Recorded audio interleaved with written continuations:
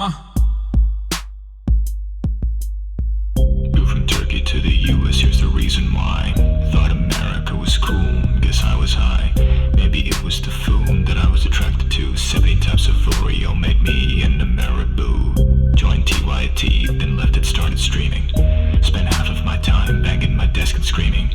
But just when you think you've got me down and out of ammo, that's when I turn around and hit you with an effing blammo! Blammo! Blammo! I said it. With an effing blammo. That's what that is. With an effing blammo. Blammo. Blammo. With an effing blammo. Blammo. Blammo. That chest it up. That chest now. That chest it up. That chest it up. That chest it up. That chest it up. With an effing blammo. There you go, dude. Lips call me woke bay and fell in love with my face. Though my voice was soy, so I turned up the bass. Small head, bad takes, the haters said. Not as bad as their moms got it when I took them to bed. Getting shit on for trying to prove there is no schism between our capitalism and our imperialism. Screw it. I'm saying it. 24/7, here it comes. America deserved 9. Blammo! Blammo! Blammo! I said it. With the effing blammo. That's what that is. With the effing blammo. Blammo. With the effing blammo. There you go, dude. That chest it up. That chest now. That chest it up. That chest it up. That chest it up. That chest it up. With an effing blammo. Dating adult stars, breaking hearts, spending pants. I get it. With the dress sense equivalent of Comic Sans. Champagne, socialist, Porsche owner, house and hobby. I've heard it all, even from the stands in my lobby. Single himbo leftist against a world of grifters. They try to cancel me, but only manage to lift us. Last bar's coming up, but you'll miss it, don't be sour, cause we're approaching the ad break at the top of the hour. Segue. Blammo! Blammo! Blammo! I said it. With an effing blammo. That's what that is. With an effing blammo. Blammo!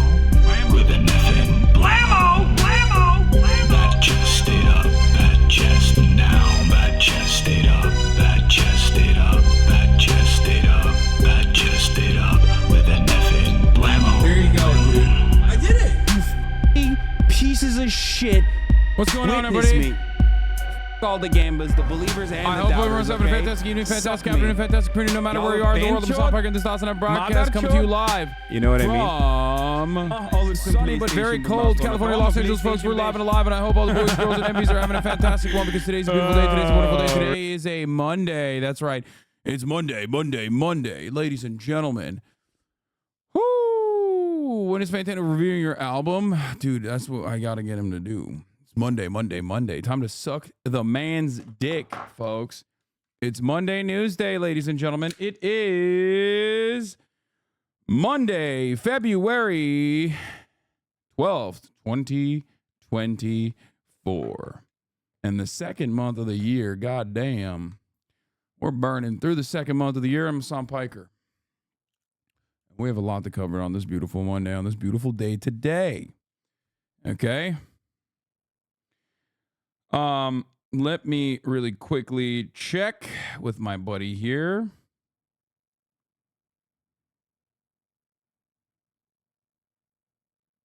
And whatever you.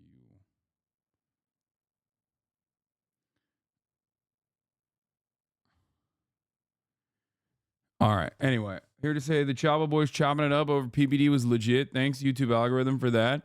Patrick Bet David. Yeah, that's right. Saturday was a fun day. We had a jam-packed day. Absolute slammer of a day. We had the Chapo Boys rolling through the house. We had Waleed rolling through the house. House and Abi coming in clutch. We had shawarma. We had pirate. We did piracy. I mean, what a phenomenal day. What a phenomenal, fun, fantastic day full of fun that was. And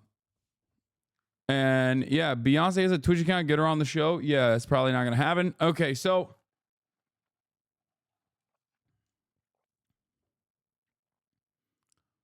just signed up to join my local gym and was wondering if you could recommend any good content creators for a beginner. Any other resources? Jeff Nippard.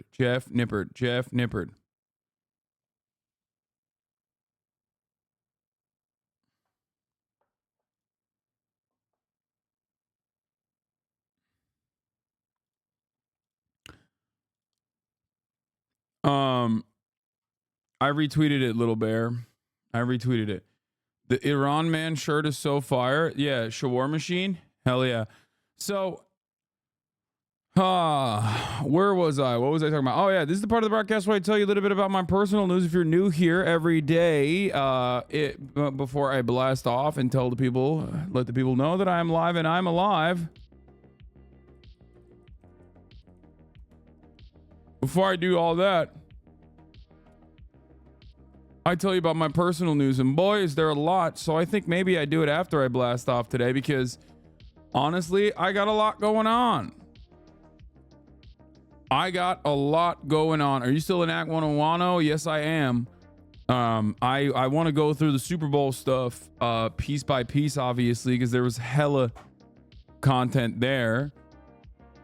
Okay, Biden, admits the Super Bowl is rigged. Chiefs won the Super Bowl. LV3 in overtime. Scripted. It is scripted. It's 100% scripted.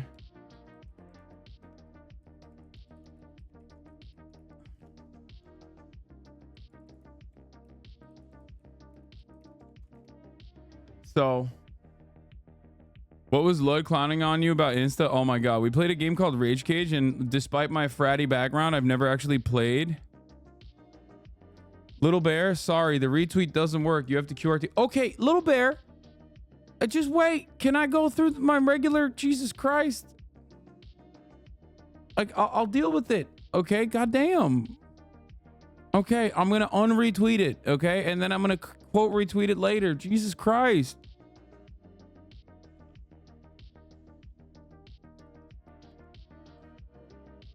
That's crazy. I just started.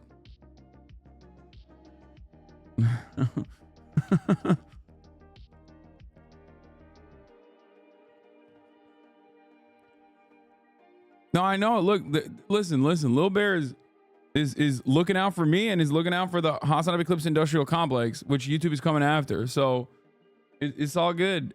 Like, she's in the right. Okay, it's not. It's. I'll deal with it. Okay. So we're going to be talking about Israel Palestine with Mark Lamont Hill. Oh,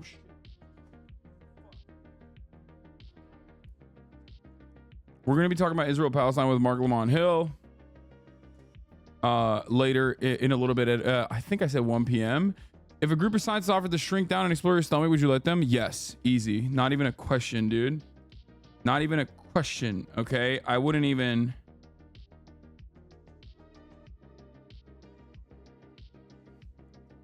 Yeah. Shouts out to FD Signifier. Unk for setting this up, by the way. He linked this up.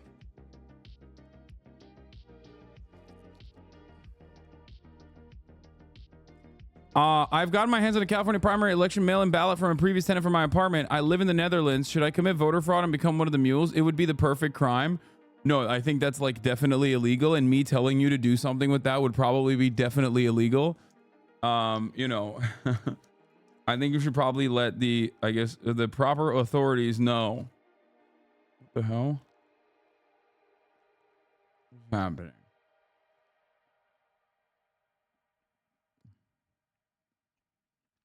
As soon as I start, brother, as soon as I start, I swear to God, it's clockwork, baby. Hella deliveries.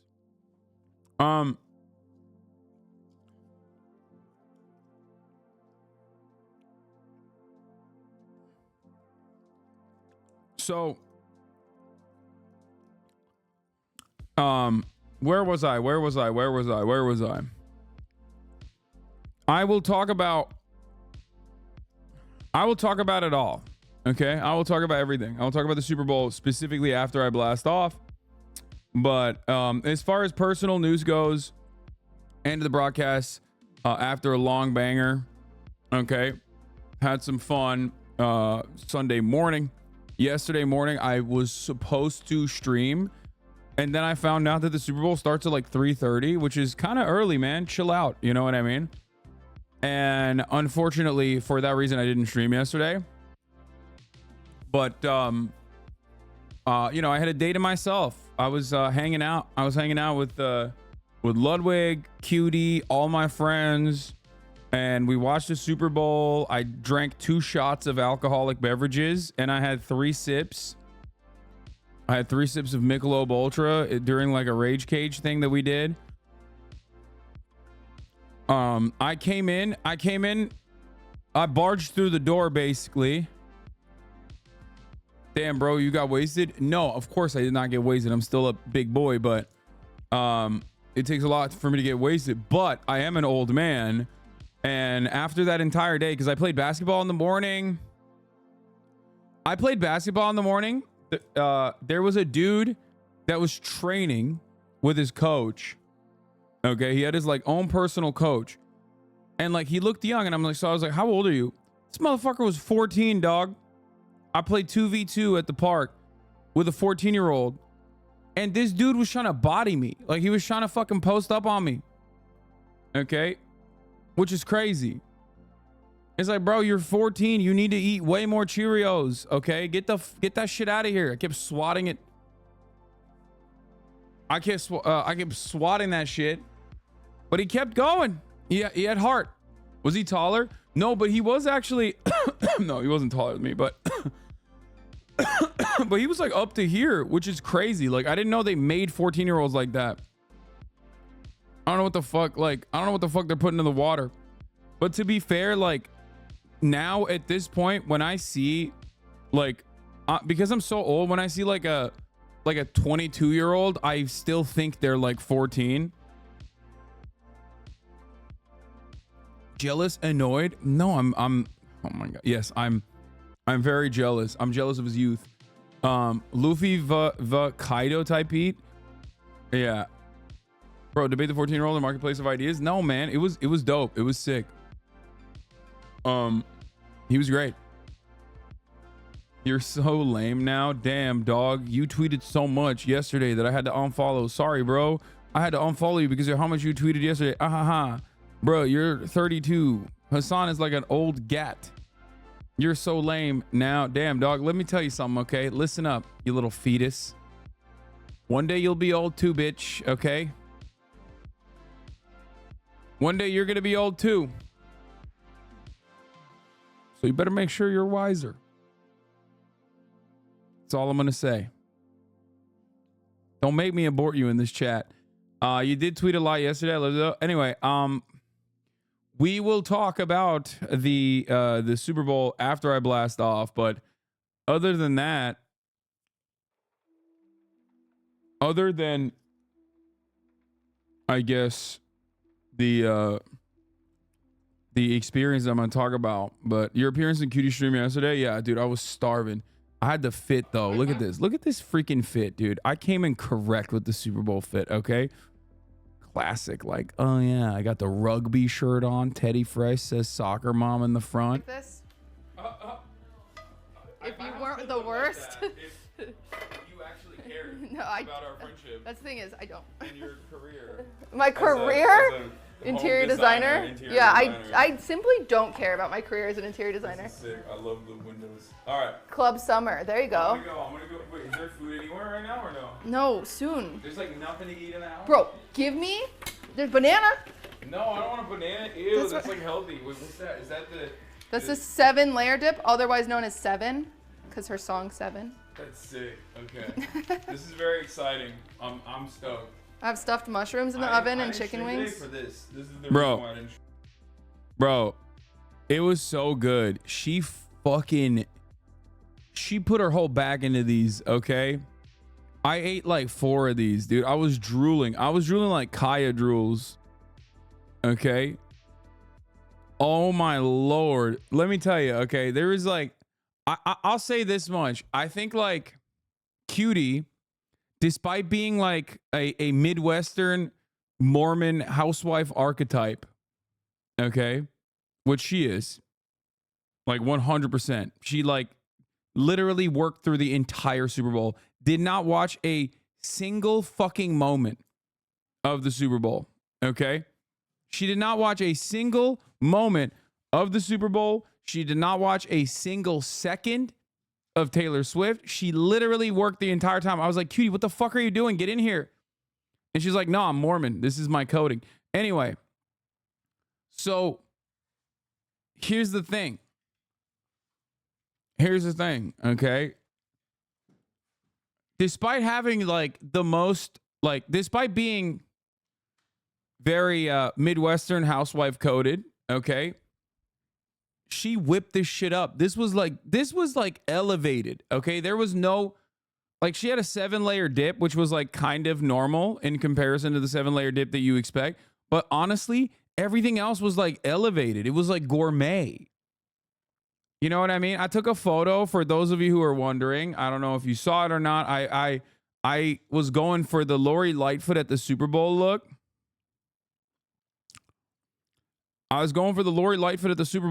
As you guys may or may not have seen. I did tweet a lot yesterday. Holy shit. Which I think I personally nailed. And you can kind of tell from the spread here, there's a lot more. Obviously, there was a lot more, but this was just like what was laid out originally. Here's my Lori Lightfoot cosplay at the Super Bowl. But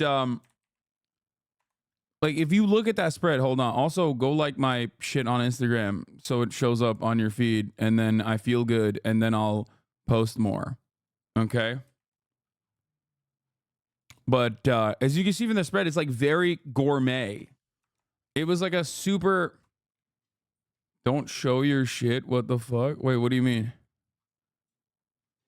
It was very, very, very gourmet.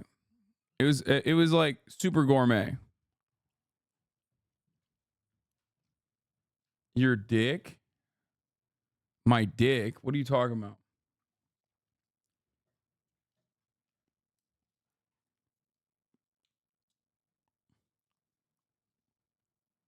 Like, this was like a spinach artichoke dip. Oh, the French tuck? Yeah, dude. No, the French tuck is how you gotta go. That's how you roll. Extra that, bro. That's few hundo and cheese and me's alone.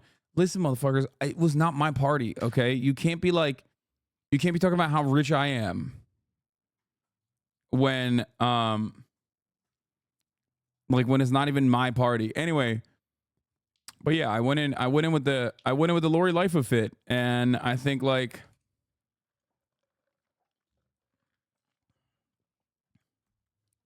yeah, it was very gourmet. It was a little too gourmet, I'd say.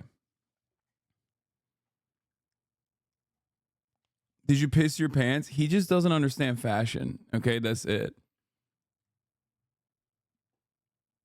Where'd you get the shirt? It's a Teddy Fresh shirt.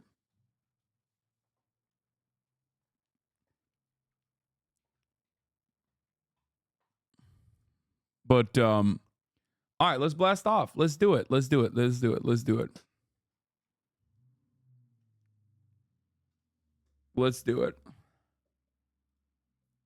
Bro pissed his legs. Yeah, that's the fit. Okay, chill out. Yeah. Fit goes crazy like I'm looking for clues, okay? Fit goes nutty like I'm out here finding clues. Do you understand? Exactly. Fit goes so goddamn hard. I have a sidekick and we're investigating crimes. Do you understand me?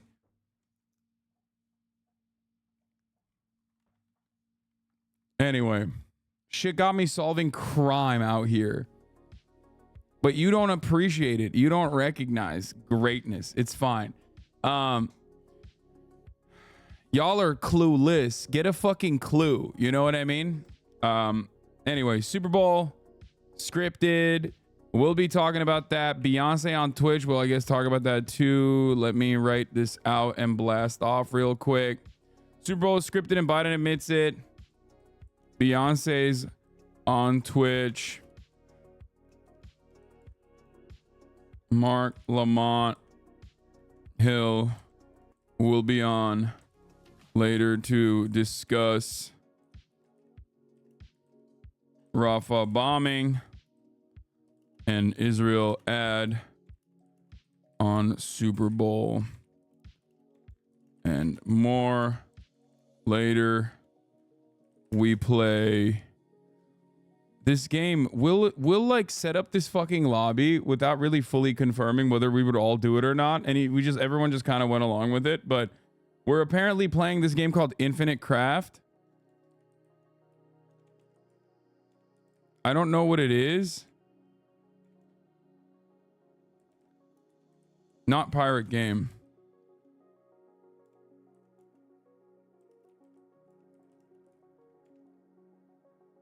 Please practice it. I'll learn how to play it like in before we actually play it, okay? No, not Helldivers.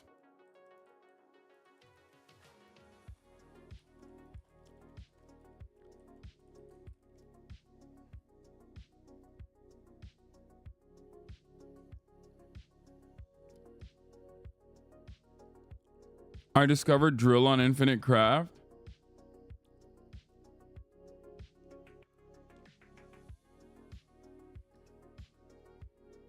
I'm proud of Austin for coming out as gay on the pod. Did he? Did he come out again? Oh yeah, new episode of the pod is out. It's Monday. I hope you guys liked it. We couldn't unfortunately do it after the Super Bowl. Like I petitioned hella hard. Contraband Police will never be played again. I'm going to fucking laser you, okay? I'm going to put you on a spaceship. I'm going to send your ass to fucking Mars. Don't ever do that, okay? Gaming comes. That does not mean that like I'm quitting Contraband Police, which is like an easy ass game to pick back up at any point, okay? It's not like I dropped Contraband Police. It's crazy that like when I do gaming, when it rains, it fucking pours. And then you still got dudes who are like, well, I like the other game you were playing. It's like, okay, well, we're going to get back to that. What about AC6, you fraud? See, that's like that's the perfect example of a game I very openly said I'm not going to get back to. You know what I mean? You can tell. Austin saying you pause more than the Super Bowl is the realest thing that's ever been said on the podcast. Fuck, true.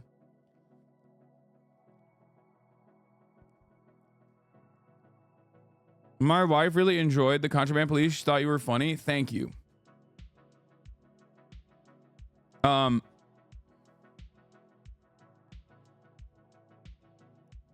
you cover this if you have time? Another Indian student was hate crime in Chicago. Wait, what? I turned into a gaming frog because of GTRP. Yeah, GTRP is dangerous though. Because like GTRP is deeply addictive for both the streamer and also the audience.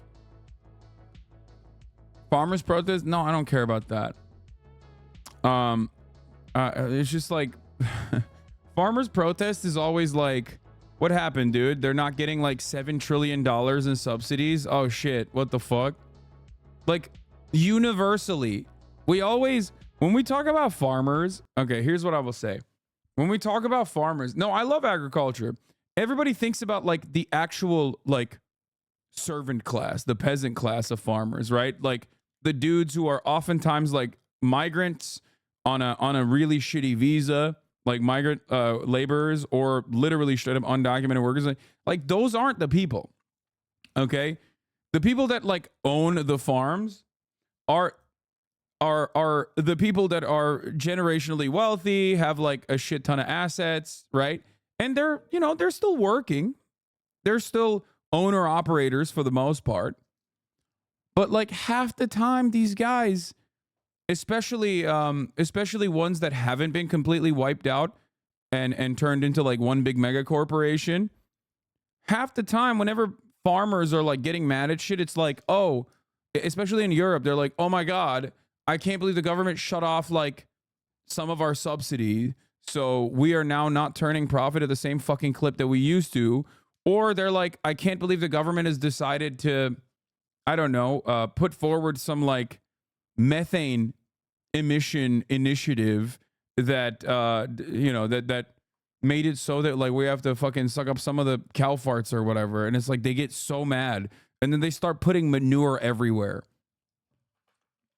Like everybody always is like, oh yeah, this is the real working class revolution. Like, why don't you fucking cover it? It's like, no, man, I hate to do this. Well, I don't actually, but in most circumstances, the dude working at the Starbucks with the septum piercing, okay, who's they, them, non-binary, that's a real working class motherfucker right there. That's like the actual working class person. Farmers on the other hand are LARPing as like working class people. People are so aesthetics focused that they unironically think, crazy ass take.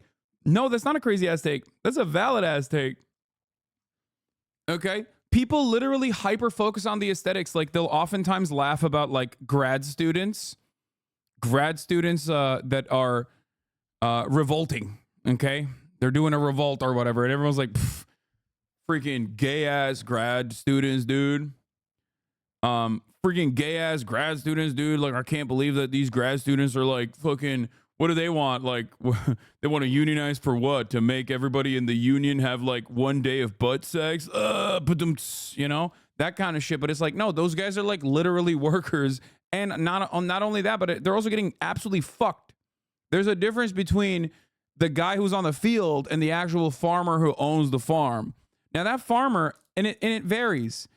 That farmer could be an owner operator. Okay. That farmer could absolutely be putting in the goddamn work. And that farmer still gets fucked by mega corporations like Monsanto and also John Deere and many other aspects of the agricultural production causes a secondary exploitation upon small business owners as well. But like farmers in that regard are basically not the dudes you think of when you think of farmer. It is a term that casts a very wide net, all the way from the Guatemalan migrant laborer that's working for like $10 a day with a fucking that like by hand has to like grab all the avocados and put them in a bag, okay, versus the dude who's owned a generational farm with like a tremendous amount of output, right, and has millions and millions of dollars of assets, right?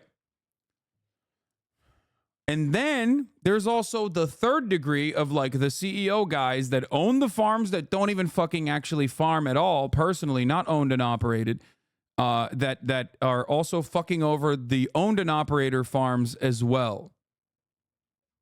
I don't know how else to describe it, but I think a lot of people basically think that like when they fantasize about farmers, they think of like the guy, the dude who's in the field hand, basically the dude who's like in the mud.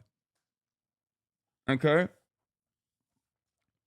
And as far as like class analysis goes, it's ironic because like the owner operator farmers are also getting shafted half the time by much larger mega corporations. Like I mentioned, John Deere with no right to repair and like incredibly exploitative contracts for like hardware and software that you're literally purchasing, but you're actually technically renting out. There's a lot of issues in the farming space, right? But they don't get mad at that as much as they get mad at like the government reducing their the amount of subsidies that they give to the farmers, or even like any kind of like carbon emissions or any kind of like methane emissions protocols that they decide to run with. Ultimately, though, like I said, the notion of like these city folk have never seen a farm in their life, brother. They just think food spawns in Erewhon. Okay, but like even those who do know the farms ultimately, or the farmers ultimately, don't fully understand it from a class analysis.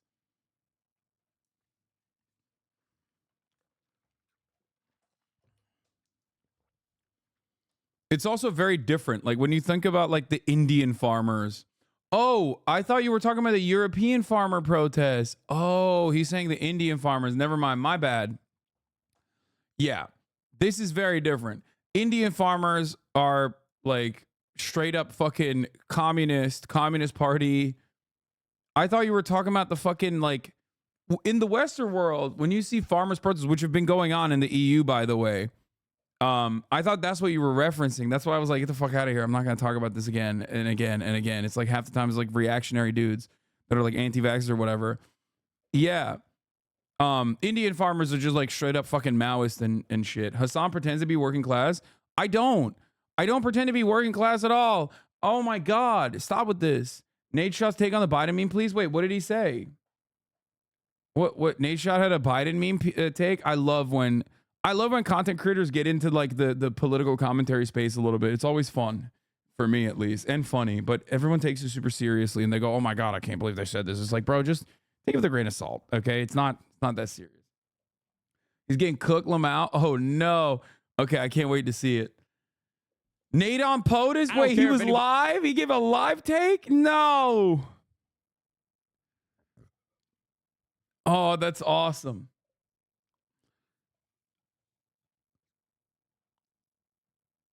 Hey, my bad. To the chatter who was asking about the Indian farmers, to the Indian farmer asking chatter, I thought you were talking about the European farmers. They've been dumping like manure and shit everywhere for like the past month or so, and also they've been dumping like manure and stuff. I don't even know what the exact reasons are. The concession French farmers got is that they get to use more harmful pesticide. Yeah, it's always like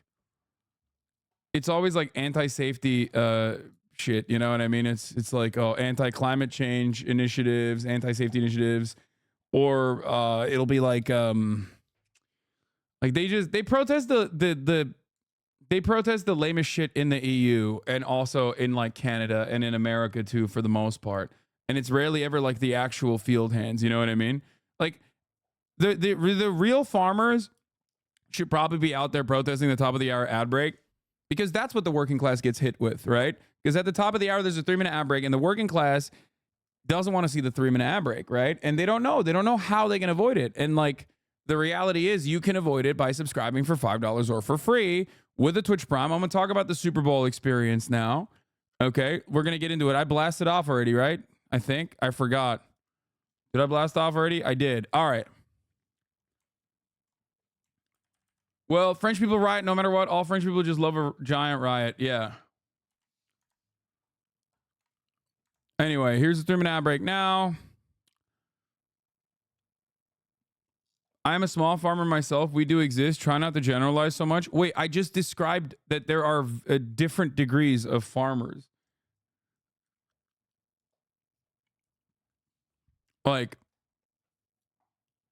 I literally did that. I did that already. I did I'm a small meme farmer. No one speaks for me. I'm a fucking humble farmer myself. I farm subscriptions at the top of the hour. Nobody's talking about my fucking plight.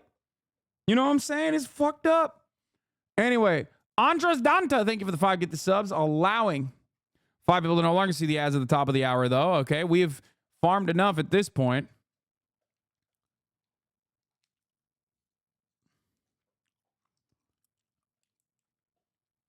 So, where's the Nashot tweet? Do people just stop listening to you when you talk? I think people just get mad. And then they just, and when someone gets mad, especially when there's like a lot of, when someone gets mad, when they hear a lot of the same preconceptions, like misconceptions rather, about their particular field, they assume that the guy is just repeating the same like false notion or whatever. And then it makes it harder for them to tune in and like fully grasp what the other person is saying. Right? It's a perfectly valid, perfectly normal thing. So then they just like zone out, get mad, hyper focus on the one part of the conversation and totally forget the second half of it. And that's fine. Nate Shot. This is the weirdest shit I've ever seen on Twitter and it's not even close. Get him out. I like that. Wait, he's getting cooked for this? He's got 27K likes. What are you talking about? Wait. That's not getting cooked. Be honest, you had a lisp. I saw your 2-3-year-old videos. I don't know why people used to say this all the time. I think it's because of the, this is like a super old meme. People used to say this. I think it might have been the microphone or something. I don't know. People used to say this at TYT. No, literally, that was like a thing at TYT. that my haters used to say. They were like, "Oh, you have a lisp." Like, first of all, what if I have a lisp? Who gives a shit? You know what I mean? Why would that be like an own? I thought it was pretty funny. Ludwig pressing him. This has nothing to do with Trump. Assuming because I don't like Biden means I'm supporting Trump is exactly that, an assumption. Biden is the leader of the free world. Meme about the Super Bowl while the U.S. is falling apart. When you start paying taxes and see this is the guy that is running your country, it drives me nuts. I don't care if it's social media manager. I don't want to be... Wait, his take isn't even that bad, to be honest. I don't want the account, him, or anyone representing his office farming impressions to make it light of the incredible amount of work to be done to fix all the issues of the country. So beyond frustrating out, I don't care if you agree, or anyone else for that matter. That's so funny that people are mad. I think the only part of this that's like silly is that it is such an American take to be like, I don't really care about the genocide that's ongoing, but I do think that it's like fucked up that he's making a mockery while he's the president. You know what I mean? Like the president, the institution is supposed to be one of reverence. Like it is a very fun. It is a very fun moment. It's a very fun take overall. Right wingers correlate lisps with being gay. That's the reason why your haters say that to you. Yeah, but like, again, so what if I'm gay? like gay, straight, doesn't matter. In the most insane fantasies that any right winger has of having a girlfriend, they're still gonna want to fuck me. Okay? So it don't matter. Gay, bi, straight, they better pray to God I'm ace. You know what I mean? It's just like, dude, I will fuck your imaginary girlfriend in Canada. I will fuck your imaginary boyfriend. I'll fuck them all. It's so dumb.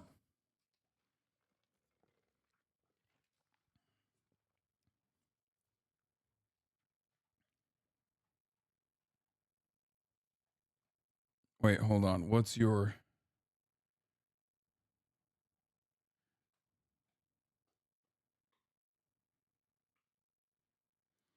Okay. I'll tell my partner all the time how I want to climb you. Okay, don't say that to your partner. He's gonna get jealous, and then they're gonna make you not want to watch this stream.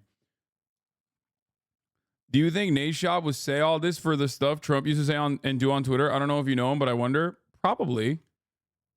I wonder if he has. I assume he might have even said it. Wait, let's see what his real time. I don't care if anybody agrees with me, bro. As a man who is a citizen of the United States of America, I don't want the president tweeting out memes where he has these red lasers in his eyes. Meanwhile, we got things just happening all over the world. I want a strong leader who's not fucking farming impressions on Twitter in a very pivotal time. No, I love this. I love this. He's like, I think a lot of people on Twitter will get mad at this, but this is so surprisingly normal of a take. Okay? It's not like the correct take, obviously, and it is like silly to get mad at this when there's like a million things to get mad at Biden over. Okay? But this is the average lib take, I think. And I don't mean like average liberal who watches MSNBC or like the average liberal who who is on Twitter or whatever. I'm talking like just a normal dude who browses Twitter, doesn't give a shit about politics. This is the same exact opinion that like so many apolitical people had about Trump. Okay? I think you guys are failing to understand. Not everyone gives a shit about politics in the same way that we do. Okay? Not everyone gives a shit about politics in the same way that we do. This is such a... Why are you assuming Nate Shott's a liberal? Because every single fucking person in America is a liberal, even those who vote Republican. America is a liberal country. I mean liberal in the political theory, okay? Not liberalism in the way that it's been bastardized by like American culture or whatever. I'm talking like, capital L liberalism. Every American is a liberal. Every conservative is a liberal. Every Democrat is a liberal. Most people are liberal, okay, in this country. There is a neoliberal monoculture that is over every other like minutia. Okay, over there is this everything that we do, we add on like additional aesthetics to make it seem like we have differences in opinion or whatever. But ultimately, everyone is basically a liberal at the end of the day. So. Liberalism is, for those of you who don't know, liberalism obviously centers around protecting private ownership of property, private property rights, that sort of thing. And then it's basically politics designed on top of it. It is relatively progressive. If the prior formation is feudalism, right? it's progressive for, the 18th, 19th century was very progressive, very good. Good step in the right direction. Definitely kind of outdated for now, for our time, our day and age. Okay. But hold on. I'm also like explaining this while simultaneously adding Mark Lamont Hill. Let me get here really quickly. Okay. Where the fuck, bro? The new Discord is so ass, brother. God damn. Oh, here it is, the ad friend. Okay.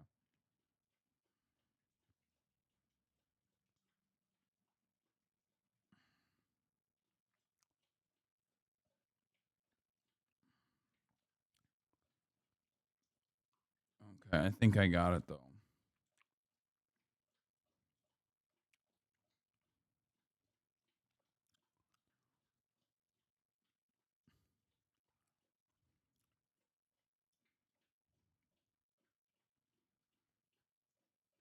You can use either.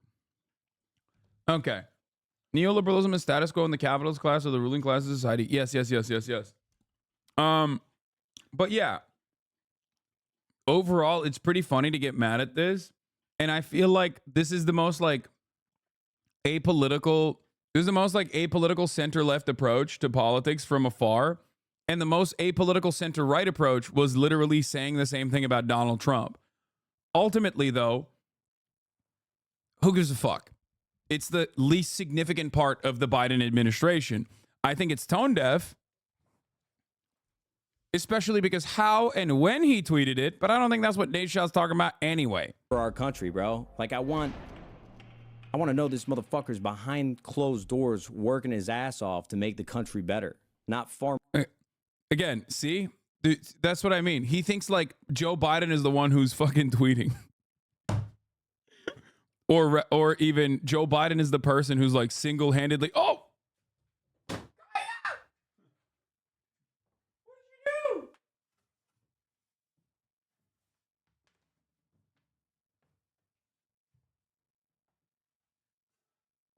Obama! Obama!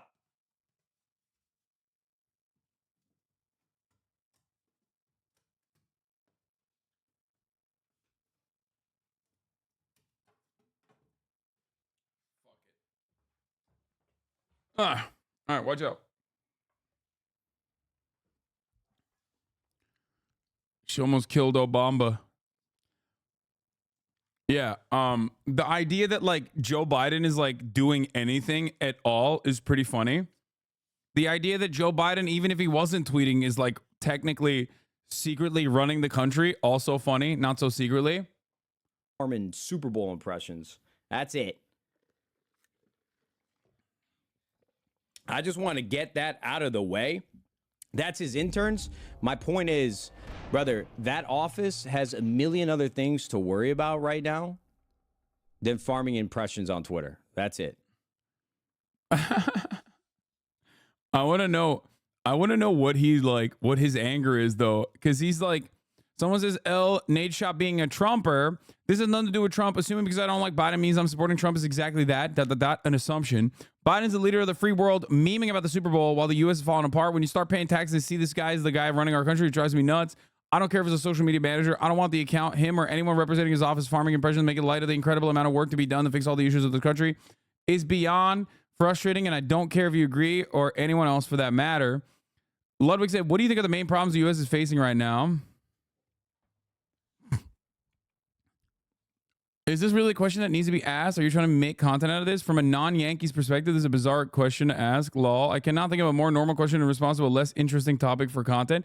First of all, speak for yourself, bitch. I think it's an interesting topic for content. What the fuck? Chill, dude.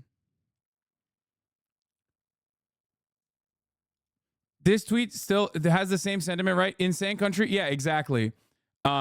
The irony, of course, is that there are correct reasons to be like Biden is like senile, but the Democratic Party administration, like the Democrats are doing a horrible job overall, both in its domestic affairs, but also in international affairs in general. Like there are so many real things to get mad at, but it's always funny when like I see someone who is relatively apolitical, but like obviously has class interest and is like a rich person, get mad at a thing like this.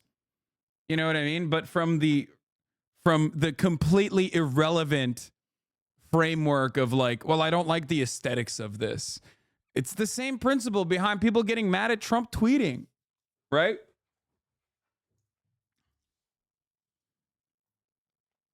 Poll came out today that 89% of voters are concerned about Biden's age. Yeah. So that's the other part of this, by the way. That's the other part of this. Like, those are the exact same people that also get mad at Biden's age for understandable reasons.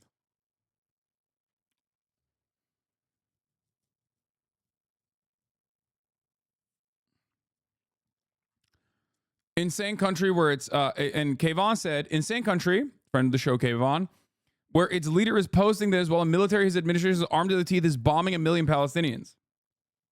Okay. When you are rich, there aren't more pressing issues to interrogate than what's being tweeted. Yes.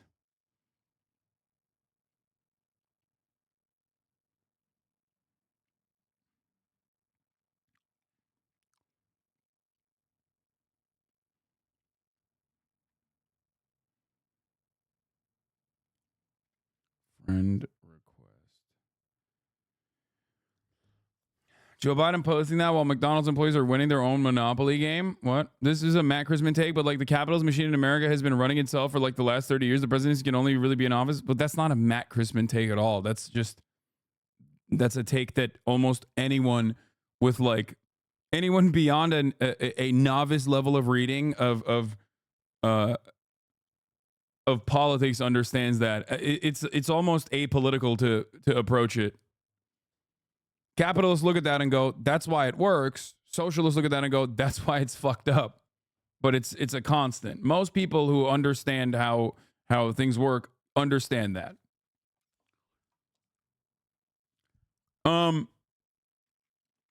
So can you explain what the picture is supposed to be in? I'm so confused. Oh shit, I forgot. God damn it. Sorry guys. I forgot that there's a lot of normies here. So I don't know where to begin, but I guess early on, there was a meme called Dark Brandon. Okay, friend of the show, Edinger Mentum, claims he invented it, but actually, there's a darker past for Dark Brandon.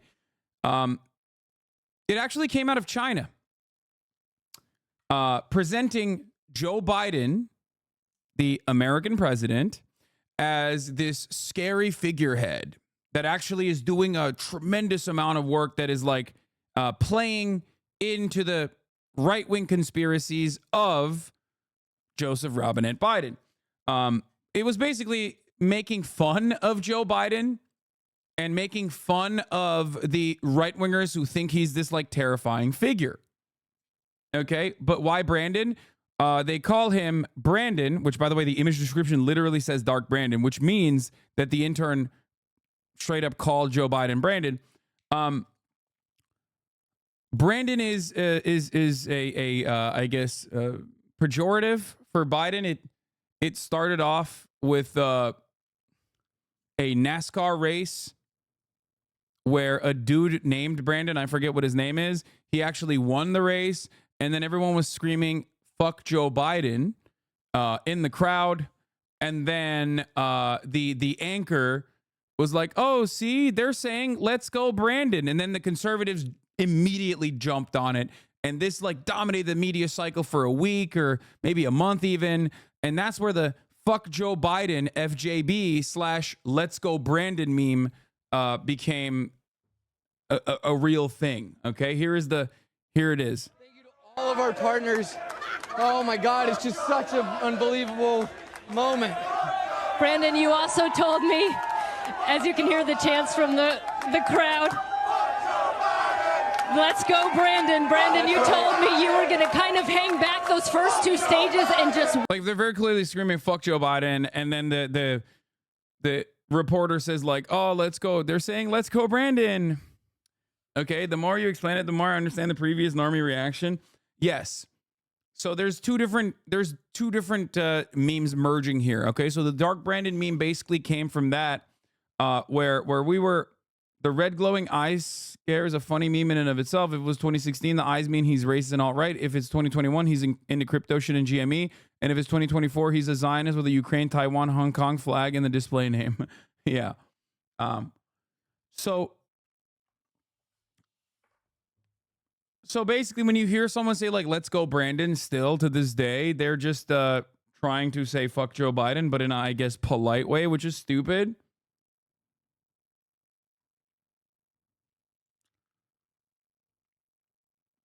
But because you can just say fuck Joe Biden instead of that. But in any case,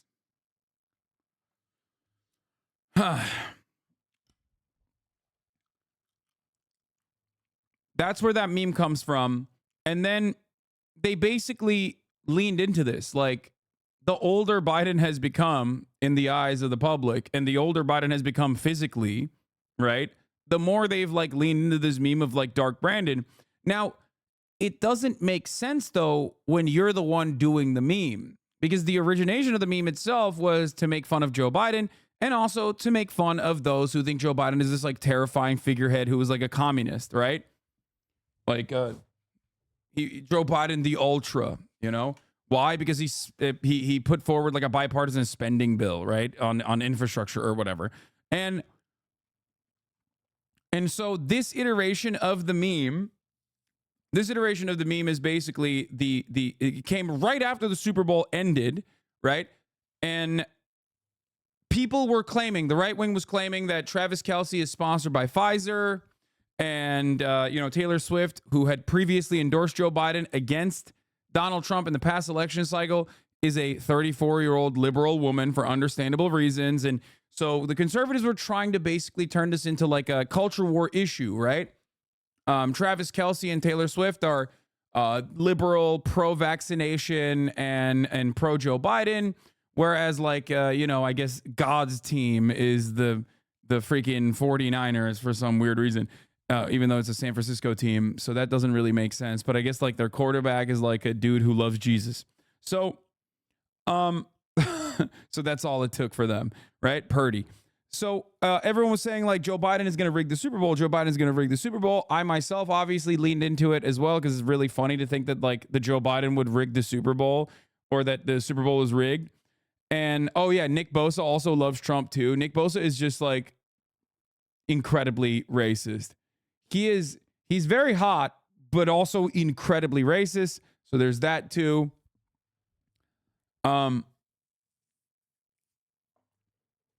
Ultimately, though, yeah, Bosa is the most racist in the league. Yeah, dude, I saw the way he was going after Patrick Mahomes. Okay, he would literally leave his own guy. Stop covering his own guy because he was like, nah, dude, I need to kill him. Okay. He sees a quarterback that's not like full white. It's over. He wants to kill him because he's racist. Anyway,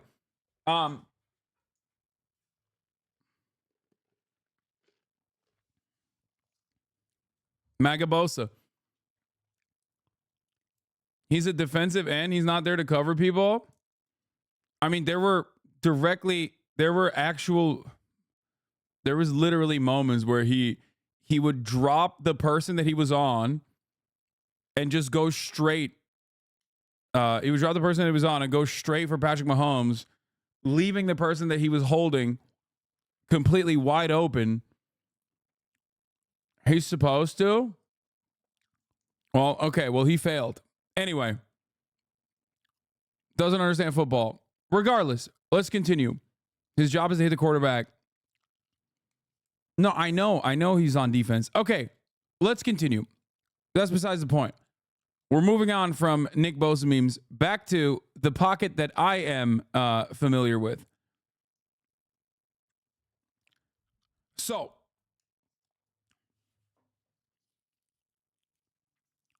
because I'm gonna have I'm memeing, and everyone is getting very serious about it. I'm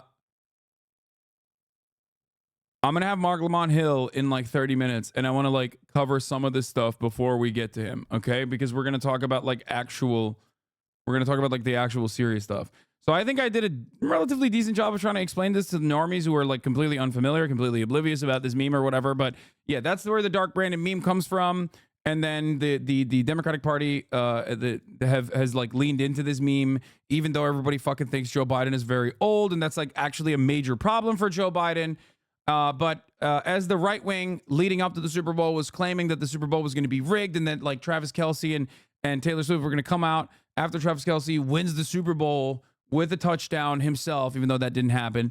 The last touchdown or whatever, he was going to, Taylor Swift was going to say, vote Joe Biden, which is a pure, fantastical, very silly idea that could only be cooked up by the most schizophrenic conservatives. But now that's just mainstream politics, okay? So, yeah, none of that happened. None of that, of course, happened. But Joe Brandon came out as soon as the fucking, the Kansas City Chiefs won, said, just like we drew it up, leaning into the meme that they actually cooked up the Super Bowl. Now, obviously, this, in my opinion, is going to probably cause a bunch more people to genuinely lose their minds, probably go on a decapitation spree, or fucking, it is obviously just a joke. Yes, of course is a joke. Obviously is a joke. What do you mean? No, I don't really think Joe Brandon cooked up the fucking Super Bowl. Shut the fuck up, liberal chatters. Jesus Christ. Okay. And I think it's the type of joke that like plays well for the normies in general too, like liberal normies in general. But apolitical people might get mad at it because they're just disappointed in the administration across the board. But my favorite part of this is that I think personally, right-wing reactionaries who are already at the precipice of snapping, this is their 13th reason why. Okay, this is like the straw that breaks the camel's back. I foresee right-wingers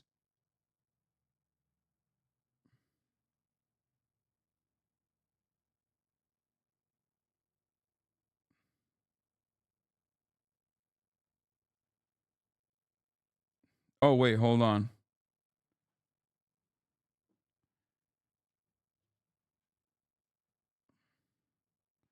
Short on time.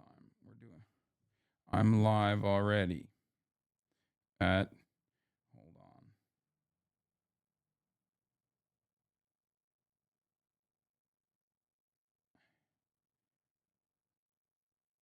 I'll call you now. Dude, I feel so bad. Oh, okay, let's go now. I'm sorry, I got the time confused. Oh, he thought we were supposed to do it at 12 probably. All right. I'll bring out Mark Lamont Hill now, and we'll talk about the Israeli ad and many other things. I'm going to give him a video call real quick. Start my virtual camera so we can see me. Hello. Hey. Oh, perfect. Okay, that's crispy as hell. Mark Lamont Hill, everybody, in the building. Well, not in the building and not in the flesh, but this is the best we're going to get for the time being. I'm very excited to have you on. Hold on. Let me just like do a little bit of live production because I've been live already. Normally I usually just have like other Twitch streamers and stuff on. So yeah. They're it's just I always forget I have to like describe this to someone who lives in the real world and does like actually important and good work. This is important work too, man. I'm learning there's a whole streamer world out there that I didn't know anything about. Yeah, no, I've look, Mark, I've been a massive fan of yours for a very long time. I remember you getting booted from CNN, which was very frustrating. for saying from the river to the sea, Palestine will be free at the UN. But for those of you who don't know who you are, would you mind giving us a little bit about your background? Yeah, man. I am a lifelong student activist. For the last 20 years, I've been a professor, scholar. I am a journalist as well. I think my day job, I'm a professor at CUNY University, City University of New York Graduate Center, where I get to hang out with amazing students, and I'm, I do my thing over there. I'm a scholar of the Middle East, as well as race in the United States, and also carcerality. I focus a lot on mass incarceration. So, and there's some overlap and intersection there too. For the last maybe 15 years, I've been a journalist as well. I've hosted at HuffPost Live. I've hosted at BET, VH1. I was a contributor for CNN, as you mentioned, and Fox News at one point. And I continue to be one at Al Jazeera. Yeah, where I am a host up front, the show up front every week. Hell yeah. You're look, you've done incredible work. You also, I did not know this until recently, you also speak Arabic as well. Yeah. I'm an anthropologist, and my field work, my recent field work has been in East Jerusalem, in the African quarter of East Jerusalem. And so I spent a lot of time, studying Afro-Palestinian communities, among others. And yeah, the language is part of the field work. Yeah. So of course, with a serious background such as yourselves, we're going to be talking a little bit about some serious stuff, and then a whole bunch of not so serious stuff. I'm just letting you know ahead of time. So let's start off with the more serious stuff. Yesterday, while the Super Bowl was happening, Israel decided to around the same time decided to start bombing Rafah, which was coming up for, I guess, like a week. They had signaled that they were going to start bombing Rafah. Rafah is the southernmost point of the Gaza Strip, for those of you who do not know, and it is the area that is supposed to be like the last remaining safe space, because they originally forced the Palestinians to evacuate from northern Gaza, saying that there was going to be a military operation there, into southern Gaza. Then they started bombing different parts of southern Gaza all the way into Rafah, which is where the Rafah border crossing is with Egypt. It is literally the southernmost point of the Gaza Strip, where currently the estimates are that there are more than 1 million Palestinian civilians remaining.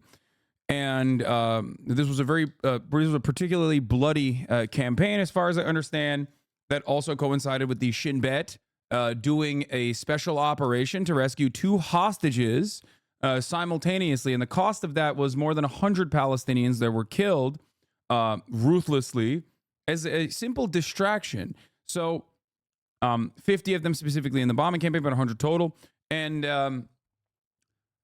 I wanted to get your thoughts on that, and where you fall on this. I mean, and update people as well on the issue. Yeah, we're in an extraordinarily depressing, dire.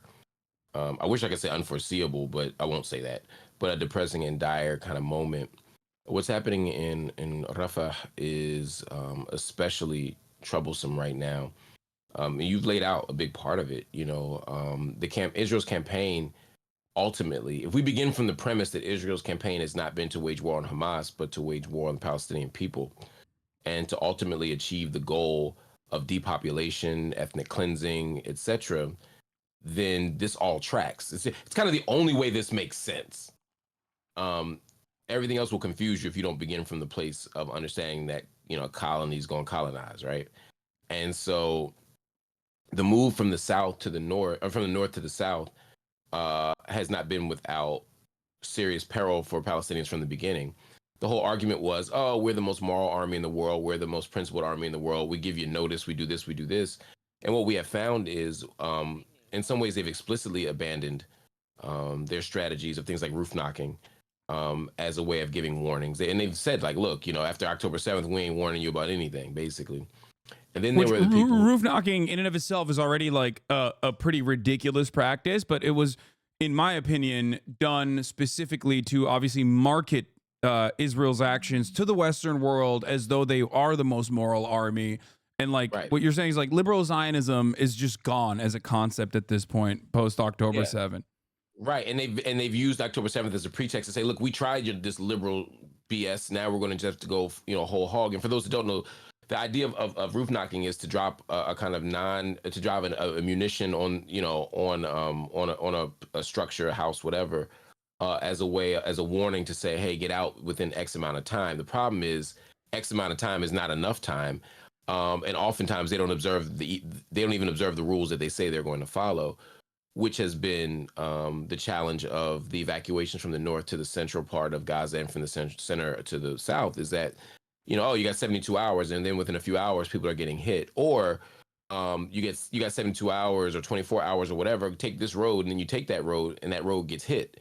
And so the humanitarian corridors, the pathways to safety, the shelters, the hospitals, the masajid, everything that's supposed to be safe are not safe. And so against the backdrop of that, you see people now in Rafah. And so people are now in the southern part of the Gaza Strip, which again is very dense. You're talking about 25 miles long, 5 miles wide. And you got these people who are there ostensibly for shelter. And you have to understand Gaza Rafah is supposed to have maybe 250,000 people, 200,000 people, and that's still dense. And now you're looking at over 1 million people there, 1.2 maybe million people there. And they're there ostensibly for safety. And now, because the Israeli state has decided that this is a Hamas breeding ground and it's littered with violence and terrorism, that now they're going to do ground invasions there. They're going to continue to strike there. And so they're now asking people to move north 20 kilometers, about 8 miles. Except now they have nowhere to go. They have no way of getting there. Lots of children with no parents. Lots of people most people with no vehicles. 1.7 million out of 2.2 with no house, no shelter. It's freezing cold at night. We could list all the things that make movement almost impossible. And then the very pathways that they're taking to safety or to ostensible safety are littered with violence. And so, and by every measurable index, any further violence, any further military invasion into Rafah will lead to a humanitarian disaster. That's according to independent bodies, human rights organizations, etc. And the Israeli government once again has said, look, we'd love not to do it.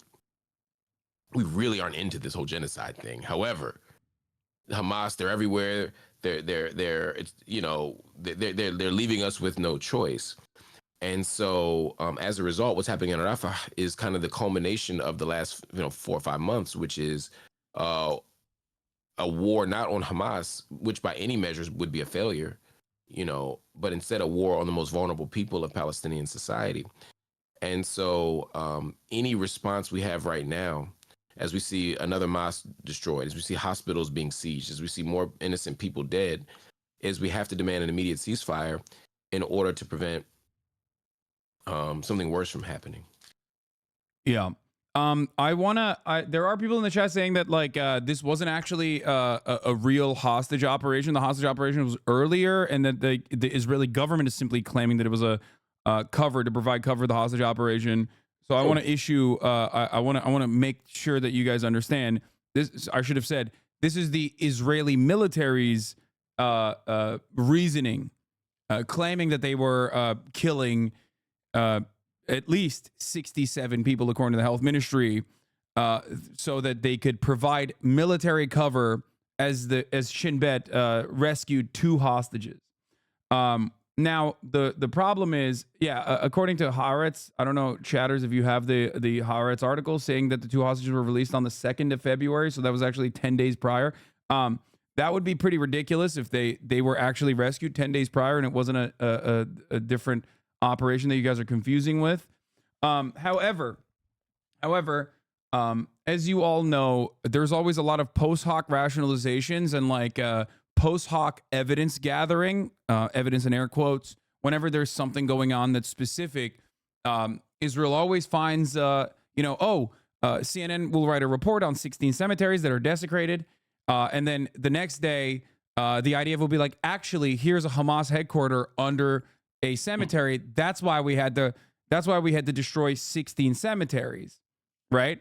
And it's really interesting how that always happens. UNRWA, which has been a burden, a thorn on Benjamin Netanyahu and far right Israeli sides for the crimes of keeping Palestinians alive, hiring 13,000 Palestinians, being like a major lifeline for many Palestinians, because it's not just a UN-backed organization, but one that actually hires Palestinians directly and plays a big role in their civic life, right? With schools and whatnot. This is a organization that Israel has routinely criticized and wanted to abolish, eviscerate, destroy. And then after the ICJ decision, which also, of course, featured testimonials from UNRWA workers and whatnot, Israel very quickly offered what I would, I guess, in the most liberal way possible, describe as misinformation to claim that 12 out of the 13,000 UNRWA employees were actually collaborating. 13.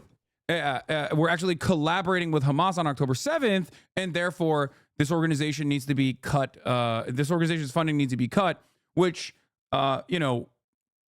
additional investigation found out that like much of that information was also untrue, yet it doesn't fucking matter. And now they found another Hamas headquarters, like a base of operations directly under an UNRWA facility. That's what Israel found recently. So they do this all the time. There's always something that comes right after people criticize whatever specific thing Israel has done. Yeah, timing is always this timing is so absurd that you would think the rest of the world would notice, right? On the day of an ICJ decision, suddenly this UNRWA dossier gets revealed to the mass public that discredits the United Nations altogether. I mean, it's ridiculous stuff. Yeah, and so it's it's very harrowing. Another thing that I wanted to cover before we get to the Super Bowl ad that ran, and before we talk about Joe Biden's like dark branded memes and whatnot, and the reception of it and how tone deaf it is, because simultaneously this like bombing campaign was occurring. That's what he was. The administration was too busy tweeting that out after they like put together a funding package, a separate funding package for Israel to the tune of what's 14 or 17 billion dollars that they separated from the prior border bill that they were trying to pass, which is also reactionary and right wing in a totally different way. There's also another story. I don't know if you're familiar with this. The story of Hind Rajab, 6 years old, who was also executed. Yeah, and the way that the British media covered this story. I'm actually kind of surprised that this hasn't gotten more coverage overall, but this is a 6-year-old that was, I guess, found dead in Gaza days after phone calls for help.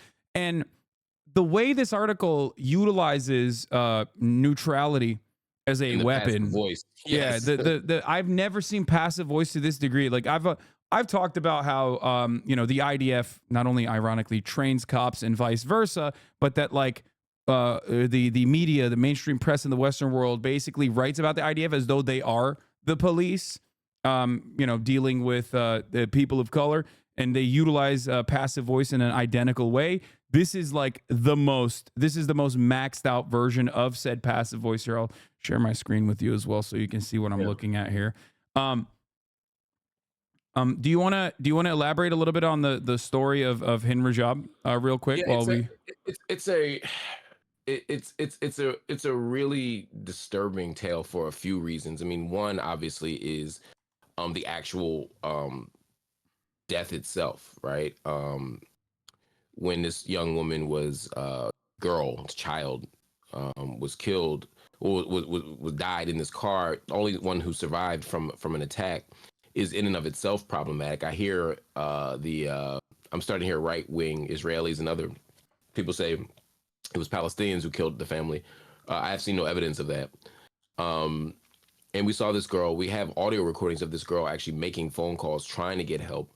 And one of the challenges in this moment, we saw this with some of the journalists who were killed in the last month. Even when you look at like the family of Wael Dahdouh, you see like even when people are killed or not killed and they're looking for medical help, there's blockades, there's physical obstruction. It's impossible to get the kind of support that you need. And in this case, you know, she lost her aunt, her uncle, she lost cousins. And once again, when you look at the overall Palestinian child population, tens of thousands of it are now parentless or guardianless because of the amount of people who have been killed in this. And so one of the things that we've all been outraged by in the last 24 hours, last 48 hours, of course, has been the way the headlines have been. Like a little girl found. In fact, here's one right here. The one I'm looking now at what you posted. A 6-year-old girl who went missing in Gaza City last month has been found dead, right?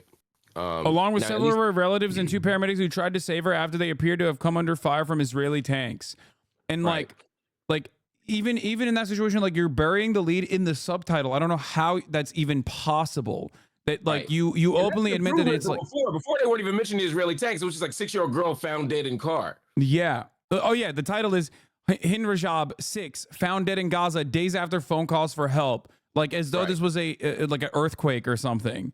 Right. And she made phone calls and not that like this was a car that was attacked by Israeli tanks, and then the Palestinian Red Crescent made efforts with an ambulance on the evening of January 29th to find Hind Rajab after phone calls that she made because they believed that she was trapped in the vehicle in Gaza City with 6 dead family members, and the A group said that they had been killed by Israeli fire deliberately. And the Red Crescent statement on Saturday also accused the Israeli forces of bombing the ambulance as it arrived just meters away from the vehicle containing the trapped child and killing 2 rescuers inside. It said this happened despite prior coordination between the Red Crescent and the Israeli military. We know that the Israeli military also has snipers trained on people that they wound deliberately and then shoot civilians that try to recover the wounded and try to save the wounded. They openly open fire on civilians that are trying to help out other civilians in any part of Gaza. That is a fact. And again, these aren't outliers. This is the norm at this point. You know, help is cut off. Innocent people are being killed in houses, in cars, in shelters, in hospitals. And, you know, Amnesty International just today, in fact, you know, talked about the results of several investigations of homes that have been bombed and cars similarly that have been shot. And they say that there's no legitimate, they haven't found any legitimate military operation, no legitimate combatant, no legitimate target to justify this type of violence. Yeah. And there rarely ever is, but I'm saying like be on the lookout for you know, post-mortem slander for how 6-year-old Palestinian girls are also you know, somehow Hamas. Yeah, she was part of a Girl Scout troop that was connected to Hamas, you know. Yeah. Or the car itself like was disguised as Hamas. So, I mean, like they at this point it's so absurd, and part of what they also do, and we saw this in the States, you know, with the civil injunctions against gangs, was they had these initiatives where they would, you know, put people on gang lists and watch lists if you had a gang affiliation or a gang connection. But I mean, what does it mean to be connected to a gang if you live in South Central Los Angeles, right? I mean, everybody's 1 degree of separation from somebody, you know. And similarly, in an area that's dense, where Hamas is the democratically elected ruling body, they control, you know, various dimensions of the state. Yeah, and they're on the ground. It's damn near impossible to have a job, to be employed, to live somewhere, to, you know, to be a human being and not be 1 or 2 degrees of separation directly from the people that the state are trying to kill, or that the Israeli state is trying to kill. And so you can make a case that anybody has a Hamas affiliation. Anybody's loosely connected to Hamas. And so when they kill our journalists, they can say, oh, well, they were part of Hamas. And you find out they just worked at the radio station. Yeah. You know, and so similarly, they'll say, well, that car got hit. The girl, at best, they'll say, well, you know, Hind was, you know, we didn't want to hit the 6-year-old girl, but everybody else in that car could get it. And because they had Hamas connections. And that becomes the pretext for all sorts of indiscriminate violence. Yeah, it's completely unacceptable. It's ethnic cleansing through and through. And it is a damn shame that the Western world, the Western leadership, specifically the United States of America, is not only not doing anything about this, but also offering full support, full-throated support, as a matter of fact, like cutting off UNRWA funding when America is the largest funder of UNRWA. A day after the ICJ court decision was, in my opinion, a very deliberate, very straightforward statement that they were making about how we do not give a fuck about the international rule-based order unless we are the ones who are writing the rules and we are the ones making the orders, which is something that I truly do think America believes. It's just such a clear demonstration of that reality, however. So yeah, this is pretty awful. But like I said also earlier, here it is. As far as the bombing campaign in Rafah, the IDF and Shin Bet have been working, according to Barak Ravid, the IDF and Shin Bet have been working on the rescue operation for several weeks based on intelligence. The operational opportunity came today. The Israeli Air Force conducted heavy airstrikes in Rafah as a diversion to allow the extraction of the 2 hostages, which once again, ridiculous to claim that, like, in order to save, quote unquote, 2 hostages, you had to kill 60 people, like 60 civilian Palestinians, men, women, children, elderly, specifically to do that. And it's gross. I don't think it even works, but I don't think they even care at this point because nobody gives a shit. It's seemingly like the people that care obviously are protesting, but those in positions of power do not care. And October 7th, and they never cared, but October 7th destroys the pretext, right? So now you can just say what happened to us was so awful that anything that happens in retaliation is appropriate. I mean, I've been told that effectively by Israeli government leaders and representatives and former leaders. You know, they say, well, why are you asking me about roof knocking? Why are you asking me about humanitarian corridors? Why are you asking me about hospitals? You know, did you see what they did to us on October 7th? And because they're advancing the narrative of Palestinian brutality and barbarity, then the world community goes, oh well, you did that. You know, we can't get mad if anything happens to you. And I would argue, and international law certainly supports the idea that even if the worst things imaginable happened, you still have to follow the law. You still have to follow the rules of war. You still have to follow the conventions. But we also know that many of the things that Israel claimed has happened have also not been substantiated. So it's on multiple levels troublesome. Yeah. So let's get to the Super Bowl. So this last bombing campaign happened during the Super Bowl. I think some people were saying like, oh, they did it during the Super Bowl deliberately. I don't think so. I think it's just consistent. They've been doing it all the time. They've been doing it nonstop. I don't think they timed it against the Super Bowl, even though, yes, the Israeli government absolutely does care about like Western eyeballs on the situation and like the those in positions of power in the West, at least, like they want full-throated support from. So they care about like massaging the narrative to a certain degree, even though they do a horrifyingly bad job at it. What do I mean by this? Well, I think it's because they're callous, they're careless, and they're very comfortable with that full-throated support that they've gotten to this position where they've completely dropped the pretext of even like liberal Zionism that tries to cleverly manufacture consent, and they're just straight up doing whatever the fuck they can and demanding to the world follow through. And one of the examples of this, and I think this is really interesting, is the fact that obviously Israel gets a shit ton of funding from the United States of America to the tune of almost $10 million a day. Barack Obama on his way out signed a $38 billion 10-year security package for Israel. They get a lot of funding from the UK as well, but specifically there's a lot of funding that comes from for the military side in Israel, but then there's also a lot of defense.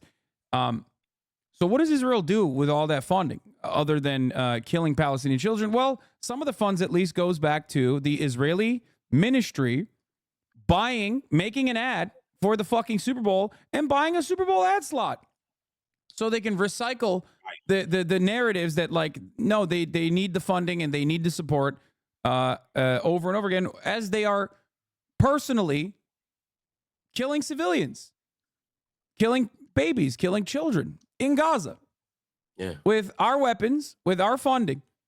So let's watch this ad real quick. This is the ad that ran during the Super Bowl. Let me make sure. Oh god, the quality's 480p. Damn, not getting enough bang for a buck here. Okay.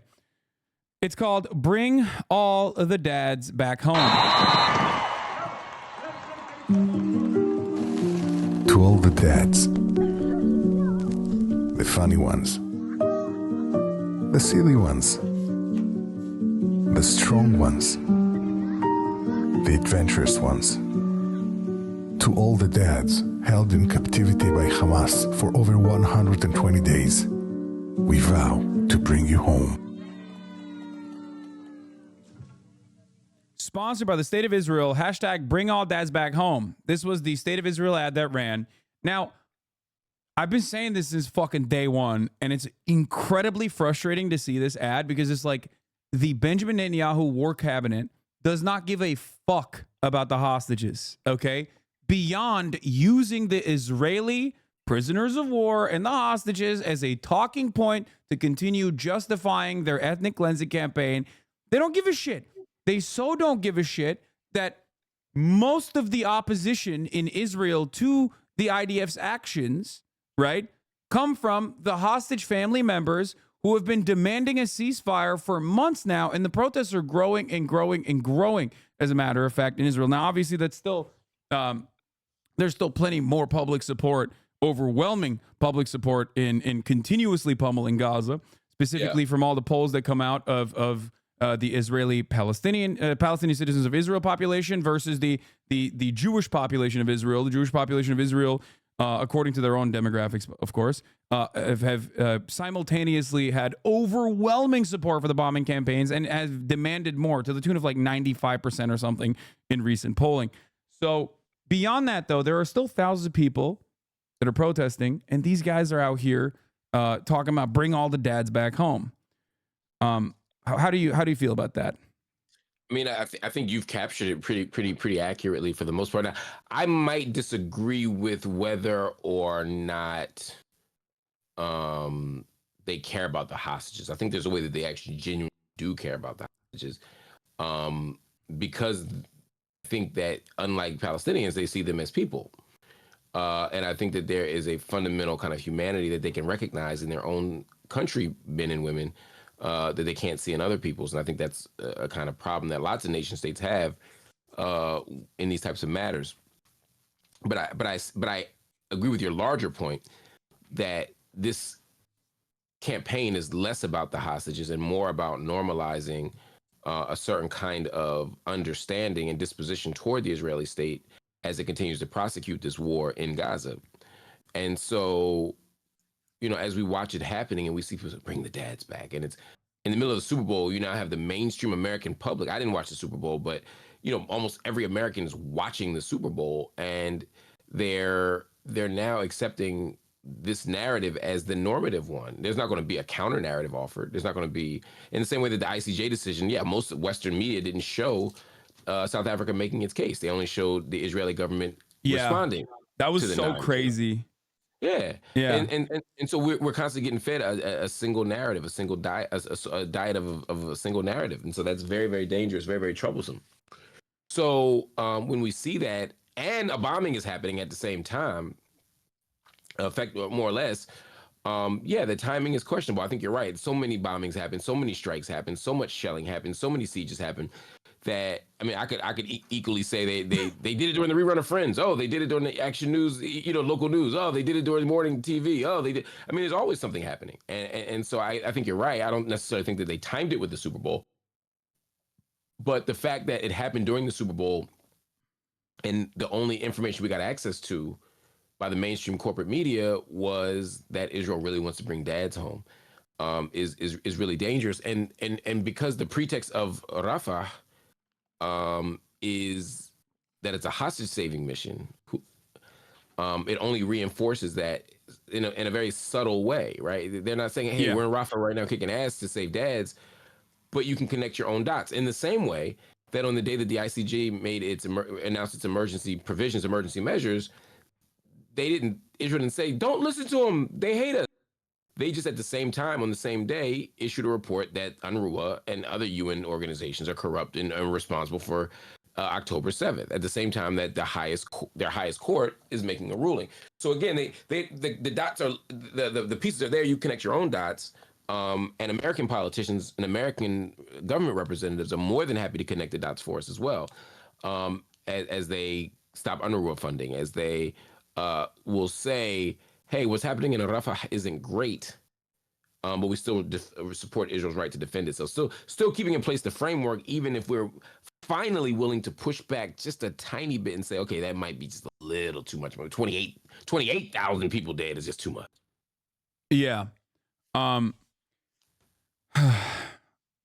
So that was one aspect that I wanted to talk about. The other aspect was also Joe Biden's tone deaf tweet talking about how, just like we drew it up, Joe Biden's team obviously making jokes about how the Democratic Party is actually responsible for the Super Bowl being rigged so that they can help, so that Taylor Swift can go on the field and kiss Travis Kelce, who's a liberal, and then they can say vote for Joe Biden or whatever. I don't know. I don't know what kind of right-wing mania will come out of this. I mean, I'm excited to see. I'm a little worried. I assume there will be at least a couple people that end up, if things go as they have so far, at least a couple more right-wing QAnon guys are going to go and do YouTube live streams of their patricide decapitations or whatever, as the media conveniently ignores that and rarely discusses it, so they can yell about, I don't know, a couple migrants in New York that got beat up by cops or whatever. But right. I wanted to hear your perspective on this. What do you think? What do you think will happen, I guess, in the American election, considering how Biden has been received so far by even the Democratic Party, and how he has treated the situation in Gaza thus far? Yeah, I think Biden is holding tight to the strategy that, hey, being lockstep with Israel has never failed an American president running for office, right? Like you don't lose an election because of your stance on Israel, because of your fidelity to Israel, right? Yeah. So he's taking that posture, but I think with every campaign, whether it's cast lead, whether it's protective edge, as the campaigns continue, the access we have to what's happening on the ground continues to expand, and as a result, more and more people are frustrated, and so you now see young voters who aren't going to support this. You see progressive and radical voters who aren't going to support this. Are they going to vote Trump? Probably not, although, an argument could be made by some people that at least he was not an interventionist in a certain kind of way. I think what you're going to see is a lot of people who just stay home. You're going to see a lot of people who vote third party. You're going to see a lot of people who are just dissatisfied. And then, if you look at even in Michigan, where, he was going to Dearborn and Ann Arbor and other places, and the Arabs were like, yo, no. There's nothing you could tell us to make us vote for you. There's absolutely nothing you could offer us that makes sense. And so don't even show up, right? I think there will be a lot of people who may not have that explicit claim or that explicit warning to the president, but their voting patterns will be the same. And so I think Palestine, I think Gaza in particular, is going to be an issue that severely impairs Joe Biden's ability to successfully run for president. Yeah. I guess my opinion on it is that. Hey, give me 5 seconds. I just gotta let somebody into my door. I just realized. Okay. That's fine. Yeah, go ahead. I can hear you still. Well, yeah, no, it's fine. I'm gonna be talking anyway to my chat, but what I've said over and over again, I think, is that it's not even just that Biden isn't sufficiently pro-Israel or sufficiently anti-Israel, but rather Biden's wishy-washy approach to Israel. As on the one hand, he talks about how Israel needs to cut it out, Jack, but also simultaneously offering massive weapons packages and behind closed doors seemingly offering no red lines, even though he claims that he's trying to get Israel to make concessions. In my opinion, shows a lack of having a clear-cut direction on the issue of Israel, which then makes him look weak. What do I mean by this? I mean, there has been polling done on the matter Trump currently leads Biden by 10 points on the issue of Israel. Why? How is that even possible? Well, that's because, in my opinion, that when I look at those numbers, it's partially one, because Trump is currently not president, right? So there's always a big benefit to that. And two, the second reason why I think Trump is leading Biden by 10 points on Israel is because Trump is consistent, at least, on the issue of Israel, whereas Biden shows inconsistency by claiming that he wants peace, claiming that he wants a two-state solution, as Benjamin Netanyahu routinely undermines him. So I think it plays into Biden being too old and asleep at the wheel, and the narrative that his biggest weakness basically is that narrative. I think the way he's handled this issue plays into that as well. Not to say that like voters are single issue voters on Israel Palestine. I mean, maybe in Michigan, but some in Michigan. But overall, like, it's not. Americans don't give a shit at all. Right. That's 100% true.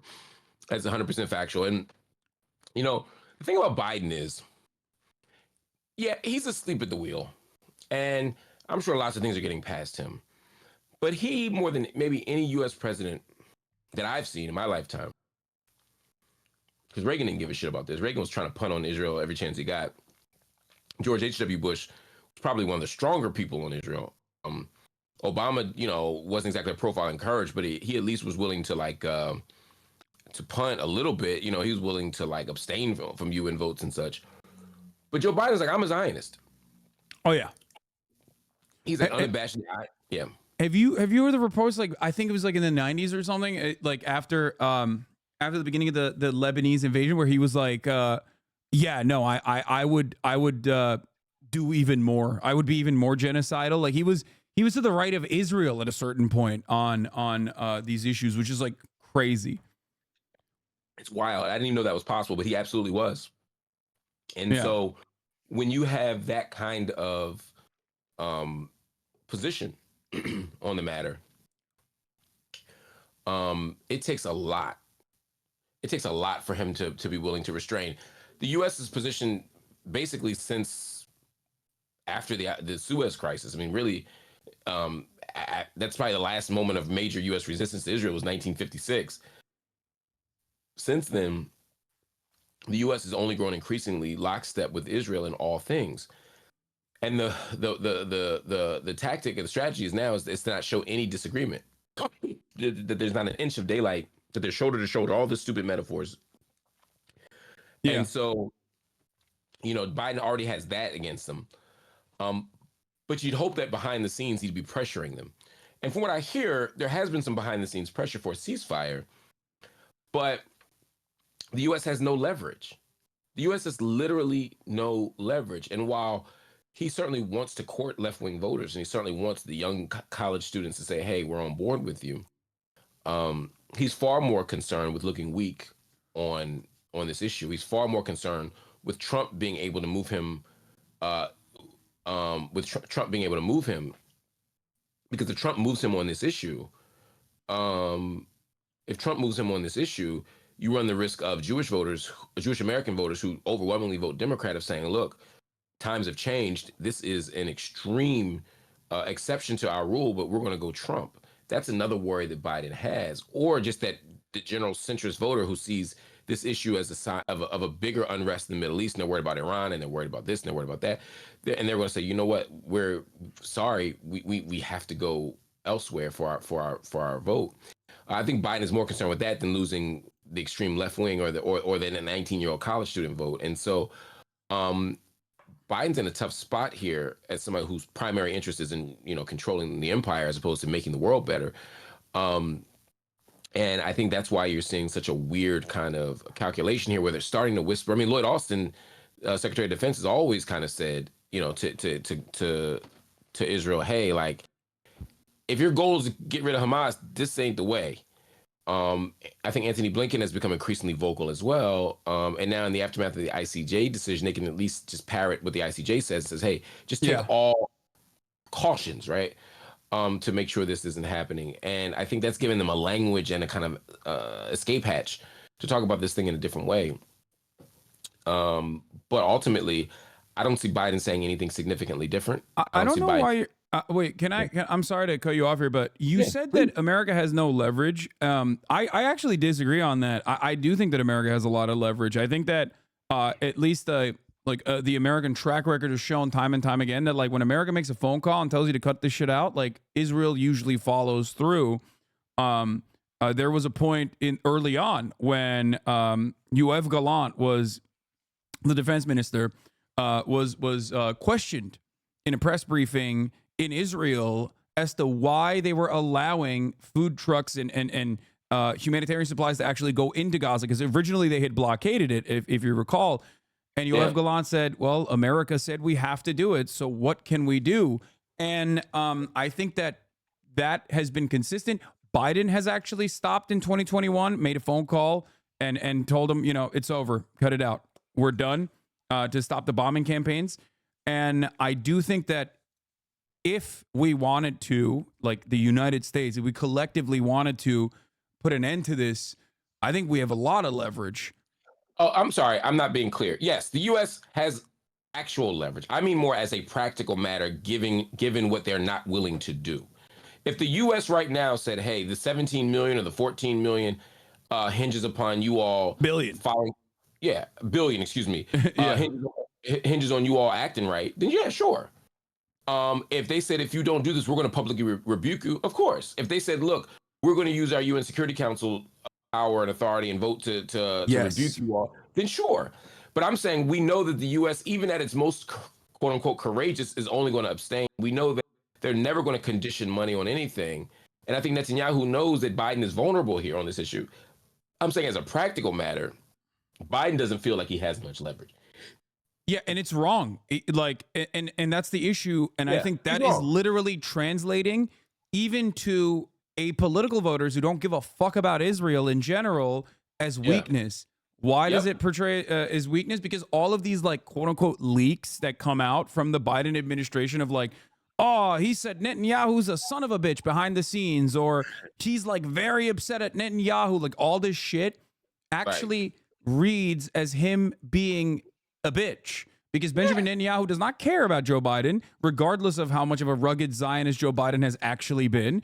Benjamin Netanyahu very openly does not give a shit and has kind of done his very best, I would say, to ensure Biden's chances of re-election are diminished from the limited positions that he has by regularly going on television and saying the exact opposite of what Biden is saying the day prior. Like Biden will be like, there's going to be a two-state solution. Like there has to be.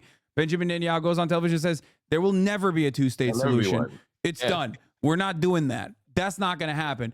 And then they go back to Biden. They say, what's going on? You said there's going to be a two-state solution. Benjamin Netanyahu says there won't be. Biden comes across even more old and more feeble and more senile, where he's like, oh, well, there will be. There's different kinds of two-state solutions.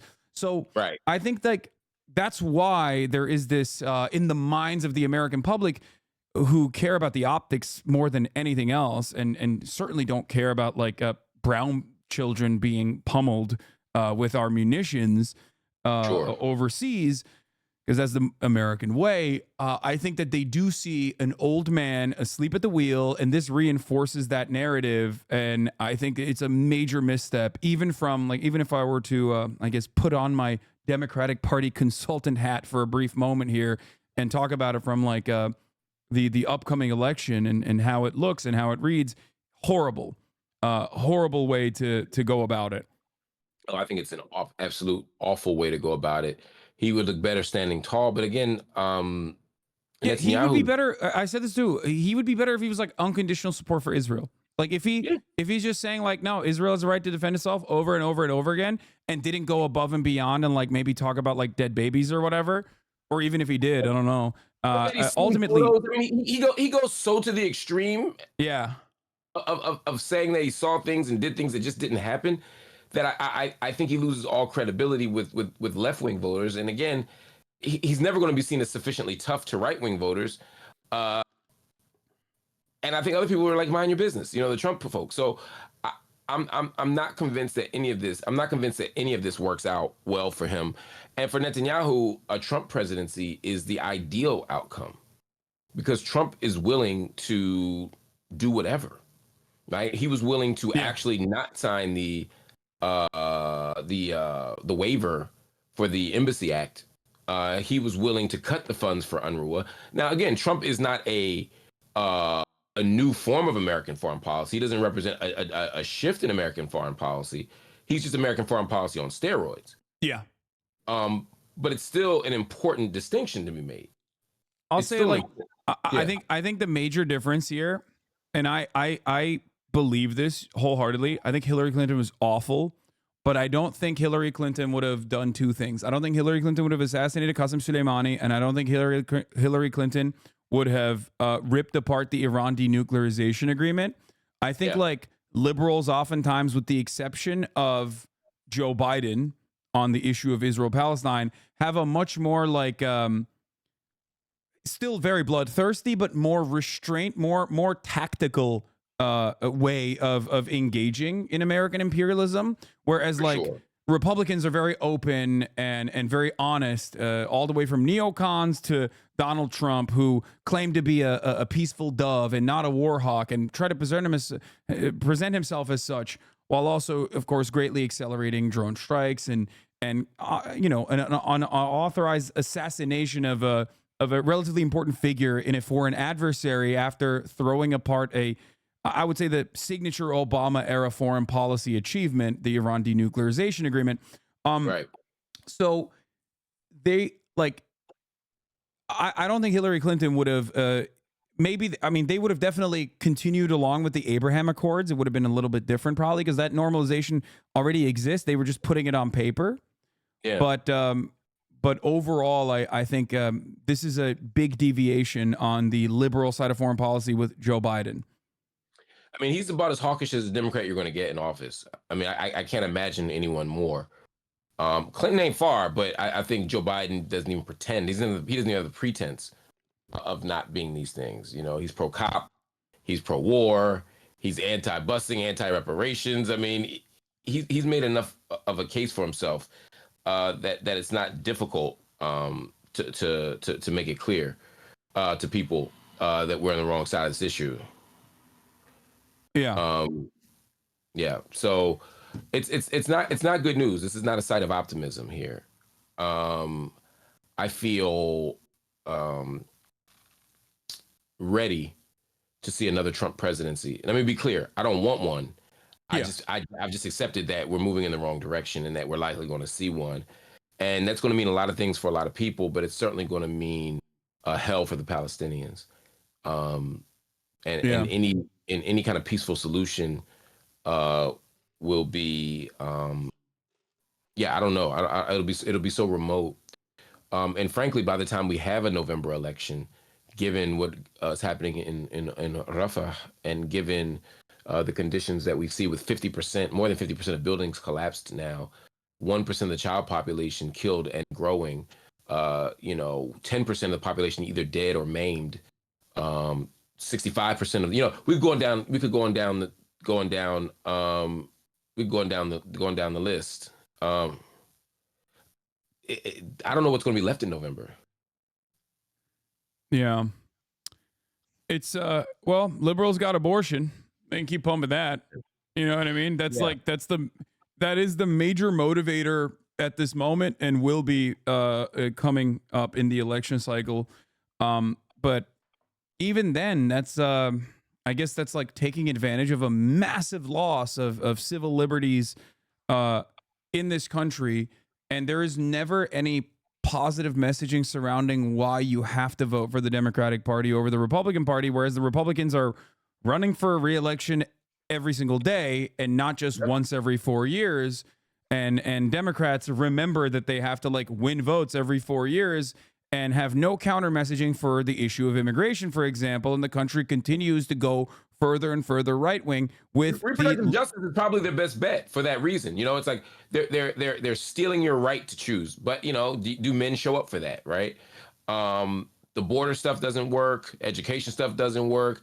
This Palestine thing isn't going to work for a lot of mainstream voters. I mean, reproductive justice is one of them. The Supreme Court more broadly is still an abstract idea unless you have a concrete issue. Affirmative action ain't getting white people up. I'm not optimistic, man. I got to run. But we got to do this again soon, bro. All right, thank you so much for coming on. By the way, FD Signifier hooked this up with Mark coming on. Mark, like I said, I've been a big fan of your work for a very long time. It was a real honor to have you. Sorry for yapping for too long of this interview, but I wanted to also go through the news as well. I love the exchange, brother. Let's do it again real soon, like in the next week or two, man. I would love to do it. Hell yeah. All right. Well, thank you so much for making this happen. Yeah, thanks, bro. I'll talk to you soon. All right. That was Mark Lamont Hill, everybody. Academic, scholar, activist, journalist, incredibly well decorated, knows what the fuck he's talking about. Phenomenal guest. And it truly is an honor to have someone like him on. Yeah, he's also cool as hell. You should do a new political podcast with him as the co-host. Yeah. What is this? Mark popping off on Genocide Joe. Let's watch one of his highlights. I can't Here it is. sit here calmly when I watch these preachers. Ooh, Lord, Doc.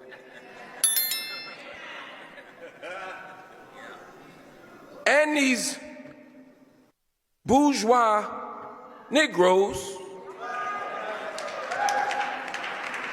who will allow the church to be used as a shield for empire. Yeah.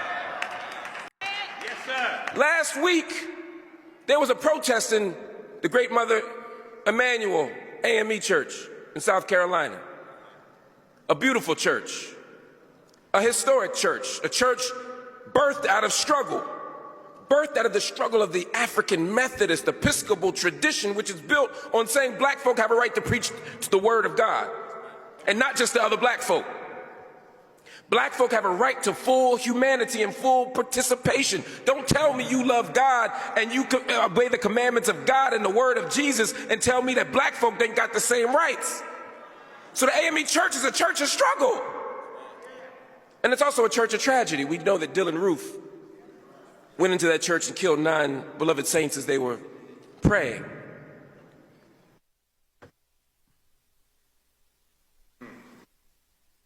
So I was a bit struck last week when I saw that they opened the pulpit up to Genocide Joe. Y'all can get mad, I don't care. And people, as he... How come we never seen Mark before on the broadcast? I've watched a lot of his I've watched a lot of his videos in the past. I've also defended him many years ago, even when he was many years ago when he was unjustly taken off the air from CNN when he was a contributor for his speech at the United Nations, as a matter of fact, where he ended the speech by saying, from the river to the sea, Palestine will be free. He is the GOAT. He is he's great. I mean, he's brilliant. Yeah, I don't know. He's a real treasure, I would say. I'm gonna stop glazing him up this hard because I'm a big fan.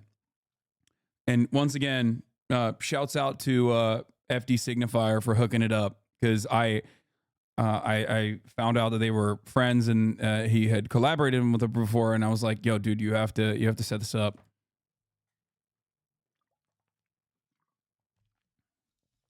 You're blowing bubbles, Law? Bro, shut the fuck up. He's brilliant. Okay, suck my dick. The same with, dude. This is one of those situations where it's like, for me, like the fact that I can get someone like him on, the fact that I can get Jeremy Scahill on, like these are people whose work have, in my opinion, like they've shaped my worldview. You know what I mean? Like these are journalists and academics and people that like I've known about and have cared about and think are, legitimately important people in the discourse for a very, very long time. What the fuck does blowing bubbles mean? That's some Zoomer thing or a Weeb thing, not a 32-year-old shut-in thing, lol. Blowing bubbles means you're sucking someone's dick and you're blowing bubbles on it. That's what you're blowing bubbles while you're sucking on a pee-pee. Okay. Yeah, I admire these people. Yes, 100%. Anyway, it's like these people who also like they put their money where their mouth is and then gotten punished for it even.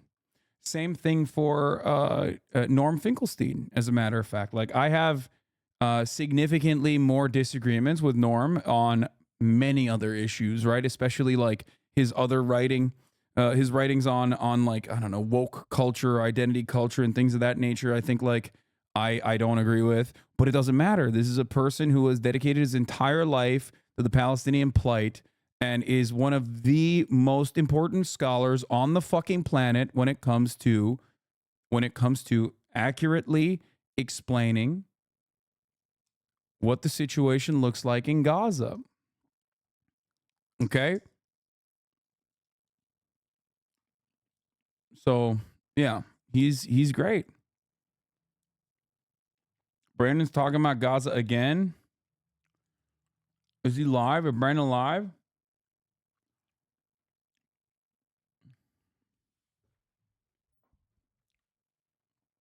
Did you have a take on the Kanye album? No, I don't, because I didn't even watch. I don't know anything about the...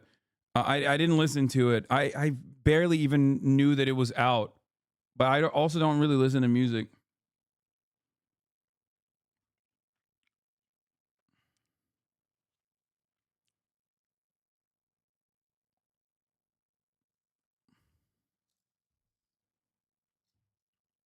If your worldview leads you to support the Palestinian cause, then it must be a righteous view to some degree.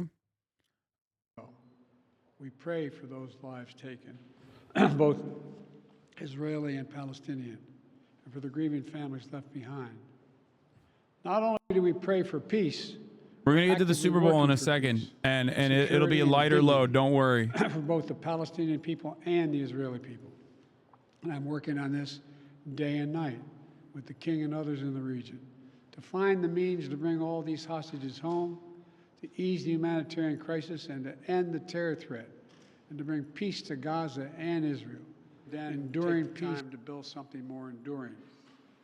Just a Over little the bit past better. month, I've had calls with Prime Minister Netanyahu, as well as the leaders of Egypt and Qatar, to push this forward. The key element of the deals are on the table. There are gaps that remain, but I've encouraged Israeli leaders to keep working to achieve the deal. The United States will do everything possible to make it happen. The King and I also discussed the situation in Rafah.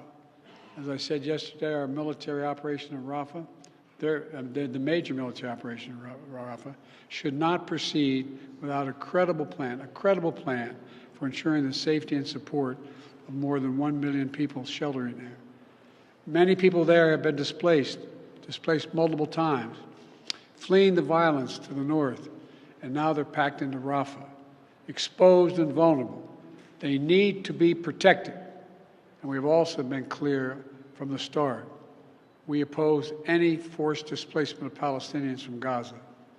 Today, the King and I also discussed in detail how to get more humanitarian aid into Gaza from the very beginning. My team and I have relentlessly worked to get more aid in. I urged Congress for months to make sure that our nation's support for Israel and also includes urgently needed aid for innocent Palestinians. And I've spoken repeatedly with partners across the region, including the King, to help facilitate the flow of such aid into Gaza as much as possible, and then to actually get to the people that are needed. We work to get the Rafah crossing open. We work to get Karim Shalom open. And we insist that it remain open, both remain open. We're working to open other routes as well. And we're also working relentlessly to make sure aid workers can get the aid where it's needed once it gets through. I want to recognize Jordan and the King specifically for all he has done to provide humanitarian aid to Gaza, including just a few days ago. He personally got in a plane and helped conduct an airdrop of urgently needed medical supplies into Gaza. I understand that 2 of his children have also joined those airdrops. They help fly humanitarian supplies in. And for years, the Queen has been a passionate advocate for the Palestinian people, particularly women and children. Your family's leadership, Your Majesty, and humanitarian commitment are commendable. And at the same time, we're working to create the conditions for a lasting peace, as we talked a lot about upstairs. With the Israeli security guaranteed and Palestinian aspirations for their own state fulfilled. I say this as a lifelong supporter of Israel. That's the only path that guarantees Israel's security for the long term. To achieve it, Palestinians must also seize the opportunity. As discussed with the King today, the Palestinian Authority must urgently reform so it can effectively deliver to the Palestinian people in both the West Bank and Gaza. Once Hamas's control of Gaza is over, they must prepare to build a state that accepts peace, does not harbor terrorist groups like Hamas and Islamic Jihad.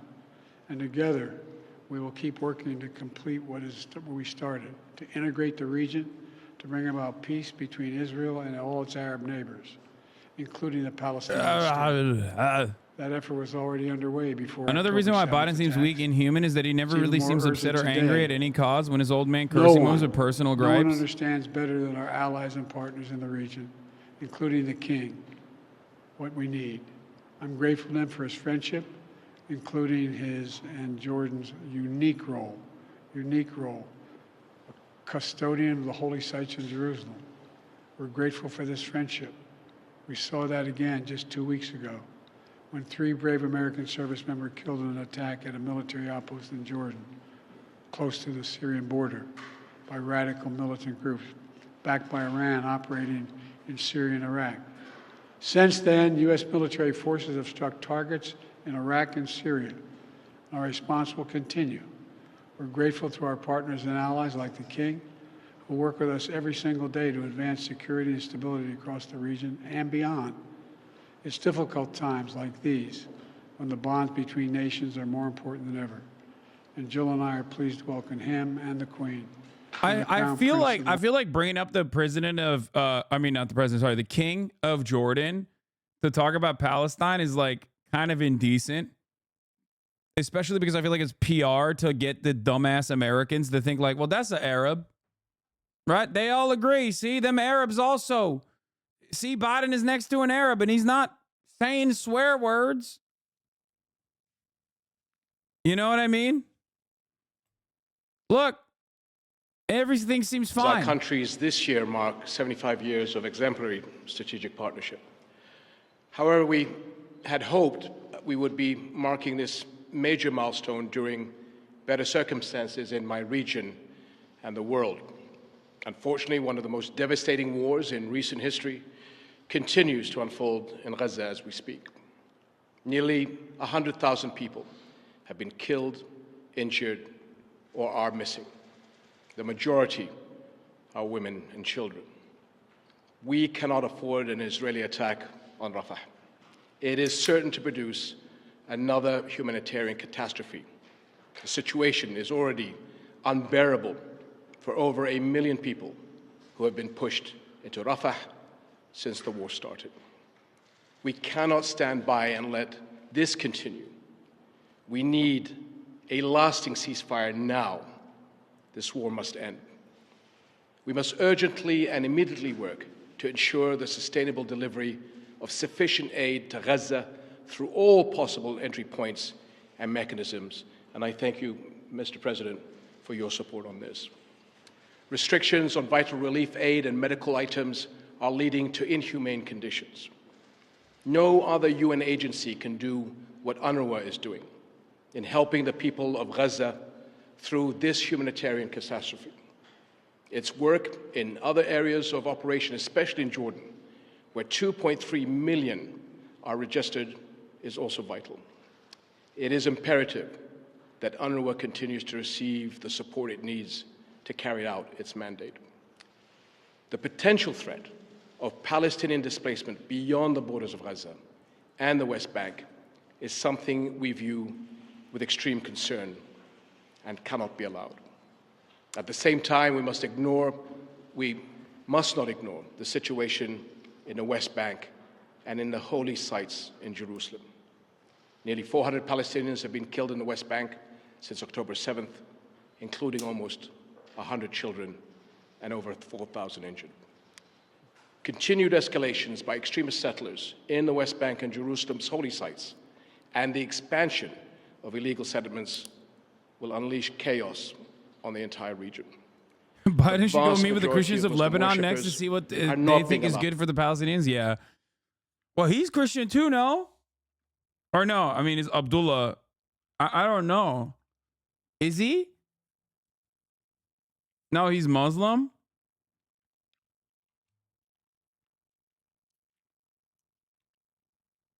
No, he's Muslim. I mean, Abdullah wouldn't be Christian probably, but he's Sunni. Come on, dude. What? My bad, bro. A lot of all of my buddies in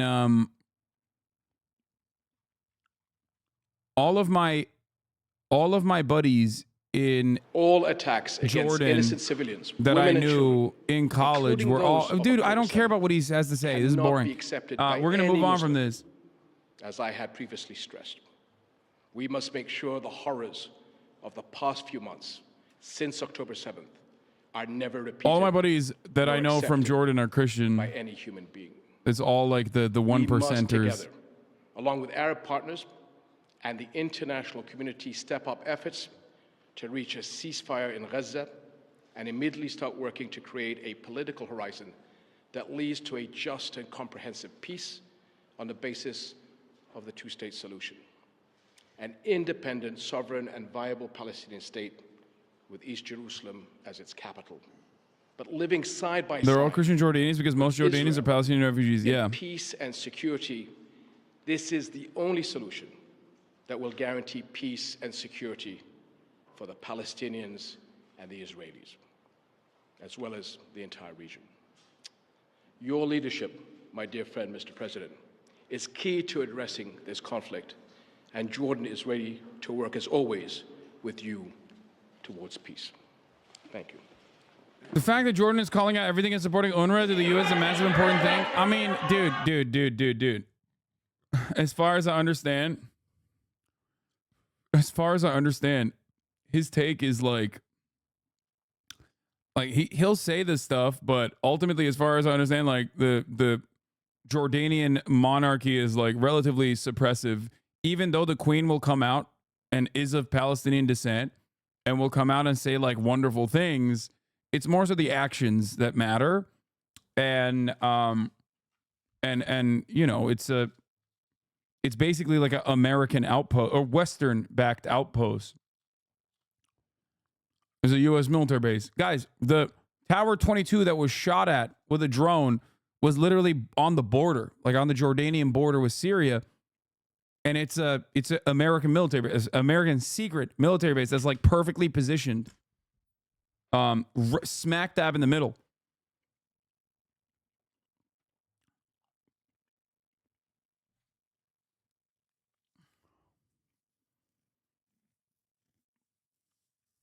Words can have ripples, though. I doubt it. It's a desperate attempt at Biden trying to get the Zoomer and Arab vote, but everyone knows Jordan is not a player. Yeah.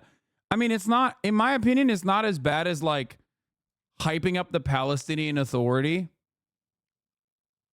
overall, but it's like on the same wavelength as doing that from someone who is like, if you are Arabs, Muslims, specifically, Christian and Muslim Arabs are very tuned in to the interests of Palestinians. They understand the plight perfectly, okay? They've seen the Western side of Western imperialism. They have family members there. They understand, like, when someone in America says, like, oh, we're going to put the Palestinian Authority in power, they go, oh, fuck you. Oh, fuck you. The average American looks at that and goes, what do you mean? They're saying, like, your people will be in charge of your people. Like, that's good. Like, white Americans don't understand it. They think Biden is doing a great job when he says things like the Palestinian Authority will control the Gaza Strip. Okay? That is a non-starter for like 95% of Palestinians. That's like, are you out of your fucking mind? Are you on crack cocaine? That's why I always try to show you the actual opinions of the people on the ground. The Palestinian Authority is less popular, almost as popular as Israel is, okay, in the eyes of the Palestinians. Like they're like beating out Israel by like 2 points or something, because the Palestinian Authority is seen as an extension of Israel. And they're correct. Palestinians that say that are correct. So it's in the same line as like trotting out the Jordanian king to be like, look, you know, we care. He's a fucking Arab guy. Go ahead, see? The Arab guy. We're collaborating with the Arabs. They're all the same. It's kind of like that.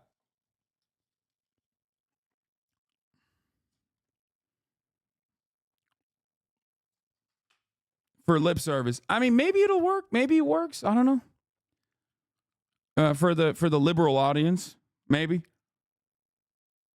So he's half England, only 50% Arab.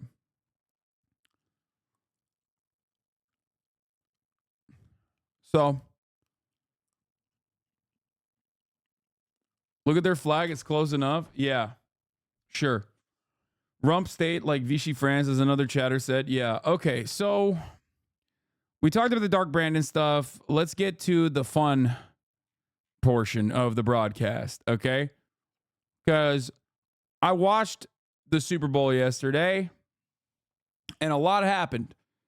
A lot happened in the Super Bowl, okay? I was memeing about like how it was scripted and shit. And then, obviously, Dark Brandon destroyed it. Oh, if my boyfriend were losing the Super Bowl, I'd get the ick. Agreed. Great take from Olivia. Anyway, yeah, nighttime penis conversations, combos from... What's his face? From that rich guy. Wait, where's the playlist? Can someone send me the playlist? I lost it. I had it here somewhere, but I want to...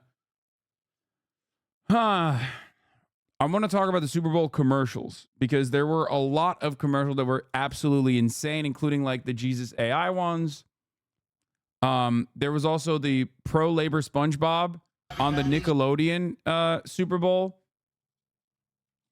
Pro-labor union SpongeBob. There were Temu ads that I thought was awesome. I love Temu. But overall, after a long, tumultuous back and forth, in a, I guess, somewhat uneventful Super Bowl, but a very tense one nonetheless, especially towards the end there, Chiefs won the Super Bowl. In Las Vegas, he was there for the whole game. Good morning, Will. Good morning, George. History in the making here. The Chiefs going back-to-back, and they're at their best with their backs against the wall. In this historic run of Super Bowl appearances, they've trailed by double digits and trailed at halftime in each of those games. But when you've got Patrick Mahomes, you've got a chance, and now Kansas City has another title. This morning, the Kansas City Chiefs waking up back-to-back Super Bowl champions, the first team to repeat in nearly 2 decades. I'm proud of my guys, man. This is awesome. It's legendary. We're not done. We got a young team. We'll keep this thing going. In just the second overtime game in Super Bowl history, Kansas City quarterback Patrick Mahomes leading his team on a heroic game-winning drive, securing his 3rd Super Bowl and Super Bowl MVP. Mahomes flings it. It's there! Hardman! Jackpot! Kansas City! This touchdown pass to Mecole Hardman sealing the 25-22 win over the San... Bro, wide open, okay? My dude is wide open. Look at this. Look at this. Look at this. It's scripted. It's fucking 100% scripted. The media is not even showing it. See? They're not even showing the pass. Leading up to the pass. Look at him. No coverage, bro. In Super Bowl history. Why are they falling asleep at the wheel, dude? Because it's scripted. Kansas City quarterback Patrick Mahomes leading his team on a heroic game-winning drive, securing his 3rd Super Bowl. And don't come at me with this motion play bullshit, okay? Don't do that. I'm telling you, that shit was scripted and from Super the Bowl jump. MVP. Mahomes flings it. It's there! Hardman! Jackpot! Kansas City! This touchdown pass to Mecole Hardman sealing the 25-22 win over the San Francisco 49ers. He looked at me and he had no idea. I said, dude, we just won the Super Bowl. And he said he blacked out. He had no idea. I was like, bro. Chiefs tight end Travis Kelce fired up postgame.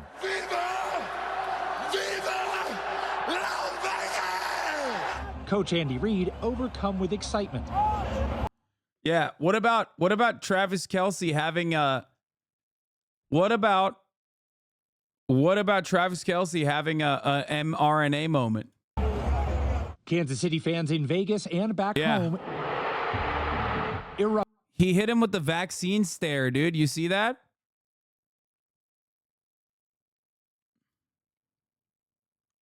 Look at him trying to destroy Andy Reid, a 600-year-old man, trying to give him a fucking heart attack. Okay? Do you see that? That is a consequence of the Pfizer mRNA vaccine, folks.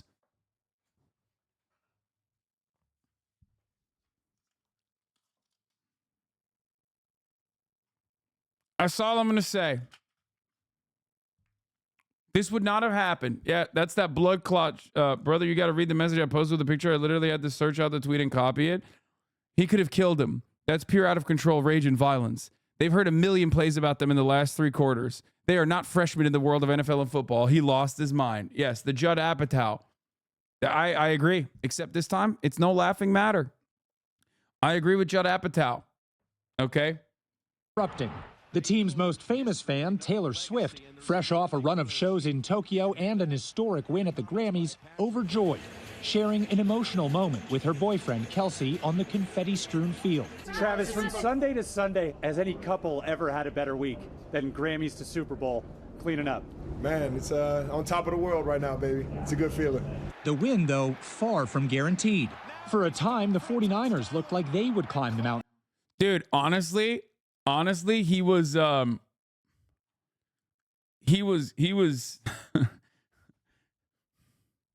whole like Taylor Swift, Travis Kelce thing is like fun until you're actually getting cooked at the Super Bowl. Okay. Like I'm no big city lawyer. Okay. I'm not like a big football guy, but even I could see that they were getting kind of dominated throughout the entire process. Okay. They were getting out competed. The Chiefs were getting out competed. Okay. 49ers actually not just in the first half, but just overall were, I think, more dominated or were more dominating. Sorry. Okay. Now, all I will say is this, especially in the first half, when that's happening and you are getting so much coverage as a consequence of like being a good player overall, but like, you know, as a consequence of being Taylor Swift's boyfriend, I feel like I'd be extra pissed because there's so much more scrutiny on you now. Like there was a point, I think, when Mahomes like passed it to Kelce, which I don't know if it was a pick or not, but this was towards the end where there was a wide open receiver, or not a receiver. I don't know what the fucking term is. What was it? It got picked, right? No, it wasn't that great of a pass because he had someone on him. Kicker, shut the fuck up. You're a sports expert, Will. I don't know. Anyway, I'm trying to explain it, but there was a player on Kelce. There was someone who was wide open in the middle. I think it was the cornerback, whatever. And like it's moments like that where you get additional scrutiny from Tony Romo that probably don't look too great or don't feel too great. And he even like the moment where he's like yelling at Andy Reid.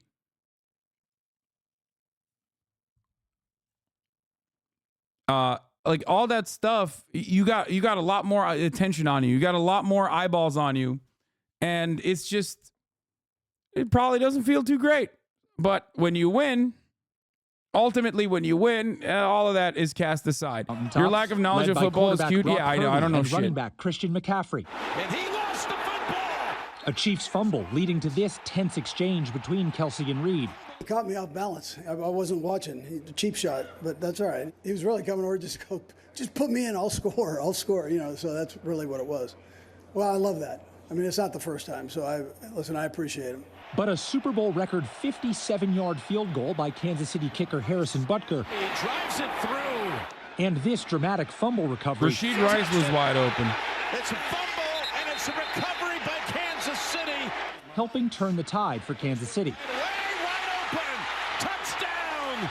Then San Francisco taking the lead with under 2 minutes to go. Oh, it's good! All the way! But Butker tying it up with 3 seconds left. Butker's kick is good. In overtime, the Chiefs got it done. A dynasty is woven from the threads of determination, resilience, and an unwavering commitment to excellence. Mahomes triumphant after throwing the winning touchdown.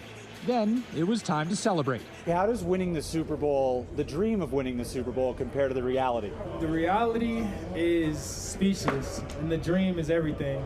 I can close my eyes and think about it and keep talking about it.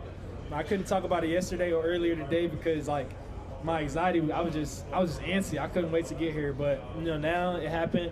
It's over, and we can enjoy this moment together. At the end of this fairy tale season, the Chiefs are talking dynasty. It's the start of one. We're not done. We're really witnessing something special with the Chiefs and Patrick Mahomes especially. He's got 3 Super Bowls, 3 Super Bowl MVPs. Last night he threw for a legend.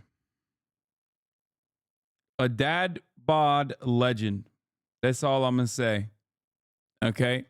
Patrick Mahomes did it for all the dad bod guys out there, okay? Guys that try hard in certain areas and not in others. Compare Tom Brady's body to Patrick Mahomes and you'll understand exactly what I mean. Enough sports on the Haas and Ivy broadcast. I mean, this is the maximum amount of sports you're ever going to get. Inspirational, dude. It shows that honestly, it doesn't matter. We all know what actually turned the game around. That's right. Here's Taylor chatting with the NFL commissioner, Roger Goodell.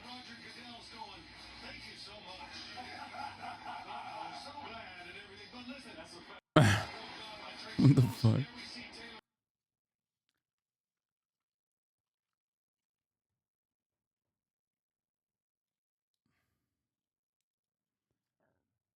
These people are seriously fucked in the head.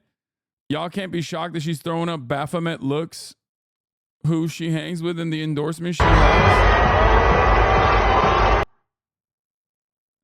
Yeah. These people are like afraid of the dark, okay? They have no object permanence. Like this is like having a baby brain, straight up. Anyway. So, bro, Tom Brady got to keep tight for his boy. Okay, dude, that's gross. Yeah, this was kind of fun. I saw this. The Adam Friedland Show podcast. The fact that this picture exists because of a Cumtown bit is making me feel insane.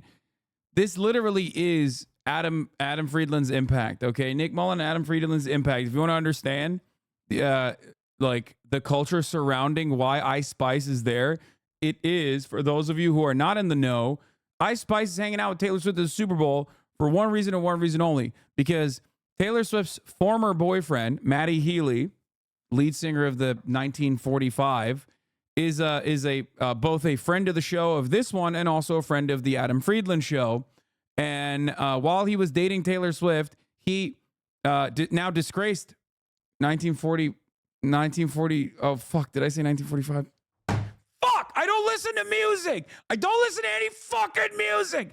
Fuck. I meant 1975. That's what I meant. God damn it. No. Oh!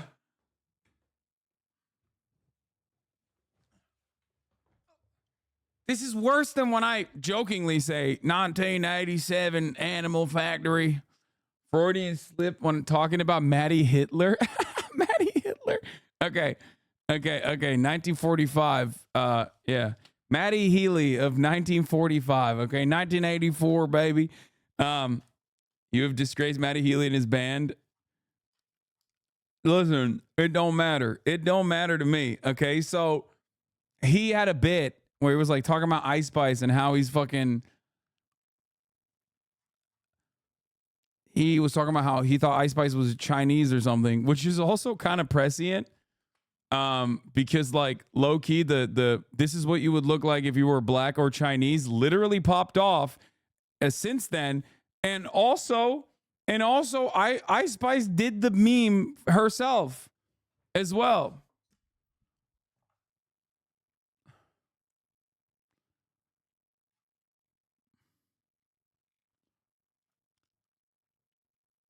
But regardless, demonic hand gestures on the big screen, upside down cross, Balenciaga sleeve, not even hiding it. But yeah, basically what ended up happening is you know, because of that bit, Taylor had to do some PR and be like, "Oh no, I love you, Ice Spice. Actually, I'm sorry, my boyfriend, now disgraced former boyfriend, was being racist to you." And they're literally like, they're friends now. And she invited her to the Super Bowl, and this interaction only happened as a consequence of the Adam Friedland Show podcast. This is true.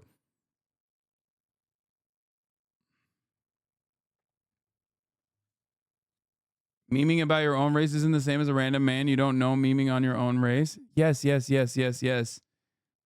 such a gross and not even funny thing to say. What? I don't even know what you're saying right now. I don't know what you're yelling at me about. Take it up with Matty Healy personally. Okay?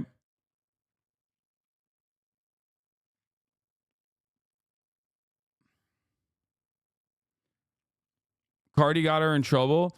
Yeah, whatever. People were very not normal about this. Like the right wingers are not normal about this at all. Okay? Like actually, what the fuck's going on here? They literally think like she is a devil worshiper, I guess. Upside down cross, throwing up the horns, all this shit. Balenciaga sleeve. Basically, the more mentally ill you are, the more right wing you are at this point. Does that make sense?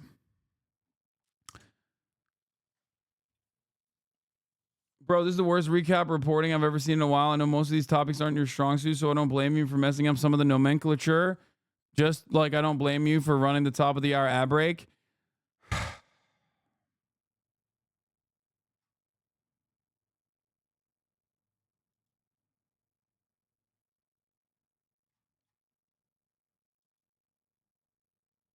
I give up.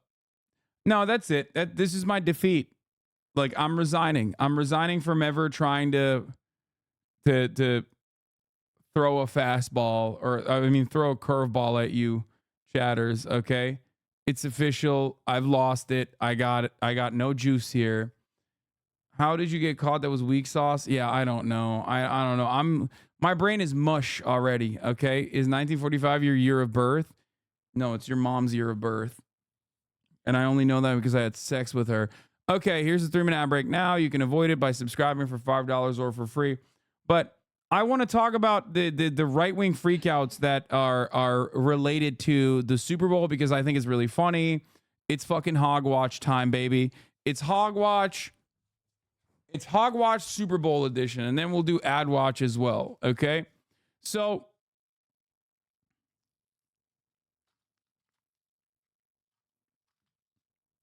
there were a couple moments that I thought were really funny. So everything that obviously you guys watched, right-wingers watched as well on TV, except they watched from the lens of being absolutely schizophrenic. Okay? Like completely insane. One of the things obviously is the most common meta of the Super Bowl being scripted, but this time it was scripted for the purposes of allowing Travis Kelce and also Taylor Swift and Joe Brandon of achieving victory in the upcoming election, right? And probably the most fun way to watch. Yeah, like Like, you know how sometimes you have to watch some sports get a little bit boring, so you got to like drink a little bit to make it more fun, or you gamble to make it more fun. For right wingers, they don't need any of that because they're just like so deeply disturbed in the brain. Right? They're so deeply disturbed in the brain that like they're hallucinating without any additional drugs, which I think can be cool, right? Anyway, one of the funniest moments for me, at least, was this. Charlie Kirk getting deeply upset at fucking Travis Kelce. If Travis Kelce did what it looks like and shoved his coach in anger, he should be benched for the game. Like, dude, you're just a fucking pussy, dude. You are such a goddamn pussy. Like, what do you mean? How is this even aligned with your supposed like right-wing aesthetics? Like, you're the macho alpha man. He needs to be benched. He yelled at his coach. He needs to be benched immediately. He could have killed him. It's like, dude, this is so soy. You're such a bitch. You are such a fucking bitch, dude. Okay? You're such a bitch. He's just a Niners fan. No, he's not even a Niners fan. He's trying to do culture war shit. It's just like so silly and so bad and so,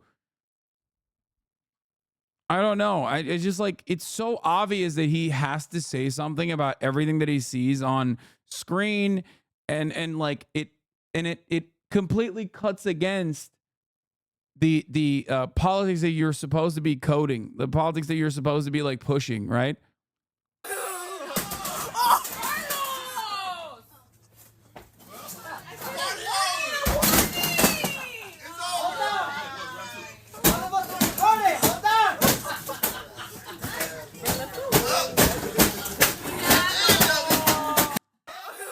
Well, I mean, after you break it, you know, it's cool. It's chill. Because sports are famously emotionally tempered and high stakes. Yeah. Best start of the night is that 49ers player Nick Bosa is 0-2 in Black History Month. Yes. You'd think that he'd get a boost. Okay. Especially considering he's playing against like a not fully white quarterback. You know what I mean? Like, he's playing against a quarterback who's black. So he's just, Black History Month has defeated him every time.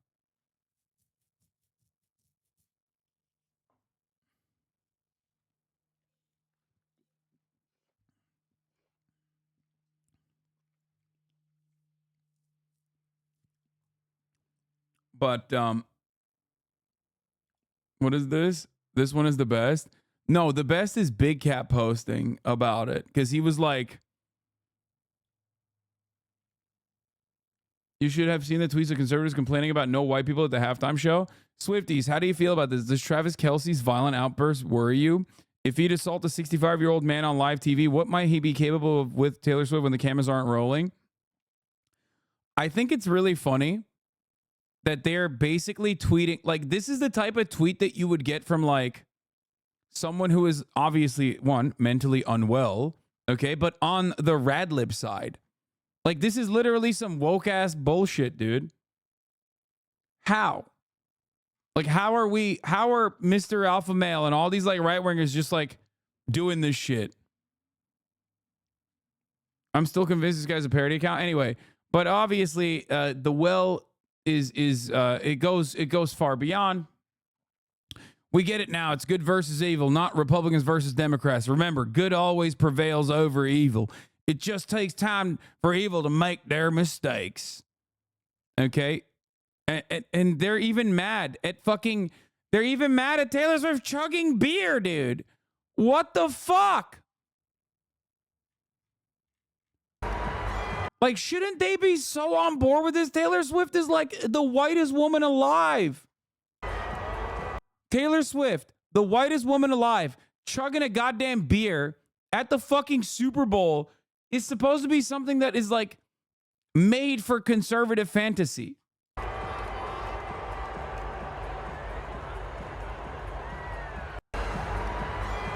And it makes no goddamn sense. No, this is literally like, this lady, Terry MAGA, look at her, okay? Look at this woman. Look at her. You think this woman didn't slam a beer before she fucking slammed this post? Oh yeah, what a real role model, how to shug a beer on live TV.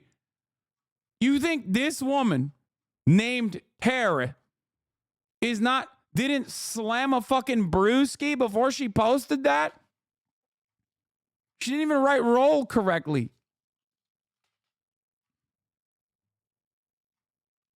Come on, dog. This woman lives on menthol cigarettes and Bud Light, okay? She was legitimately devastated that she had to switch over to another fucking version of cheap piss when Bud Light came out as pro-trans. She never stopped drinking when she was pregnant. She's actually, contrary to what this looks like, she's actually 23 years old. Y'all, this is what I mean. They just like, they have no understanding of like what their output is, like what they look like to the world. They've just like lost their minds. They're so negatively polarized against anything that is like supposedly liberal that this is how they operate.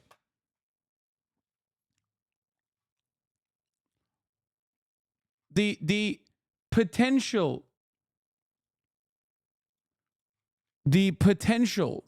that what do you call it? The potential that like Taylor Swift might endorse Biden again is enough for these guys to just be like, yeah, I'm so mad. I'm so mad at Taylor and I'm so mad at Brandon.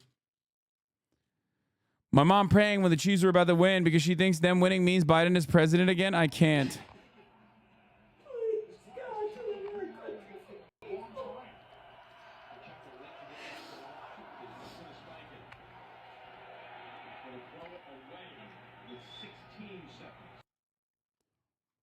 Like, that's just, I don't know what to say. That's just mental illness, like, thoroughly, through and through. There's nothing else going on there, you know? Super Bowl 2024, 20% of viewers say they rooted for the Kansas City Chiefs because of Taylor Swift. Oh, my God.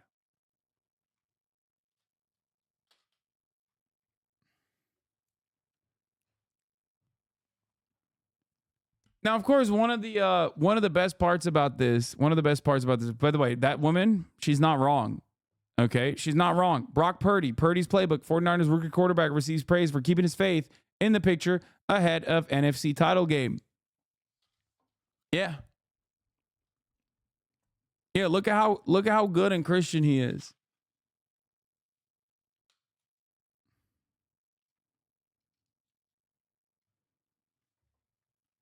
That's all I'm going to say.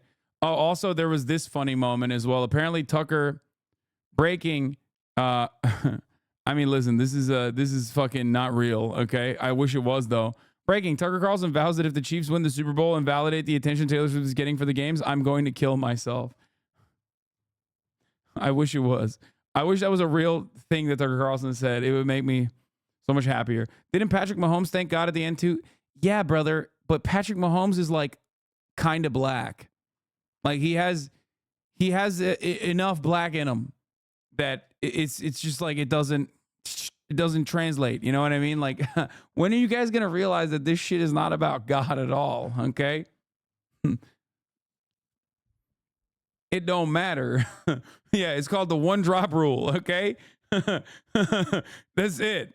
It totally cancels out how much you love God.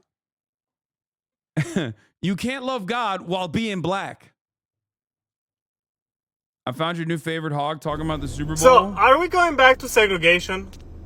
Because what's up with the black national anthem being played at NFL? What's next? The Chinese one? The Romanian one? What the fuck? Wait, what? The Romanian one? Wait, what?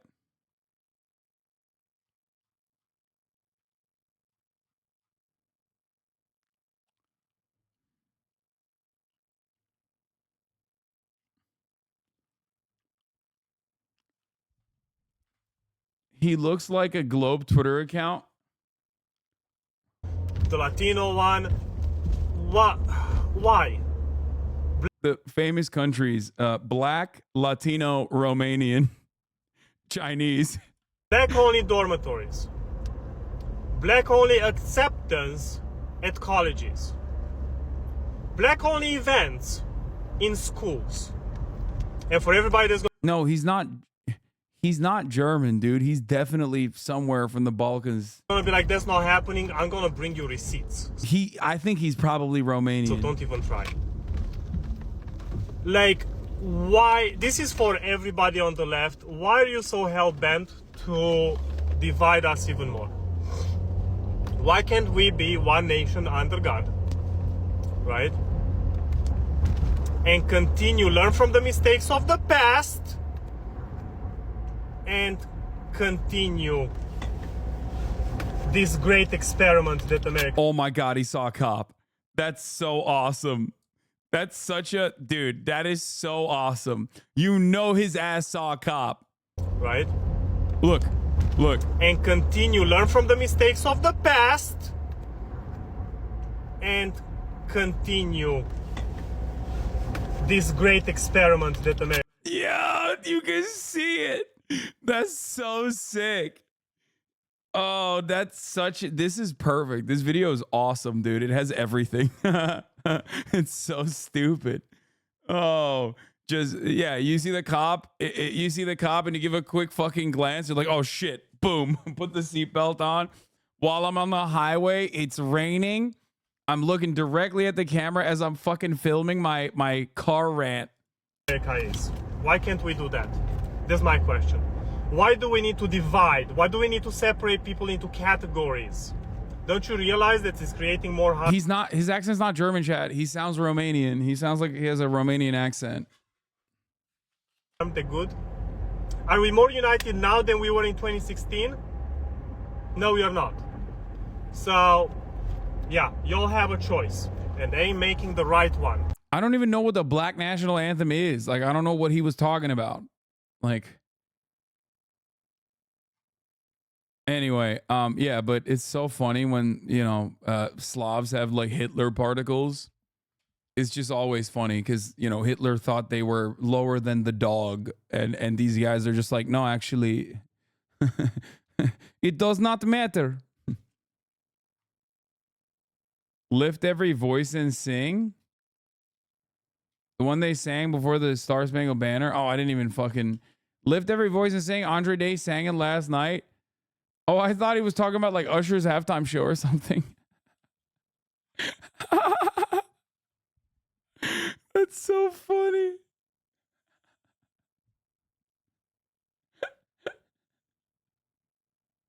I don't know. I thought he was either talking about one, the halftime show, or B, a black person singing or the national anthem or something. I don't know who sang the national anthem, so I don't know.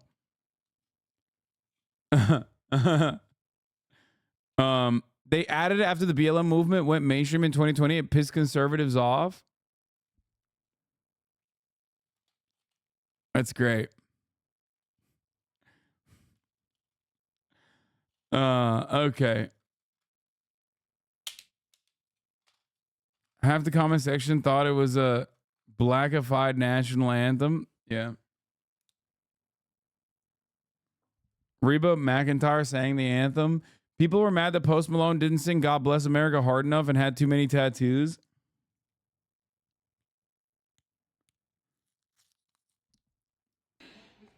Oh, we just watched this. If you have any more Super Bowl hog watch, I would love to see it. But yeah, overall, I love the Hogs. They've lost their dang minds. And they think that like everything is a government conspiracy, okay? What's going on, y'all? So y'all, I mean, I'm mad making this video, so I may say something offensive, okay? So excuse my language. So y'all, what the fuck is Black National Anthem? What if I demanded Asian National Anthem? And what if some of y'all demanded White National Anthem? Can you imagine that? Yeah, I can. It's called just the National Anthem, actually. He said, "What about a white national anthem?" It's like, yeah, it's just called the national anthem, dog. Oh, it's so good. This guy's awesome. Why are these all like first gen immigrants fucking being like the most reactionary? What's happening? I mean, I guess they've integrated. It's perfect. You know, there is no better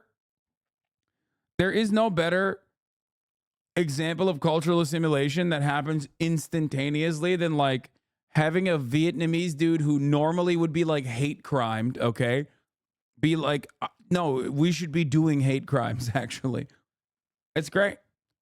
They've taken dude, first gen immigrants joining in on the fucking car talk. That's awesome. That's America, baby. Mass shootings and car talk. What else? How else could you get more American, dude?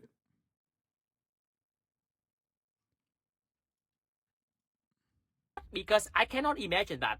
Because that's bullshit. Okay? That's divisive. Okay? I don't like the divisiveness.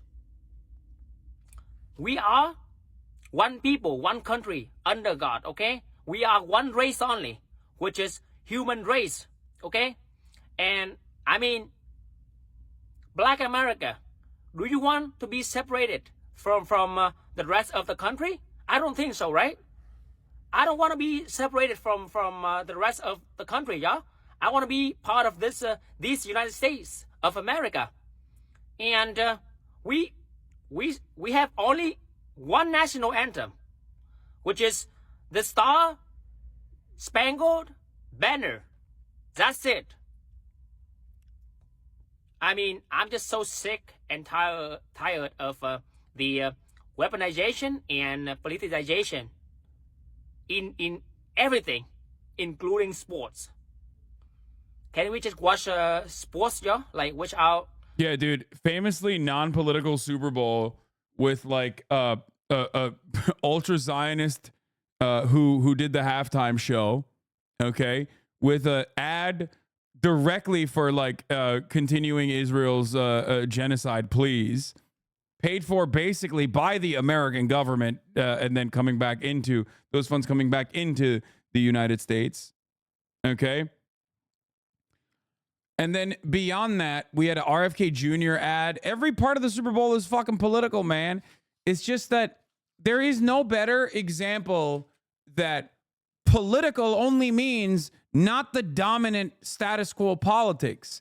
You fucking have American planes flying over with like fireworks and shit, talking about like, hell yeah, baby, we love our military, don't we, folks? Like, that's politics, but you don't see it as politics. It's no different than like when gamers think that Call of Duty is not political, but like having a woman in a video game is. Okay, it's of course it's politics. The NFL's politics up and down.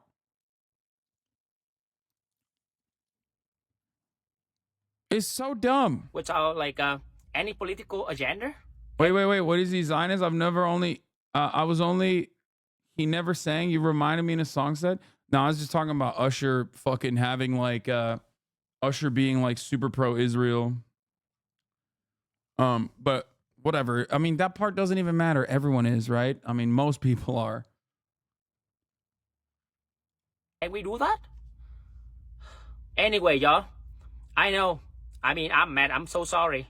But I know, like, most of you are mad as well. So, I mean, forgive me, okay? God bless America. We are one people. Got it.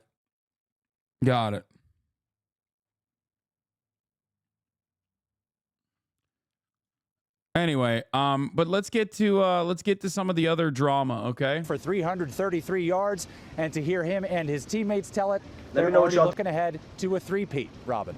And he's going back to Disneyland with his family. That's right, Will. So am I. How are y'all dealing with the reality, the actual reality? What? No. What is this? A certain sports streaming site at a Twitch chat has a Twitch chat, and when the Kennedy came on, everyone was memeing about politics, but if you talk about politics in any other chat at any other time, you get a week ban or perma. I don't even know what you're talking about, but wait, hold on. You guys got hella fucking hog talk, huh? You're bringing up a lot more hogs. Let's talk about what I observed yesterday during number 58. You know what 58 is. Now, see, I didn't partake in it. I observed what was happening. What do you mean? This guy just didn't want to watch the Super Bowl because he was doing BDS, dude. He was like, I heard Israel had an ad. I'm not watching the Super Bowl. There's a difference. When you partake, you're joining in. When you're observing, you're watching what's taking place. So I did not partake, I observed. And what I observed is this. Didn't you love how all of the fraudulent celebrities were pushing Bud Light like they were pushing the jab 2 years ago? Didn't you love that? Boy, everybody had a Bud Light in their hand. And how many people predicted that the Chiefs would win? I did. I mean, the writing was on the wall with neon graffiti that Helen Keller, if she was alive today before Ann Sullivan, would see that the Chiefs were going to win. Yep, we all knew it. And everybody's talking about this ice, ice, about the upside down cross. I don't know. That cross, I couldn't tell if it was upside down or not. I'm not saying she's not evil because she did throw up satanic signs. Wow. This guy is the most open-minded conservative. He's like, maybe Ice Spice is not satanic. I don't know. Let me tell you something, okay? Maybe Ice Spice is not satanic, okay? I don't know if it was an upside-down cross or not. This is what American centrism looks like in 2024 when, this is how reactionary we've become. That technically this guy is the centrist position, okay? I'm the median voter, okay? I did see that. And don't you love how they're trying to make Miss Swifty Swift look so cool when the camera was on her and she's chugging down that drink and slamming it on the table, showing all the young people across the country how cool she is because her and Kelsey are about to hit the campaign trail with old shit pants. Yeah, that was planned. Orchestrated. Hell yeah, brother. Most normal conservative. God, I love conservatism. And executed. We all know that. So just a few observances. All of the Usher, I didn't watch. Just reading and hearing, observing here and there, because we don't want them sucking energy from me or anybody else. Energy harvesting. Yeah, that was part of it too. So the whole thing, NFL, award shows, everything is planned, orchestrated, and executed. There's no mysteries anymore. It's planned. There's no who's going to win. We all know at this point because they're not even hiding their devilish deeds anymore. Yeah, pushing Bud Light. We knew the Kansas City Chiefs were going to win. We know that Mr. and Mr. Swift are hitting the campaign trail with shit pants. Pushing Bud Light, pushing Satanism. It was all there. It was all there for us to see. Yeah. We're not buying it. Us instinctually sound folks are simply not falling for this bullshit that they're not even hiding anymore. And if you're still believing that these people are great and the government's great and these celebrities are so wonderful, you're an idiot. Ciao, ciao.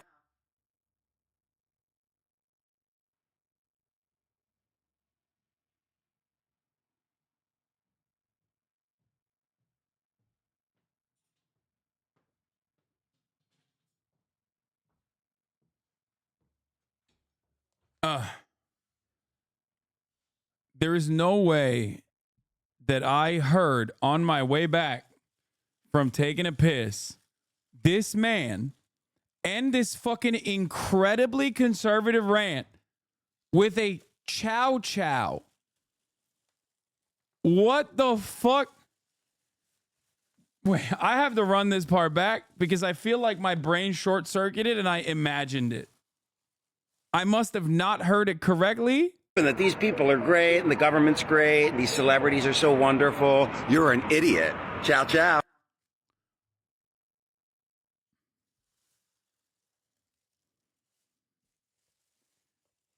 What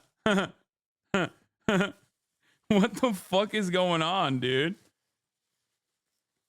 Ciao, ciao.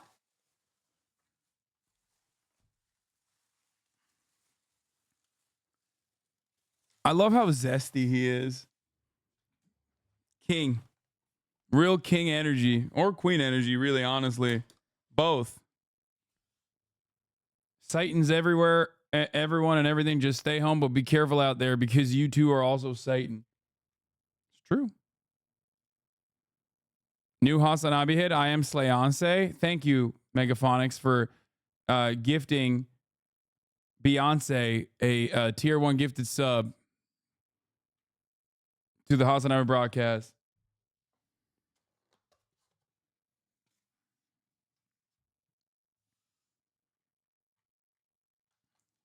It's very nice of you.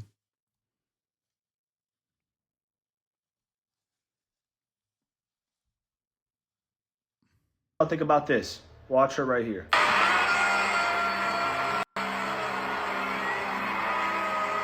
She got an upside down cross. It's not even an upside down cross.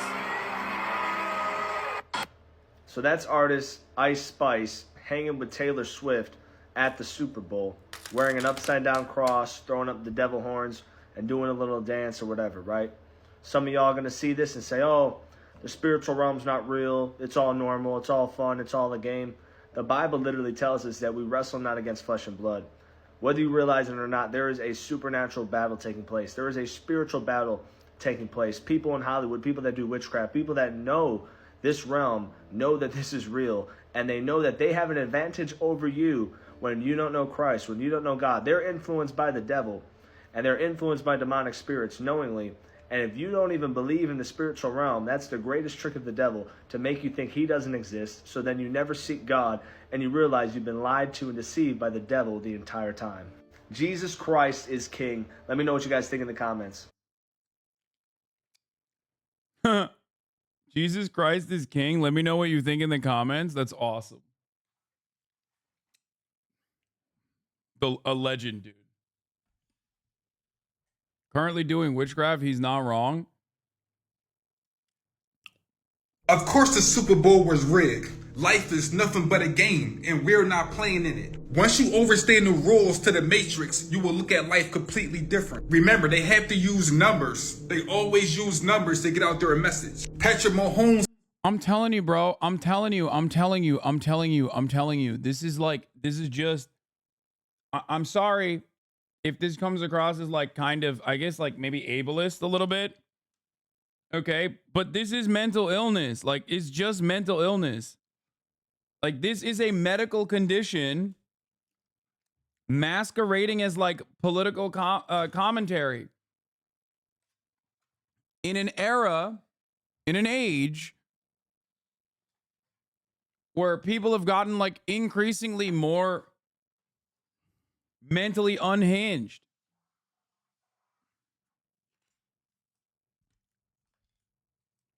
Could this be religious psychosis? I mean, it's definitely not mental clarity. It's the opposite of that.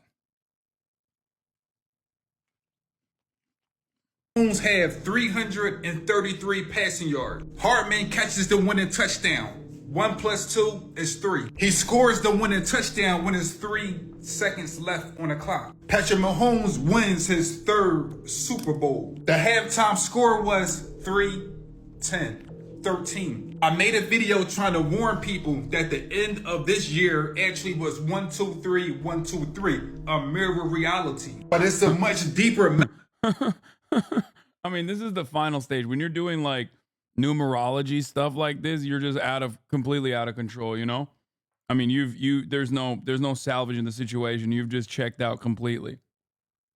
Message when it comes to these games that these people play. The reason why number 3 was so powerful in the Super Bowl is because we live in a 3rd dimension. What people don't understand is this old world is actually collapsing. They been trying to tell you they're about to get rid of the old system. It goes back to the pyramid. There are 3 points to a pyramid because you need 3 points to make things manifest. You need the good, the bad, and you get the outcome. The 49ers represented the gold that was stolen from the original people on this land. And the Chiefs was actually the native people to this land. They're letting you know they're about to take the land. So many people are mad, like the Super Bowl was rigged. It was scripted. Let me tell you something. Your entire life is a script.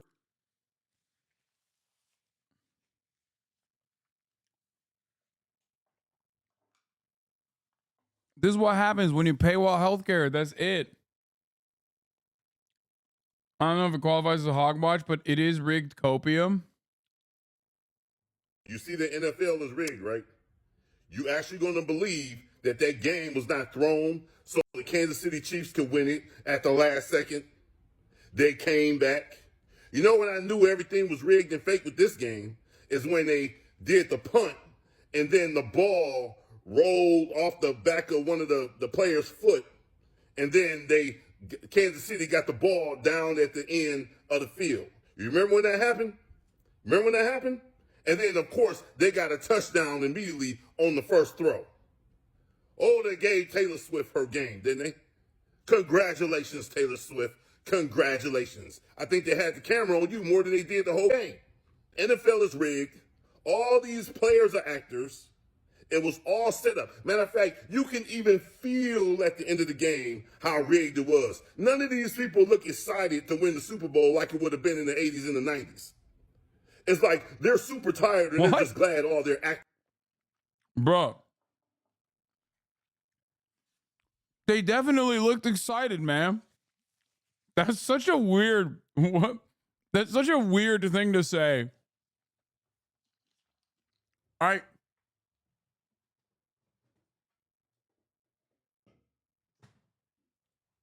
also feel like it's pretty funny because he's saying like they're actors, but they're not even good actors because like he can tell that they're not excited. This is everything now, dude. This is everything, okay? Mass shootings, rigged. Government psyop. Super Bowl, government psyop. Taylor Swift, government psyop. We have collectively gotten dumber over the years. We've collectively gotten dumber over the years, and we have also simultaneously gotten crazier as a consequence of this.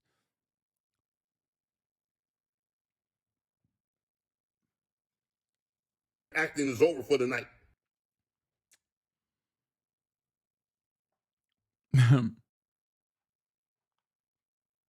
I mean, yeah, he lost $1,300, so I feel like we know why.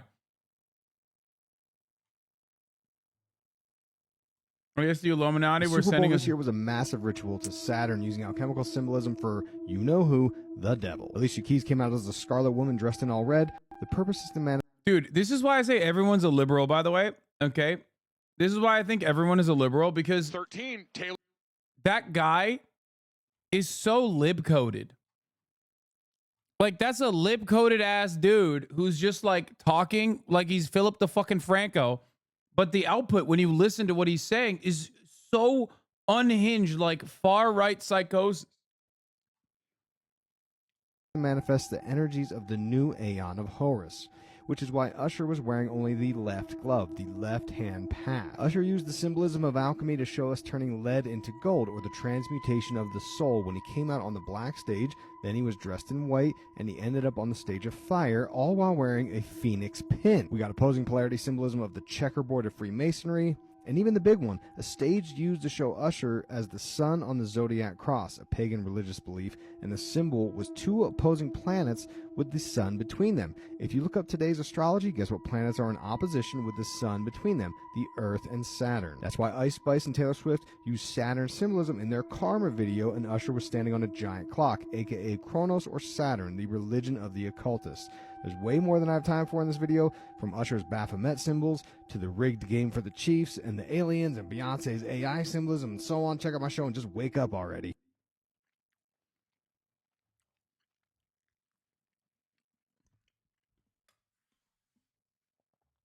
Yeah, just wake up already, dude. What are you doing, dumbass? Taylor's lucky number, which bodes very well for the Chiefs. Super Bowl 58, 5 plus 8 is 13. February 11th, 2-11 Oh my is God. 13. Versus the 49ers, 4-9. Oh my God. 13. 1 seed versus 3 seed, 13. Oh my God. Brock Purdy's jersey Anyone's number. putting money on the Niners at this point? Yeah. You're fighting God. You're fighting God herself.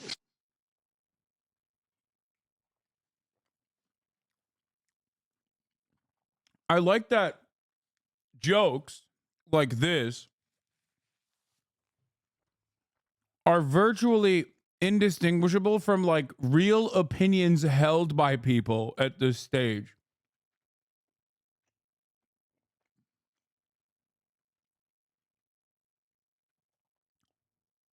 I want to point out some media hypocrisy real quick. You all know this man right here, Patrick Mahomes. He has now won the Super Bowl 2 years in a row. Congratulations. That is a very tough feat, and I'm proud of you for doing it. But that's not where the hypocrisy comes in. The hypocrisy comes in below. First black starting quarterback to win back-to-back Super Bowls. Contemplate something for me real quick. If he were a police officer that had just shot an unarmed black man, what would the headline read? Maybe something like, white cop shoots another black man. World's getting more racist. His mother is white. His father is black. But because this is a good headline, and he does a great job in the NFL, he's considered to be black. And in the real world, which is where we all mostly live, if he were a cop that shot an unarmed black man, they would be calling for this man's head. My question for the media is this. Why is it that a good headline always has to end with the person that is mixed being black, and if it's a bad headline, they're always white? If you don't believe me, recount George Zimmerman, a Hispanic American who shot a teenager. Everyone called him white. And they called him white because of his skin tone, not because of his... Bro said one drop rule. You're black across the board, dog. Why is he bringing in police brutality to the situation?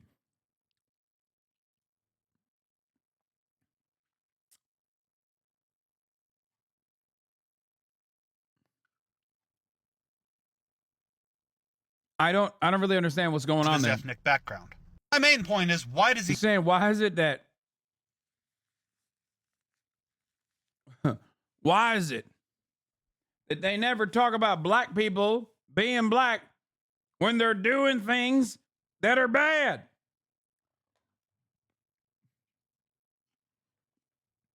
That's right. Why won't they do that? Like black on black violence, which I saw on the television, which immediately discounts my perspective, but never mind.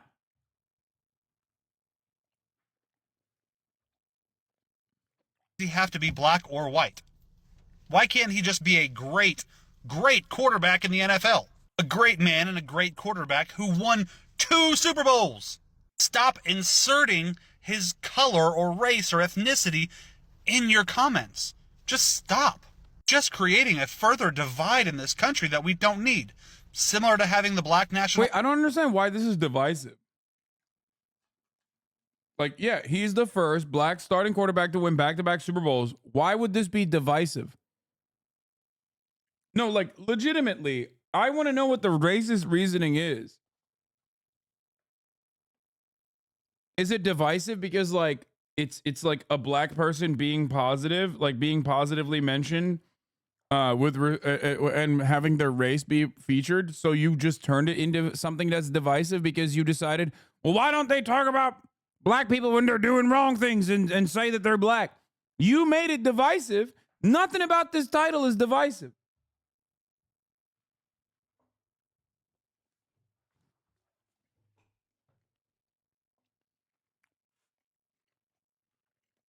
Anthem. Why do we have to have a black national anthem and then an American national anthem? Why?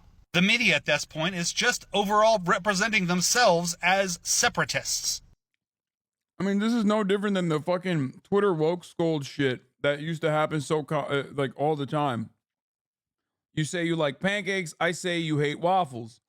I didn't say that. That's a whole different sentence, but this time it's conservative coded. This is why I also say conservatives are liberals as well.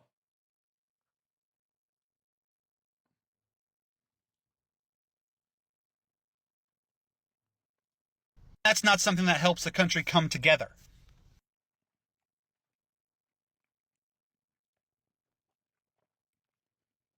Anyway, let's talk about... I just want to thank at the very end, John. Let's talk about Biden making fun of rigged Super Bowl conspiracy theory. I want to just thank President Biden for the PSYOP. Just an amazing rigged script in coordination with Pfizer. He rigged it. Perfect. I don't like that liberals are making liberals know our memes and they're making fun of conservatives alongside us. I don't like that. Really impressive. By the way, let's show this really quickly, Elise. So for people that don't get this, and which it was the first 1,000 or so after he put it up, they're like, "What's this?" This is of course mocking all the MAGA, ultra MAGA freaks that were saying that this was all rigged from the very beginning, and this is him mocking the snowflakes, just like we drew it up, Elise. All my intel on this is just that if you're willing to hug a smelly football player after he's won the Super Bowl, that's true love. That's true love. And I think you're being a little unfair to Kyle Shanahan. I still think he's the best coach in the NFL. And I think that, look at how far he took Brock Purdy this year, and who knows what's next.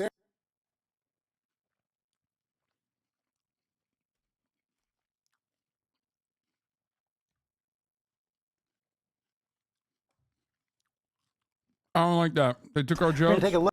And I don't like it. Look now at Taylor Swift and the NFL, her impact on families watching the game together. Becky Worley here with that story. Good morning, Becky. George, good morning. It does not get any bigger than Taylor Swift at the Super Bowl 2024. But the impact of this pop culture sports crossover may have ripple effects for decades on the NFL and on families. This morning, Taylor Swift taking over Super Bowl 58.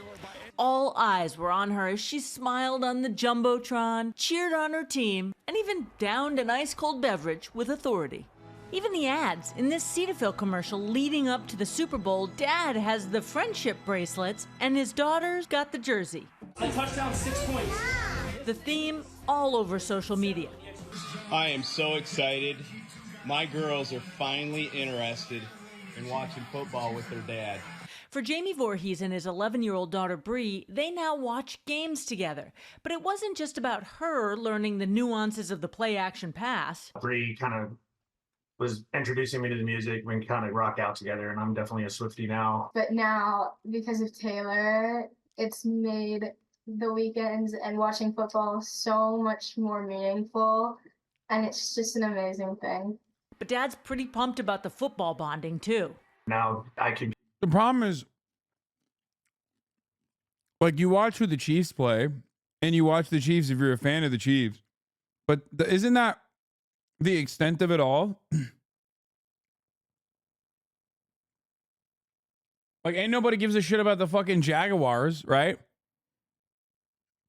Unless they're playing the Chiefs with that weird moment. I mean, I guess it's like, it's fun for the family. I don't really give a shit about football. I wasn't like I'm only interested in the Super Bowl because like it's a cultural moment and everybody talks about it. And then conservatives get really mad about like whatever they saw, like a black person or whatever, and it pisses them off.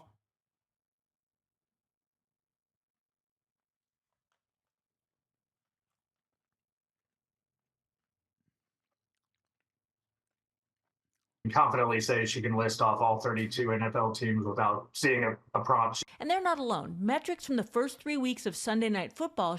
Son, take it back. Jag fans are insane and will make your life hell. I wasn't like, it wasn't a diss against them. I'm just saying that like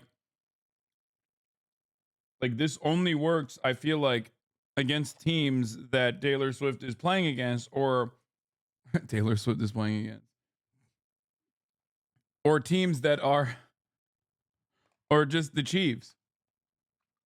Showed a 53% spike in female teen viewers, and overall throughout the season, a 9% uptick of women watching. It's clear that this has brought dads and daughters together, and I mean that literally and symbolically. It's brought many more women watching this sport.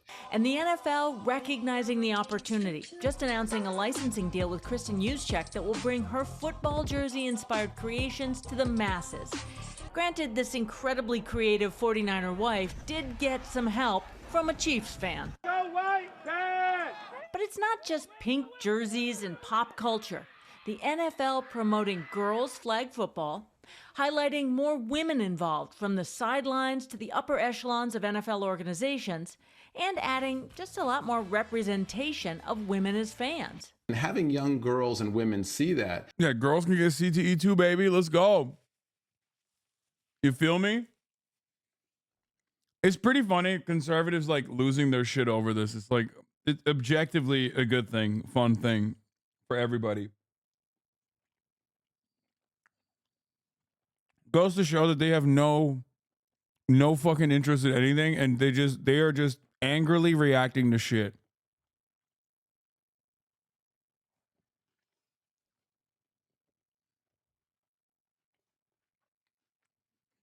I think changes the game of football for them, but also changes their perceptions about what women can and should be doing in our world. While this... It's called being a hater. Yo, what they're doing right now, what conservatives are doing right now is like literally Gamergate. Like more women being involved in the production side of gaming. More women playing video games and like it becoming more commonplace. Created this weird reactionary approach to women in gaming and all depiction of women in gaming in general as sweaty nerds lost their fucking minds. They're like, everything is feminist. I hate this. At a certain point, they're just like, all of the weird, sweatiest losers always get mad. And there's just like more, like women being interested in the shit that they're into. They just want to gatekeep it. But I think because football is so normie coded, like it's mostly just normies that like football, that they don't give a fuck. They love this shit. Like normies will be like, oh great, my daughter watches the games now. So if you are the type of person who will be like, what the fuck's going on? Bitches are watching the game now instead of making fucking sandwiches in the kitchen or whatever the fuck you're saying. Like you're gonna be looked at as the gross little pervert you are from the broader majority that actually loves the fact that there are more women interested or girls interested in watching the sport with their dads. You know? It even worked on your friends. Also, I've never watched so much football in my life. Okay, Yeah. I watched damn near that entire Ravens versus Chiefs game going, I got no idea what's going on. I was watching clips every time Travis Kelce was, he was catching the ball. Okay, I saw that. I've already got plans to watch the Super Bowl this year because it's very exciting. I do not know anything about football. Also, my dad, he's a big 49ers fan, so it's kind of exciting because I'm rooting for the Kansas City Chiefs and my dad is rooting for the 49ers, and I'm actually going to watch the Super Bowl this year, okay? I messaged Cutie yesterday and I said, can we watch the Super Bowl together? Fellow Swifties. And she said, I'm having a party. Come over. Yes! Are you rooting for the Chiefs or are you rooting for Travis? No, I'm rooting for the Chiefs, okay? Patrick Mahomes. Is that how I say it? Anyways, I don't watch football. I watched 1 year, the Patriots versus something. It was the most boring thing I've ever seen. And yes, I did look up Super Bowl tickets just on the off chance I would go to the Super Bowl in real life. And then I found out they're like $20,000 and I couldn't believe it. But at the same time, I could, but I couldn't. Yeah, so I'll be watching the Super Bowl this year. Very exciting.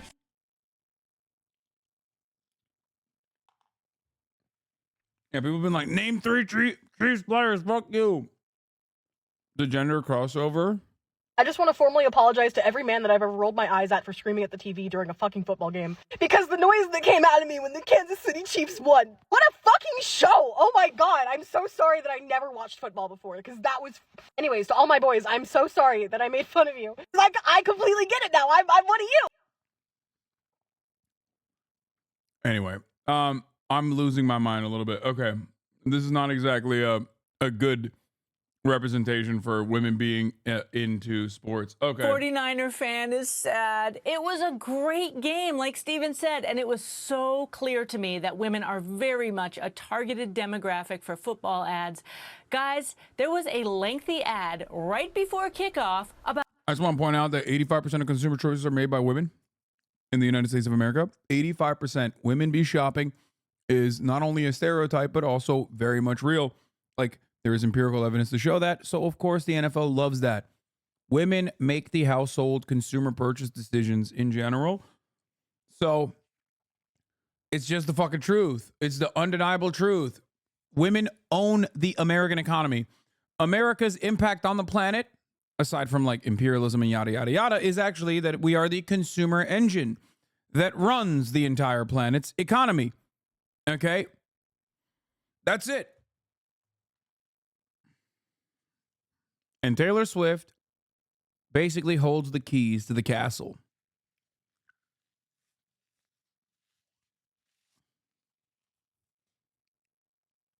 About a hot flash menopause drug. Mind blown.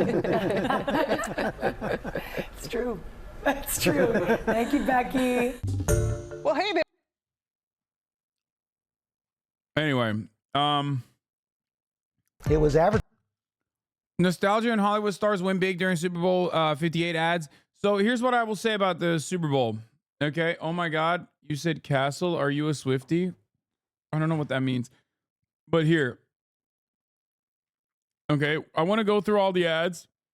But across the board, I will just say. I would just say this. Wait, what? Last night, nearly 10,000 people filed a complaint directly with the FCC over the ads paid for by the Israeli government aired during the Super Bowl broadcast. CBS violated FCC rules by not making proper disclosures of the viewers across all platforms. This not only undermines the integrity of the broadcasting standards, but also misleads the public by not providing necessary context about the ads' origins. I don't know what that means. I don't know. I mean, I hope it works, but I don't know what this means. But anyway, boring. Talk about the Philadelphia Police Department bombing Operation Move. You want me to talk about the Move bombing? That's 1985, dog. What the fuck? That's literally a 40-year-old thing that you're bringing up. Most mobile chatter is right. All right. Anyway, let's look through some of these fucking ads. Advertising's biggest night, the Super Bowl commercials. GMA's biggest 49ers fan, Whit Johnson, made it to Las Vegas for the game. He joins us now with a look. Across the board, here's what I will say about the Super Bowl ads. 1, mid. 2, everything is just like celebrity packed. Obviously, celebrity cameos have always been a thing in Super Bowl commercials. But this year, I feel like they just maxed out on the celebrity cameos and had no money left for the other creative side. Every ad was ironically not dissimilar to Kanye West's ad, which I don't even know if it's a real ad or not, because it looked like a fucking fake ad. I don't know if I got like fake news or not. But with the phone camera and being like, hey, hello, I'm Kanye West, go to Yeezy.com. Like, every ad basically was like, we spent all the money on the placement and all the money on the celebrity endorsements and none of the money. None of the money on like actually the creative endeavors. Mind-boggling stuff. Yes, I know. The cool thing was there was a Twitch streamer in the Mountain Dew ad, Optic Scump. Shouts out to Scump for putting Twitch. Twitch actually had a pretty solid showing in the ad space. Beyonce has a Twitch account. What the fuck? Look at last night's ads. First condolences to you, Whit, but you are still smiling. I'm still smiling, George. Yes, it does hurt a little bit this morning, but it was an incredible experience. And the commercials, of course, were fantastic.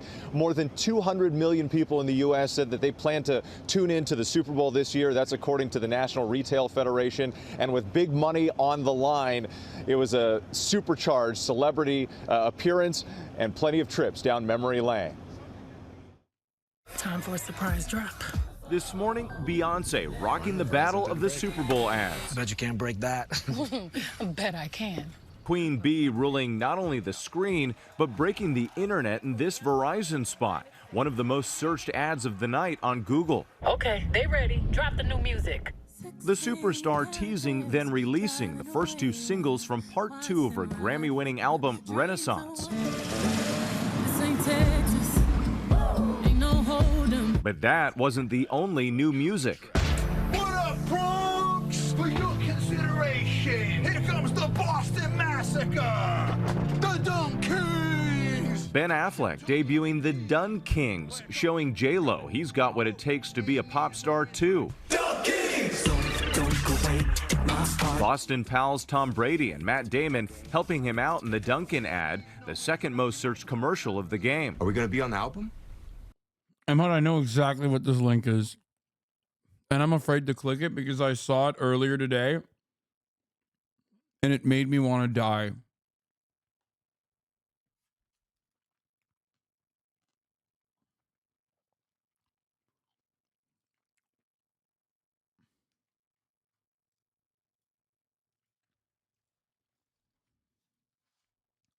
Here is the Tesla Economics account, Megaphonics' alt account, tweeting about Elon Musk at the Super Bowl with one of his many children. One of his many children that he definitely doesn't know the birth date to or the names of. Let's be real.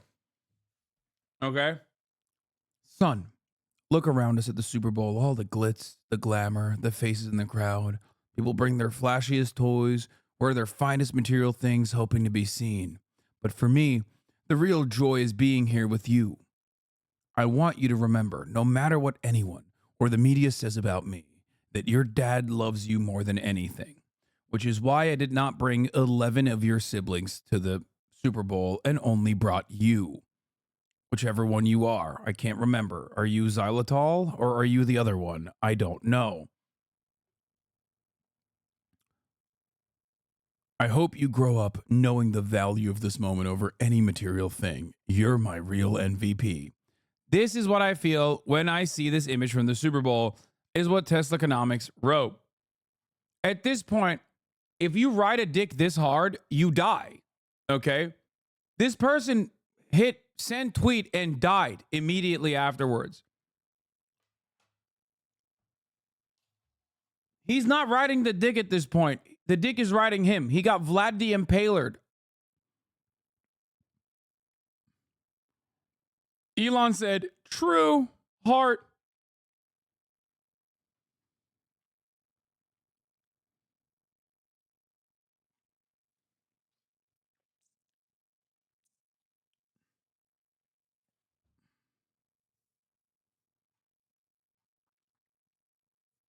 Anyway.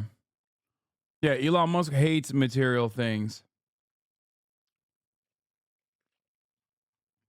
Reads as satire? It's not. It reads as satire because, like, at the end of the day, despite being a Twitch watcher, you still are a My Response job application.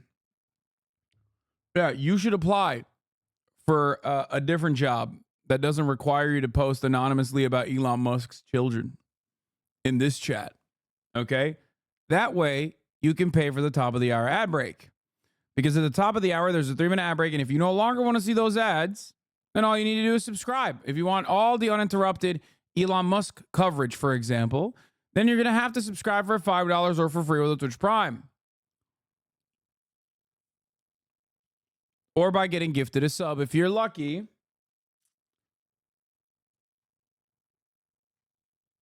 Here's the 3-minute ad break now. I can't believe MHUD posted an Elon link like Megaphonics.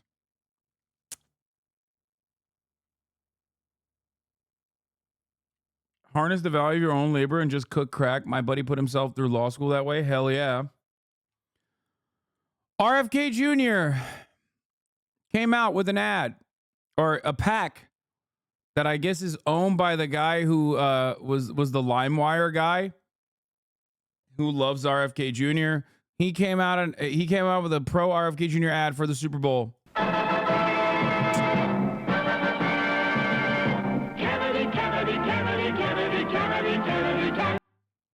I feel like they could have done a better job.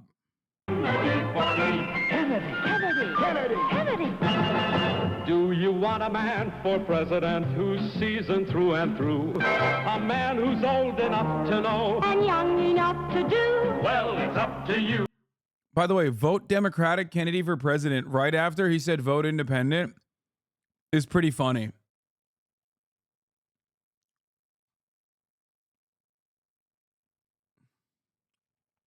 It's up to you. It's strictly up to you. American Value 2024 is responsible for the content of this advertisement. Kennedy, Kennedy, Kennedy, Kennedy, Kennedy.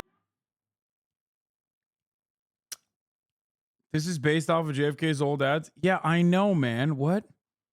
What are you talking about? I know.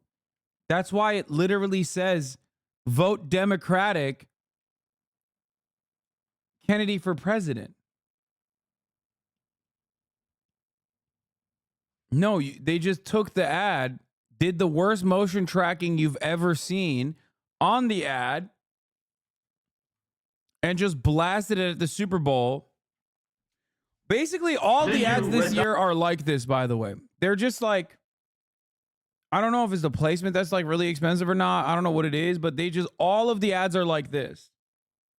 Where it's just like, in some instances, like weird AI shit.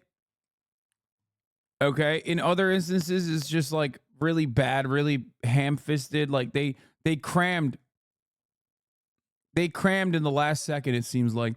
RFK Jr., I'm so sorry if the Super Bowl advertisement caused anyone in my family pain. The ad was created and aired by the American Value Super PAC without any involvement or approval of my campaign. Also, RFK Jr. makes a Super PAC ad that causes family pain, his pinned tweet. Yeah, anyway. The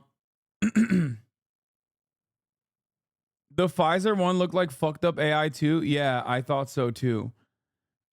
But yeah, He Gets Us is an ad that I used to see on Reddit so much. It was really weird. The He Gets Us ads are really fucking weird. Where it's like kind of gay. Like it'll be like Jesus is a crackhead. And I'm like, what? Like, what do you mean? Like, it's just not something that you see. Like, it's usually not something you see Jesus Christ doing. You know what I mean? Like, Jesus looks gay as hell. Like, he was shredded, right? Like, dude, Jesus is gay fit. That much is true. But like, beyond that, I feel like these ads are very odd. It's always like some dude with like a fucking face tattoo or some shit. Like, anyway, but I guess the He Gets Us ads made its way into the Super Bowl. And yeah, no, it's paid for by the Hobby Lobby group, which is great. And I personally think that this is really going to do numbers, dude. Christianity's coming back in a big way, okay? This is literally a Max Payne soundtrack. Don't ask me. Okay, never mind, not anymore. What you know is true. Don't have to tell you. I love your precious heart.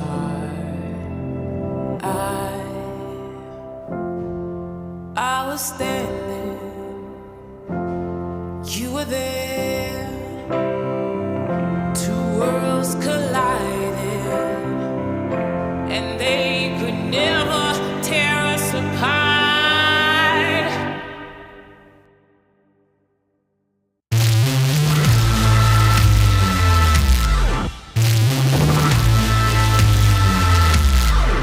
We can That's crazy. Wait, no way. No way. That's the actual. What? Wait. Okay, this part is like really funny too, because this is like a I think a gay black person and this like a Christian person like going extra hard on washing this person's foot, but it's awesome.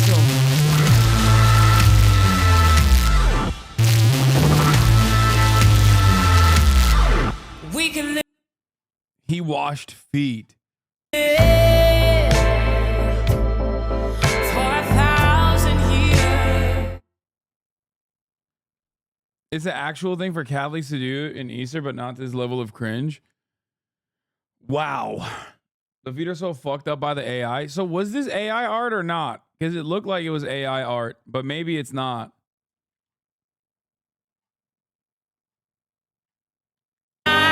Because look, I'm looking at the feet and it looks kind of like it might be AI, but...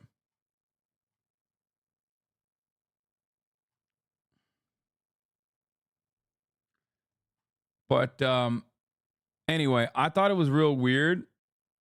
And then these brain dead fucks like Ollie London said that they're trying to make Christianity woke, by the way, even though it's fucking paid for by the Hobby Lobby. A Christian organization spent $14 million on a Super Bowl ad to push woke messaging. Jesus didn't teach hate. Some of the images include climate change message, a woman in a hijab, and a person washing someone's feet outside of an abortion clinic.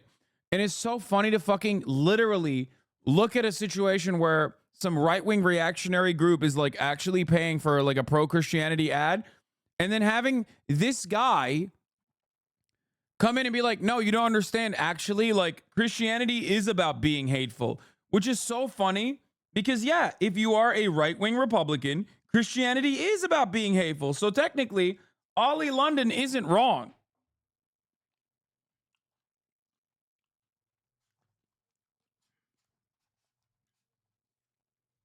It was a family planning clinic, not an abortion clinic. Yeah, but the point is, like, it's a teenager probably seeking out an abortion. That's why they did that.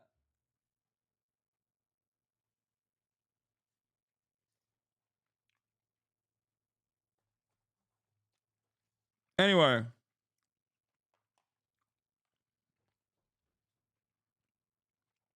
I do love Ollie London just being like, no, you don't understand. Like, it's supposed to be.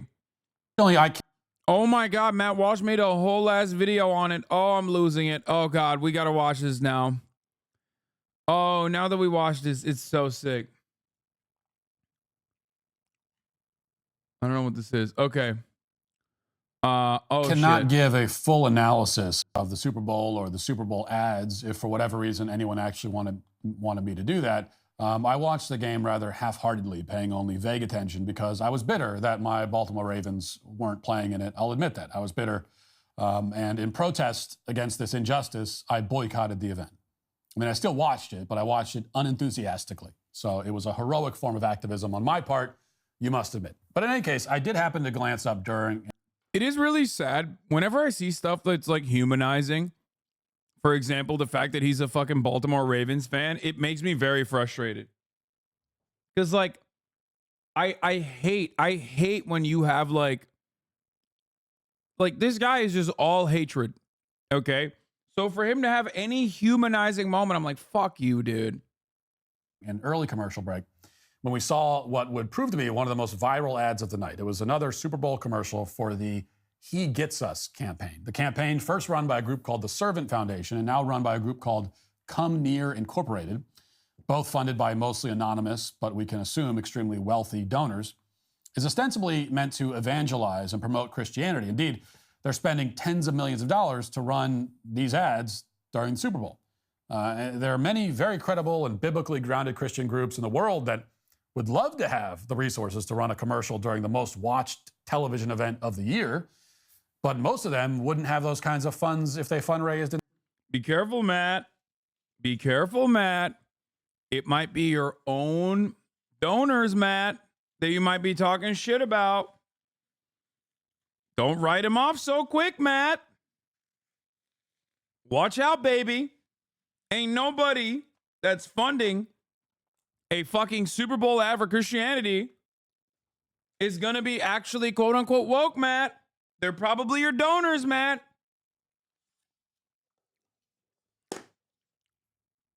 Been saved for a decade. The people that are behind He Gets Us do have that money, which means they have a unique chance that few Christians will ever have. They're able to present a message to 100 million people all at the same time. In fact, this Super Bowl is certain to be among the most watched events of all time, making this an unprecedented, or nearly unprecedented at least, opportunity. So what will they do with it? What message will they send out to those 100 million souls? How will they use the millions upon millions of dollars that these 60 seconds of ad time will cost them? Will they call the world to repentance, to humility, to obedience, to virtue? I mean, technically, they did do that. I mean, it is like their ad literally was the most like Christian ass ad, like to a T. I can't believe I'm defending the fucking ad. Although its background is kind of sus. Like, this goes to show that for conservatives, and this is something we already know, Christianity is simply about being mean, okay? He's vice signaling against Christianity because a Christian group literally was trying to market itself as like more tolerant rather than less tolerant. It's every part of their fucking, it's every part of their identity. It's like their core principle is just like, no, you don't understand, dog. I'm a piece of shit. I'm a bad guy. I'm a bad fucking guy. I hate everyone. I want to kill people.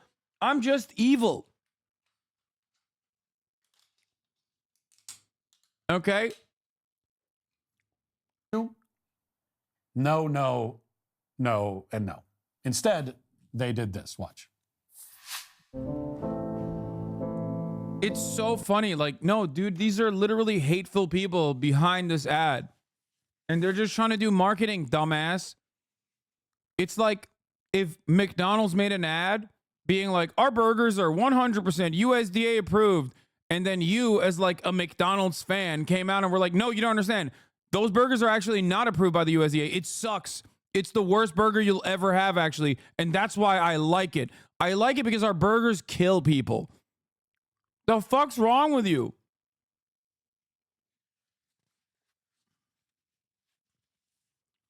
They're doing marketing. They're literally promoting like Christianity from the perspective of like humility. And Matt is so mad.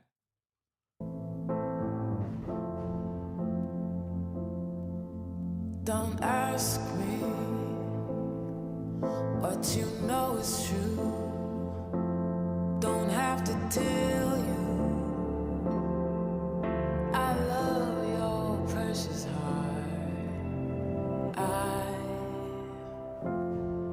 I was standing, you were there. Two worlds collided, and they could never tear us apart.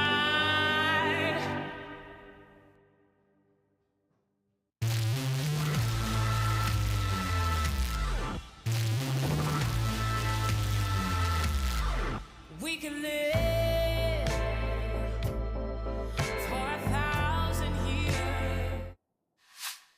Okay, so for those listening to the audio podcast, the ad consists of images, which may not have been AI generated, but certainly look AI generated.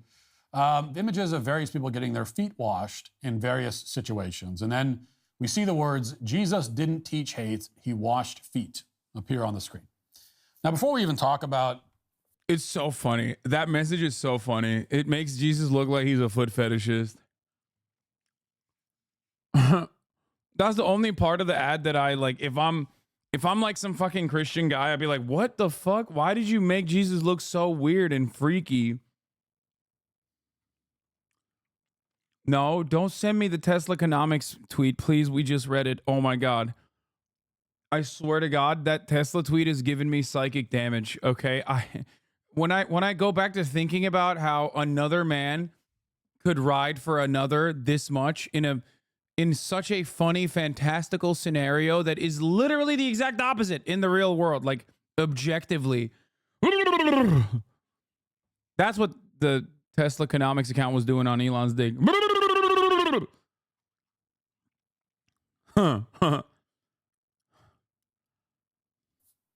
The actual images themselves and what they specifically depict, the very deliberate choices that were made and who gets their feet washed and who does the washing. We can already determine that the ad is, at best, a wasted opportunity. The most generous thing I could possibly say about a message like Jesus didn't teach hate is that it's redundant and pointless and benign. And that is, again, in its best form. Because everybody already knows that Jesus didn't teach hate, okay? We know that. It's the only thing that most people these days know about Jesus. The fact that Jesus didn't go around telling his followers to hate people is an extremely well-established fact. Again, it's like the only well-established fact. Bro, he's mad. Why are you mad then? Yeah, give us like lesser known facts about Jesus, like how he was totally fine with sex work. I don't know. Is that what you want? These days. So no. He's like, everybody knows Jesus loves people. How about Jesus hates people? He's like a... What? Look at his tail. What do you want?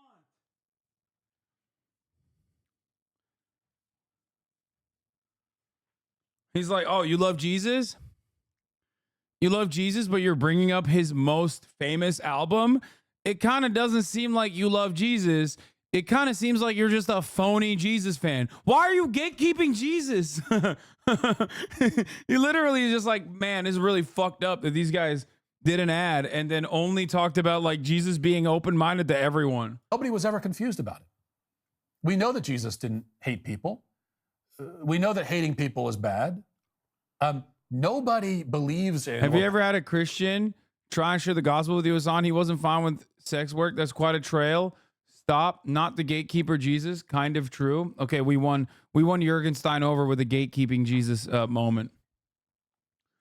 I thought he was totally fine with fucking sex work. What do you mean?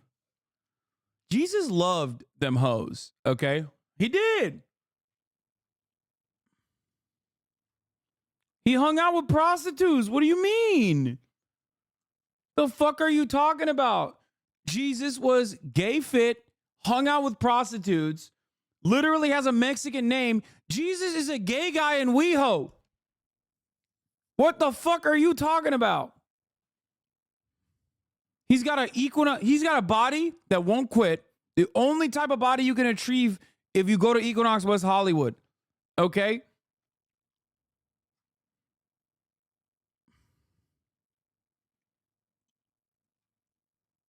He was an Arab? Yeah, but I mean he has a Mexican name.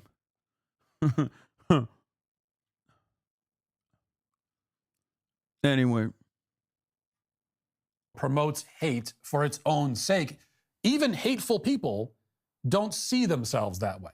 The story of the Good Samaritan is literally Jesus showing kindness to a prostitute, was also trapped in the desert with a baddie and abstained.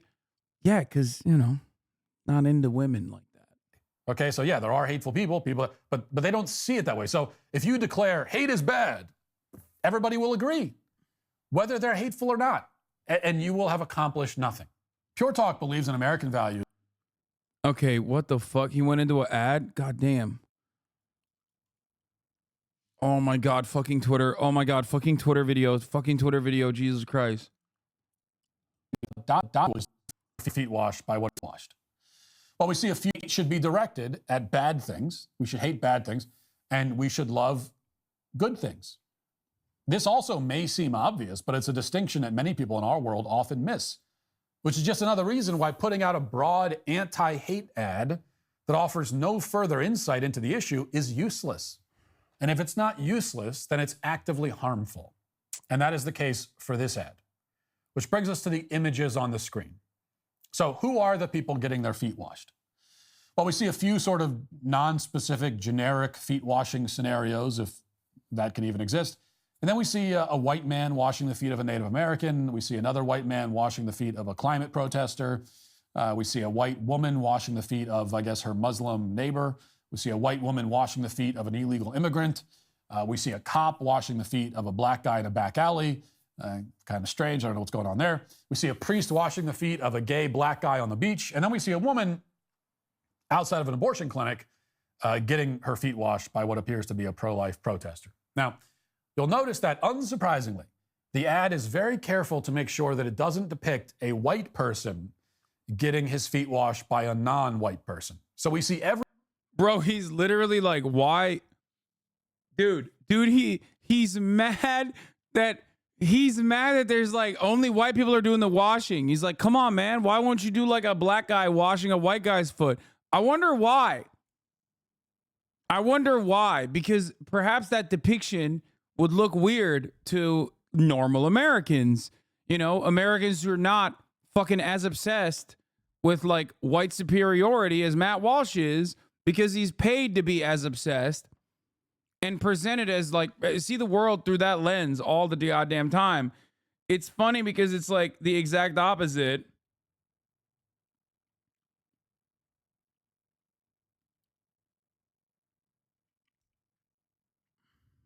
The exact opposite shit. Every combination of feet washing going on, except for that one. Apparently, Jesus calls us to wash feet unless you're black and the other person is white, because that would be racist. And this already tells you everything you need to know about the campaign and the people funding it. The ad strictly follows and respects the left-wing victim hierarchy and dutifully makes sure to not depict any image that would run afoul of the rules of intersectionality. If they had reversed the roles in any of these scenarios, then the ad would have been, to at least some small degree, culturally subversive. Okay, what if it was the black guy washing the feet of the cop?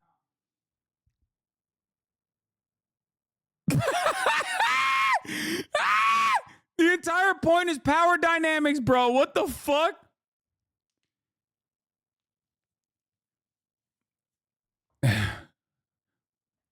What if it's a slave washing the foot of a slave master, for example? You know, a historic depiction. Yeah, I wonder why some fucking group that's trying to like promote Christianity didn't do that. I wonder why a marketing initiative didn't just have this like obviously insane depiction that would look really fucking racist. It's so fucking strange. I'm no big city lawyer. I am not a fucking theologist, okay? And it's very strange to me. I'm not a Christian. I didn't grow up Christian. I didn't grow up in a Christian country. And yet, even I get what the fuck's going on when I watch an ad that is supposed to promote Christianity to a broad audience. Matt, on the other hand, who's supposedly a Christian, only cares about Christianity from the framework of just being hateful. Like, he's like, I don't understand. Why is this ad not bigoted? What the fuck's going on? Give me bigotry. Everybody knows Jesus loves everyone. How about how many people Jesus hates? Give me bigotry.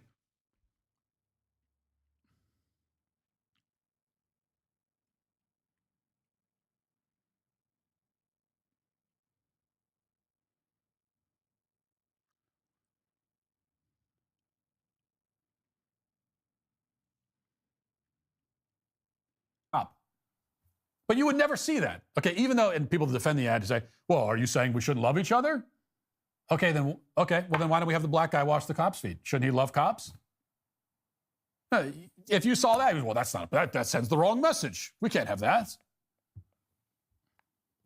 But at least that would have offered the viewer something that they don't already see. It would have given them something to think about. It would have challenged the viewer. But they made sure not to do that. So what's the problem here? Aside from the political correctness with the racial dynamics, what's the problem? Well, to begin with, I legitimately think he's like a fucking idiot, right? I always used to think like Ben Shapiro fakes it. Ben Shapiro actually fakes it. Like, I mean, he's a bigoted person, obviously, but he like greatly amps it up for content. I think Matt Walsh is like obviously a real legitimate hateful person, but he's also kind of stupid.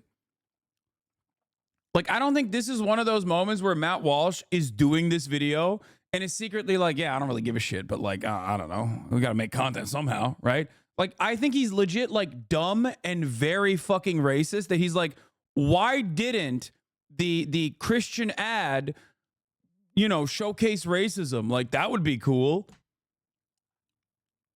This is a man who has no internal thoughts. Like, he has no inside voice. He's just like, no, I'm a fucking dumb idiot and I'm very hateful. And I think like, why didn't the Christian ad show hateful stuff? Like, that would have been dope. Because I think that's how we should present ourselves as Christian.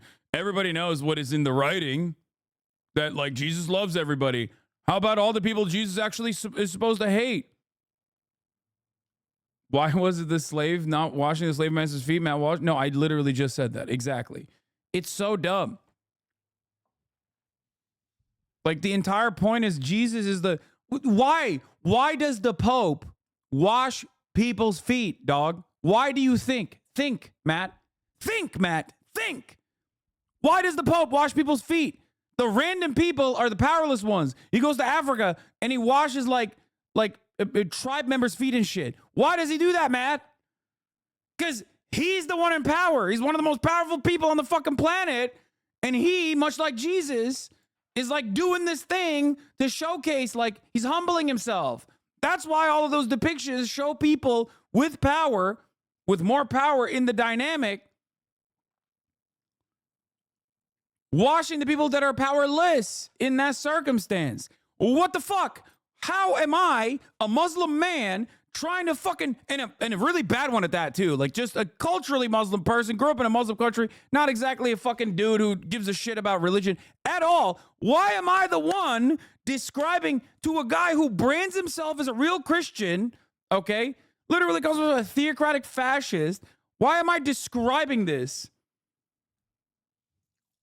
to the Christian guy who's just mad that, like, there is a very real power dynamic in Christianity, or very real power dynamic in the world, and Christianity is supposed to show that you're supposed to be humbling yourself constantly and be more understanding of the other. It's so weird. It's so funny. This is literally supply side Jesus shit, dude. He's doing it unironically. Remember the joke?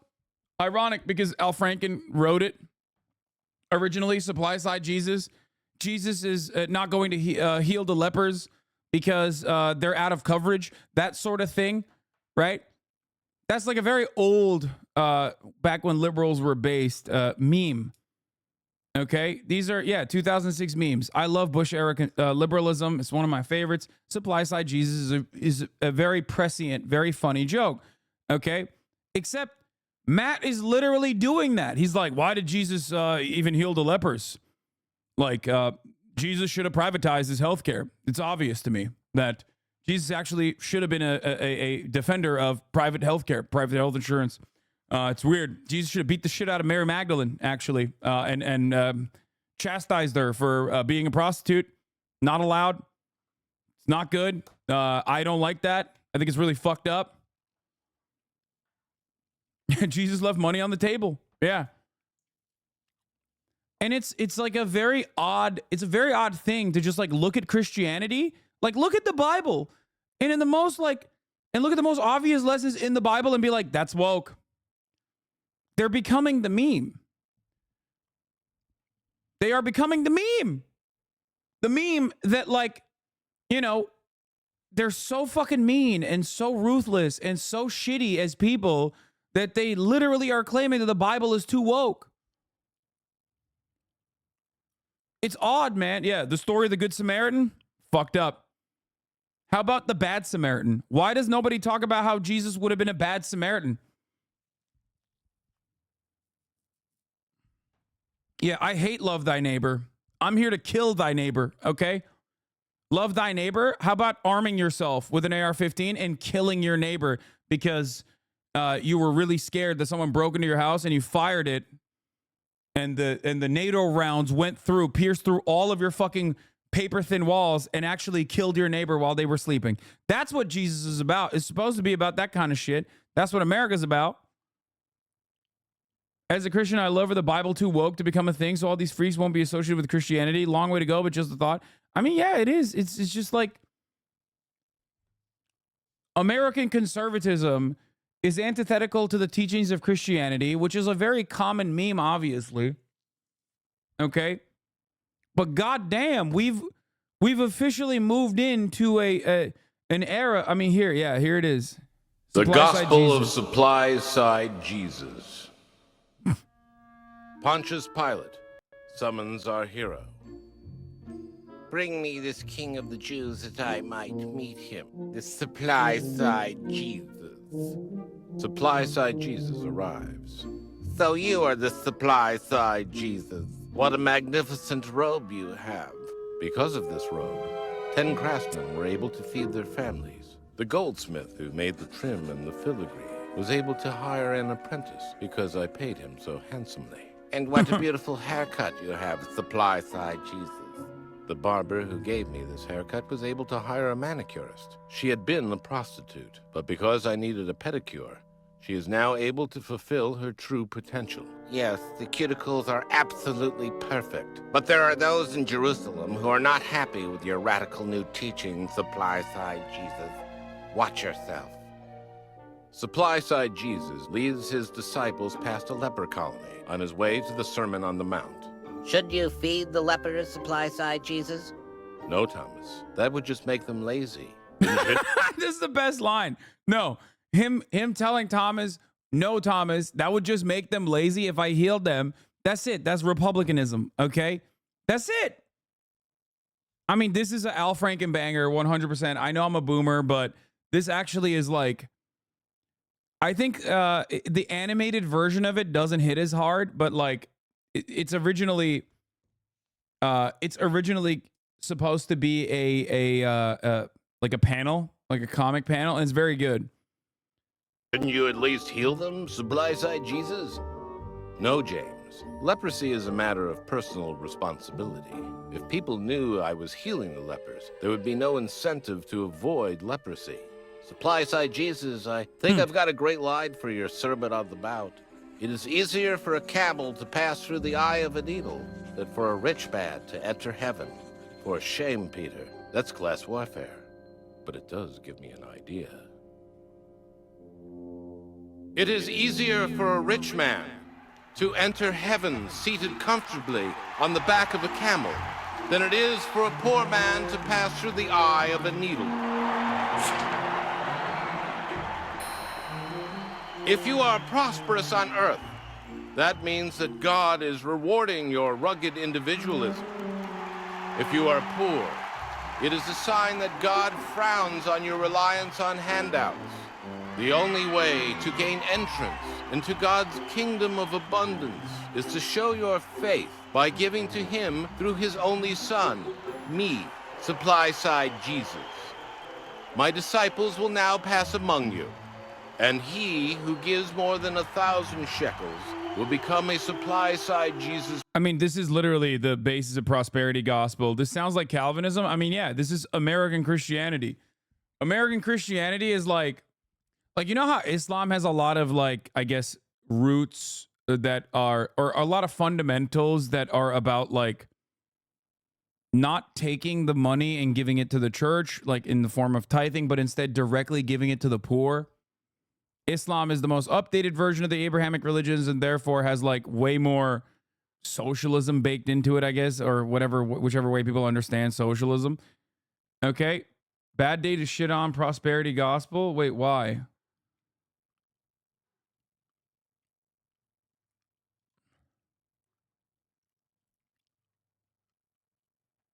Mass shooting? Wait, what the fuck? Suspect legally purchased rifle using the Lakewood shooting? Houston Police Department says. Wait, what? Houston, Texas person accused of firing rounds at Joel Osteen's Lakewood Church has been identified as a Genesee Yvonne Moreno, 36-year-old Hispanic woman, according to a search warrant. Houston Mayor John Whitmire and Police Chief Troy Finner gave an update. Overnight agents with the FBI, Texas Rangers, the ATF raided a Conroe home believed to be connected to Moreno. Yeah, I was like, what the fuck are you talking about? Turns out, like, is this Joel Osteen's church? Is that what it is?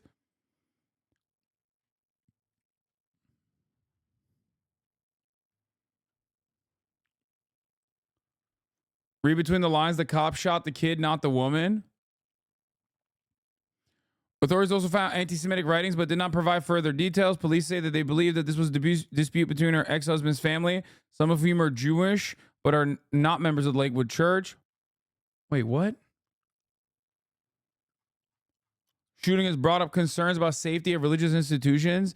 Finner said patrols will be increased. The series of events unfolded just before a Spanish-speaking service as thousands of people were packed inside the mega church. I was linking it earlier. Hogs and Zionists are going to lose their minds because the shooter is an AMAB trans woman, had Free Palestine on the gun. It was not an anti-Semitic writing. Oh, that's... Wait, what? The Jerusalem Post reported she has a Free Palestine on arrival. Yeah, I had no fucking clue this shit was happening.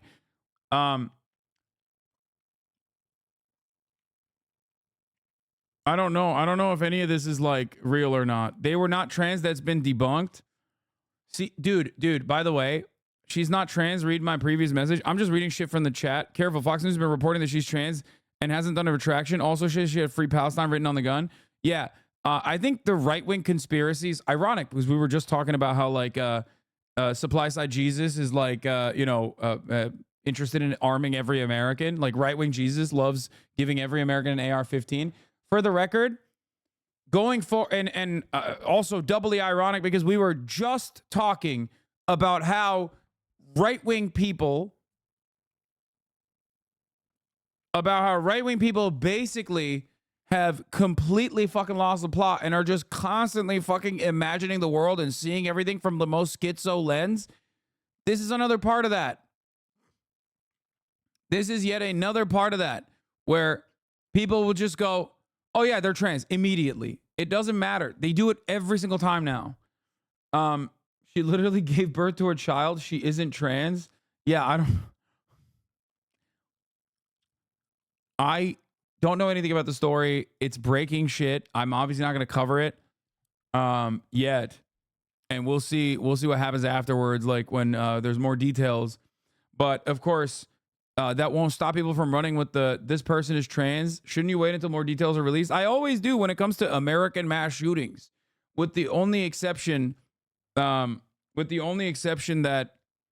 I mean, I guess it happened yesterday. The only exception of that being that if there's like extra information that comes out from like official authorities that go against like the misinformation that's like exploding. Oftentimes it's just basically someone claiming falsely that the person is trans. Very rare, it happens, but very rare is it that there is like an actual trans person that does it. But it seems like there was a church shooting that occurred where a woman walked into Joel Osteen's like popular Texas megachurch on Sunday afternoon with a long gun, and her 70-year-old opened fire before she was killed by law enforcement officers on the scene. The gunfire left a child in a critical condition and another man injured. Authorities are now probing the shooting at the Televangelist Pastor Joel Osteen's Lakewood Church, roughly 6 miles from downtown Houston. The woman, identified in a search warrant as Genesee Yvonne Moreno, 36, entered the church shortly before 2 p.m. wearing a trench coat and a backpack and opened fire. Houston PD Chief Troy Finner said in a Sunday afternoon news conference.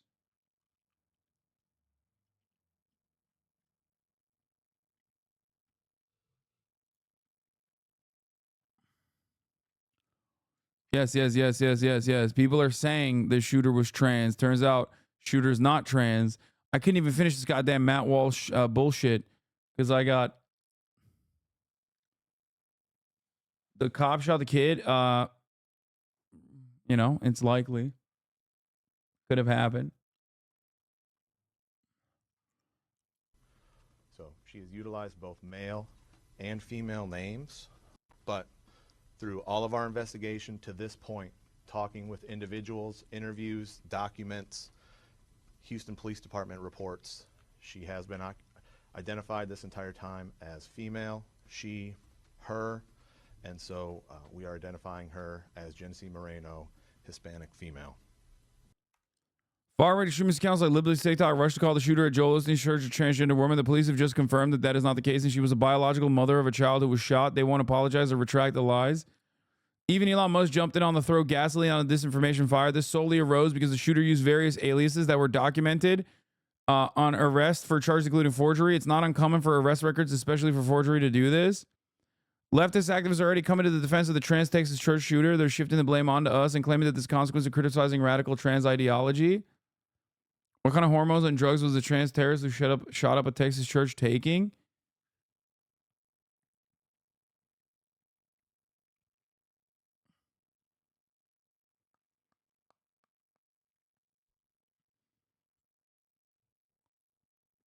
This I/O account is like straight up a race realist account, right?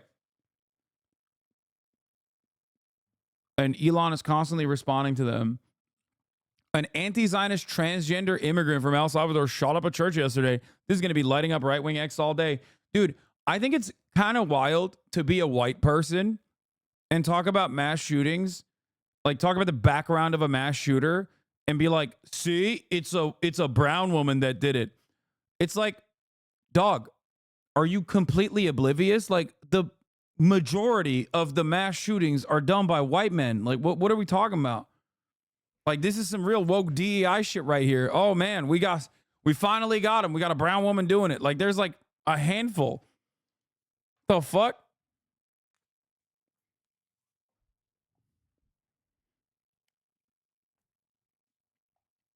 Hello? Anyway.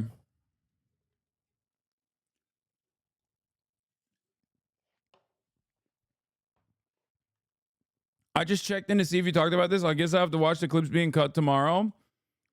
No, I didn't know anything about it. I didn't even know this thing happened. It's like when the EDL talks about Muslim pedophile rings when white men do the most pedophilia on Pedophile Island. I know. But it turns out she is not trans, at least. So that's one of the things that they just fucking ran on. Fox News reported that she was born as a man, but the police stated she believed to be the biological mother. Fox News is yet to retract the story. Fox News has stealth edited their article and removed the claim that the shooter was trans.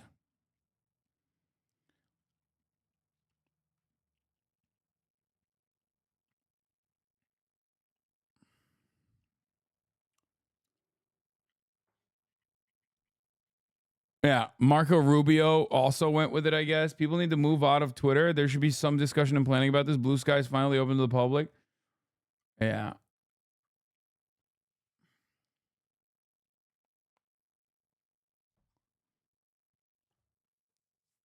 People seem more concerned about the gender or race of the shooter than the victims of the shooting. Yes, dude. Because in America, mass shootings and shootings in general happen so commonly and so frequently that we've moved beyond this being like a thing that's interesting. It's only interesting when it's like something that you can utilize as a political message. Yeah, a fucking kid was shot in the head. Exactly. Not interesting. Okay. It sucks, but it is the truth. In the eyes of the broader public, because this shit happens every day, multiple times a day, people don't give a fuck. That's why most people just rush to immediately be like, well, the shooter's trans. Shooter must have been trans. Shooter must have been trans. Must have been a trans shooter. And like, because no one ever gets punished for saying that, okay, I've noticed this happen quite a lot. Back in the day, they used to do this for Islam. Anytime a terror thing happened, okay, anytime an act of terror occurred, they'd be like, Muslim man, Muslim, must have been a Muslim. We got to talk about Islamic terrorism. A lot of you probably were not old enough to remember like post 9/11 world, like immediately in the aftermath, but 75% of acts of terror since, I remember this was like a 2016 study or something. I remember covering this and people being shocked where I remember talking about this. 75% of the acts of terror, domestic acts of terror, were conducted by white men that were anti-government far-right extremists. Okay, it's a broad categorization, but it's like most people at the time when I used to talk about it were like, the fuck do you mean? Like, what do you mean? That's crazy. I don't believe that at all. I don't believe that at all, because everyone was so perfectly conditioned into thinking that every act of terror on U.S. soil was conducted by a fucking, but was conducted by a Muslim person.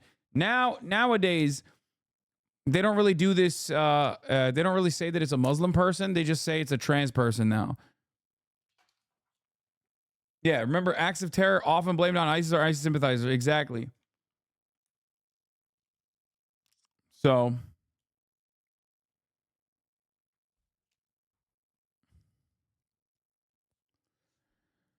police have not shared details about the motives of the shooting. Gunfire unfolded while church was in between service and preparing to go into the Spanish service, Osteen said.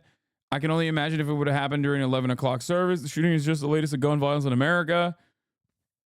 2 off-duty law enforcement officers confronted the shooter. 2 off-duty police officers were present. 28-year-old Houston Police Department officer, 38-year-old agent with the Texas Alcoholic Beverage Commission. Both with less than 5 years on the service. They engaged the shooter. She was struck, the police chief said. Shooter used a legally purchased AR-15 with a Palestine sticker on it, police said. A federal law enforcement source previously told CNN Free Palestine was written on the gun. She also had a .22 caliber weapon in her bag, which was not used in the attack, according to federal law enforcement source. What? ISIS are probably considering claiming the shooting too law. No, bro, this is a El Salvadoran lady. Yeah, I assume that they weren't just off duty. They were probably security. A lot of off-duty cops do security for events. I suspect that they weren't just simply at the church. They were probably paid security. Very common.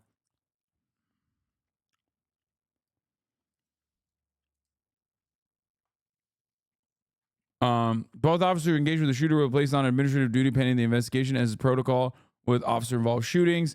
It's traumatic not only for our community, but it's certainly traumatic for the officers who had to take a life, and we worry about their mental health as well. So our prayers are with them. Oh man, yeah, police hate taking a life. They just famously. Yeah, shooter had a history of criminal charges, mental health problems, mental health challenges, going through ups and downs of trying to turn her life around and launch a business. It's crazy. How the fuck did she get a gun? I'm the most ablest motherfucker when it comes to giving out gun licenses. You know what I'm saying?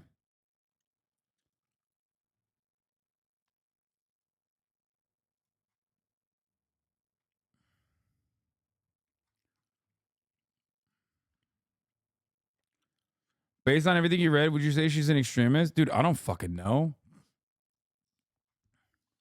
How can I make this assessment? Like, there is not even remotely enough details.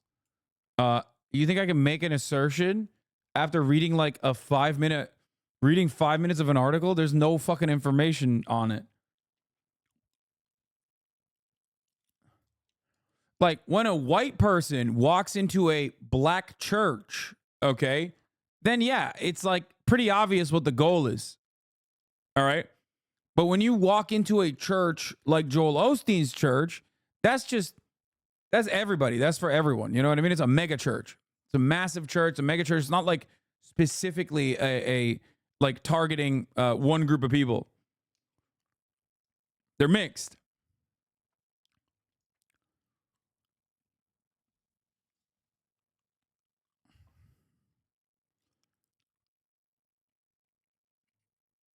Anyway,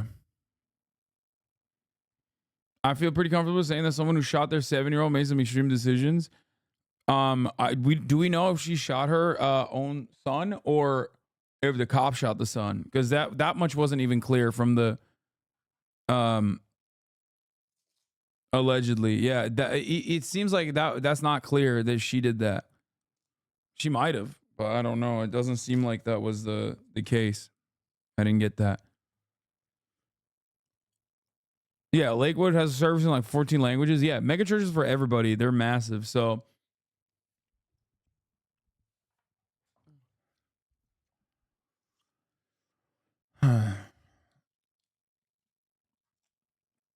please hire me as an intern. Why would I do that? Yeah, let me get free labor, dude. That seems good. Surely that won't turn into a massive issue. Records from the Texas Department of Public Safety show Moreno with a string of arrests for minor offenses over the last 2 decades, including possession of marijuana, an assault, illegal possession of a weapon, resisting arrest, forgery.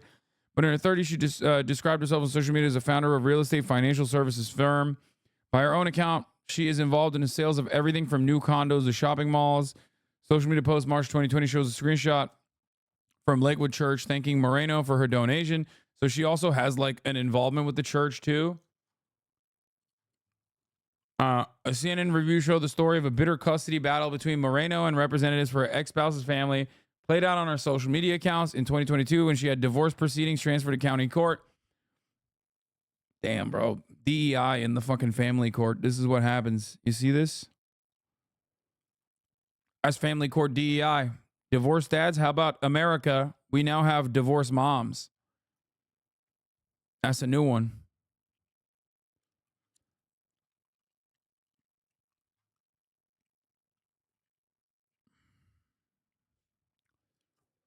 I mean, I said this when the Nashville shooter was trans. Like it came out that they were trans, right?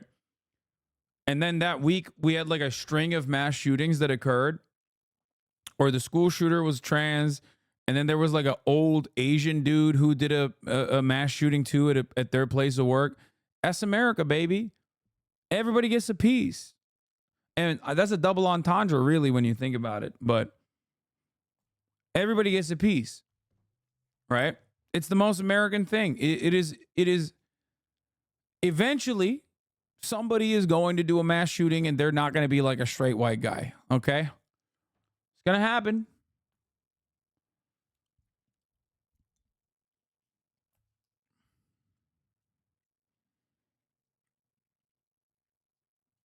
That's it.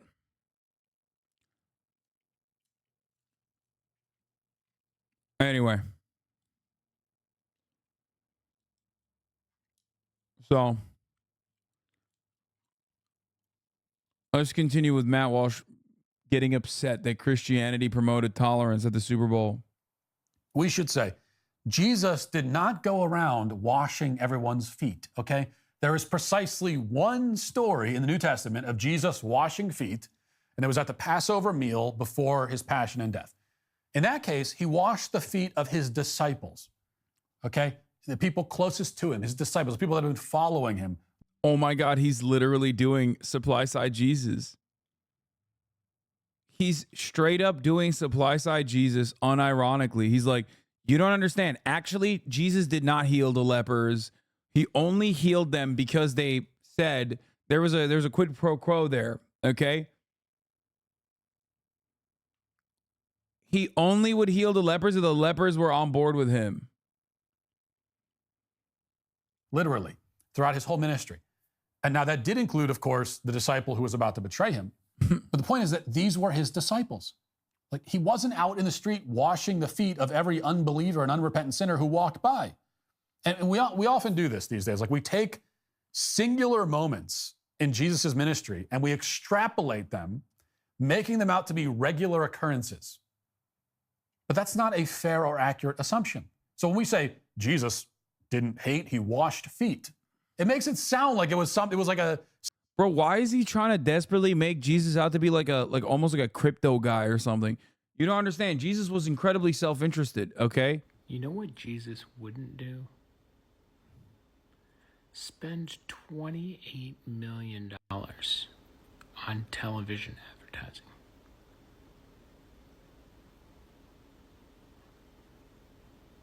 He'd probably just give that shit away to some poor people. Yeah, that's lame as hell, dog. Okay. I don't think you get him. That's lame as hell, bro. No, he wouldn't. Okay, that's socialism.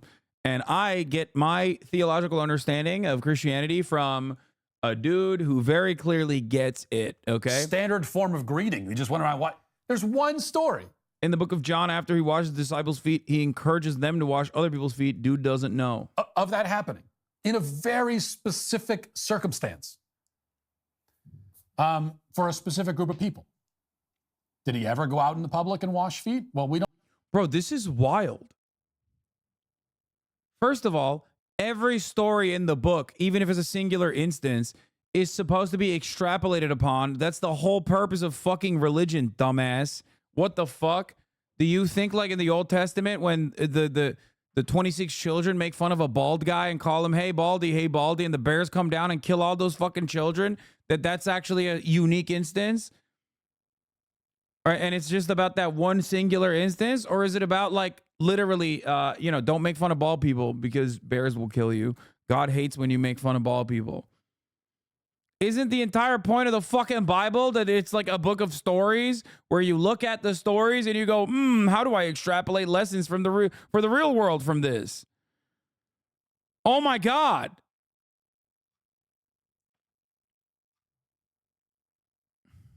You don't know. Like there's no reason to assume he did. There's no mention of it. But we do know that. I can't believe I'm over here behaving like Jordan Peterson, but like there's a whole...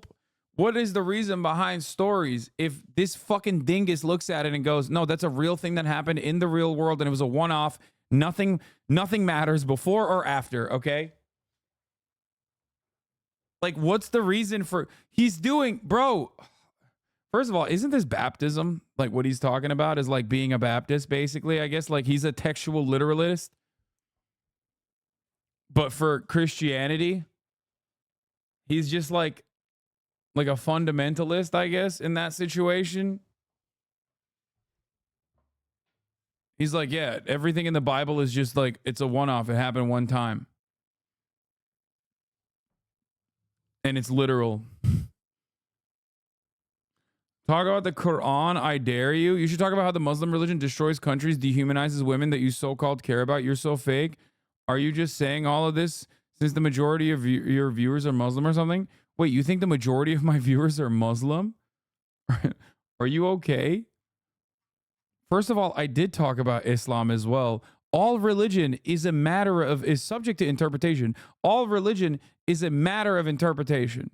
That's kind of exactly what I'm talking about with Matt Walsh. If anything, Islam, being the updated version of the Abrahamic religions, of the other three, or the other two of all three, actually has a more strict interpretation that requires, requires to follow certain codes of conduct. Why are you arguing with a Reddit atheist? Because this Reddit atheist is a fucking idiot that thinks like it has anything to do with Islam, while I'm literally in the process of like parsing through Christianity and talking about how someone's interpretation of the Christian religion is wrong here, because I have a consistent perspective on this matter, religion can be used for good, like liberation theology, or it can be used for bad, like white supremacist chattel slavery. Okay? Both sides of the slavery argument were literally fought with religious undertones. Religion is just a tool. It's just ideology. Okay? That's it. That's it. So when these fucking dummies don't realize that I'm actually separating Christianity from Matt Walsh's interpretation right now and immediately go, it seems like you're shitting on Christianity. How about you shit on Islam? They fail to understand that I'm not shitting on Christianity. Okay? I'm shitting on a false interpretation of Christianity. And now he turns it around and goes, oh, you're talking about Muslim religion, destroy countries, dehumanizes women that you so-called care about. First of all, Islam had its fucking golden age while the Angloid barbarians, okay, the supposed Christians, those Angloid barbarians were dying because they couldn't fucking wipe their asses, okay? I'm actually a girl, not a man. I don't give a fuck what you are. You're just a dumbass regardless of what your gender is, okay? You're a dumbass, Islamophobic, freak-ass bitch, okay? How about that? Is that good? Is that a better explanation for what you are?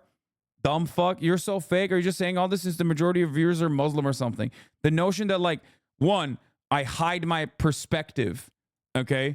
Because, like, somehow I'm capitulating or caving to this fantasized audience that you think I have. It's also funny that you think my audience is mostly fucking... It's funnier that you think my audience is mostly Muslim. You know what my audience is? Mostly atheist or agnostic, okay? 72% of this community is either atheist or agnostic. What the fuck are you talking about, you dumb fuck? It's so funny. People always are just like, yeah, I actually decided that Hassan has to be pushing these positions because he's like really worried about losing his tanky fan base. All of his audience is Chinese. All of his audience is Muslim. All of his audience is actually Islamist fundamentalist, depending on who's making the argument. Or maybe I'm saying the things I'm saying because I believe in them. You disagree with them. So you're like, and you're so conditioned into believing that like everyone that feeds you information has a secondary interest, okay, and are backed by some other additional motivating principle that's not just the truth or whatever they believe genuinely, that you think, oh, you must be grifting. There has to be a reason why you are, in my opinion, this open-minded about like religious people and why they believe the things that they believe. Oh, it's so dumb.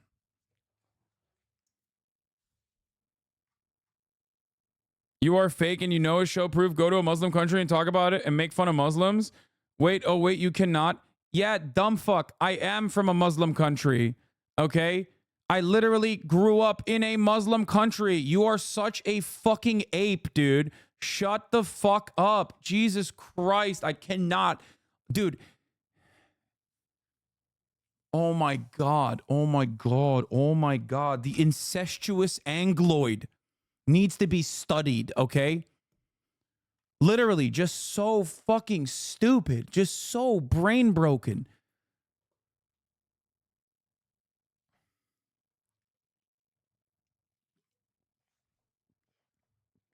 Go to a Muslim country. I am from a Muslim country. I grew up in a Muslim country.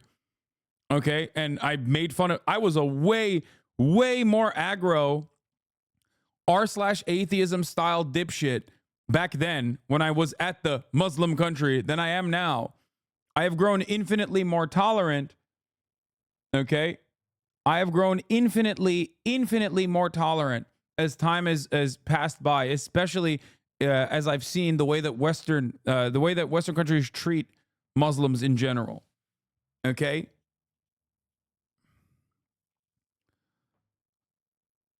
Show the birth fortifications or pipe up, pipsqueak. Yeah. Anyway. Maybe if you were a male, you wouldn't support the Quran. What?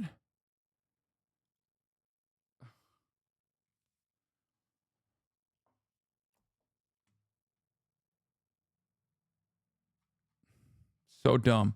That person was making a joke, I think. Anyway, let's finish this. Out in public. Whether or not he ever washed feet, we don't know. But we do know that his fundamental message was this: repent and believe. I have not come to call the righteous, but sinners to repentance, as he says in the Gospel of Luke. This was his message, not stop hating, okay? There was never that. It was repent and believe. And yet neither one of those points were mentioned in the ad, curiously enough. So is this a good entry point, though? You know, maybe that's the argument. Well, yeah, it's not really the gospel, but it gets people in the door with the feet washing stuff. Well, no, it's probably not a good entry point. It probably won't get them in the door. And even if it does get them in the door, they'll be coming through the door for the wrong reason. When you say to yeah, you should not be going into a church because you think Christianity is promoting thoughtfulness, open-mindedness. It should be teaching hate. We don't want these woke losers of marginalized backgrounds coming into our churches, okay? That's awesome. Thank you, Matt Walsh, for openly demonstrating that you're openly demonstrating two things. One, religion always is subject to interpretation. And modern conservative Christianity is just pure unadulterated bigotry and trying to bastardize the fundamentals in religion for that purpose. He is so openly saying this. Matt Walsh is basically the IDF Judaism connection, but for Christianity, okay? There is no real connection there unless you just want to be a bad person and associate your bad actions with religious purpose. Ridiculous. Or, here, I'll give you another example. ISIS Islam. A lot of dumb fucks think ISIS represents Islam. It has nothing to do with Islam at all, as a matter of fact. ISIS says they ride for Islam, but they're not actually doing Muslim shit.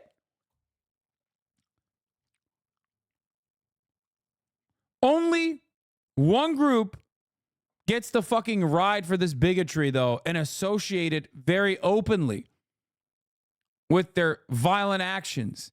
And that is reactionary conservatives, okay? Fundamentalists of every background. Whether it is a fundamentalist of Jewish origin, a fundamentalist of Christian origin, or a fundamentalist of Muslim origin. Reactionary people love talking about how religion is the reason. ISIS is Islam. Oh, shut up, dude. This is the weakest top of the hour bait, okay? It's the weakest bait for the top of the hour, Zoe V6A. Waiting for me to fucking pull your logs up so that you can just be like, oh, at the top of the hour, there's a 3-minute ad break. Now what happened? You got timed out, and now you look like a bigot.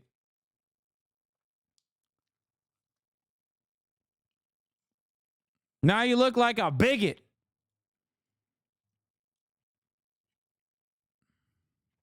Ha!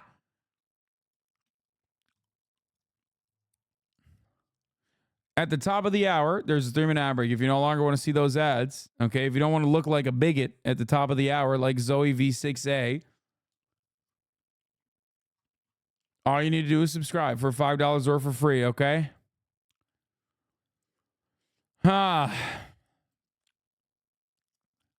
know my community too well.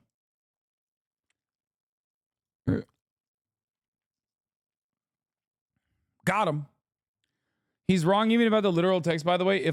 If I then, your Lord and teacher, have washed your feet, you also ought to wash one another's feet. For I have given you an example that you should do as I have done to you. More assuredly, I say to you, A servant is not greater than his master, nor is he who is sent greater than he who sent him. If you know these things, blessed are you if you do them. John 13:14-17. I don't fucking know. I don't know enough about it. All I do know is that religion has been a motivator. Verses 14-17. Religion has been a motivator, or like a secondary purpose in every conflict since the beginning of time. It is never like the sole reason. It's a way to galvanize people. It's a way to engage in team sports. That's it.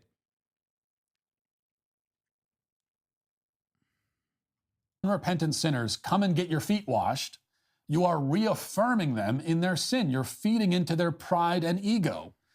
Okay, for the disciples, this is another key difference.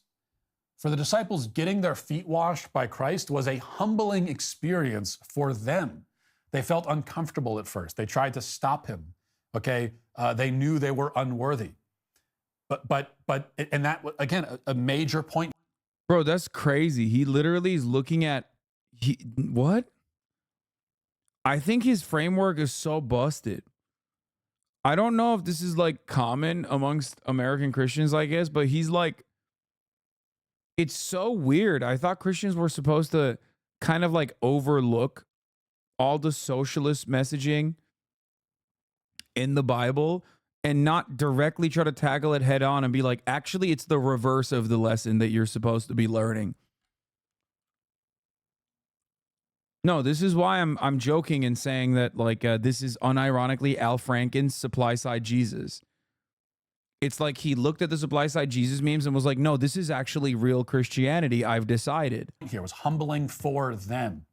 But if somebody sits down and says, yeah, come wash my feet, I deserve this treatment, come cater to my every whim. Then no, dumbass. The entire point is that someone in a position of power is being understanding to those who do not have power in that immediate dynamic. Like Jesus Christ having a position of power. Okay, one of the most powerful people, right? Son of God. The fuck? Lowering himself to the same level of his disciples, saying like we're on the same, we're doing it together, you know? Like I can do this. I have humility and you should do the same for others. That the lesson is like, the lesson is that even the most powerful person on the planet is still a servant of man, that we serve one another. What the fuck is happening? Why am I defending the Bible?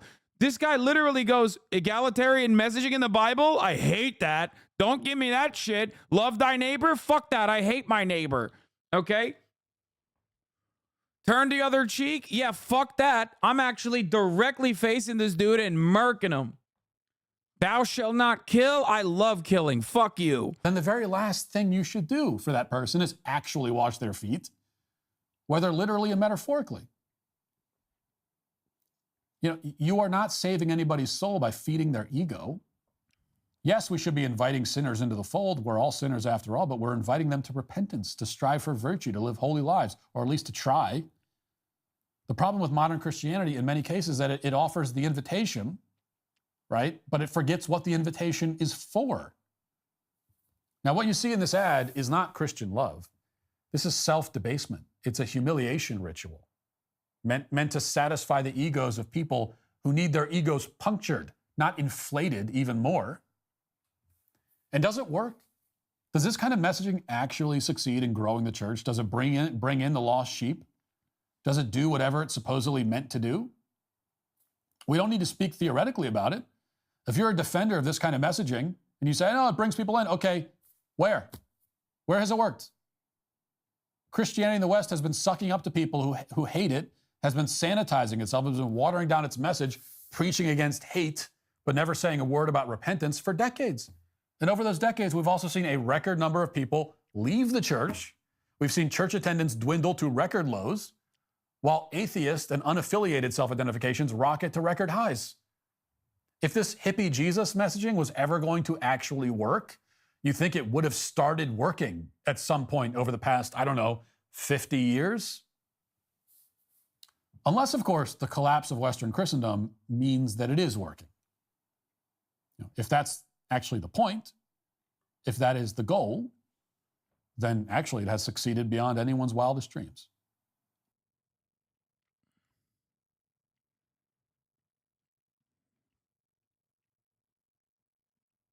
I don't know what to say to this. Does Matt think that the people left the church because there isn't enough hate? I think I'll explain it like this. I think the people within Christianity, within Catholicism specifically, for example, that recognize that their power is dwindling and their influence is waning on the planet due to the repressive, due to the fundamentalist principles that they still try to carry on as progress has moved past them, and therefore make an effort to reform, are actually a little bit smarter as far as like genuinely trying to engage in self-preservation. Okay?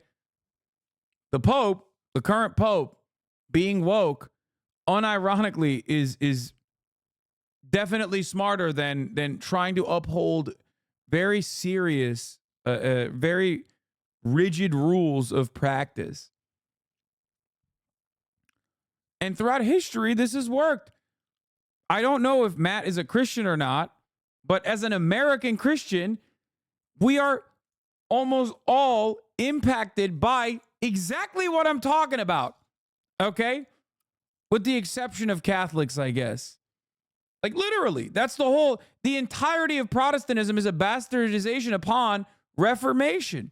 It's like historically speaking, the irony of an American talking about wanting to turn the religion dial back is hilarious, because this is Lutheranism, and then a jump off point from this reformist movement. Most Americans abide by one of these things. They're not literally fucking Catholic.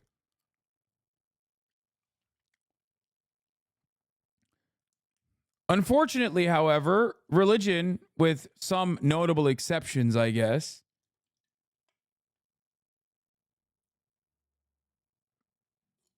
has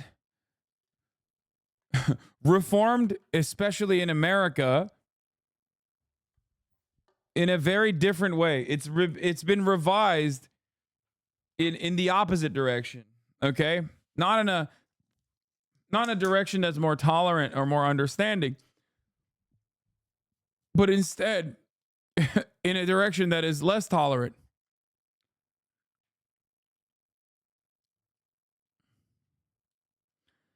And it's very strange, bro. I'm gonna fucking, oh my God. Take a week off. Stop linking me dumb shit.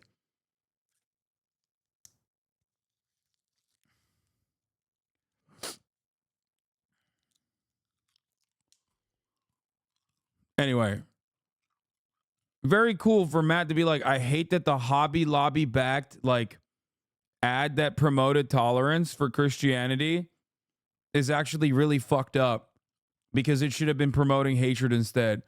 It should have been reaffirming like pre-existing dynamics of the master-slave dynamics should not have been flipped on its head, but instead should have been just master-slave. That's what I want to see. That would be truly revolutionary. Dumb as hell. On a night where ads cost around $7 million for a 30-second spot, nostalgia running big, featuring reunions with some of America's favorite friends. Give me a hint. Worked together for 10 years? 10 years? Yeah. Like Jennifer Aniston, who forgot co-star David Schwimmer during the commercial for Uber Eats. And Arnold Schwarzenegger, who got a little help from Danny DeVito pronouncing State Farm's famous slogan. Like a good neighbor, State Farm is there. But it was the jubilant return of Scrubs stars Zach Braff and Donald Faison in T-Mobile's ad that had all of us, including Jason Momoa, flash dancing. We have T-Mobile now. No one was flash dancing. These ads all suck dick. Okay? Every single one of these ads were dumb as hell. Let me tell you, they had no creativity. it's all just like, here, we're just going to heavily lean on the celebrity cameos and not actually work on any of the creative parts of this at all. Who gives a shit? We spent most of the money. You're going to have to sit there and watch it anyway. Yeah. Oh. Beyonce carried fat bags of fucking cash back to her compound. Apparently got paid $40 million to do that slot for Verizon. Yeah, dude. The night not only showcasing familiar. Also, both the Super Bowl halftime Pepsi sponsored, music thing, and also all the ads were so aggressively tailored towards a millennial audience that I felt older. I felt like I was aging as I was watching it. Okay? Every part of this was just like officially telling me it's done. Millennials are now the new baby boomers. They're the new Gen Xers. Okay? They're the ones with disposable income, or however little of it, but still. But it is so obvious. Like it's all like, remember when you were young? Remember when you were young and things weren't so fucked up? These guys were all famous back then. Now buy this shit. Faces, but hooves too. Let's do it the old school way. Budweiser bringing back the iconic Clydesdales and their pup for their 46th Super Bowl appearance. The formula, a winning one, taking home the most searched ad of the night. And for fans of that Dunkin' commercial with Ben Affleck, Matt Damon, and Tom Brady, we do have a GMA exclusive behind-the-scenes outtake to show you for the first time. Take a look. Matt, you play high school football? No. Oh, come on. Don't inflate his ego like He's good. This guy's talented. All right, just let doing a lot me of get theater in high school, right? Let me get a few. Matty, step out. All right. Let's start slow. Tommy, gun one in here, baby. Come on. Don't do me like that. What, you want harder? Yeah. No, I want like not like the mat. No offense, but I want the. Then give it to me, gun it at. See that? Wait, I throw it with heat. Back up if you need to, right? And then just lay it in here. Back. Throw it hard. Gun it at me. Come on, baby. Hard, brother. Please don't. For real. Touchdown. How hard? Touchdown style. All right. That was a little. All right. Yeah, I wasn't ready for that.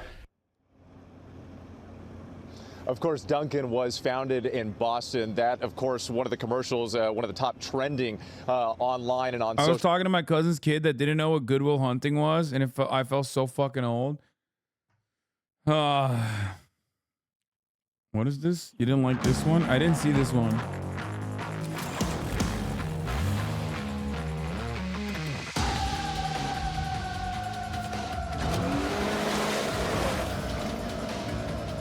A-cab, all quads are bastards, baby.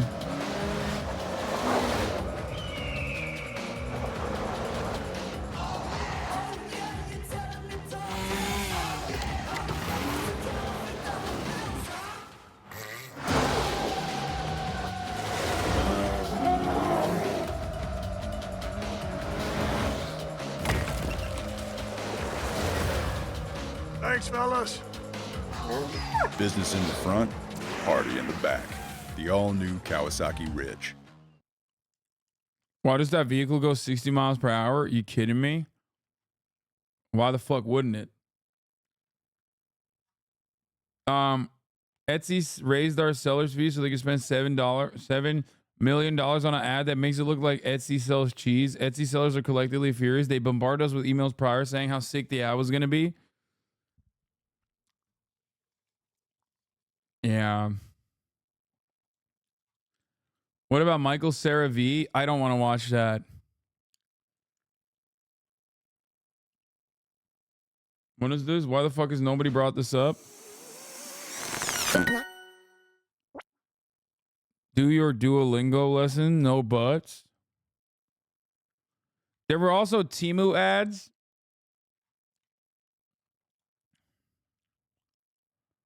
Wait, what is it? Some people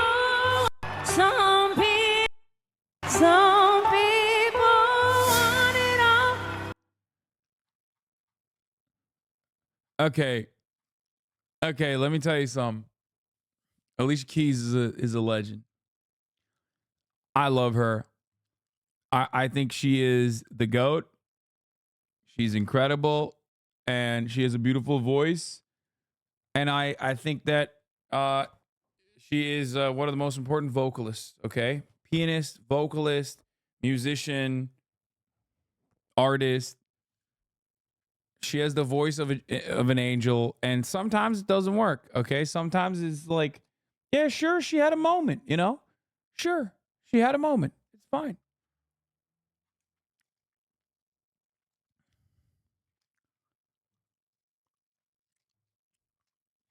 Screaming cat impersonator. Travis Kelce AAVE reward speech was something special. Wait, what do you mean? AAVE?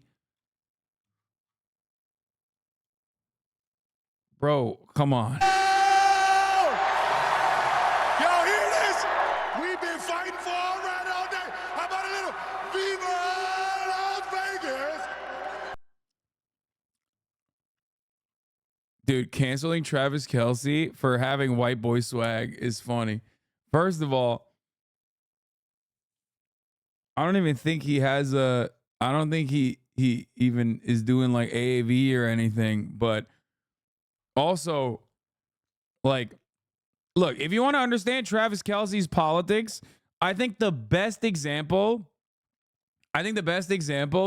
is that he is the definition of like a hick who has grown up almost exclusively around black people, playing football his whole life, and therefore his politics are actually, it goes in either direction. Either you become Nick Bosa and like a fucking white supremacist.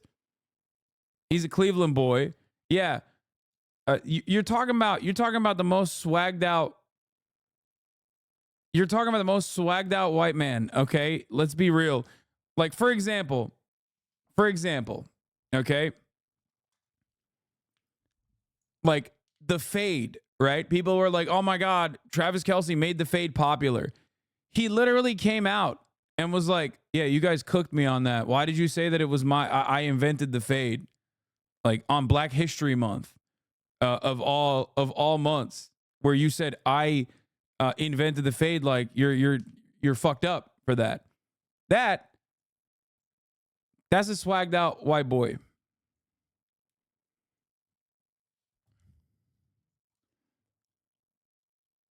Yeah, these guys are. He also dated mostly black women before Taylor. Yeah, I think so as well. Yeah, here, this is it. It's absolutely ridiculous. And to do it on February 1st, to throw me to the wolves like that was messed up, man. I don't want anything to do with that one, man. I got a good fade if you need it, though. It's a 2 on top, a nice high to mid fade with a taper in the back. But I didn't invent that. I just asked for it.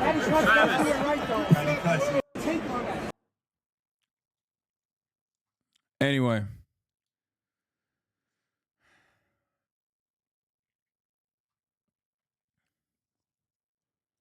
Yeah, it's like the New York Times writing the fucking white ass bullshit. New York Times say that Travis Kelce invented the fade when you have zero cultural competency on your staff. Just like end up with stories like this, explaining swag surfing, which is at least 15 years old. That's the other dude. What the fuck? What is swag surfing? Oh my God.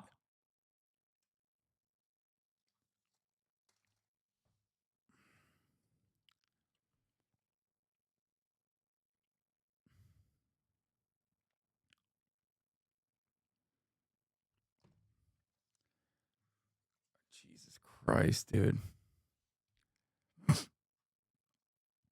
So,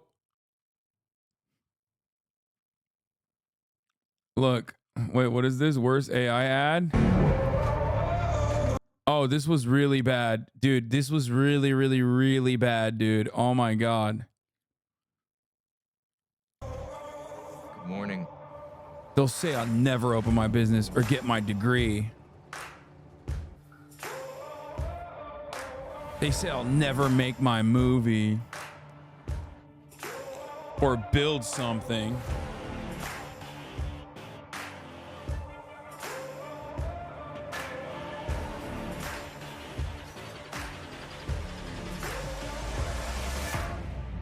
Watch me. Just watch me now. Just watch me now. Yeah, dude. AI. Dude, this is it. Generate storyboard images for the dragon scene in my script.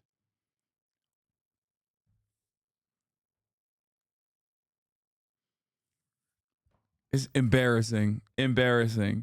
There's perhaps no better depiction of like yesterday's NFT crypto rug pulls have now turned into fucking AI, okay, for today.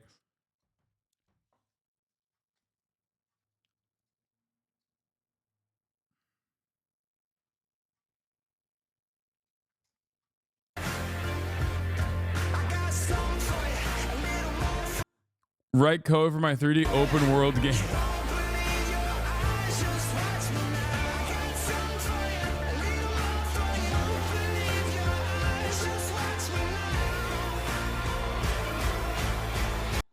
It's just ass.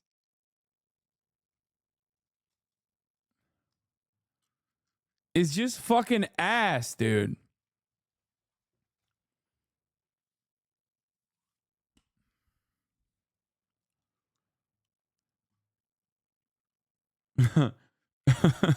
Changing the world one dragon storyboard at a time.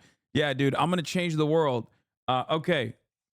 Code my video game for me. You're just a hater for real. I am definitely a hater. For sure. But this is a thing that's like worthy of hatred. For me, people love when I hate on the shit that they also hate, and they hate me when I hate the shit that they love. Okay? That's it. But yes, I am a hater, and I think this is a valid thing to hate on.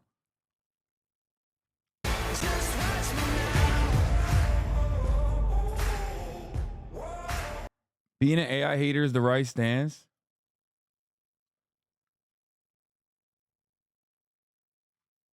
Anyway, when the AI takes over, you're going to be cooked, bro. I'll quit. Can't we just hate you at all times? Well, that's usually what ends up happening when you find that you love me when I hate things that you hate as well. And then all of a sudden you find me hating on something that you personally love. Then you turn into a hater of mine. And then before you know it, you just have no more like principles, no more politics, and just purely everything is like, fuck this guy, Hassan. I now find myself absolutely despising the things that I used to like only because he likes them as well. Being an AI hater is like being a printing press hater. What? No, man. No. I understand that AI is a tool. It's just that all of the things that the AI does currently is lame as fuck.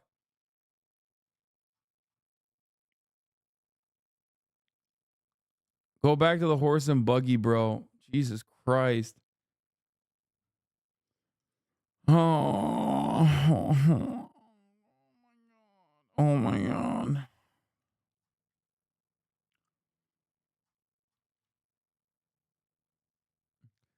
Like I'm not the person who says like AI is not going to be important. I've never said that. I've, as a matter of fact, maintained the position that yes, AI is going to be very important. It's going to be also displacing a lot of existing work. That's just how tools work. The better it gets, the more your capital owners, your bosses are going to use that to add on to your productivity and your workload while simultaneously diminishing key parts of the workforce in general.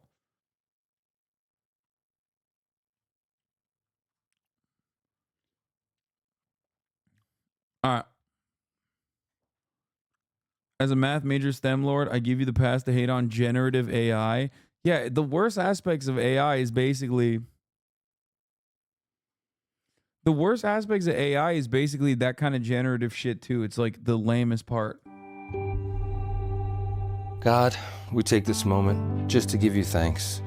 We thank you for this time to come together as a family. Dude, I love how much Mark Wahlberg loves God and also being dripped and having the drip, okay?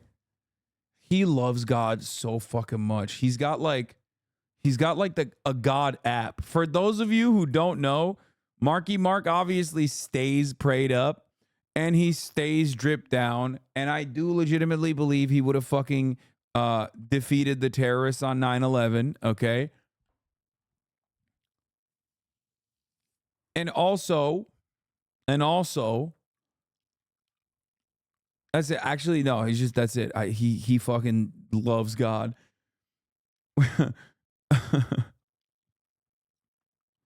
I have it on good authority that Mark does zero cardio and gets winded going up a flight of 3 stairs. He's so fucking cool. I don't believe that because I've seen that motherfucker do cardio classes at 5 a.m. like with my own 2 goddamn eyes. Okay, so no, I don't believe that at all. He definitely does hella cardio and isn't racist against Vietnamese people. I mean, dude, look, he is a hate crimer. Okay, that much is definitely true. That did literally happen. A lot of people forget that in his sequence of hate crimes in that 24-hour spree, he literally also apparently stoned like black children as well. And that kind of gets lost in the sauce, but that's just because he's from fucking Boston. You know what I mean? He's from Boston, dude. That's why. That's like a Boston baptism or a bar mitzvah. You know what I mean? It's like your coming of age moment. Like in Boston, you just have to do that. You have to do multiple. You have to string multiple hate crimes together. It's in his fucking. It's in his background. But the thing I was gonna say is, people don't even know that he did other hate crimes in that 24-hour time frame because everybody talks about like the Vietnamese guy that he beat up.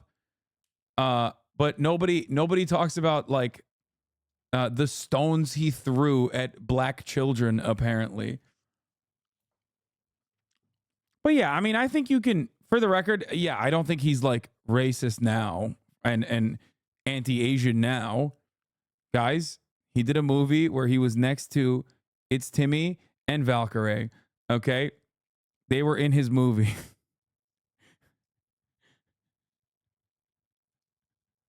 But no, I don't think he's a what do you call it? I don't think you can be like a famous Hollywood actor for that long. It's not. I think he just got better at hiding it. Nah, I don't think so. Because like he's not like Mel Gibson. Mel Gibson is like incredibly racist, or Clint Eastwood is incredibly racist, like openly, well into his wealth. Whereas like Mark Wahlberg is like some fucking poor kid from the slums when he's doing those hate crimes. Okay? Like he's a product of his environment. You know what I mean? Whereas like I'm sure he is like grown up, his material conditions changed, and like he probably changed alongside it. Whereas like Mel Gibson, on the other hand, seemingly got worse. Does that make sense? Like he at least as far as we understand, Mel Gibson got way worse after, at least publicly. Slums around Boston? We don't have slums? No. Mark Wahlberg is isn't he like from the poor part of town and in Massachusetts and Boston? He is like literally from. Yeah, no, he's what is it called? Southie or whatever.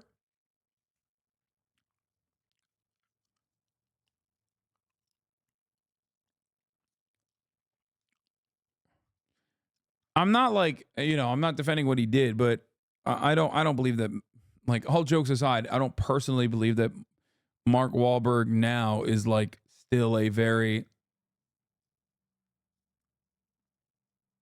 Dorchester is a historically underserved community bordering Southie.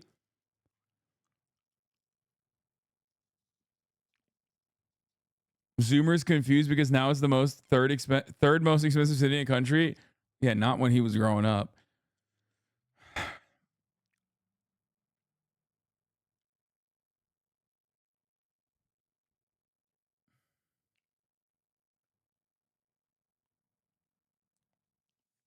You should ask him next time you see him at 5 a.m. No, I've never seen it.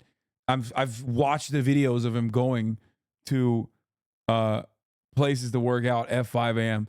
I've never actually seen him do anything athletic in the real world. I have seen him in the real world, but around his I used the wrong words when I was describing it. When I said I've seen it with my own 2 eyes, I meant like I've watched him work out at 5 a.m. on fucking YouTube videos and shit. I should have said that. I have seen him with my own 2 eyes, but that he wasn't doing anything athletic. But he isn't a he isn't so you lied by omission. Classic sneaky Turk. Yeah, guys, grave crime. I know. I misspoke. There's no reason for me to lie to you about this. I don't give a shit. Like, I'm more impressed that Jake knows Ron Perlman. Ron Perlman's like a big ass lib. Family, as friends, and as a country. Help us, Lord, especially this Lent, to grow closer to you. Amen. Join us in prayer this Lent on Hallow. Stay prayed up. Fuck yeah, dude. Stay prayed up. Marky Mark always posts videos on his IG story of him hanging out with African American Muslim guys and saying salam alaikum to them. I think he's moved on and changed. Yeah, no, I don't think he's like, I legit don't think he's a bad guy. I think he's like straight up a fucking religious guy, like actually, but not in like a very bad way.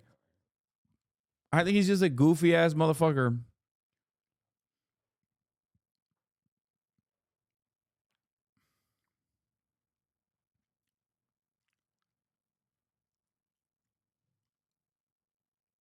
I'm trying to become a Hallow influencer to get Deborah Coochie. Oh, dude, Debrussi and Barbussi for all for the rest of time. You get in that Hallow, and you use it like Tinder, dude. Oh my god. Every Debrussi in a fucking 30-mile radius is yours, okay? Mark Wahlberg feels so bad for Boogie Nights. He's not paying millions of dollars in Super Bowl ads as penance.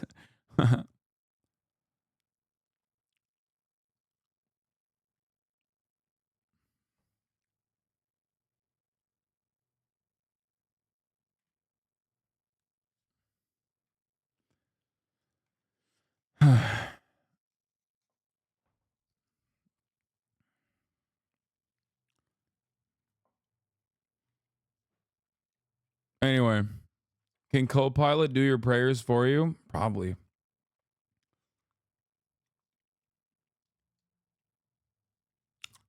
So, yeah, I love the Zoomers being like Travis Kelce was doing AAVE. Anyway, oh, here's a SpongeBob from the Nickelodeon. Here is the Nickelodeon Super Bowl. Krabby Patties, you get tired. That's why we have a union. Wait, what? Wait. Krabby Patties, you get tired.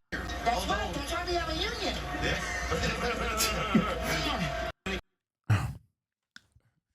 SpongeBob is canonically pro-union. That is true. So I appreciate that.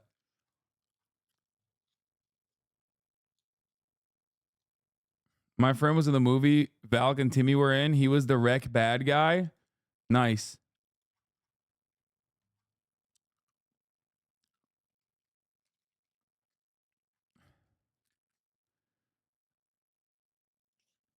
What is this? Anime Serbia? Fucking God! He's attacking the city! Oh my God! Turn on the channel, any channel! Oh my fuck! At Drama Alert, at Keemstar, at Real Skip Bayless, at Real Alex Jones, at Amy Teresi, at Virgil. Oh my God, dude.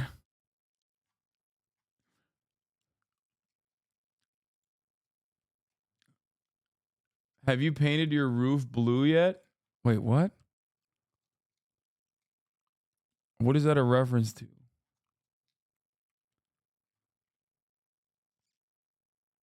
Dora the Explorer had no chill. Okay, who needs a map to help find the end zone?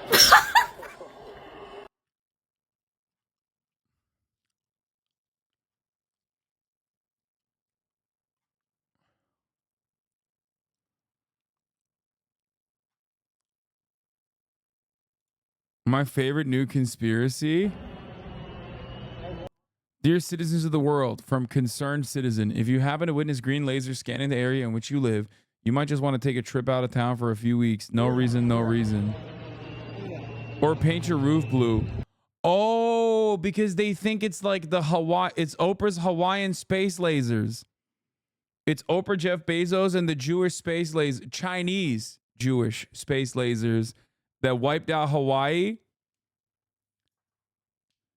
Yeah, and remember when they wiped out Hawaii, but only the blue cars didn't explode? Dude, I love that we are so mentally ill here in this fucking community, in the extended universe also. Shouts out to Carter for that.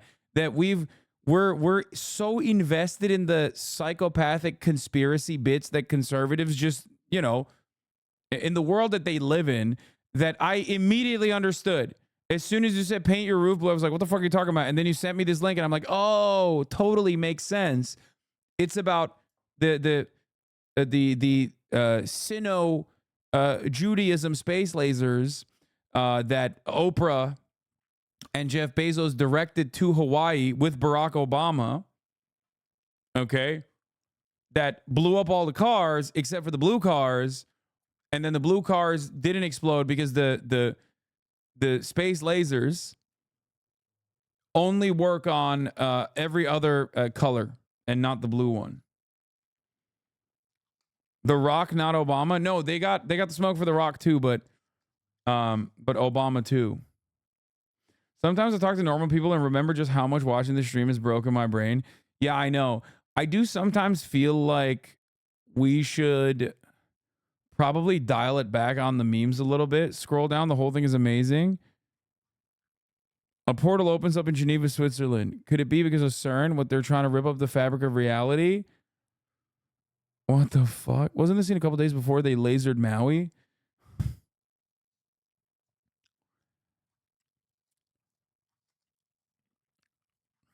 Normal people are insane in different ways. Yeah.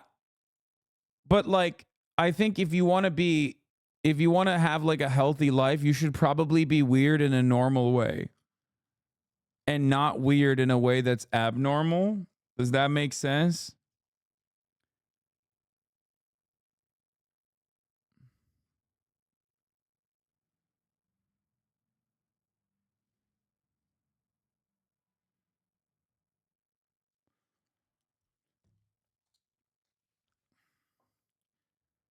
They motherfucking made Twix double the size. They're trying to make us fat. Do you still find value in using Twitter? Nowhere near as much. Heard of the new One Pace alternative? Much faster and better.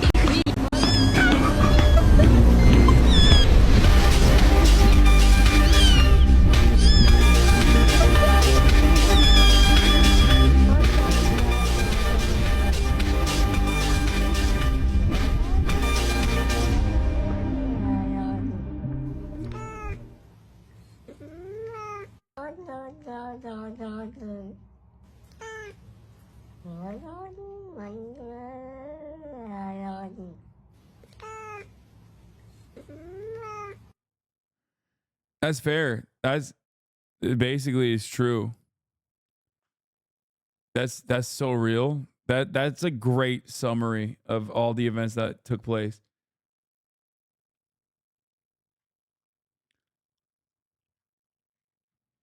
If I wanted a normal life, I would not be watching a Turkish man react to TikToks.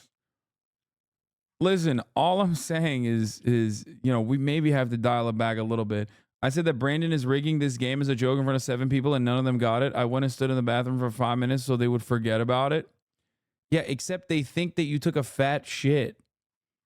Now they think you have like you're saying weird things. The reaction this morning. And also on top of that, you took a fucking steamer, dude. You took a dookie in there.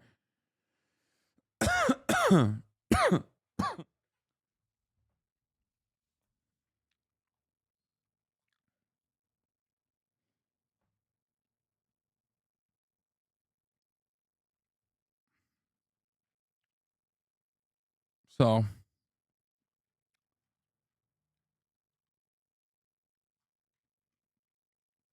on the other hand, my coworkers were using Brandon unironically and I fit right in with them.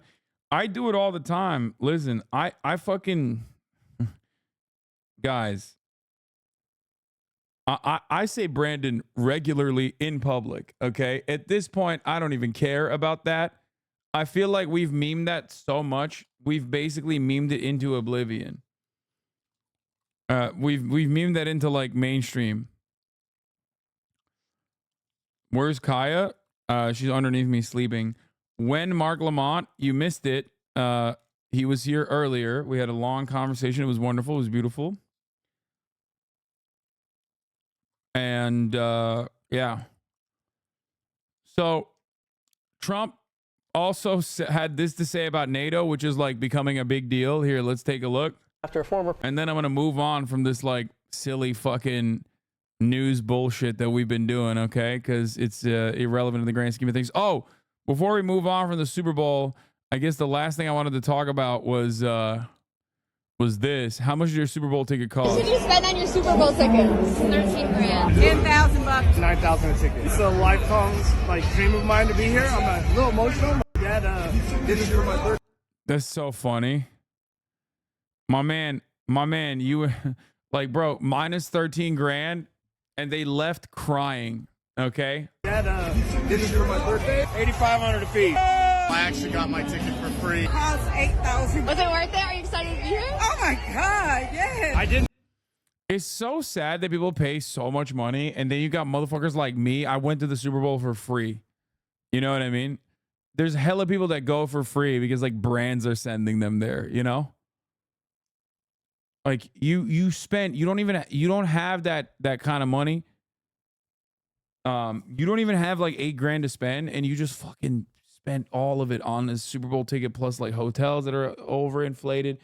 And then there's so many people there that are just there for free. You did? Okay, get it, bro. You don't have to rub it like that. I mean, I went with I went when it was in LA. You went on our dollar? No, I went not on your dollar. If I spent my own money, then yes, it would technically be your dollar. But the one in LA is the one I saw in person.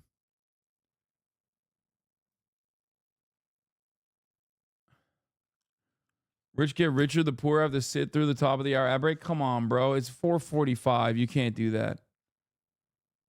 You can't do that. I could have very easily said that your top of the hour ad break payments have allowed me to go to the Super Bowl for free, but I didn't say that because it's 4:45. You know what I mean? You're not allowed to do that. No, it doesn't count. I'm not serving it yet. Try again.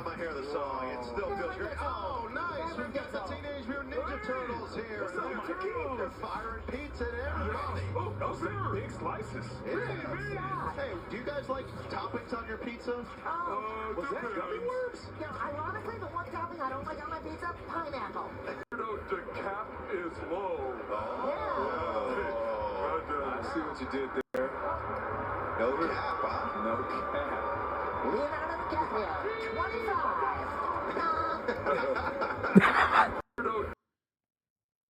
Okay, SpongeBob. Yo, please be for real, dude. Do you think they thought I was shitting? There were girls there? Yes.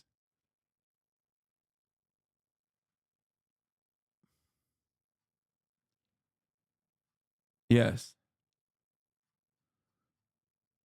The girls most likely were like, damn, he took a fucking fat dookie. That's crazy. He took a fat one.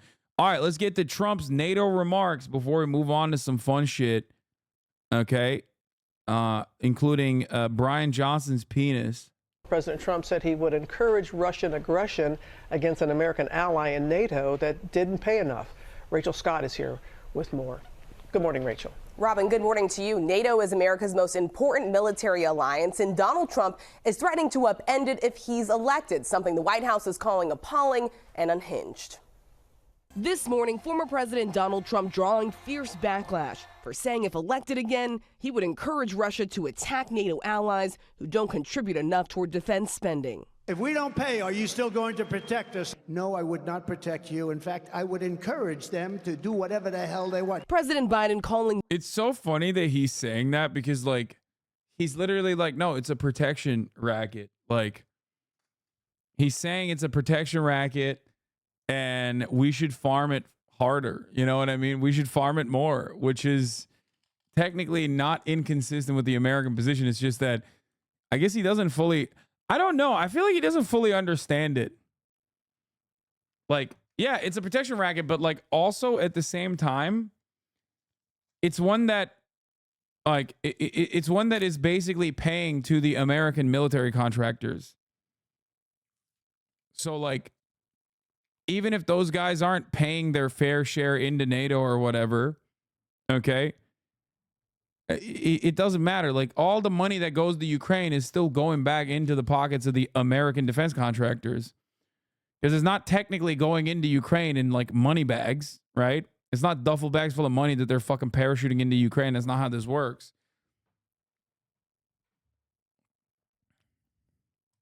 Those words appalling and dangerous, insisting if Trump regains power, he intends to give Putin a green light for more war and violence. The NATO Secretary General warning any suggestion that allies will not defend each other undermines all of our security, including that of the U.S. Trump's Republican rival Nikki Haley pouncing. Putin kills his opponents. That's so funny. What rival? She lost to no one in Nevada on a ballot that Trump wasn't even on by double the margins. Hassan, stop watching politics. You don't know shit. True, brother. Thank you. Invades free countries. This is not someone you ever want to pal around with. And you certainly don't want to give them the right to invade a friend. With just 2 weeks to go until the South Carolina primary, Trump and Haley holding dueling campaign events this weekend. It's a great day in South Carolina.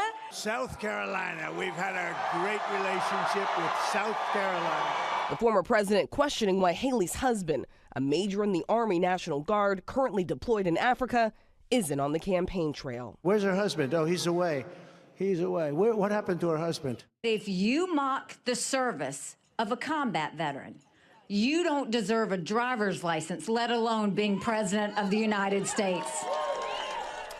Yeah, she's gonna get a wonderful 10% of the vote in South Carolina with scathing remarks like this. You're fucked, Hassan. Yeah, what's she gonna do? Don't you dare disrespect an army wife.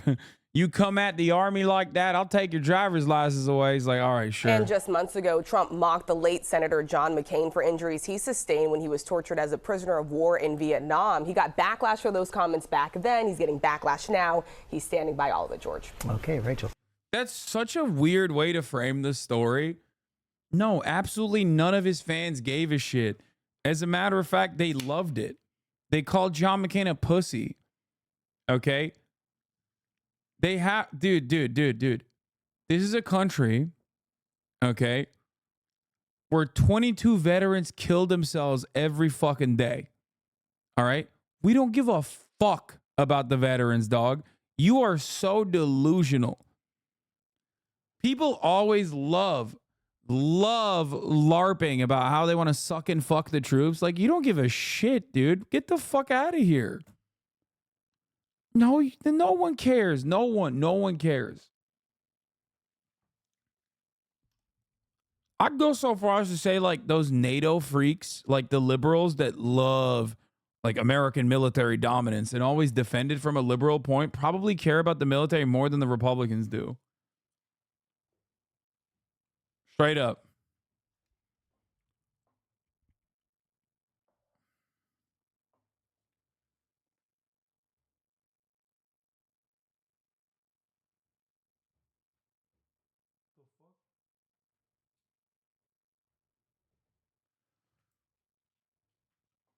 I did DoorDash to military base the other day, and there was a giant sign on the way out about how suicide was on the way.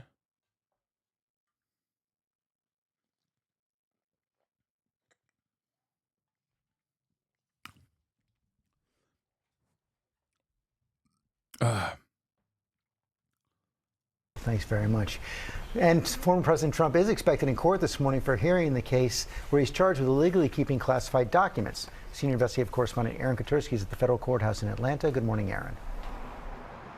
And good morning to you, George. Former President Trump is expected here for a closed-door hearing about classified information at the heart of this case. And the hearing's going to take place in a secure room that's designed to manage the kind of highly sensitive material that former President Trump is accused of mishandling. The judge has ruled some of it must be made public, but special counsel Jack Smith is here trying to convince her to reconsider, arguing that would expose witnesses to significant and immediate risks of threat. Wait, no way. Trump is insinuating about how Nikki Jarhead Jody style cheated on her husband, as reported by the Daily Mail. Nikki Haley did cheat on husband Michael, had affairs with her comms consultant and a Mary, South Carolina lobbies before she became governor. Sworn affidavit and new witnesses claim. Oh my God. She did not Jody her fucking husband, dude.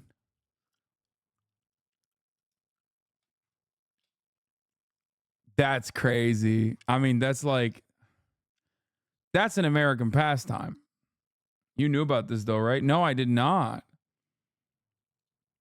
I did not know about this at all.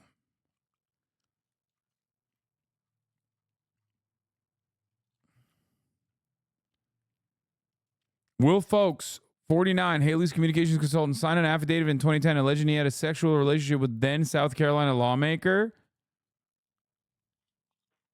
Oh my Lord.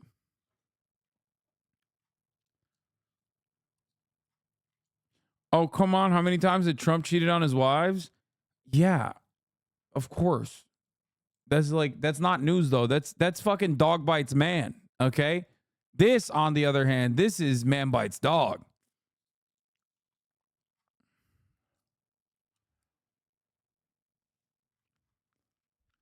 Yeah.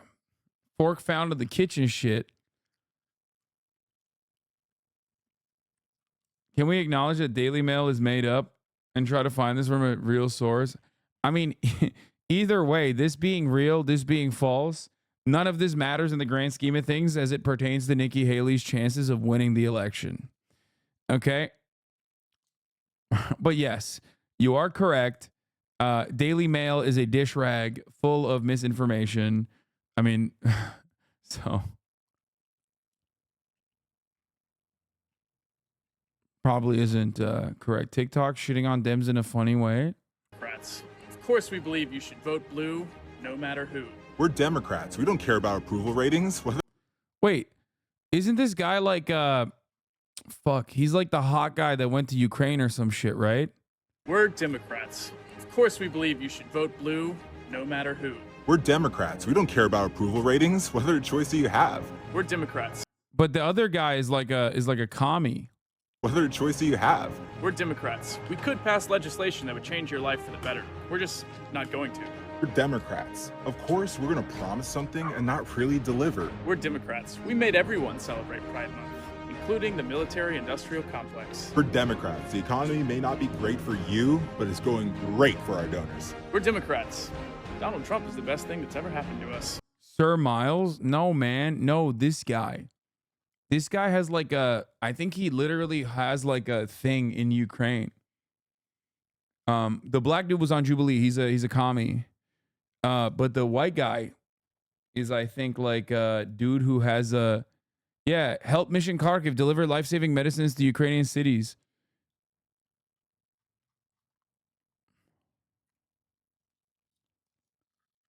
Yeah, Charles McBride reciting. I didn't know he was based like that.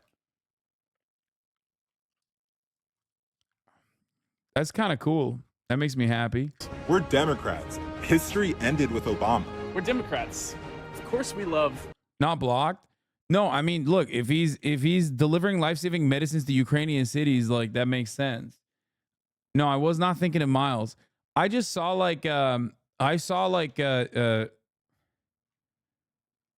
liar, you love Putin. Wait, what? No, my point was like, when I see a dude who's like, listen, this dude literally operates in Ukraine and does not have a Ukrainian flag in the bio. Okay, that's all you need to know. That's my point. When I see a Ukrainian flag in someone's bio, I'm sorry. Usually they don't love Ukraine. They just love American military dominance, and they just put that flag there because it's like the only instance where America is seemingly on the right side of a conflict, okay? Even if their own personal interest in the conflict is not moral or just.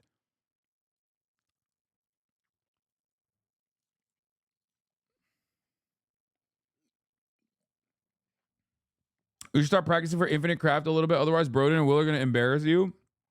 I don't know what Infinite Craft is.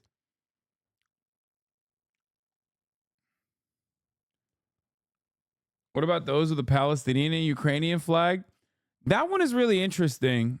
Here, if we're doing analysis on like Twitter flag in the bio, that one is actually kind of interesting. It's usually the type of people that are going to tell me that like I'm actually a terror lover and I'm only defending Palestine because I'm like secretly in love with Islamist fundamentalism for some reason. Okay. I do see that though. If they have the Ukrainian flag and the Taiwanese flag in the bio, you're about to hear some of the most unhinged shit. Okay. You're about to hear that like at the top of the hour, there is no 3-minute ad break. When there is.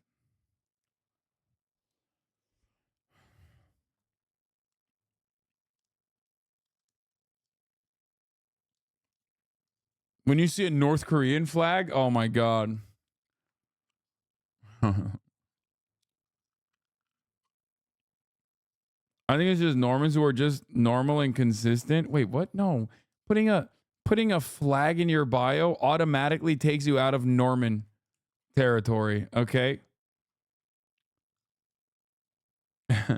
Full Nazi mode is this. If you see that shit, you're about to read Mein Kampf. No, literally, sometimes.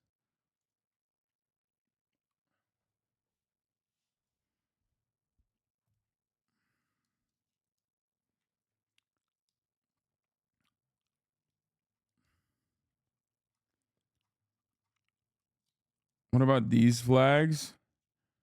Yeah, no, you're about to hear some fucking incredibly unhinged, incredibly racist shit, but like liberal coded. You know what I mean? That's my favorite type of racist is like one who's like, you don't understand, I'm liberal, so it's okay if I say things that are just like ultra right wing and ultra unhinged. Okay, what is this Infinite Craft shit, dude? What is this? Drag elements to craft? How does this work? What is this? What am I doing?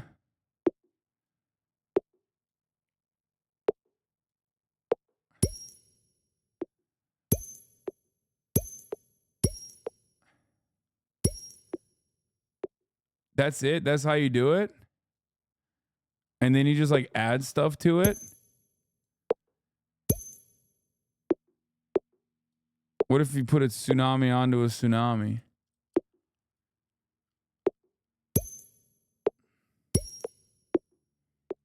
Wait, what the fuck? Volcano and tsunami makes volcano? Earthquake. What if double earthquake? Wow, I made a mountain. Set a word as goal? I don't understand how this works. You can pick any word and try to get there like Joe Biden.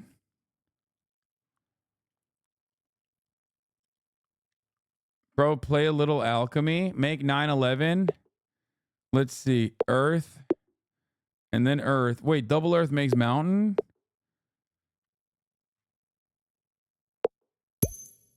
Eruption. Throw some water on that shit is lava. Throw more water on it is stone. Okay.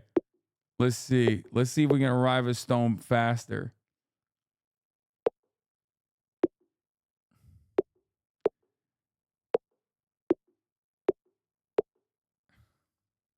Fuck, I forgot how to do it. To make Brandon add old and old. What? Doodle God Light? Dude, I have no idea how to do this. This is like, people like this? People enjoy this? What the fuck?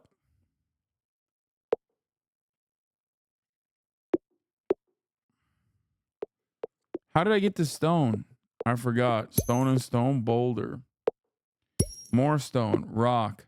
Rock and rock, stone.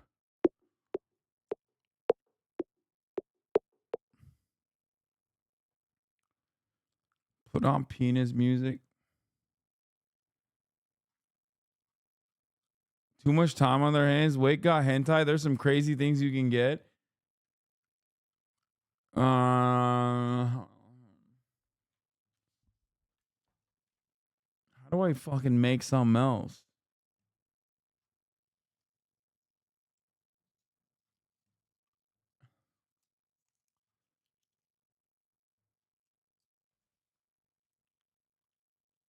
I got discovered. Drill and Matt Chrisman. You already have stone in the sidebar. Okay, but I don't know what to make of this. You know what I mean? How do I fucking make this stone work? Oh, obsidian. What the fuck is that? Oh, shit. I got a blade. Okay, we're working. We're cooking. We're cooking now. What about a blade in a mountain? What does that do? A sword. What about a sword in a mountain? Excalibur. King Arthur. What the fuck? What about 2 King Arthurs? What if I put King Arthur on fire? No, that's back to Excalibur. What about water on Excalibur makes swordfish? What?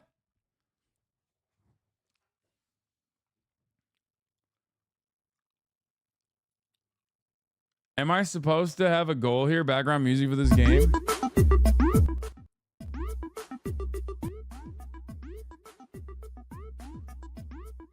Okay. I got Osama bin Laden. How the fuck? I feel like this is good for the a different type of brain. You know what I mean? I feel like this is a good game for someone else's brain. It's using AI LLM to make combos.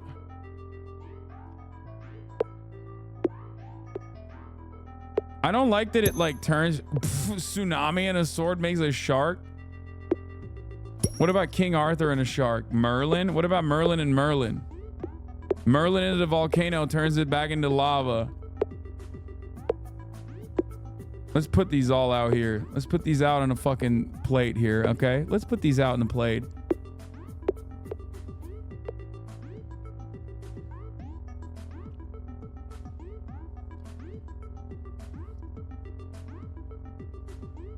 I got Hasanabe by combining eye patch and 9/11. You did not.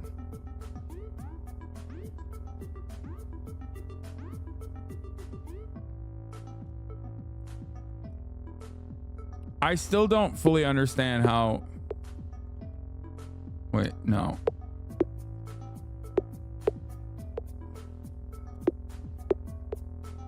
It just goes back to the same shit.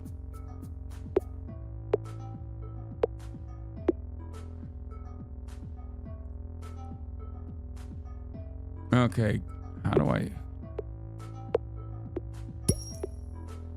Okay, long sword and shark. Okay, great sword and great sword. Great sword and lava. Magma. Magma and obsidian. Volcano. That didn't work. Oh shit, I got a meteor. Nice. Yeah, you can't pick a combo that doesn't make sense. Hassan, I got here 5 minutes ago. I'm already further. You already got to Yellowstone. Meteor and volcano. Meteorite. Meteorite and meteor. Asteroid. King Arthur and asteroid. Excalibur. Ah, fuck you.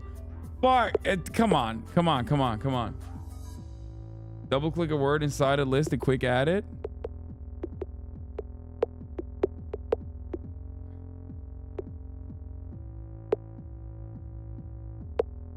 What do these things do? Like, how do they connect to one another if you put it like this? Oh, shit. I invented Atlantis. King Arthur and steam engine, steampunk.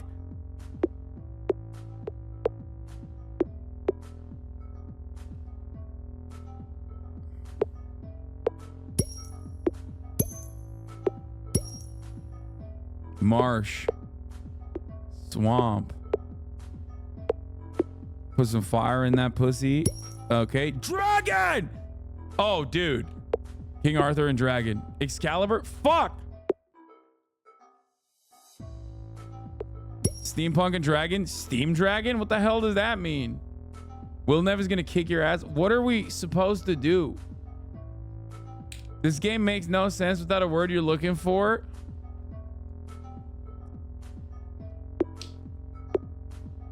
Swordfish, shark.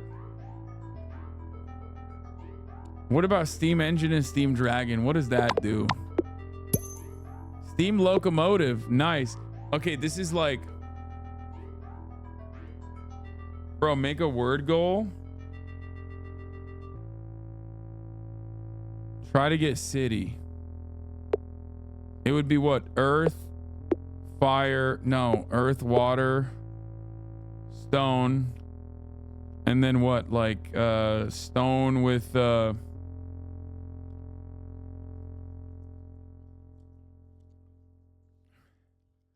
find yourself, you're 100% in it. MHUD found Chapo. Nandre, great example of Nandre doing it. Wait, how do you make porn? What? Oh my god, what if Pedophile on Island gives us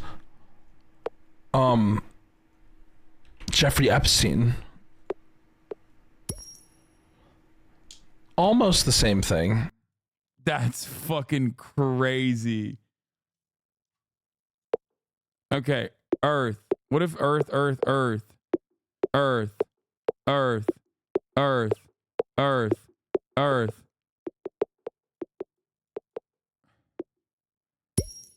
Megalodon!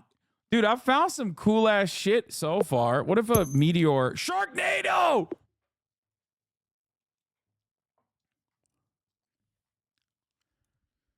Dude, I don't know how to make concrete. What do I do? Stone and water? Like wind, water, wave, stone, rock. Fuck! Mountain. What is this?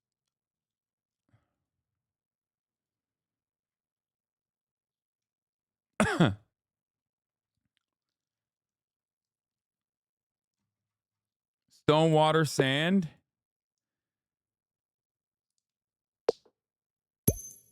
Water. Stone. Water. Rock. How the fuck do I... where do I get sand, though? Obsidian. Stone. Hit that with some fire. Lava. It's always lava. Fuck. What about meteor hitting Earth? Let's do that. Wind and rock. Wind and rock makes dust. Okay. That's new. That's a bit like, what if lava and dust? Oh, make volcano. Fuck. Hint, use plant if you're working towards city, I think. Let's do plant and volcano. Lava. That didn't work. Plant and plant. Ah! That's over. It's over. I found a tree. Tree, great sword. Woodcutter. Woodcutter and forest. Lumberjack. Lumberjack, woodcut. Wait, double lumberjack. What does that do? Lumberjack. Forest. Wood. Oh, dude, we're cooking. We're cooking. We're cooking. Fire with wood. Let's see. Campfire. Okay, that's fine.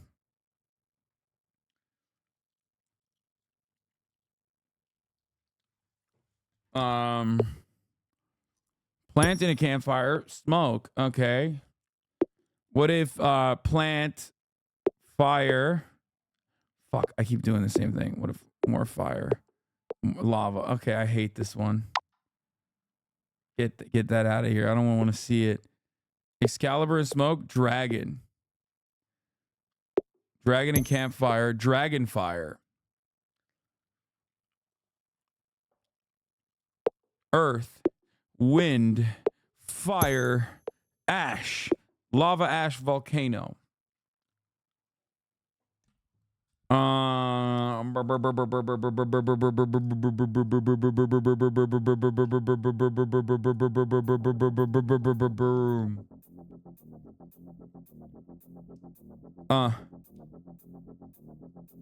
Wood and stone does not make a house, I'm pretty sure.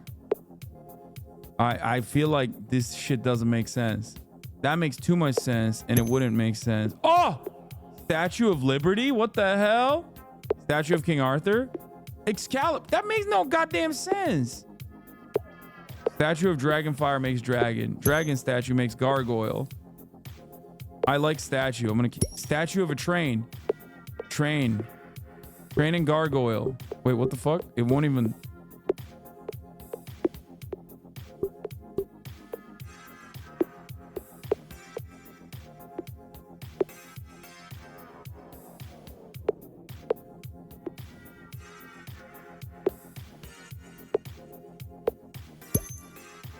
Golem.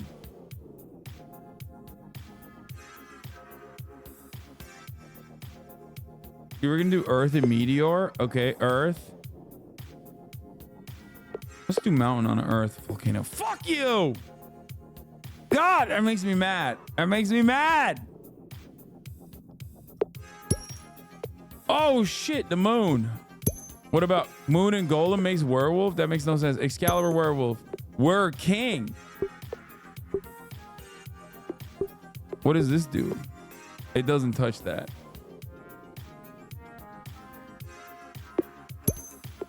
Dust and train makes dustbin? How?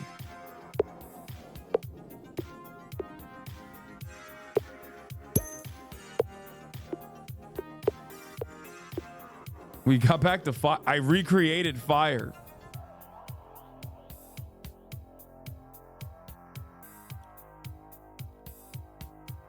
Two stones make a boulder. I have the boulder right here. Let's do boulder and rock. Or not boulder and rock. Let's do boulder and wood. Stonehenge?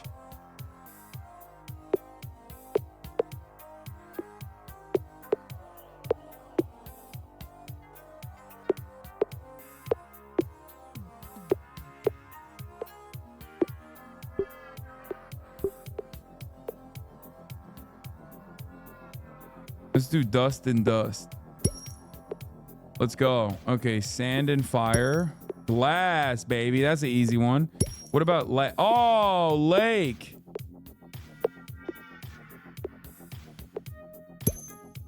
Oh! Poseidon! You're trying to apply your logic to the game instead of making the game's logic? I don't know what the game's logic is, chat. That's why. It's hard for me to do this.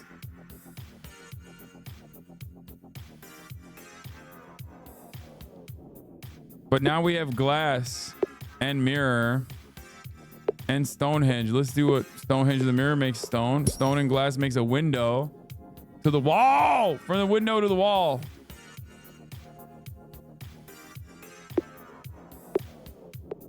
What if... Dragonfire and Excalibur.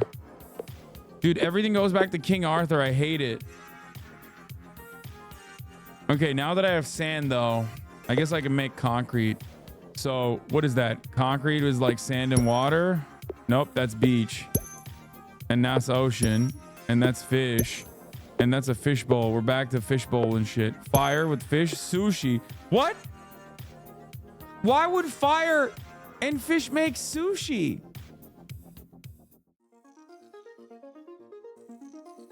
That makes no damn sense. Okay, what if we did swamp and Stonehenge? What does that do? A druid. And then a sushi druid makes a sashimi, and Poseidon and sashimi make sushi again. What if a were-king were fish?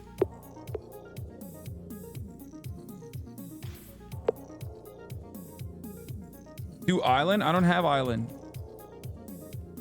But I do have beach.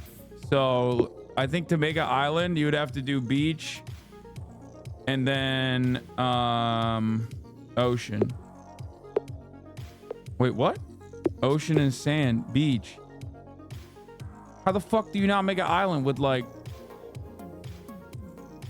maybe ocean and mountain? That makes no sense though. That's crazy. Okay, beach and island makes paradise. Nice. Okay, now that we have island, that's like more fun. Statue and island, Statue of Liberty, easy. Oh, we're getting to New York. We're getting to New York close. Statue of Liberty and window makes lady. What?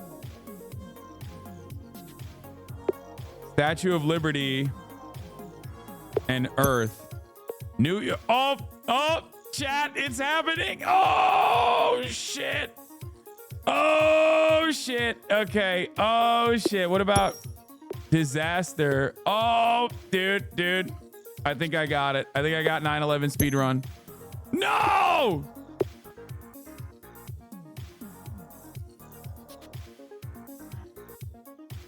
I was so close, dude.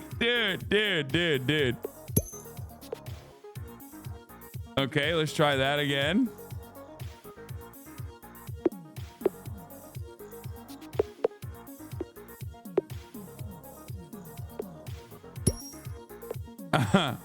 Okay. New York paradise. New paradise. I need a plane. How do I make a plane? Train and wind? No. A Zephyr? What the hell is a Zephyr? What is a Zephyr?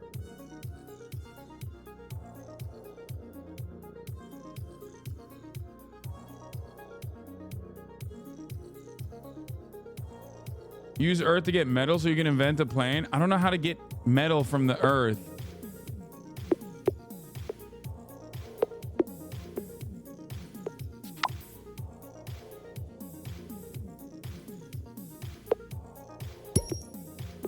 Oh! Wait, I got a good one. Okay. Ah! Okay. So Hindenburg is like New York's 9/11.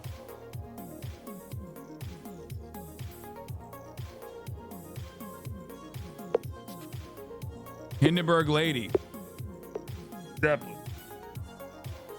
Zeppelin and Statue of Liberty. Statue of Zeppelin. What the fuck?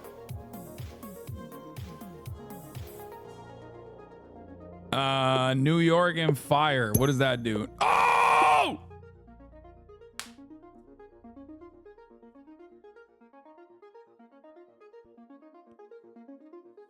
9/11 speedrun. 9/11 speedrun. Wow. Take that, Muhammad Atta.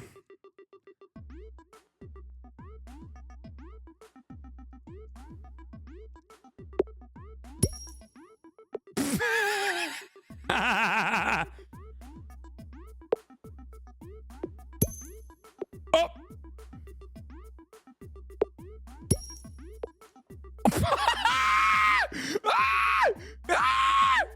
You put 9/11 in Osama, you get Obama.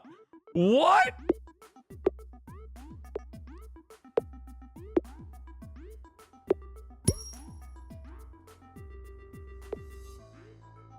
Dude, oh, shit's popping off now. Trump destruction? Nope.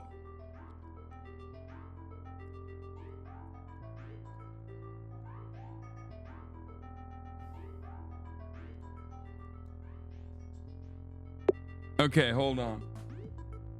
This game is woke, folks. Well, I mean, because like, wait, I want to see what happens with Trump and 9/11. Nah, nothing. What happens with Trump and Zeppelin? Led Zeppelin. That's weird. Stairway to Heaven. Wait, Trump and Island? Hold up. Let's see what we get with that. Hawaii. 9/11 in Hawaii. Pearl Harbor.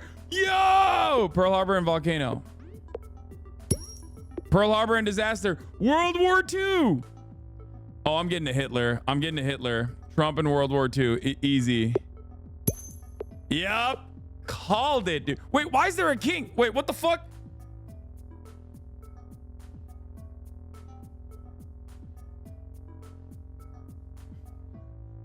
Why? What the fuck? No. That's, I don't.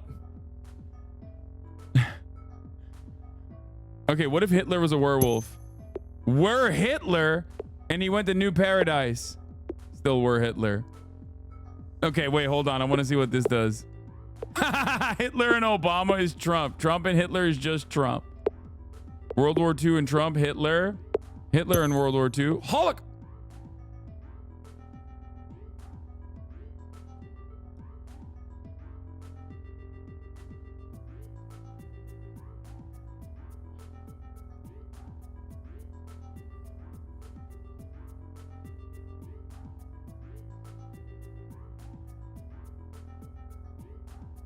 Bro, this game is insane. Okay, Holocaust and Obama, abortion.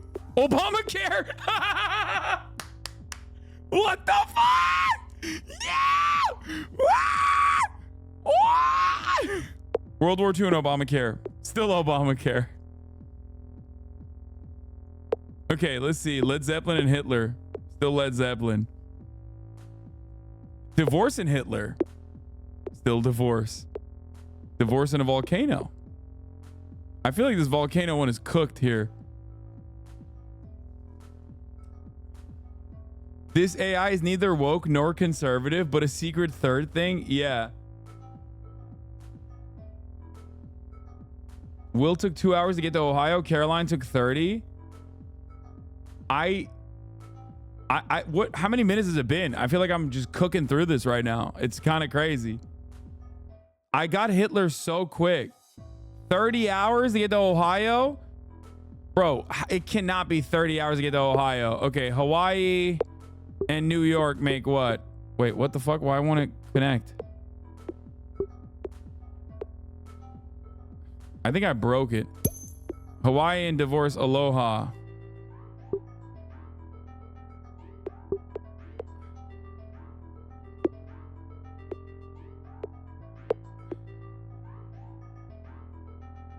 The better you get, the longer it will take, maybe. What about World War II and 9/11? World War Lee? World War Lee?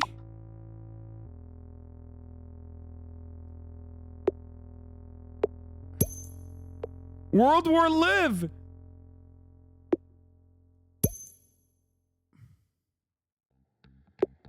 Pearl Harbor and 9/11. US 9/11 plus Pearl Harbor. What is happening? Hawaii and Hitler. Aloha. What the fuck? Hitler, US 9/11 Pearl Harbor. It's not working. Aloha Hitler. Hello Hitler. Okay, I think I've broken the thing, I think. I broke the machine, I think. Hello Hitler in World War II, just Hitler.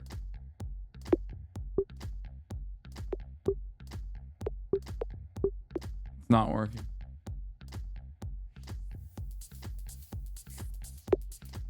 Osama and terrorist, Obama. Obama and Obama, Obama. Obama and Osama, Obama, Obama.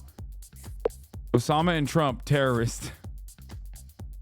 Okay, terrorist and Obamacare. Obamacare. Okay, we've moved beyond a lot of this stuff. Okay, I have New York and I have Hawaii. Okay, let's see if we can make something of that. What is happening? What is Oh, I wonder who Lady Hitler would be. Let's see.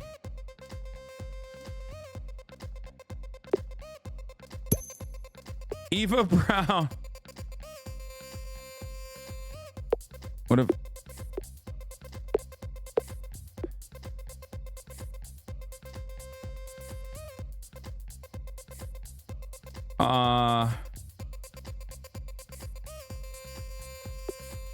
Let's see what New York and Earth does. No, just Empire State Building. More Earth. Empire State Building and a tornado. Disaster.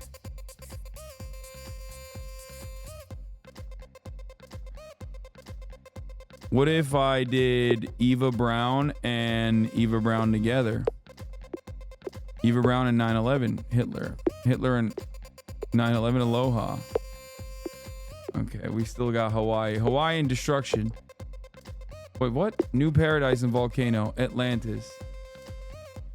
That one sucked. Okay. I'm trying to add Ohio, man. I am. I'm trying to add fucking Ohio. Can we angle away from the Hitler stuff? Yes, but it's such a distinct one that it's a good stand-in for bad. You know what I mean? Godzilla in Atlantis. Tsunami. What the fuck? Tsunami and fishbowl. Fish. Wait, what is this route? Reset? No, I don't want to reset, dude. What the fuck?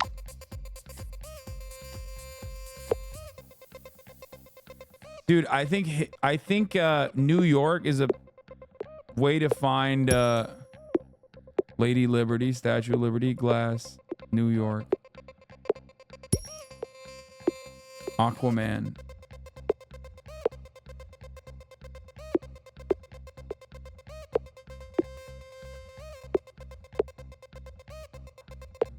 Okay, sashimi and a blade.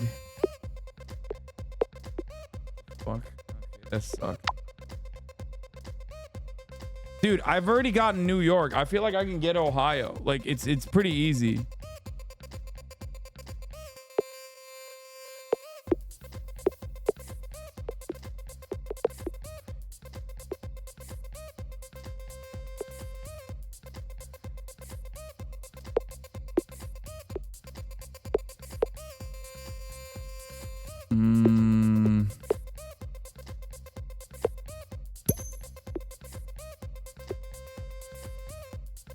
We did it.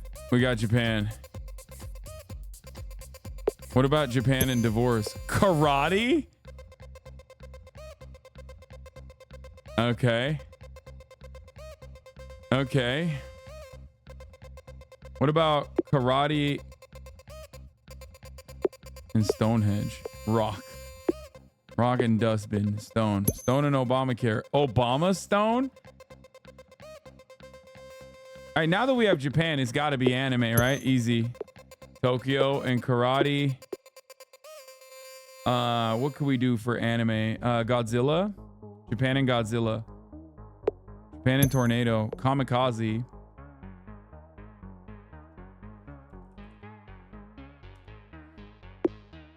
Japan and Kamikaze. Samurai. Oh. Katana. Japan and Katana Samurai. Let's put Japan a couple times more on here because I want to use it to make anime. Dragon. Godzilla. Godzilla and Japan. Tokyo. Tokyo and Japan. Tokyo. Samurai and Tokyo, Japan. Okay. Japan. Japan. Japan. Japan. Tokyo. Double Tokyo. Godzilla. Oh my god, I know what it is. Wait, hold on. What about Hitler in Japan? Hirohito. Emperor. Emperor of Japan. Samurai. Samurai in Tokyo make Japan. Hirohito and Godzilla make Japan.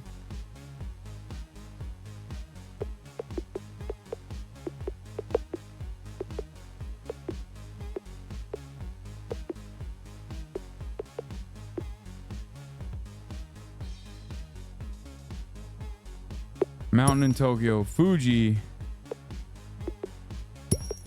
Mount Fuji. Tokyo and Mount Fuji, Japan. That doesn't make sense. Okay, let's see what happens when you put fire in Tokyo. Godzilla. Godzilla and Tokyo make destruction. Destruction of Japan make Godzilla. What about Godzilla and firewood? Fire.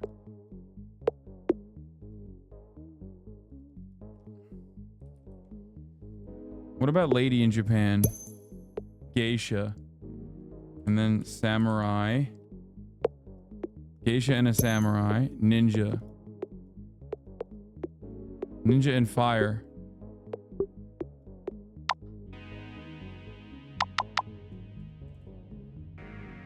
Ninja and fire. What the fuck? Why isn't it working?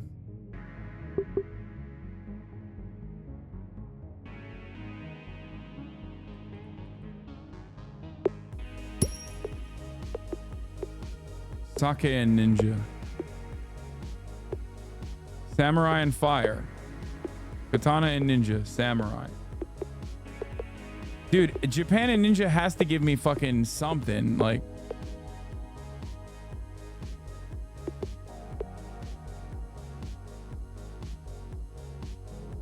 World War II and Tokyo. No, it's just Godzilla.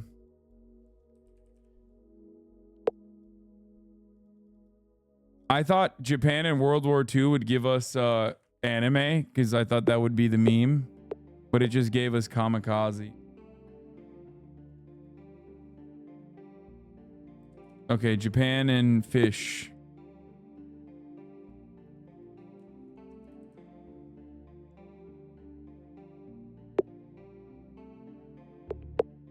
That's it? Sushi and Godzilla. Japan.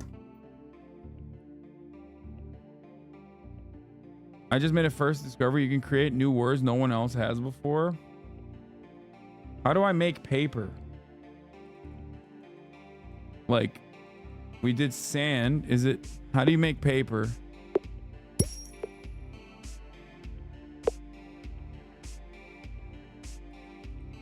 Let's see. Water. And then wood. Boom! Japan and paper. Origami. Okay, well that didn't work. Can you make like multiple connections? Paper and desert. What does that do? Sand. Sand and sand makes desert.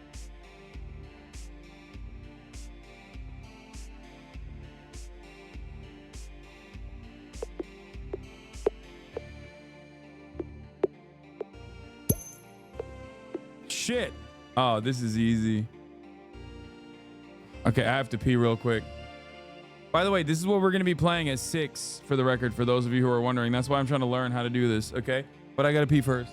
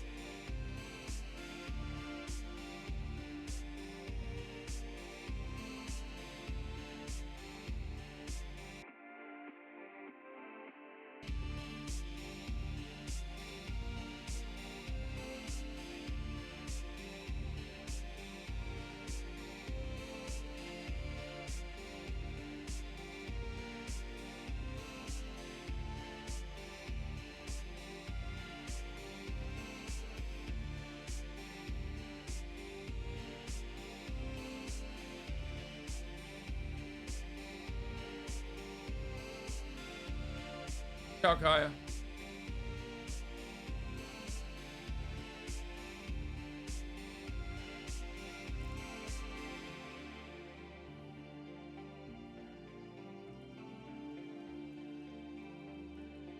Let's see if I can get a pirate.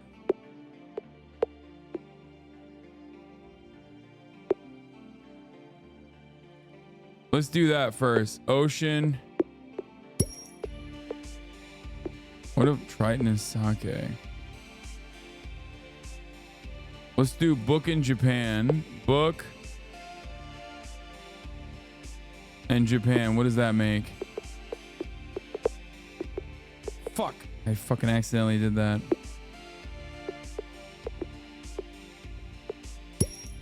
Manga. Oh, dude, it's over. I'm so close. Naruto, baby.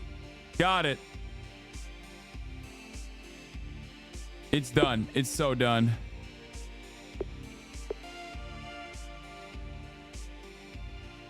Manga and ocean. Sailor Moon. What the fuck? No!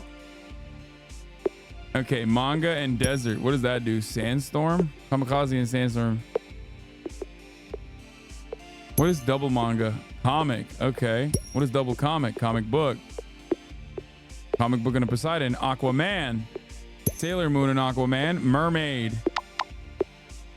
and manga, Ariel,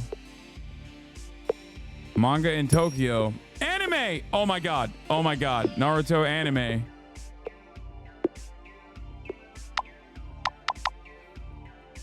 We're fucking close. We're so close.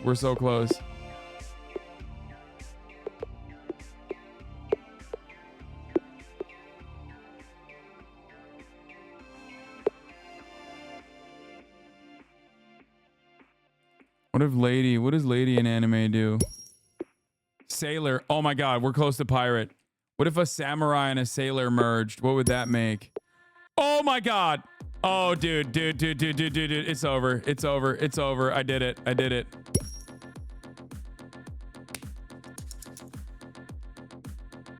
Another world first. That's crazy.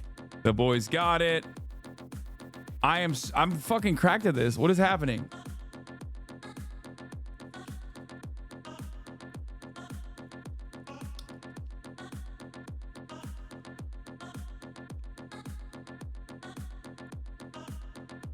That's funny.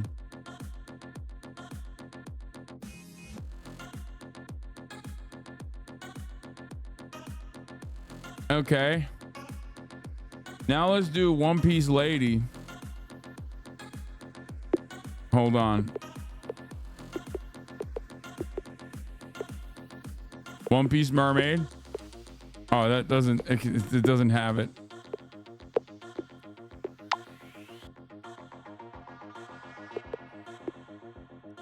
One Piece and Naruto. Boruto. One Piece and One Piece. 2 pieces. Nice. 2 pieces and 2 pieces. 4 pieces. What the fuck?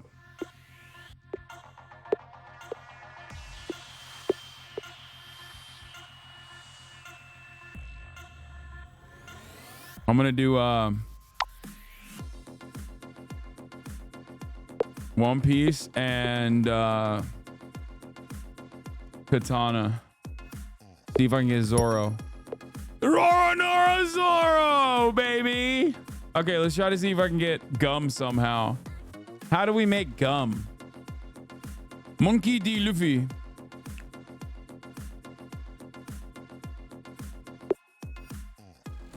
One Piece terrorist. Let's see what that does. 9/11.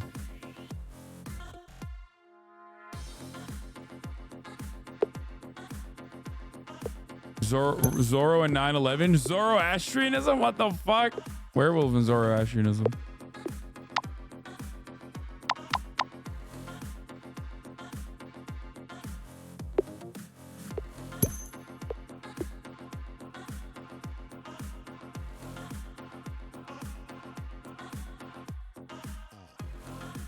Willow's too good at this. He's finding stuff like Don Quixote in 4 minutes.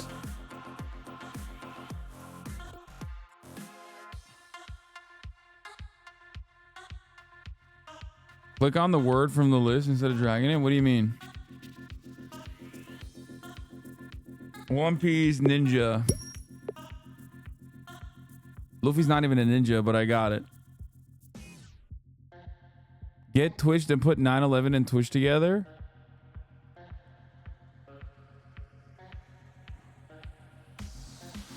Click on an element in the menu to add it quickly to the workspace without having to drag it. Oh.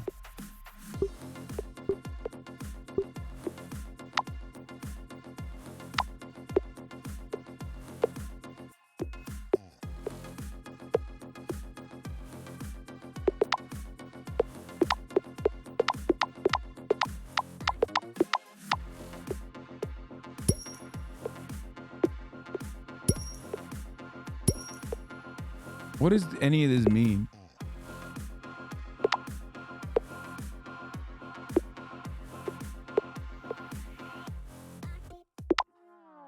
Okay. Let's do let's go back to 9/11 and Obama and stuff and try to get like CIA or something.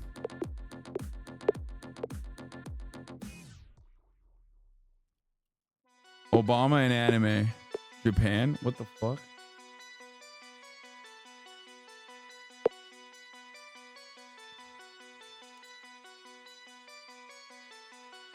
New York.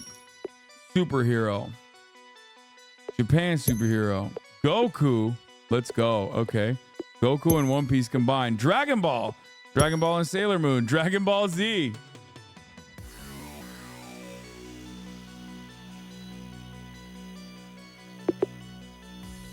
Two 911s. 922. 933. What the fuck is that? 911 and Goku. 9 Goku 11. Is this a world first? Like when you find dumb shit like this? Or does this mean someone actually came up with this already?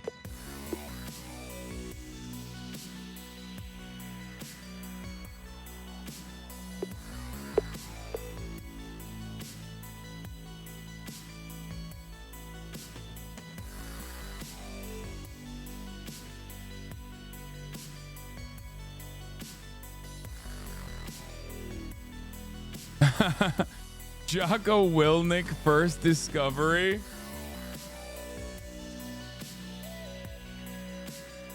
That's awesome. So that means someone came up with 18 Goku. I don't know how to get to Twitch, man. I need a computer and I don't know how to make a computer or the internet. Like bookshelf.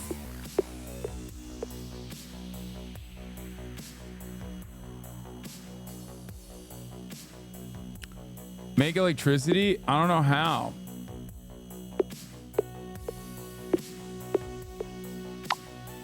Storm?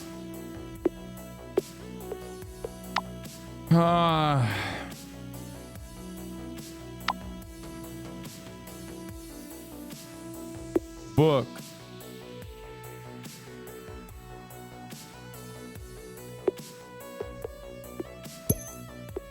Spell.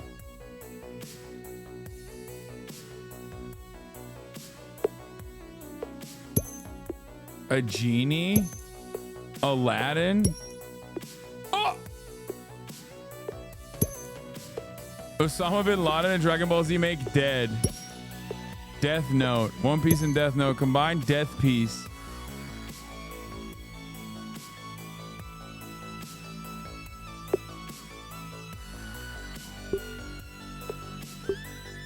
Just doesn't make anything sometimes.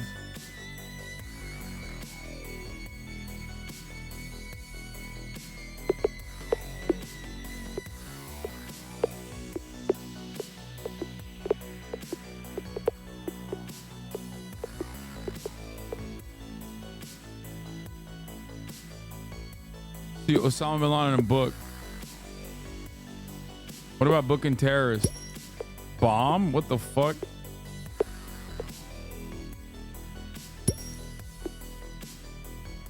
Suicide bomber and book. Comic book and terrorist. Batman? What the fuck?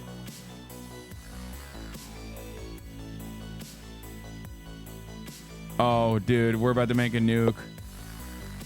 Chat, we're about to make a nuke. Oh, come on. Terrorzilla? Give it a bomb. I thought it was going to do that. I thought we were going to be able to make a nuke. This is how Oppenheimer felt.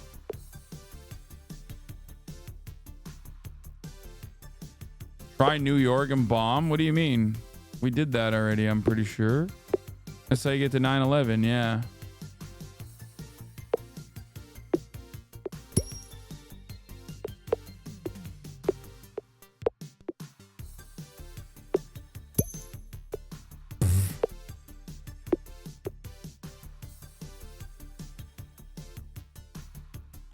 World War II. Bomb. Atomic bomb.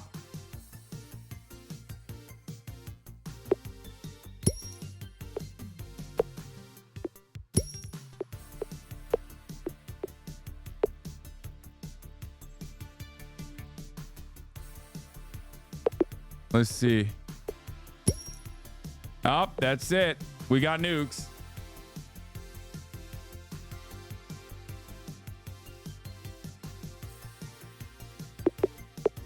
That's so easy, bro. What the hell?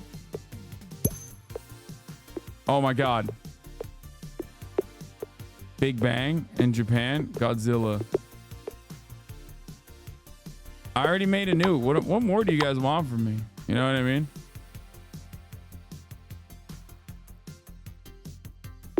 Nuclear bomb. Big Bang. Universe. I invented the universe. Is Jover. Nuclear bomb in the universe. Big Bang. Big Bang and nuclear bomb universe. Universe in New York. New York City. New York City and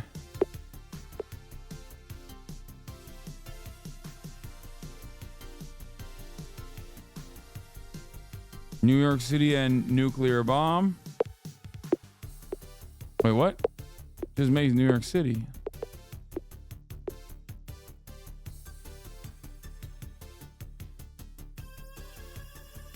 I'm still trying to get Ohio, but I'm taking too many side trips. Universe is swamp equals Florida. I don't think so, but we can try it. What the fuck? Life in the New York City. Taxi. Stripper. Nuclear bomb and a stripper. Bomb ass pussy. What the fuck?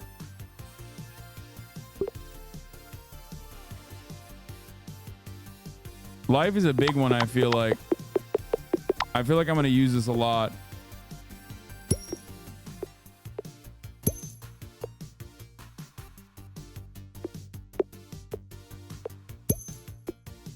Oh! What is this? Monkey D. Luffy.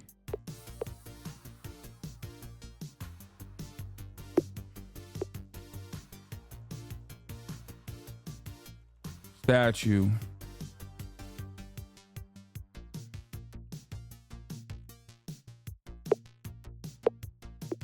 Golem. What the fuck does Golem do?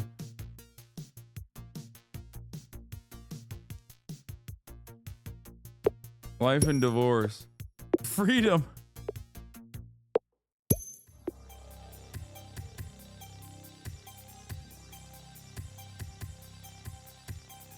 When this starts, you're gonna have to reset and lose your word bank. By the way, yeah, I know. Oh, rules. Welcome to Everything Infinite Craft Off. Tournament will consist of 3 parts. Warm-up round consisting of an easy word. Qualifying rounds. 1 hour of qualifying rounds. Reset after each word is discovered by any player.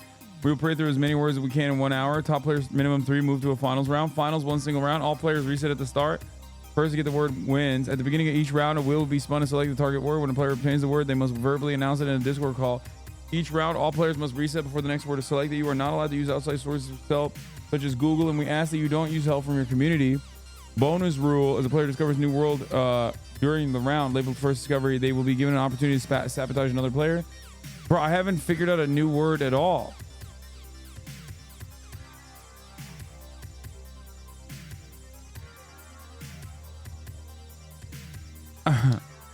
I just mixed Jordan Peterson with Super Hitler. This game rules. First discovery: Jordan Super Hitler. That's sick. If you do more bullshit, you can find new words. I mean, I'm trying. I do a lot of bullshit, but a lot of bullshit just like leads me to nothing sometimes.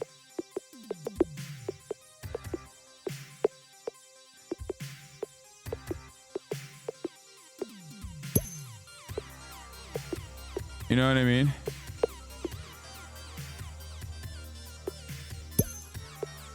Like, how has someone discovered Batman D. Luffy before? You know what I mean?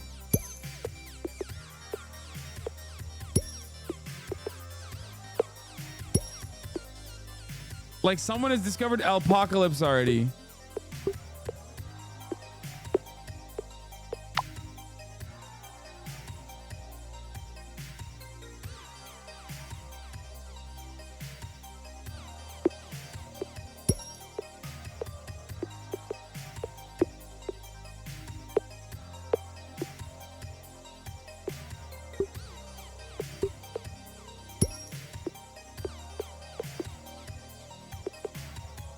That's crazy.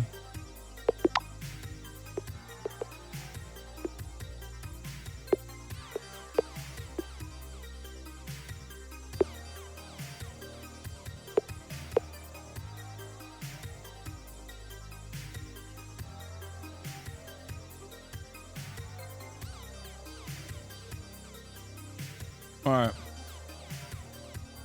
Let me blast off that we're doing this. What is it called? Infinite words?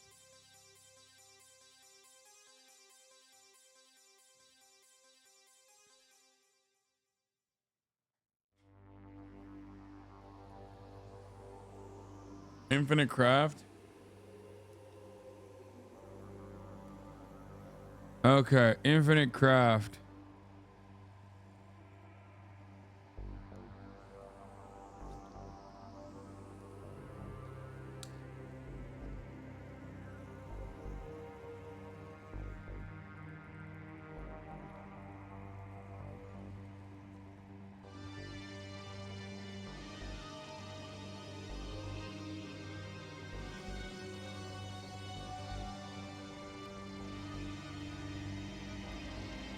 Let's see. This is a pretty good game. I mean, it's pretty fun and it's very interactive.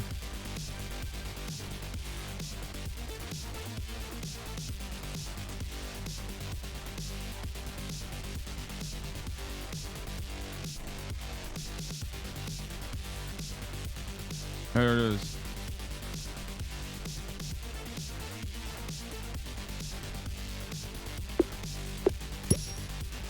I made God.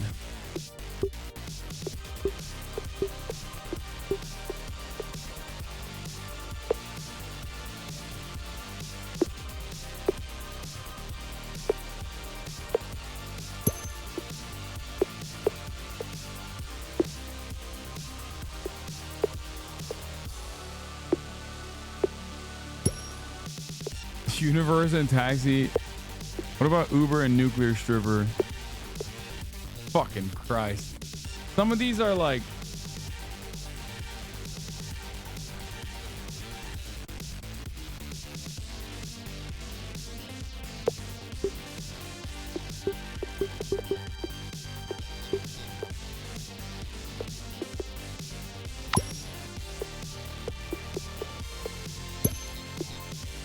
oh, Fear. 9/11. Let's see if we have Fear and. I mean, it's not going to be me anyway, but.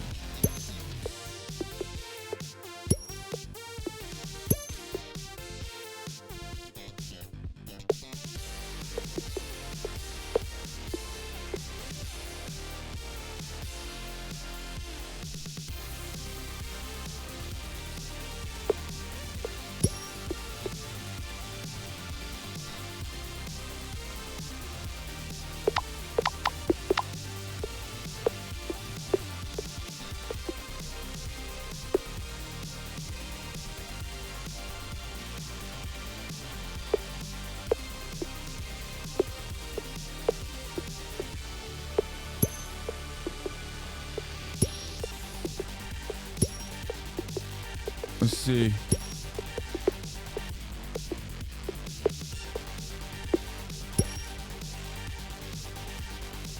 TSA is so weird.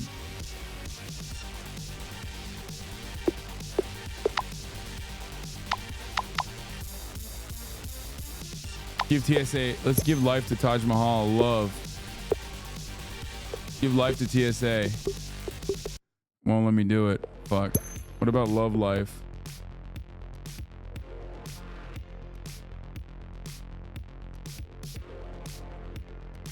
For the tournament, if you don't want to lose your progress right now, go incognito and play there. Oh, shit. I forgot that there's like... What about TSA and Universe? TSA Universe?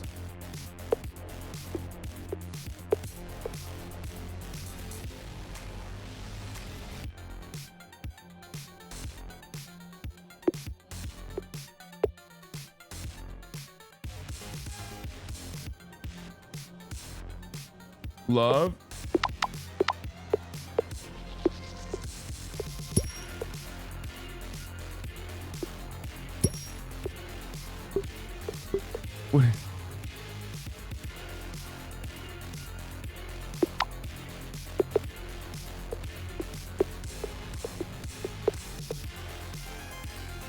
Airport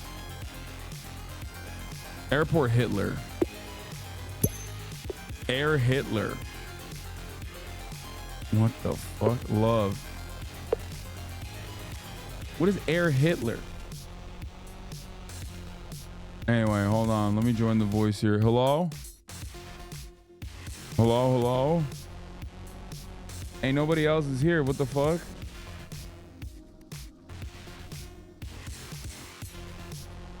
I'm the only one in this fucking... I'm in with Haas and also Nandre in the Infinite Crafters chat. Are we supposed to be in this chat? I don't even know. Yes, Will's on his way. Oh, all right, perfect. Who else is supposed to be here?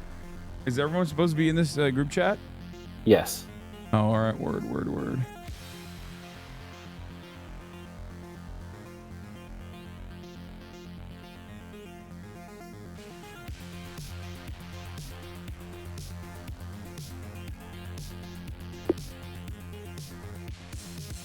Dude, World War II in love. Peace. Let's go. I think Hitler versus love is Nazi. Hitler and peace. History. What the fuck? Hitler and love. Hate. History and hate. War. Okay, now that we have war,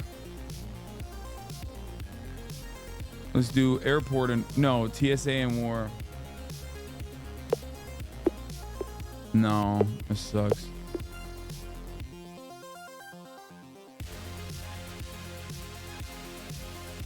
Also, I don't think we figured this out, but at the top of the hour, there's a 3-minute ad break, and I thought that it would be able to, it would show us that, you know what I mean? But it didn't.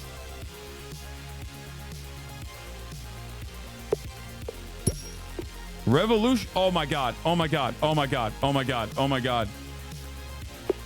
Oh my God. We're what could I do with revolution? Oh my God. I think I can do something here that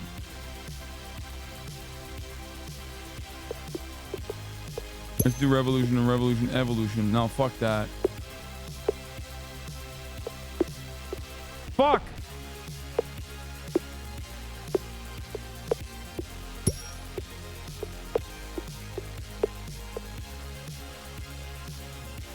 Hello? Hello. What's good? Bro, I've been playing this thing. It's crazy. It's very, very fun, isn't Bro, I got Game of Thrones lolly, and that was a weird first find. I got Neon Genesis Weebortion.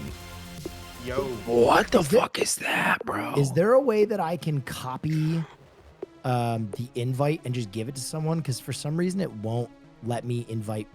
Broden and Connor can't get the invite. Are they in your Discord? Let me. That's probably why.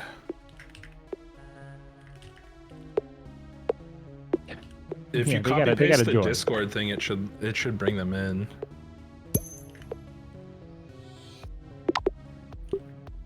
Yo. Also, I kept like. Did someone just join? I made it. Yo. Hello. Did anyone find that they were like pioneering like weird sequences of things numerically? Like they found a niche and it just kept going based on the number of said things. Because like I ended up taking gangbang all the way to like to the 12th. Hold that. Like it was just like I'm gonna make sure Caroline gets in. Haas, if you are there, can you make sure Connor Eats Pants and Broden get in? I'm in, or sir. any of these people. Oh, Broden's in here. We need made it. Connor, we need Caroline, and we need Ray are the last ones. Hang on one second. Let me go get Caroline. You know, this only takes 10, right? Like group chats, or maybe we're it takes in because we're in his Discord. I think we can do more because it's not a call. That's correct.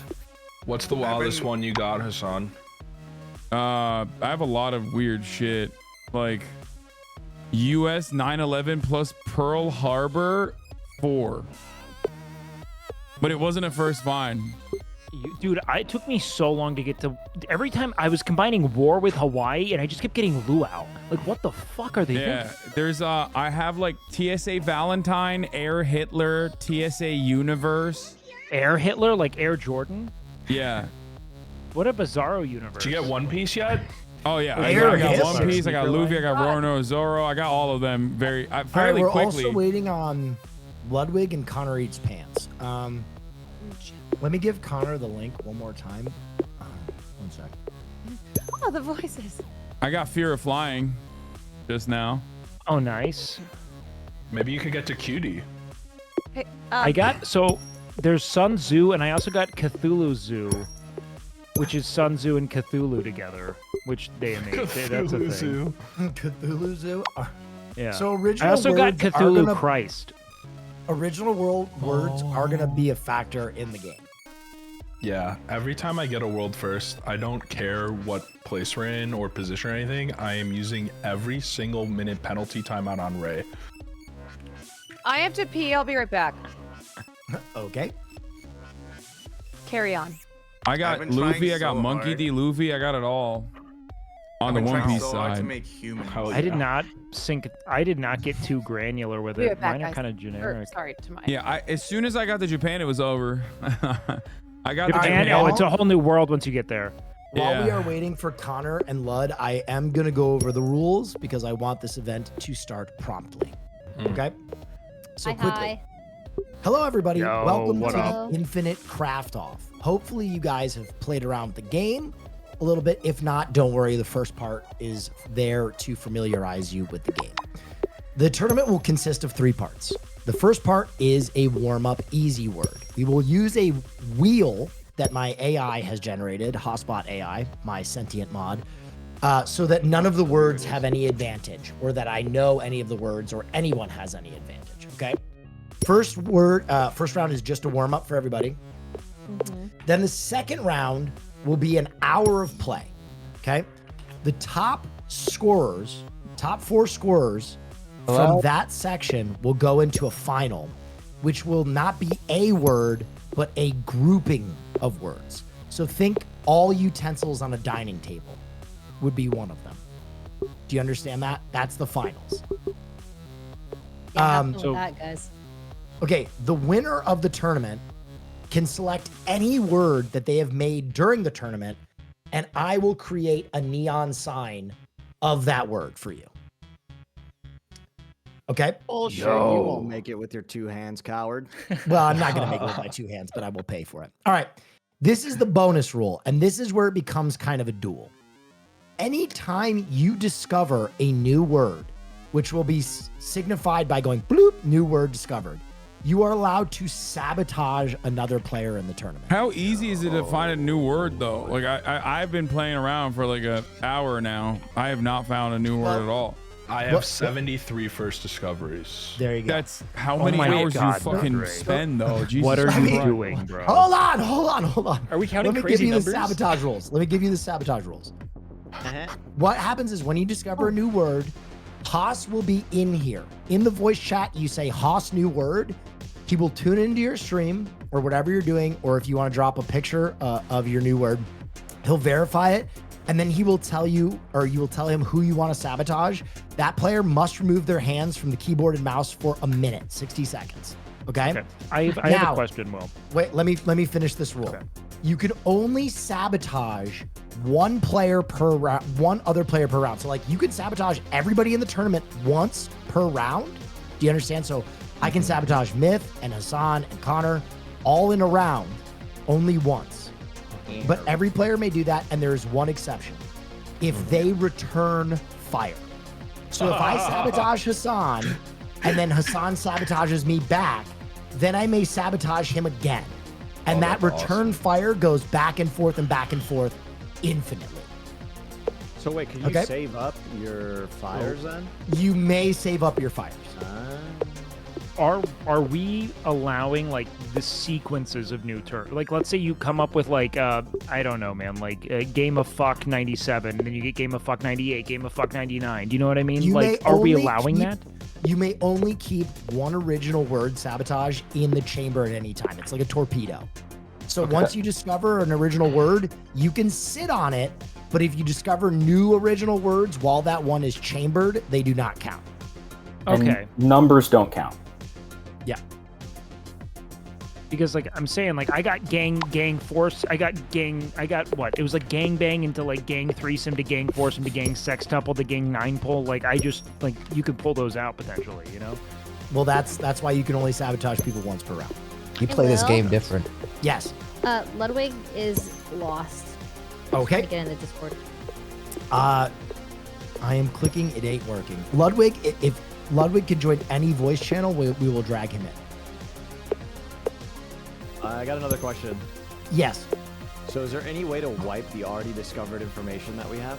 Yeah, the bottom left of the page. Reset. Resets everything. Every round, we're we gonna will do that, wipe right? our found words. You will start from scratch, essentially. God bless. Okay, cool. Okay.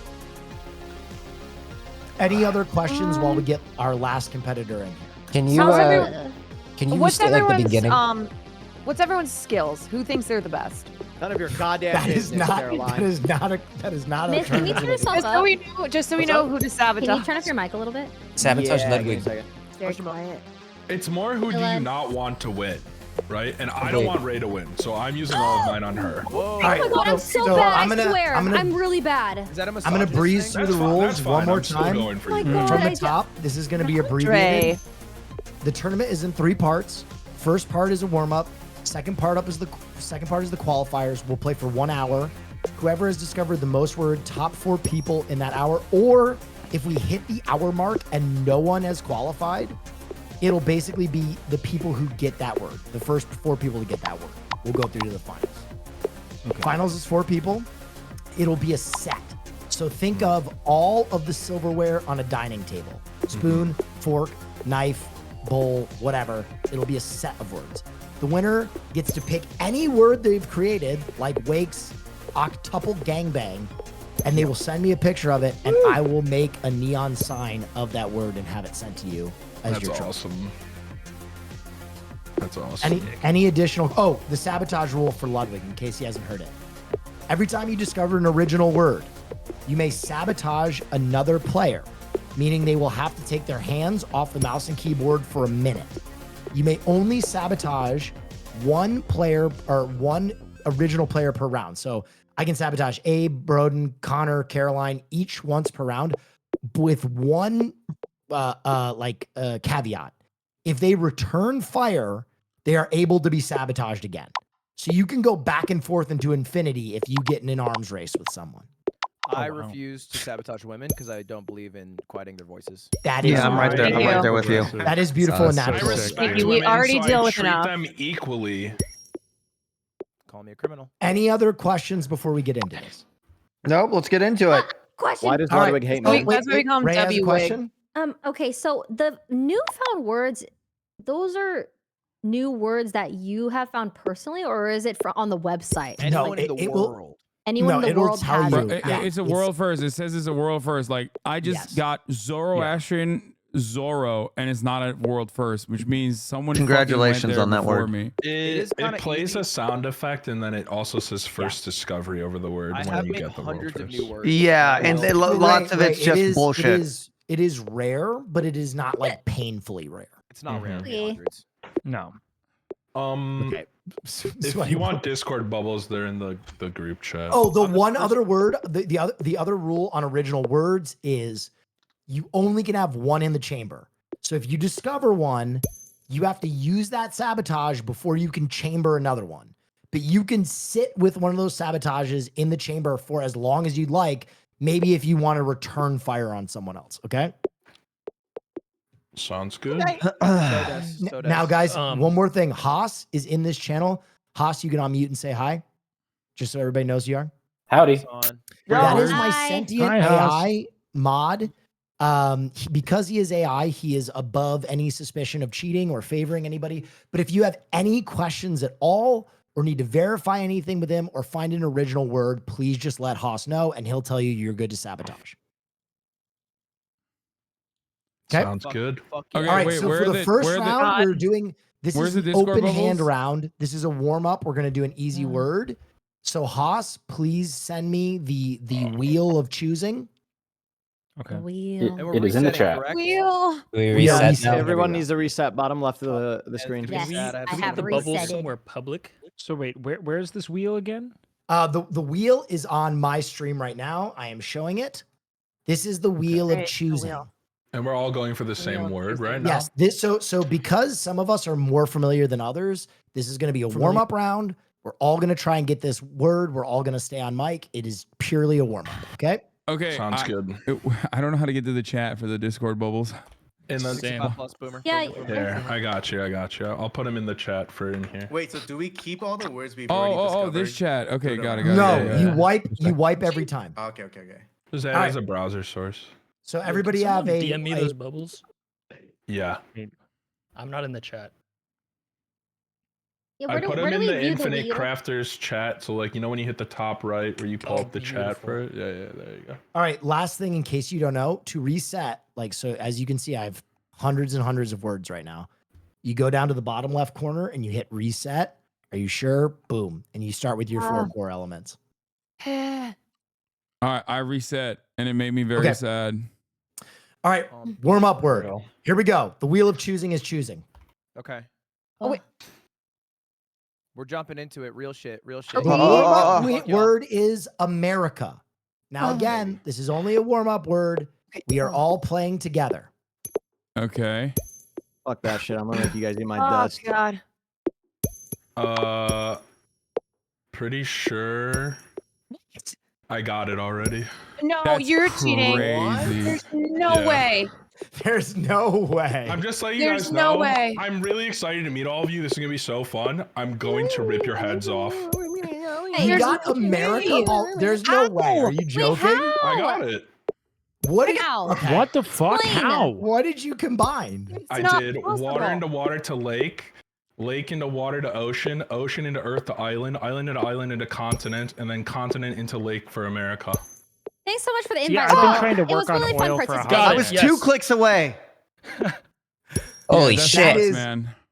That Okay, is crazy. I think we need to handicap. If you do we need to American handicap America Andre. and you do lake into America and then you do earth into America and you combine USA and Niagara Falls, you get New York and you add fire and you get Okay, so Niagara. how this is- many this of you is literally- fucking losers have played this game for the past 20 Water. days? Dog, Oh no, my no. God. Shut up. This is like fucking playing basketball against LeBron James right now. This is is fucking not fair. insane. How much of this Well, game well, is I can take him. He's just we're made a mistake. sabotaging He's him, just yeah? put a target on his head.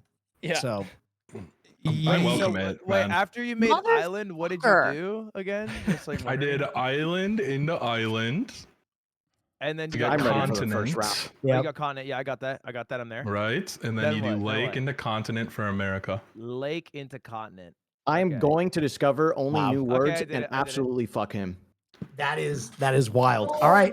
Right, I'm ready for it, Ali. we Bring have it. to band together and take out Nandre. We have to All use right. our- It's gonna be I so got it. embarrassing. Everybody- You guys everybody losers hit are all reset. going for me. I'm not Everybody hit taking out reset. anyone. Yeah. I'll take care of it. I cannot play this game. I don't know Bro, why. it I is said not yes to this. easy. Andre, to- you showed your fucking hand. That's on the, fine. on the warm up, man. I love being the villain, man. He's I so love it. confident. Has- Fuck has you, everybody- Andre. I let you all know my title right now says winner's POV. Just so Happy you for know. you. How many Has hours every- of this have you played? So Be we honest. reset now, right? Probably Okay. 20 hours, I would say. We reset now, right? Someone in my chat saying you've been playing every day for a week all stream. Yeah, maybe 30. All right. Has everybody reset? Yep, I'm reset. Yeah. Okay. I'm reset. Haas, send me the wheel of choosing for our first round words. This is real shit. This is real shit. Oh my god. Yes. Can we Now there are Real shit. topics. I believe, isn't that correct, Haas? That we will let the other participants choose. Yes, they are in the chat. Okay. Okay, Question? Ray, Sorry. you may choose the first topic. Ooh, choose it, Ray. Choose it. Me? Okay, but first, real quick, is there a dark mode on this website? I believe. Yeah, so. you got to get a plug-in. You need an extension that makes websites dark mode. Oh, Yep. never mind. Okay. Oh my all right. god, my chat is also chirping about Category? it. Question, The when do we categories start? Are TV, movies, music, Japan, miscellaneous, level 69, politics, states and cities. Oh, Japan. Pick. Oh no, pick what you want. I'd like to do like Miscellaneous. Miscellaneous. All right, miscellaneous has been chosen. Great. All right, once I start this spin, it will begin the hour timer. Dude, she's so good. She unlocked the hidden category. Ready? Did she just order off menu? Here we go. Wait, he I am said miscellaneous, spinning didn't he? on my channel now. Wait, sorry, Alright. can I change your mind? Oh my No. fucking Wait, god. what? Miscellaneous was Wait, the worst yes, yes, choice. you may, Oh you my may, god. you may. Okay, for some reason I thought miscellaneous was like an object. But that could be anything, right? Could be. Okay. Yeah. Could be Oh my an god. object. Do you know what it landed on? Do you know what it landed on What before did we it stopped? land It? on? Necro Comic Con or whatever the fuck. Necronomicon. Landed on Necronomicon. Necronomicon. You don't want to go to Okay, so that was a Necrocomic-Con. warm-up spin, right? Okay, now we know what miscellaneous is. We were about to Okay. get fucking blasted. Okay. Not just like, oh, I Not found probably already it. found that before. Oh, I'm just going- Necronomicon. I just wanna get first Necronomicon. I found that in discoveries. 3.5 seconds. It's Oh, so one easy. thing I want to make clear: as streamers, you may not use Google to help you, but you may utilize your chat for ideas. Oh, you're my done chat's for it, dumb as Andre. hell. Just kidding. I have Oh, M man, HUD. You guys are all cooked. have a Oh bigger my advantage god. than me. I got no fucking viewers. Okay. All right, here we go. I should stop my. Okay, ass. We're okay. so, Hate rates will slow you boys, down. boys, we can do it. Okay. I would. I ain't gonna cheat. I feel like. Or the categories again. The categories are TV, movies, music, Japan, miscellaneous, level 69, Hosma spin 2 NSF to share, politics, or states and cities. I love that Japan as well. I feel like Japan's probably a good. You place are to bad start. at every other category. I won't lie. They're Japan? all so hard. I can't do anything else. Japan, please. You All right, can My Japan final is answer. locked in. Yeah, baby. Let's get it Japan. going. Japan. Tune into my stream for the spin. Listen, I my am chat's full of spinning fucking now. weebs. We got this. We're all losers in here. Let's go. That's right. Let me Round choose two from the whole begins. thing. This is fucked up. Now the word is Toyota. No, it's not. It's Wait, come on. Oshogatsu. What the fuck is What? that? What? Okay, come on, man. I think we can do Use this. your chat. Tell me What when is to start. Oshogatsu? Why I can I believe use it's tap Japanese and not New Year. Google? It's Japanese New Year. Japanese, Japanese New Year. Okay. All right, everybody mute and good luck. The hour timer begins now. Okay. That's crazy, dude. What the fuck? What? Oh, I gotta mute. Oh my god.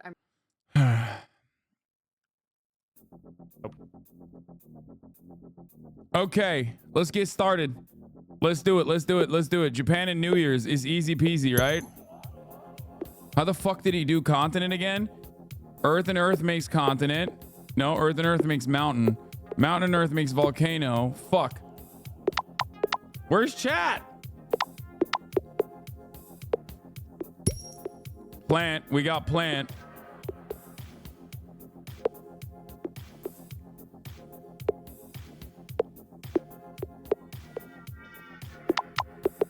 Fuck.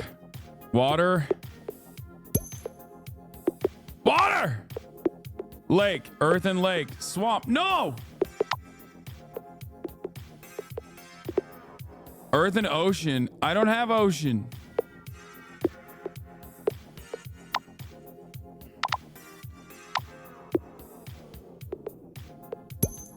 Oh, thank God. Okay. Earth and ocean. Island.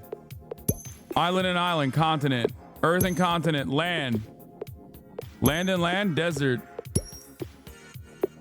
Okay. We'll be able to use all this stuff. Okay. M-HUD is in here. Lake 2, Earth 2 for an island. Okay, we got island already. All right, I'll pin M-HUD. Island 2 for a continent. Water into water into water. Wait, I already got the continent. But where do I go from here? How the fuck did I get Japan last time? Volcano and island? No. Oh, Hawaii and Hawaii. Okay, good. We're getting there. Hawaiian hurricane, tsunami. How the fuck did I do this last time?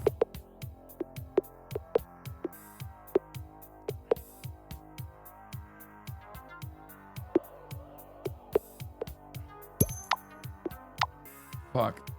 You did like 9/11 on Hawaii, right? How did I do this last time? How did I get to 9/11? Hawaii and island plus continent. What? What are you talking about? That's an archipelago, chat. Shut up. How did I do Pearl Harbor, Hawaii? I think I had like maybe, no, that's a volcano.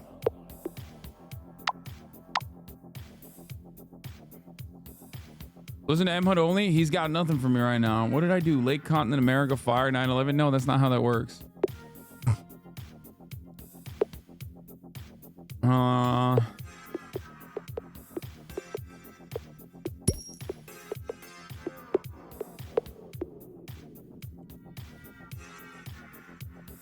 Mountain. Wait, what?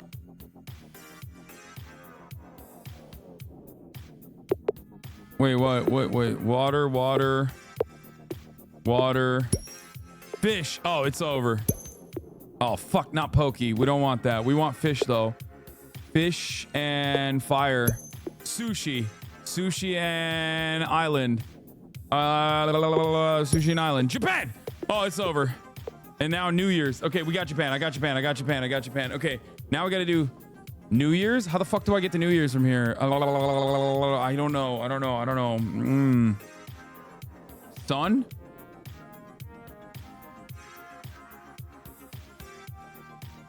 New Year's celebration. Fireworks plus day. We need sun. How do we get to sun? Fire and fire, volcano. No, that's not working. Earth and fire. No, that's not working either. Sands of time. That's not gonna work, man. How do we get the sand? Sand and sand does desert. How did I do glass? Okay, we got glass, so that's good. Now I got glass. Glass on glass makes window. That's fine. Let's do. Ooh, Pokedex. That could come in handy later. Okay, we have tsunami. Sand / glass, hourglass. That's good. Hourglass and hourglass makes sand again. Okay, that's good. We got hourglass and fire. Time. Okay. Japan time. Nope. Samurai. That doesn't work. I got time it. and I got the first one. Fuck. I got a new discovery. I would like to time God out damn it! I was Andre. so fucking close. Oh wait. Did we keep going? How'd you get it? I did pretty good. Oshogatsu. Is it Jover now? No, it's not Jover, so I just Okay. have 1 point. God. Wait, Cool. do we keep Wait, trying how to did you find it get now it? or no? Are we still going or? It's over. Yeah, It's so Jover, right? So that one is Jover. Now we move to a new word. Can we get your line, please? Yeah, can you show Yes. your work, please? Yeah, Yes. show work. So I went to get Japan or to get Tokyo.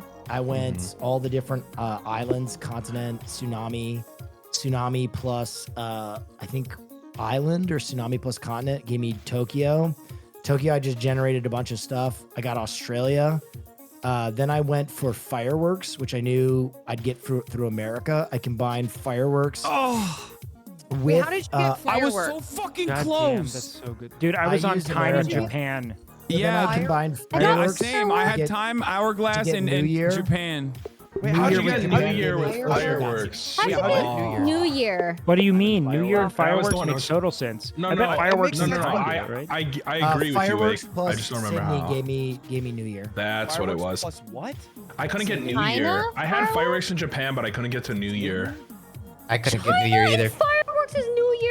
I'm sick. Japan and fireworks is Tokyo. So I had Japan and time travel. I was so fucking I had close. Godzilla, dude. Yeah, I had Godzilla's Godzilla. Japan and Oh, I have a lot of Godzilla. Godzilla. That Godzilla is marks always the end of the first round. Will has 1 point. We are only, I think, 5 minutes into our playtime, so anything could happen. Bro, you're on Who would Ludwig like right to now. select the next category? You have to. You Cannot won. believe this. No. We're resetting, right? Yes, reset. Okay. There's a second Reset. warm up. I vote Seer. I Sierra, did you may get pick the next Clockosaurus, category. by the way. Yeah, All right, tell me the time travel, categories Seer should again. go. Categories are TV, movies, music, Japan, miscellaneous, horny stuff, politics, states and cities. Sir, Sumima-san, I did get a new thing. Am I able to, is that in the chamber? That's as they chambered. say? That's Okay. chambered. You may use it. Okay. You know But who if to he use he on. finds another one in the process, like, and he hasn't used it yet, then it's burned, right? It's burned. You have to use it. You can only chamber Yeah. one sabotage. Let's do movies. Movies it is. Movies. Yep. To my channel for the spin, there's like over 100 words on this one. I'm spinning. Oh my god, bro! I'm Don't be Ryan There's a Gosling, lot of please. setup. Everybody thinks, oh, Finding Nemo. Oh God. Okay. Easy. Fucking I got easy. this. Are we good to start? Easy. Right now? Cooked, Right now? cooked. You may start in 3, 2, 1. Mute and begin. Good luck. Sorry, I was okay. I technically started, but hey, whatever, chat. Okay, chill. Land, island, continent.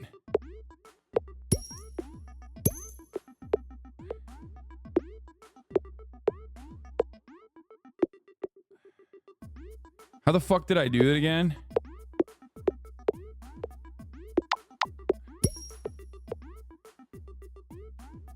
How the fuck did I do it? Volcano, fish, sushi. Okay, then we'll keep that in the pocket. Well, volcano, ocean, island, ocean, Atlantis. Fuck. How did I do this? How did I find Hawaii easily? No, I need to do Hawaii. Or not Hawaii. Fucking, fuck. Island and continent. Is it Finding Nemo? It's Australia. Fuck. I was thinking of Lilo that I found randomly last time. I'm so dumb. Hold on.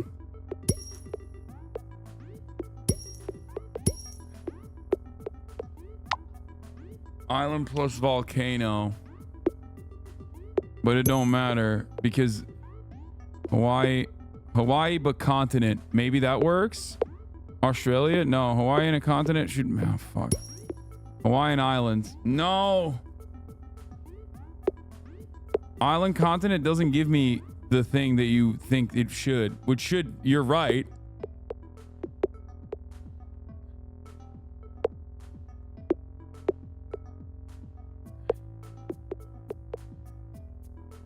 Mountain into continent to get Asia. But I don't want Asia. Asia and Hawaiian Islands. Hawaii. Japan plus island is the continent. No, it's not. It should be like ocean and continent. But it's not working. It does Pangea. What the fuck? Kangaroo plus continent? I'm not going to be able to get the kangaroo. Let's do sand. How do we do sand again? Desert. Desert and sand. Sand plus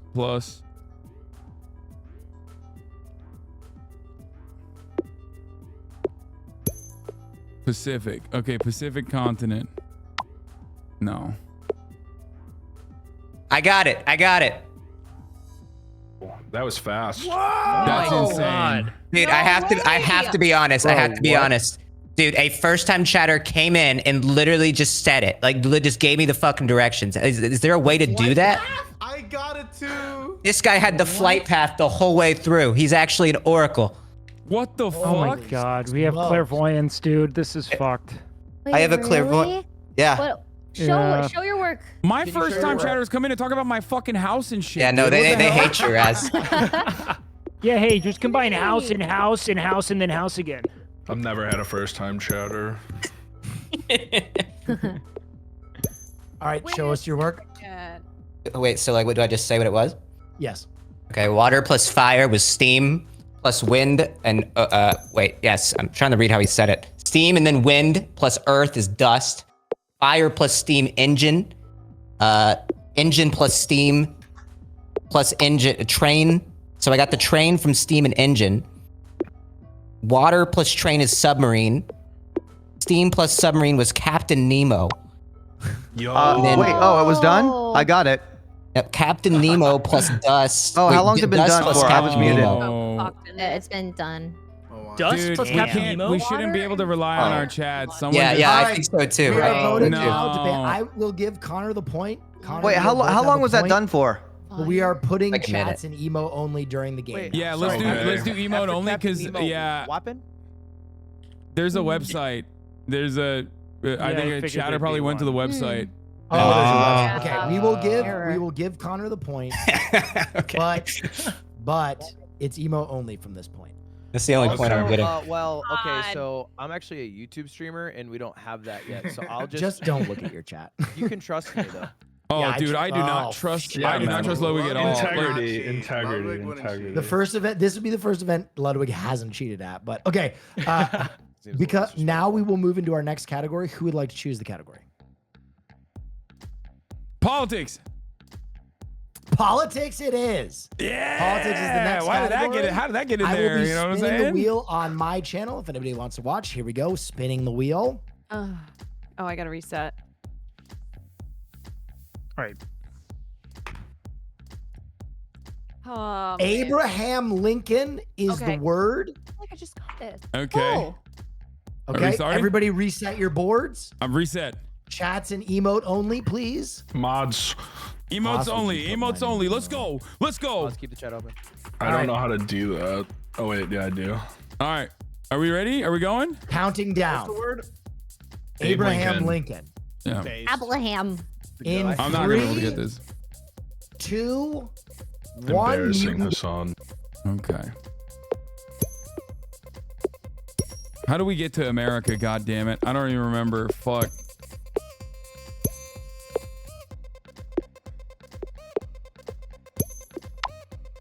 Mountain, Earth. Fuck. Mountain range. Nope.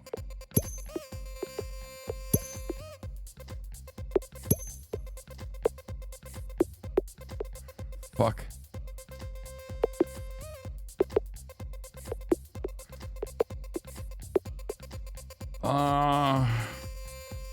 How do I do it? I don't remember.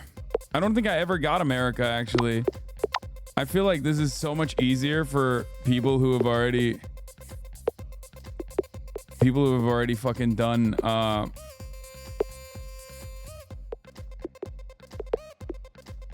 continent, ocean, land, island.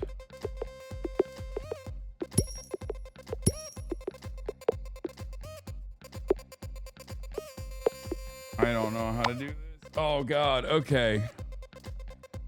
Now what do we do? Fire, maybe? Wind and fire, smoke. Smoke and smoke, cloud. Cloud and cloud, rain. Rain and rain, rainbow. Rainbow and fire. Nope, that's not gonna work.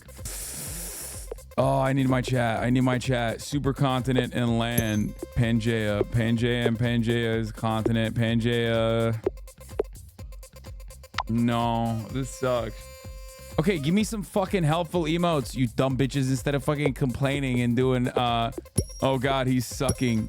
Oh, Mount Everest? That sucks. That's not gonna do shit for me.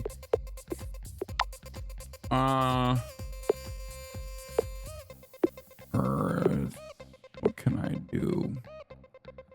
Stop spamming nays in the chat. You guys are unhelpful.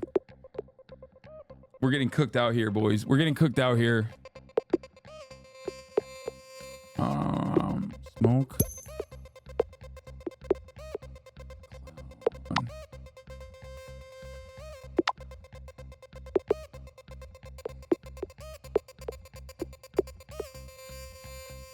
I guess we could go to Hawaii and then do Hawaii continent. But I don't even remember how I did the Hawaii. Wait, what did I do? How did I do fish?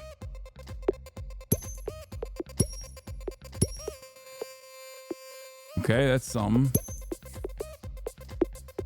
Wall.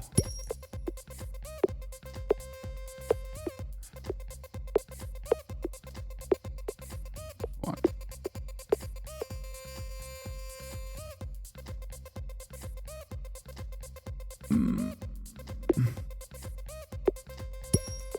Land castle. No, that doesn't work.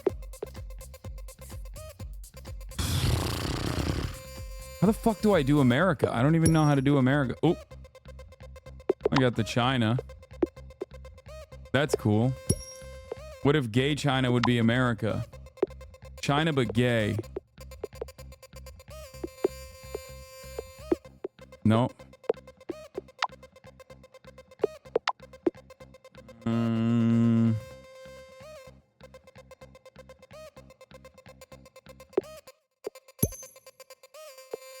Oh, fireworks. The country would be America. Come on. Fireworks and land.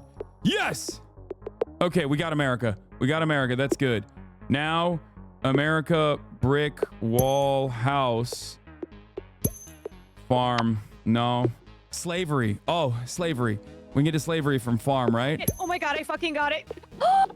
Dude! I just was got so close. Bush. I got Trump. Respect. Caroline Kwan on the board. How did you do it? Oh my god, I had Lincoln Memorial for so long. I had Lincoln and Lincoln Memorial. I don't know. I Dude, I started can doing only some get rainbow monument. shit. I went the gay route. I literally went the gay route, and then Abraham That's. Lincoln. Can we ban that? She's cheating. Wait, you went. Wait, you went the gay Lincoln. route? How? What is that route? Everything goes Abraham through the gay Lincoln route. confirmed gay. I tried Yeah, the we all knew slavery it, angle. dude. I was not trying to get effective. slavery. I got field, I was America.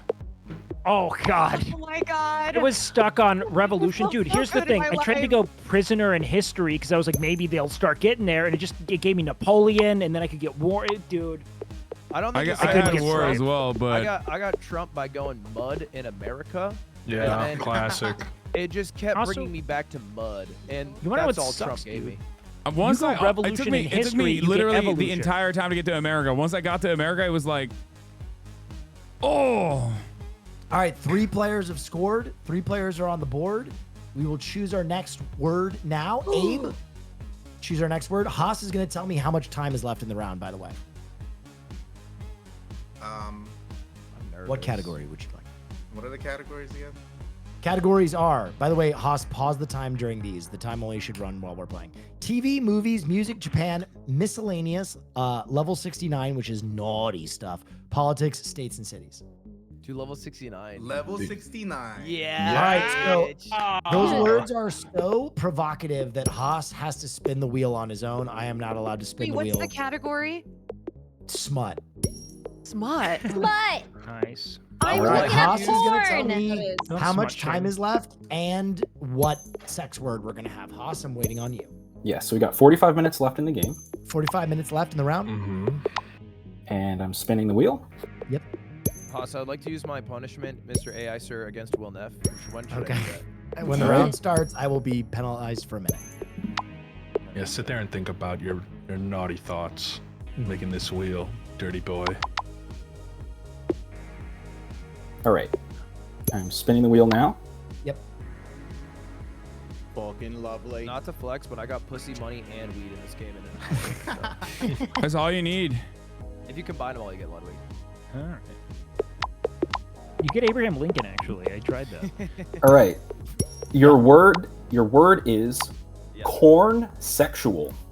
Corn Ooh. sexual. Oh, Corn easy. All right, lock it in. 3, 2, 1, go. Reset your screens, by the way. Reset, and I have a penalty to start. Ready? Does that go?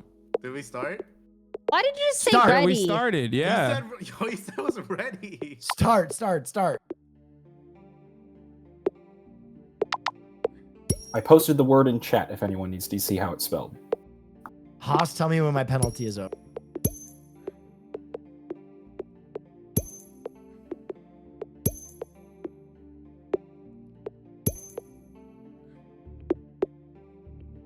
Oh, I'm already muted. Okay. So, America, we got America. It was corn sexual, right? I got the corn. How did I get the corn last time? I got the corn last time, but I don't remember how I got there. Was it plant? How do I do plant again? Fuck. How did I do plant?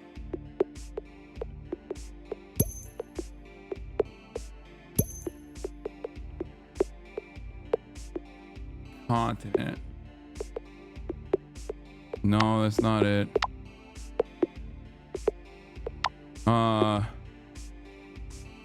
Shit. Fjord! Fuck. All right, Will, you're ready to get back in. How do I do this? I don't remember. Fucking fuck.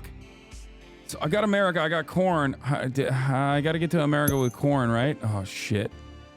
Oh, maybe I can go to sex from Trump, maybe.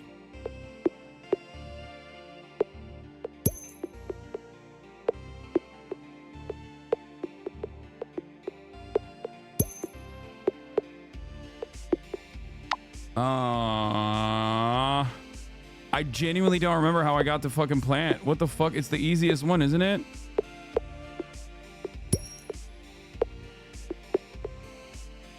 Oh my god, how am I forgetting this? How did I do it? I'm literally blanking out. Discovery. Ooh. You I may wanna use sabotage it. someone. I want to use it on Will. Okay. Starting now. Tell me when I'm done, huh? All right. Shit. Is it Earth and Earth? No.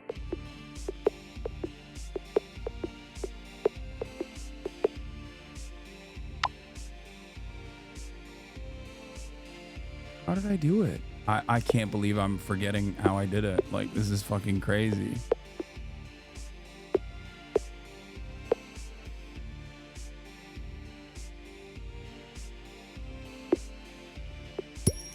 Oh.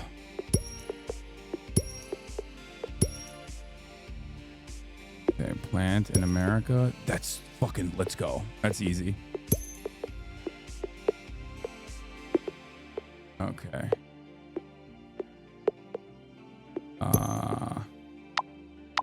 Okay, got that.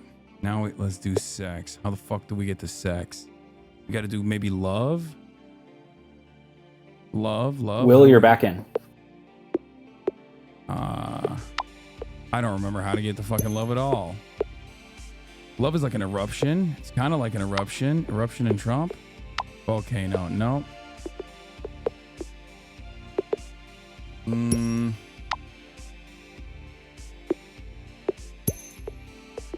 Love gives you heart fog. No. Can I get a reminder on the word? What'd you say? Corn sexual. Sorry, your mic cut out there, Ray. Can you repeat that? Your word is corn sexual. Thank you. How did I do gay last time? welcome. I don't remember how I did gay. If I could find like gay. I have no idea what What the corn fuck? sexual is. What is this?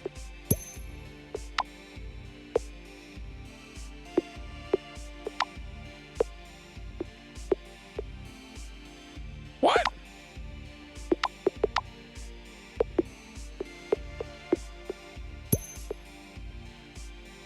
Ooh. Movie, sex movies, movies and sex, movies and fire, fireplace. Nope. Let's do a bunch of movies here. Movies and question mark. Okay. Movie.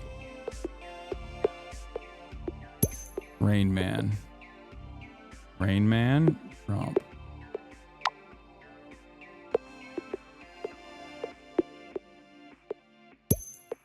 Fake news. I'm not getting the fucking... Does Field of Dreams feature love? I don't know. I don't know what to do. Fuck, this is so hard.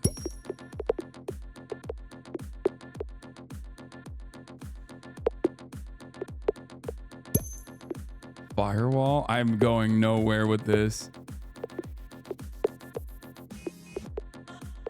Love is like an ocean and a sea of popcorn. Popcorn shrimp is lovely. Fucking fuck. Bubba Gump. Bubba Gump Shrimp Crow. CNN fake news. Okay, I'm going into fun stuff here.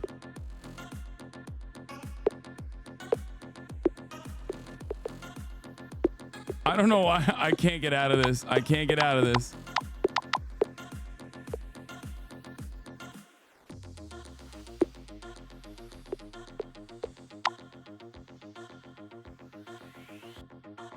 I don't know what to do. I don't know what to do.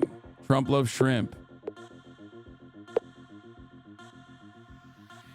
How the fuck do I make a rainbow? Is it like... Oh, rain and fire? No. Rain and rainbow. Okay. Rainbow. We got rainbow. That's sex. Rainbow and Trump. No. Rainbow. We got rainbow. Rainbow and what could be love? What could get you love? Flower.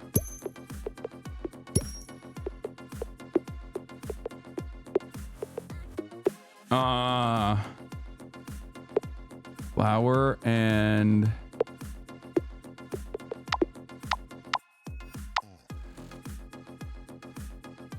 Rainbow in America. Freedom.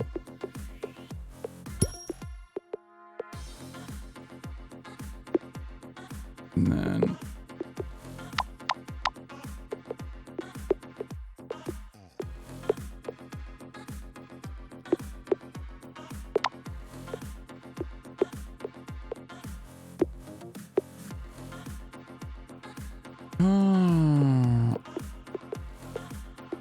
rainbow corn.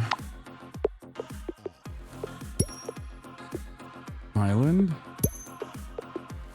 What is Eden?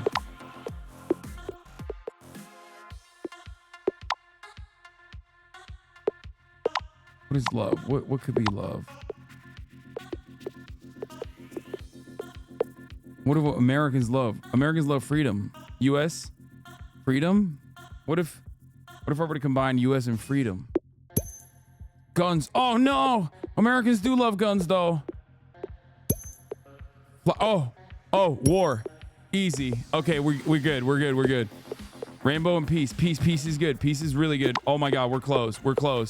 We're actually fucking close. Oh my god, please. Tranquility. Paradise. No, fuck that. Heaven. Sky. Out. Okay.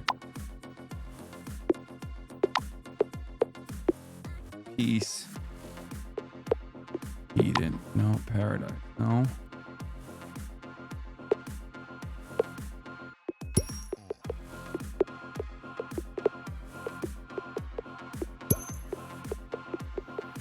Zen?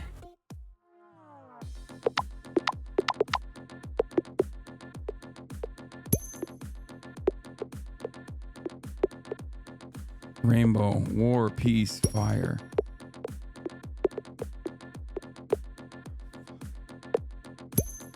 Hippie, no.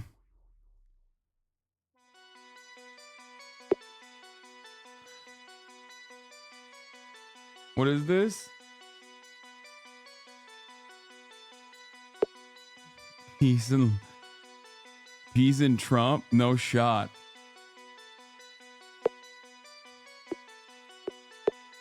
Yeah, no, it's war.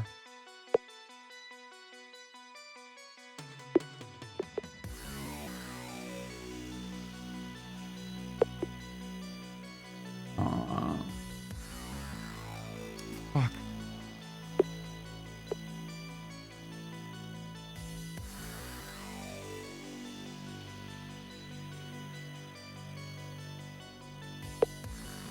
Maybe Americans and guns?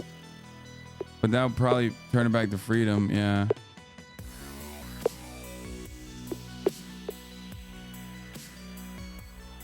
I need something that says sex. And I don't know how to do sex. Maybe film.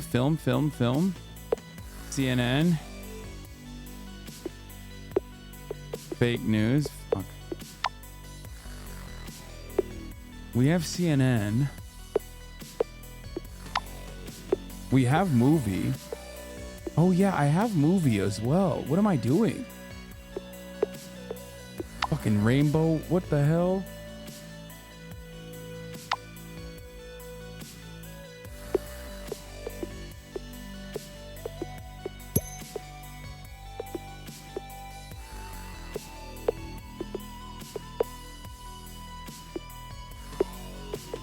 The fuck is unicorn, man? Okay, cinema is good. Cinema.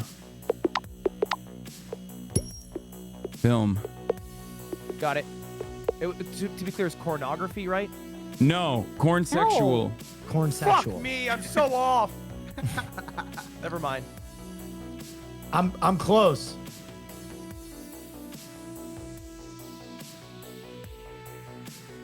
How do I get to gay from rainbow? That's the real question.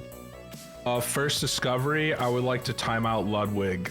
Psych. I'm timing out Ray. I don't care. You're such a bitch! Let's fucking go. You guys get it? That's a really good choice. All right, 1 minute. Wait, literally, I'm so bad at this game. Wait, did I someone will get never it? forget getting outbid by you at the goddamn ball for the animals, Ray. For the Suck on animals. it. For the animals. That's crazy. Okay. Oh my- Okay. Sorry. I'll remember this forever, Andre. So will I. Literally forever.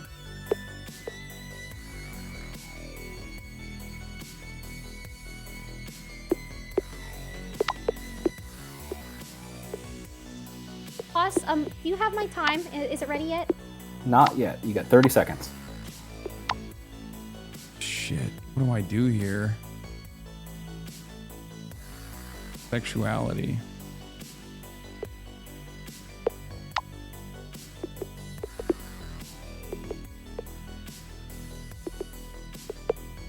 By now. 5 seconds. 3, 2, 1. Go ahead.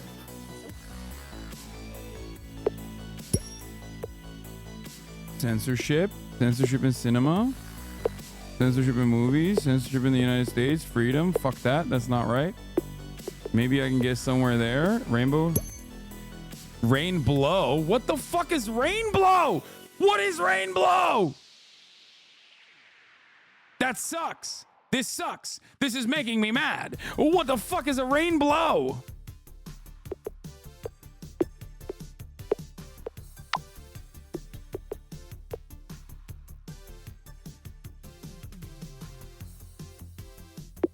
I'm so sorry. It's pornographic, right? It's corn sexual. Oh, sorry.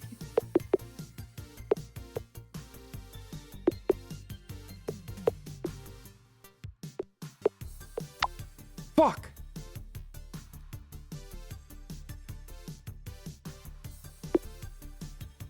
Film, movie, cinema, tranquility, theater. Theater and rainbow has to be gay, right? Yes, gay pride. Okay. We're one step closer. No, that's not it. Okay, pride. Fucking unicorn. I hate unicorns so much. Parade? No. Bang! Corn sexual! Oh God my damn it. God. Wait, how did you get Bro, there? How did I you get could there? not get to sex, and that was not shocking, but I couldn't. Couldn't even get Me corn. neither, man. Bro, I just kept I trying got to every find corn corn. except I for couldn't corn. get corn. Corn I- so early game, I could not get to sex. Yeah, corn is Hentai, easy. bro. Okay. Corn, I Hentai just was did my America hung-up. plant. Easy. Corn was relatively easy. I got there Fucking via way. farm, which I got through, I think, wind and some shit. House pause the time. Wait, Fuck, farm, and then how dude. did you get to corn after that? I went farm in America. Dude, I kept Farm in trying to do different things America? with rainbow. I just got slavery. Yeah, I was on Rainbow. I finally got the pride. I had cinema, movie, pride, Yeah, same. censorship, trying to get the kept- fucking sex. Dude, it kept trying to give me the. I got like 18 different versions of the Matrix and characters in the Matrix, just trying to get to fuck. People. I got the Mamma Mia discography. I had corn, and then I was trying to get hentai, and I just couldn't get there. Oh, I got That was Hugh gonna be my Hefner. route through. All right, ladies and gentlemen, 4 players have points. What is the time, Haas? We have 30 minutes left. 30 minutes left. That took 15 Let's minutes. go, boys. All right, we I are hate going this. to spin again. Someone who hasn't selected yet, please step forward. Oh, by the way, it was Alright, let me add it. cornhole and sex gets you there, by the way. Nice. How did you get to sex, dude? I don't know how to get to sex. Sex you get via erotica and Yeah. Can you sell me a class? How do you get to erotica? I believe it was porn and porn. I got to broke How'd you get to back porn? ground, I think you it was get porn? passion and prostitute or hooker. Passion. Dude, how'd you get the like? I can't get anywhere even sex adjacent. You need I spent cities. yesterday all Tell me day about it, trying to bro. fuck and freak my shit, and I did, respectfully. Dude, good And shit, so dude. It's Fuck just keep yeah, putting dude. the time in, I would say. Yeah, it's a grind thing. All Dude, right, who has you have not selected a Gaytopia? category yet? Will, give me 2 seconds. Farley's going crazy. Okay. Who Okay, has not well, while selected a category? Caroline is preoccupied, let's do TV. TV. All right. Let me go to our wheels here. TV. Yeah. All right. I'm going to spin the wheel. I already forgot how to get to America. Like I'm already forgetting things that I did Same. already. The pressure's That's ramped my up, boat. man. It's fucking me up, dude. Ooh. The pressure's mounting. The show is American Ninja Warrior. Are we're not starting yet, right? No, we're waiting. We are not starting. Everybody, please I don't wanna clear do your this. boards. Clear your boards. American Ninja Emote only Warrior. now. Emote only. On Yeah, my no. countdown. Aren't these all emojis? Everybody ready? I'm ready for you. Yes. I'm ready 3, to receive you. 2, 1. Go. Begin the round. Yo, what was the word again? American Ninja Warrior. Big.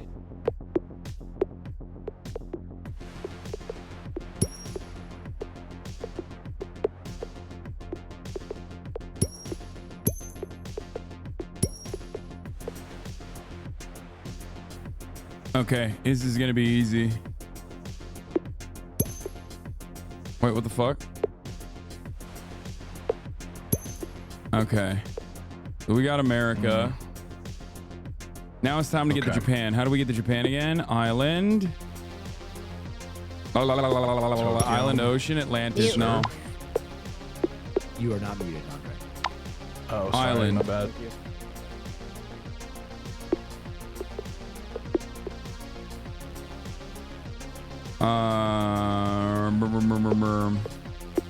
Make some waves here. Nope, that's not it.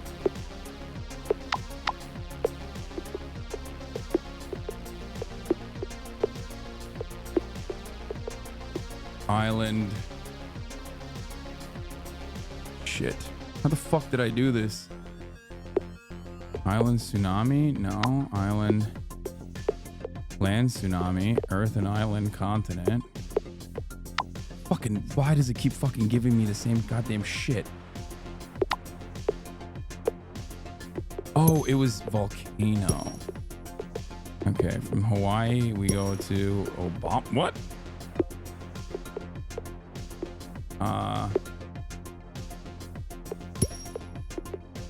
Hawaii? How do I get to from Hawaii to Japan? How did I get to Hawaii to Japan? I don't remember.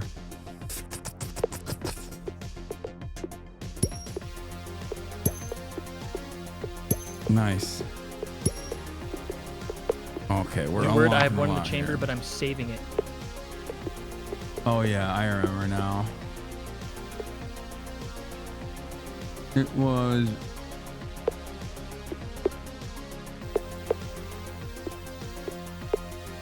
no. How do I fucking do the fish? Was it?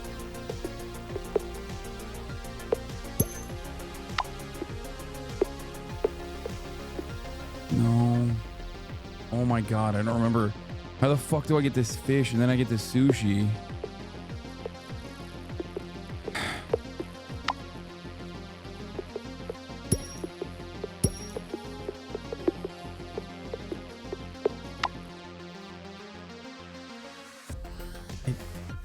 Was it water and water? I can't believe I'm like forgetting the shit that I did already. Was it sea?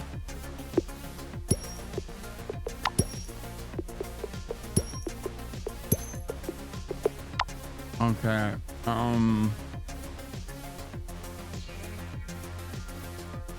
Oh my god. Oh my god. Oh my god. I'm literally forgetting shit that I've done 3 to 5 times. Was it water and island? No, that's a ship. There's a boat. I'm so cooked here.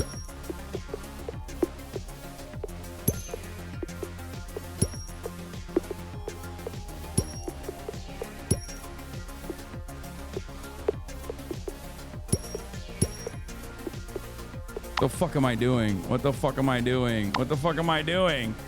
Just find the fucking fish, man.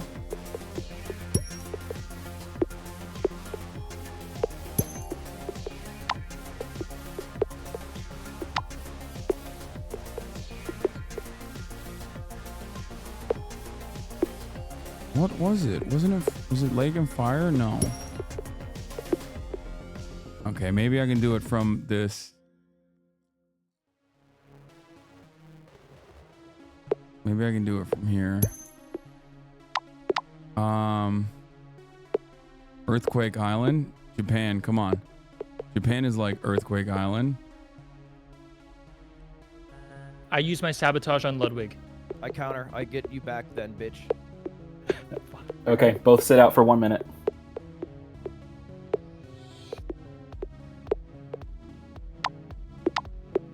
My new discovery was Super Saiyan 14,828. What was yours?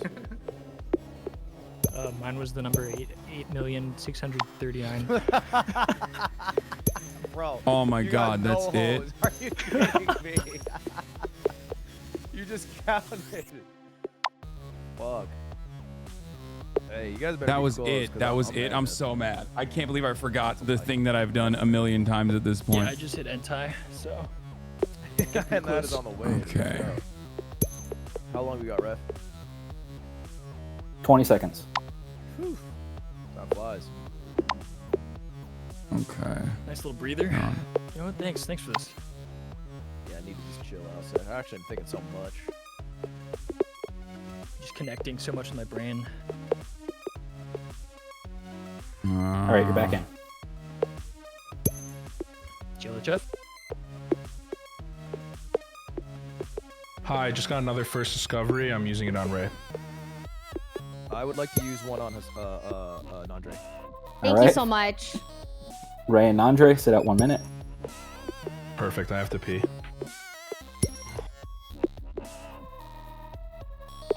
Okay, we got both Ninja and American. American Ninja Warrior. How the fuck do I find this? How do I do this? Chuck Norris is an American Warrior.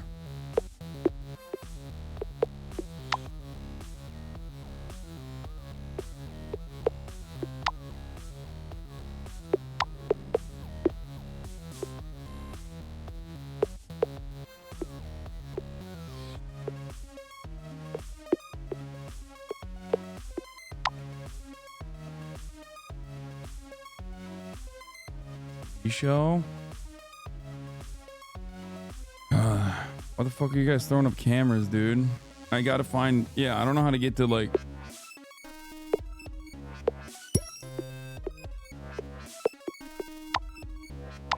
All right, here I'll do Ray this. and Andre, you're back in. Thanks.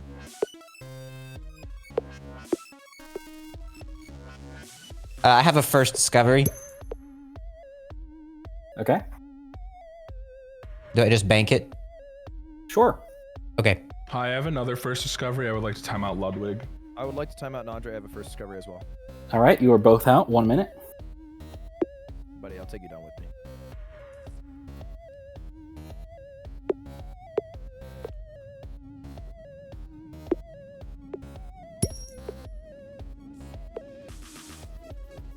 Okay, from Trump to movies to TV. How do I do TV or movies? Here though, Trump to change. Nope. Let's see.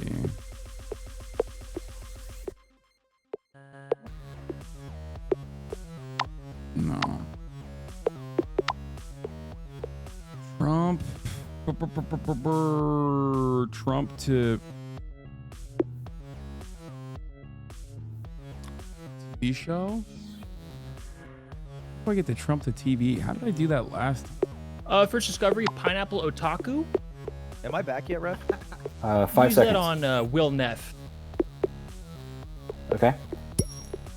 Nandre and Ludwig, you're back in. damn it. Will Neff, you're out 1 minute. I thought if I had Ninja in America, this was gonna be a wrap. Yeah, But Will, you're timed out. New first It's discovery. not. Thank you. I have two back-to-back Will, timeouts. you're timed out. Wait, have you been timed out this round? I just got timed out. before you But not started. by me, right? So can't you still No. get timed out? All right, 2-minute timeout. Holy shit. Think about it.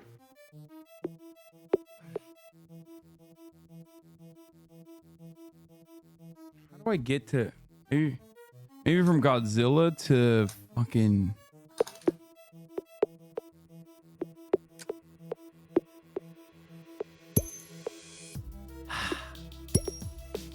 Sans. I got another one in the chamber too. Okay, King Kong is a movie. I think next round we got to take numbers out of the game.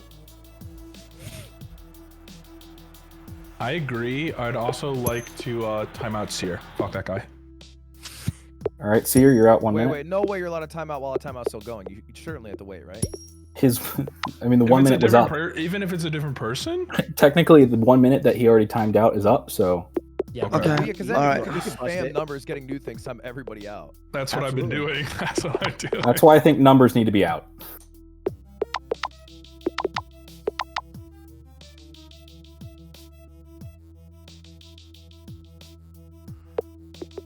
Haas, how long has it been? You got 20 seconds.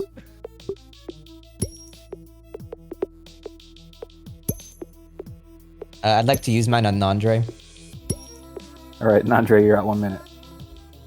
I found like 8 different fucking movies here. How am I not fucking getting I a would like to goddamn use Cow thing? Japan on Connor.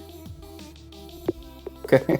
The Thanks, man. timeouts are flying this round. Maybe you can do the numbers, but you have to say the massive number to time them Okay.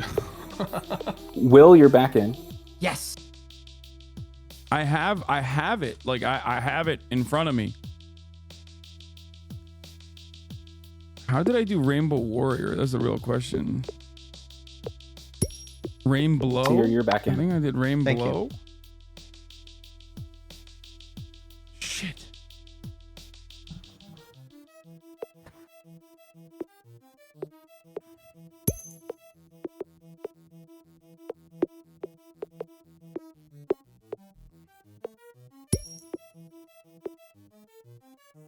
I don't even know what I'm doing now. I don't know what the fuck I'm doing.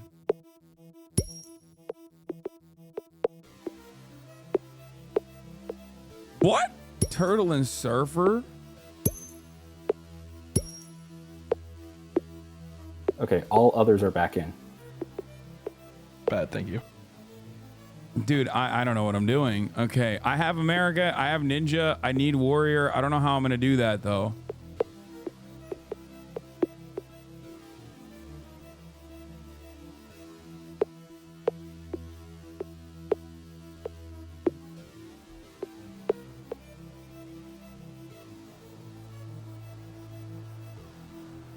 Warrior. What is a warrior? How do you get to a warrior? How the fuck? TV, television.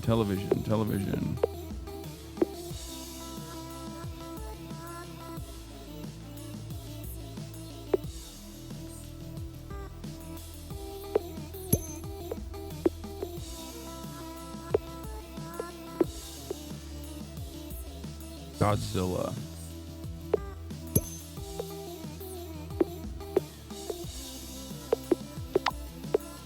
King Kong's perfect. Maybe one piece to one piece. 2 pieces. Nice. Bikini. God Bikini. Fucking Christ. I've found Just got a new word. I did too. Connor, you're timed out. That's Oh, okay, crazy. wait. I deflect. Kim Jong-un. I You already deflect. timed me out this round, dude. You can't Oh, I do can't. it again. You Can't can. deflect. I think you can if you go back and forth. Yeah, so you're if both you at 1 return- minute. return Let's do fire. it. Let's do it. Okay, I got Ninja Manju. All right, I'm timed out.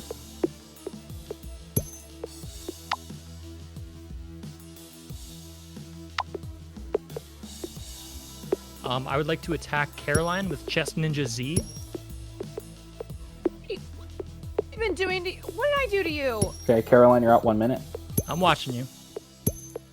You're watching me. I have Earth on my page. Oh yeah. I don't know. I don't know what to do here. This is fucking tough, dude. It sucks. Damn it. Fuck. Guys, I don't know how to.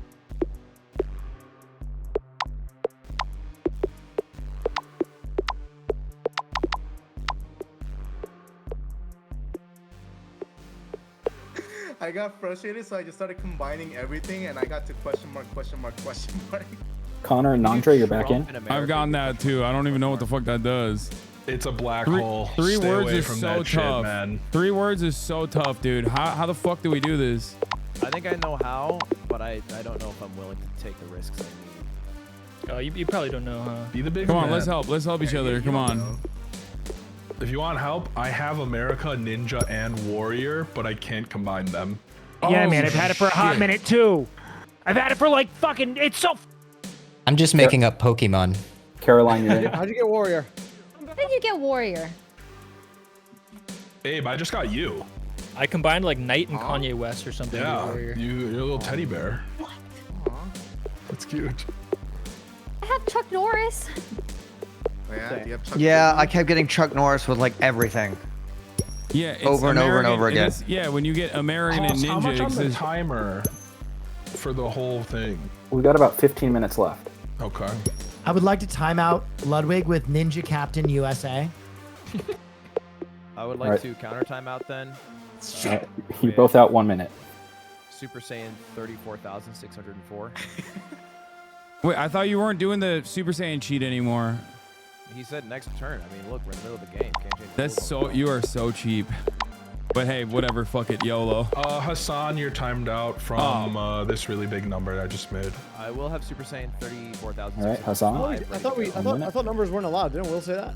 Yeah, but Haas said it in the middle of next the round. round for next round. Well, Will said that at the beginning of the game. It's not like I'm doing anything. Fuck it. Why not? It's all right. It's all right. We'll put it in play next round. Was unaware. The fuck do I do with Pikachu? Warrior doesn't I have count a- anyway. I have a first. I don't know. You I can a have first America, dis- you can have first Ninja, you can have discovery. Warrior. You can't do a shit with it. What's Yeah. your first discovery going to be used on, Abe? I'm gonna hold on to it for now, but the word is Trump and Cambo. Okay, cool. What's my time left, Fred? Everyone's back in except for Hassan. All right, back in. Good fight, Will. Good thing I got timed out because I was about to find it. The word, that is. This shit's The- wild. Now I have Big Abe.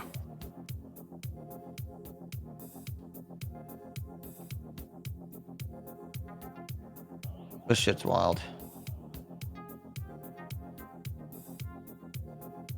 Hassan, I would you're like to back time in. out Nandre with Ninja Captain USA. You're a fucker. You know that? You're a fucker. Don't smile about that, you fucker. I can feel it through the goddamn call.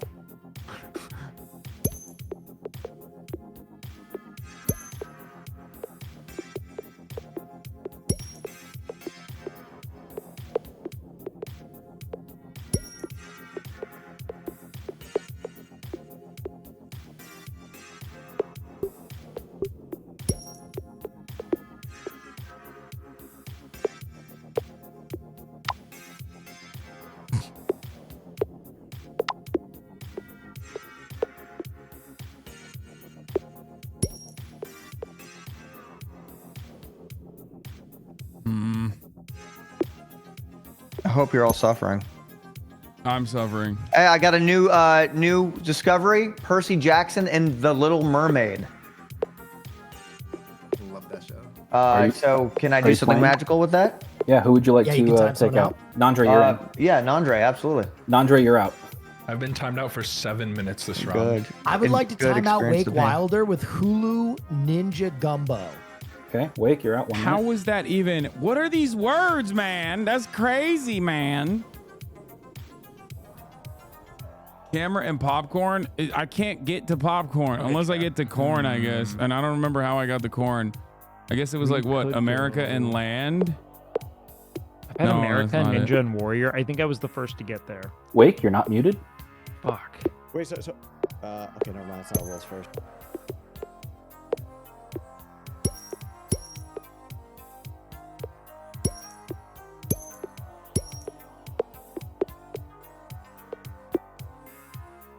Fuck. How the fuck do I get to America and corn? Was it America and farm maybe? Do I have farm? Farmer? There it is. Nandre, you're back in. Huge. Wake, you're back in.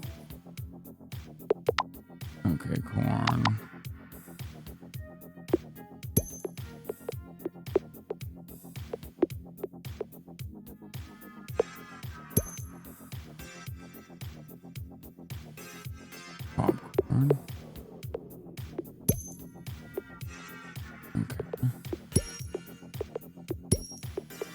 I got a new word. Miami Ninja Manju.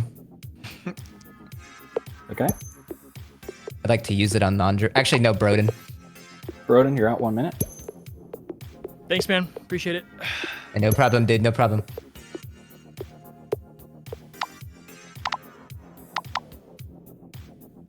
Film.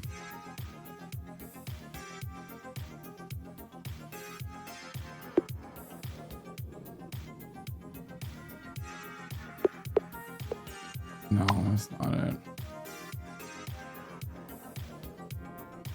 Movie. How do I get the movie to TV?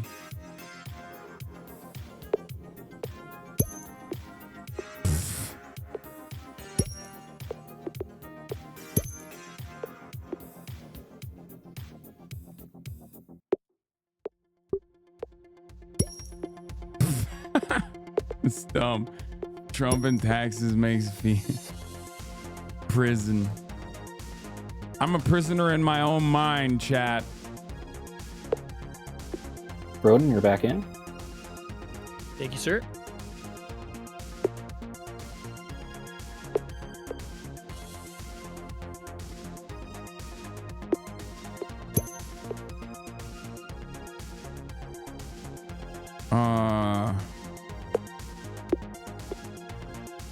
Godzilla is a movie. Come on, give me or TV show. How do I get to TV show?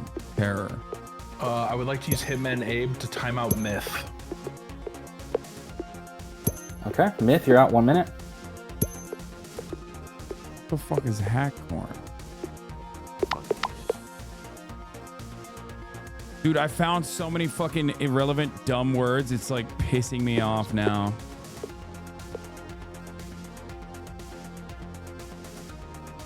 How do I find camera? That's the other thing. Like,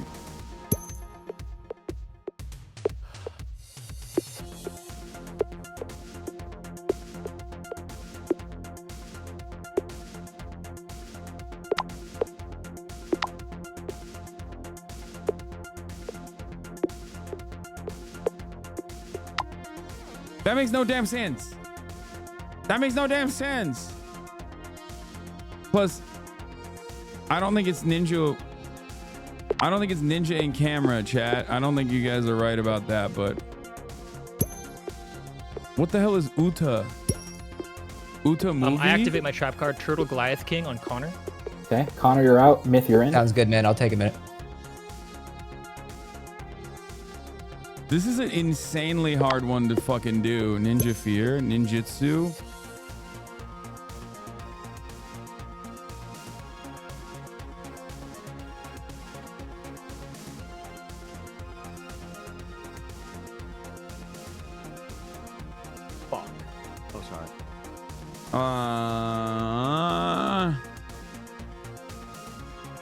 I'd like to activate my trap card, Drunken Throw, on Will Neff.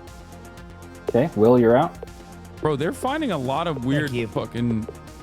They're doing this very differently than me, I think.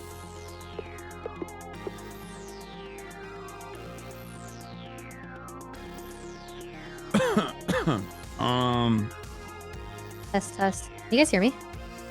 Yeah. Okay, my Discord. we hear you. Anyone find it? No, we're fucking Okay. dog shit. Connor, you're back in. First discovery, I would like to time out Caroline Kwan. Caroline, you're out. I'm gonna try shot. Time check.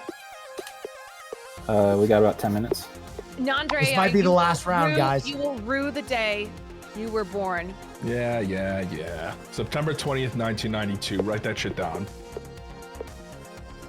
I forgot your birthday's close. by. Will, you're in. Yes. Nandre, I'm gonna. This one should go past the time, no? If it does, yeah. Am I done yet? You got 15 seconds. Was Sharknado was a movie, right? So it's not. It doesn't count.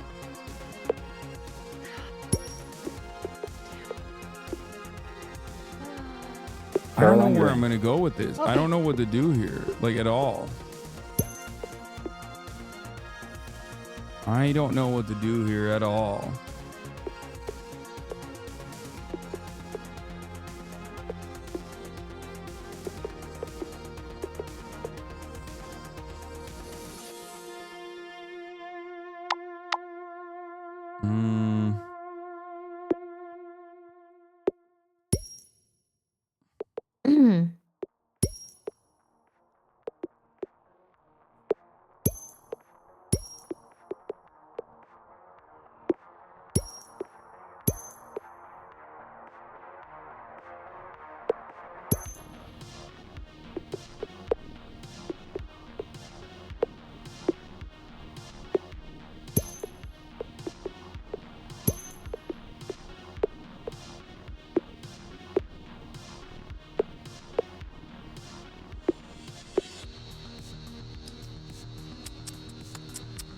I got a new word, John Wilkes Picoceptile. I don't even understand. I'd like to time out Ludwig. Ludwig, you're out 1 minute. Look, I have in my back pocket, and I've been holding on to this. Super Saiyan 84,327, but I'm not gonna use it respectfully. I just got another one if you want to trade. I'll stand down. Respectfully. Alright. A new word is Trumpaceptile, by the way.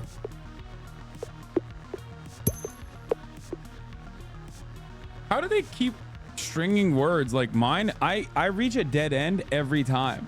I don't understand it. Like, I consistently reach dead ends. Like, they're able to like link all these like weird words together. Whenever I do that, it just like I hit a wall. Like, you know what I mean? Like, it'll be like, up swamp now. Like, that makes no sense. Which Ludwig, you're back in. Thank you very much. I would like to time out Myth with Brave Clooney.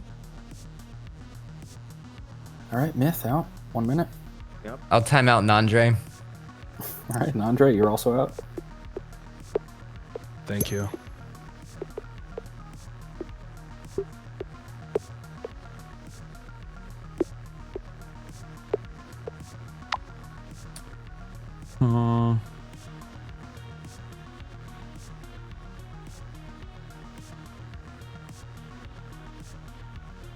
Is this even doable? Like, I just don't. Maybe it's not doable. You know what I mean?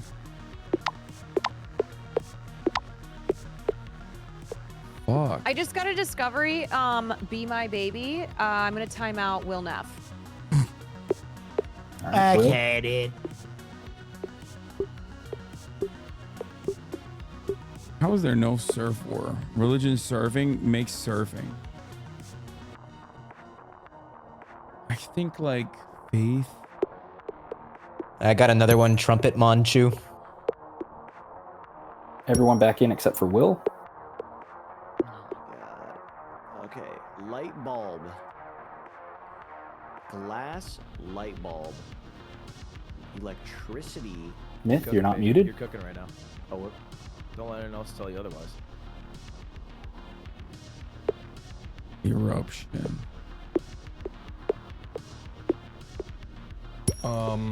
First discovery. Will, you're back in. I think I'll time out Wake because I think that's the only person I haven't timed out besides Roden. No, All right, man. Wake, you're out 1 minute. What the fuck? Jesus and that's great. Time check. We're pretty much at end of time. Okay, ladies and gentlemen, because we are at end of time, here's what's going to happen. Those who have already scored a point are through to the next round. Whoever out of this group gets American Ninja Warrior first that has not scored a point will be our last competitor in the finals. What if one of us gets two? That's a flex, and the round will keep going, but it won't end. Awesome swag shit. I respect that. Yep. I got it. Try and get it. I got a new word, John Wilkes Booth Raichu.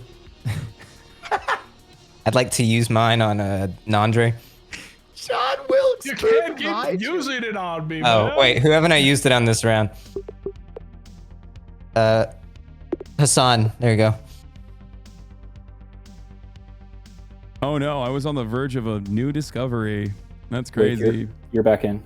I don't even understand how the fuck you guys are actually Hassan finding. stopped playing and he's watching Jubilee videos. I don't even understand how you guys keep like stringing these words. Like mine always end up with a dead end. It always just ends up like capturing the other word. You need to find like political assassinations plus Pokemon. All right, I got one in the chamber for the next person to come at me. I'm going down with him. I just like I get dead ends and I have been stuck. Like I just don't even know where I would go. I've lost hope. Every word on the wheel I did get, so they're confirmed to be in the game.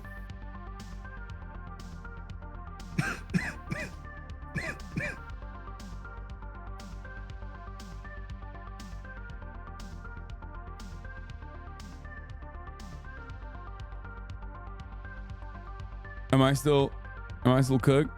Am I still Yeah, 5 seconds. All right, you're back in. Great. I got a new one, Grassy Assassin. Okay. I'm gonna use that on Seer. All right, Seer out 1 minute.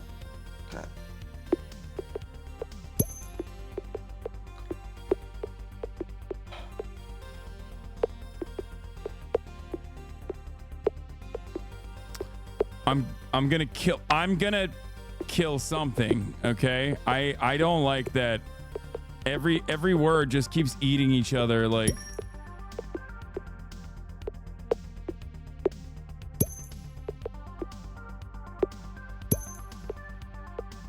I don't even know where I'm going with this. The fuck is Old Faithful? Fuck! I don't know where to go. I don't know how to fucking get even like fuck the warrior part. Like, how did I do Rainbow Warrior? I don't remember how I did Rainbow Warrior. Was it Rainbow and War or something? Fucking day. Seer, you're back in. Fuck.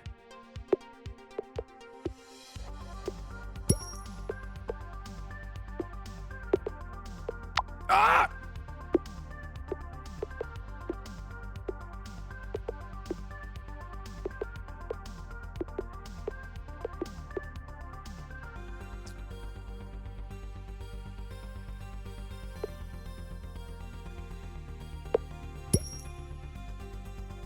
How does that make sense?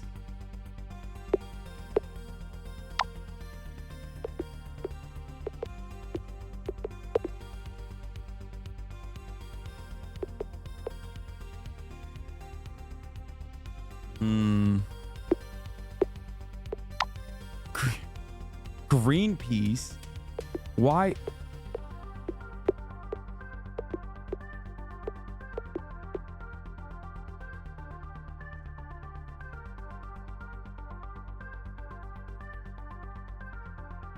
Does anyone in chat actually know how to get it? Is a good question. I think the answer is no. I think everyone's just like fucking around.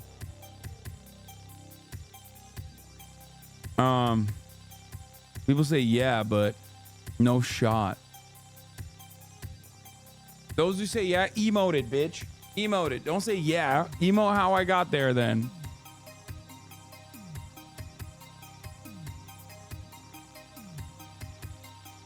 I think I need to get to TV. That's what I need to get to. Like reality television.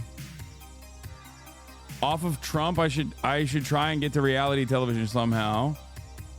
Because that's reality TV, right?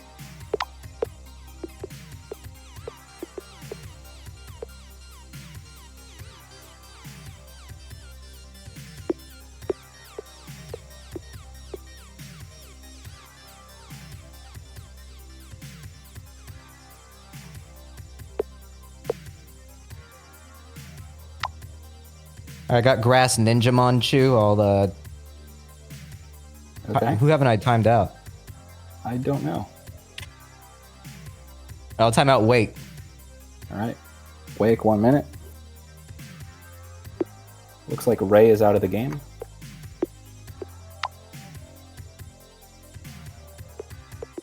Okay, because we are over I think time. I'm gonna. Oh. What are you saying, Get sir? the rules. I'm conceding. My brain is wait, throbbing. Hear me out.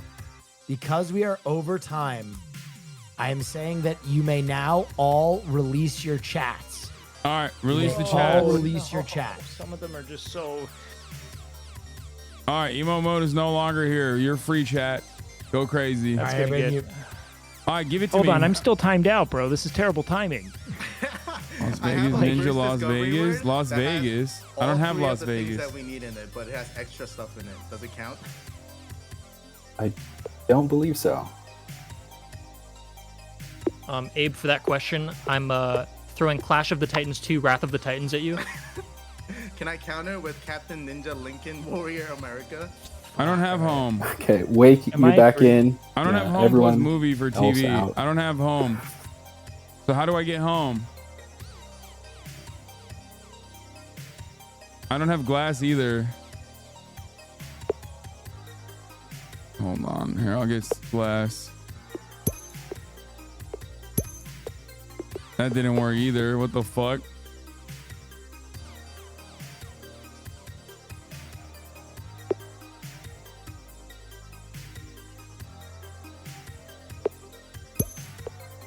Glass, sand, hourglass. Glass makes window, chat.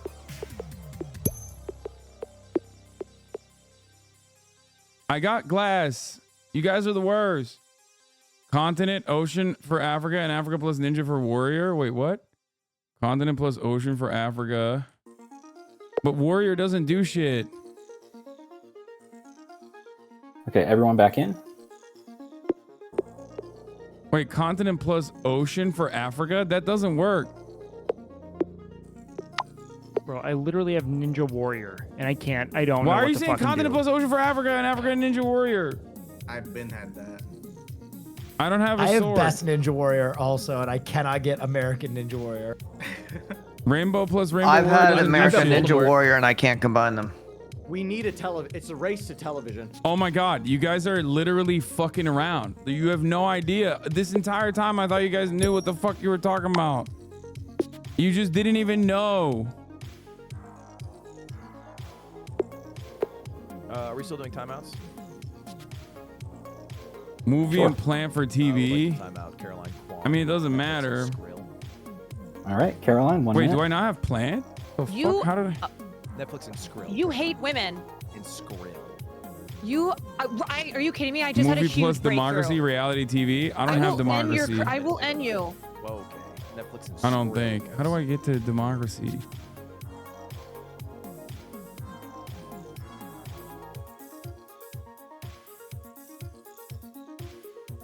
Chat was just shooting the shit. Everyone in the chat was like, "Oh yeah, dude, do it like this, do it like that." I cannot believe this. Is it Why? possible that it's impossible? No, we tested all these words.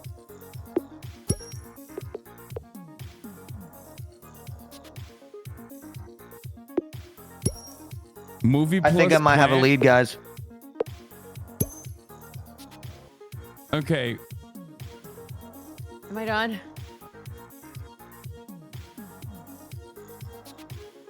Caroline, you're back in now.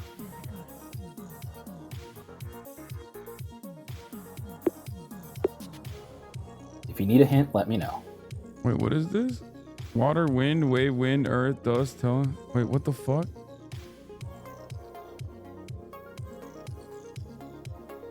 Game show ninja? Bro, what are you saying? I don't even know what you guys are writing in the chat right now.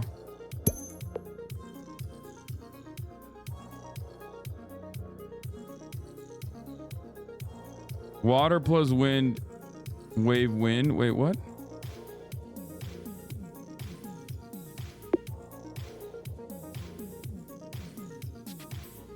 Wave, wind, earth? Wave and wind plus earth? What? The fuck is this?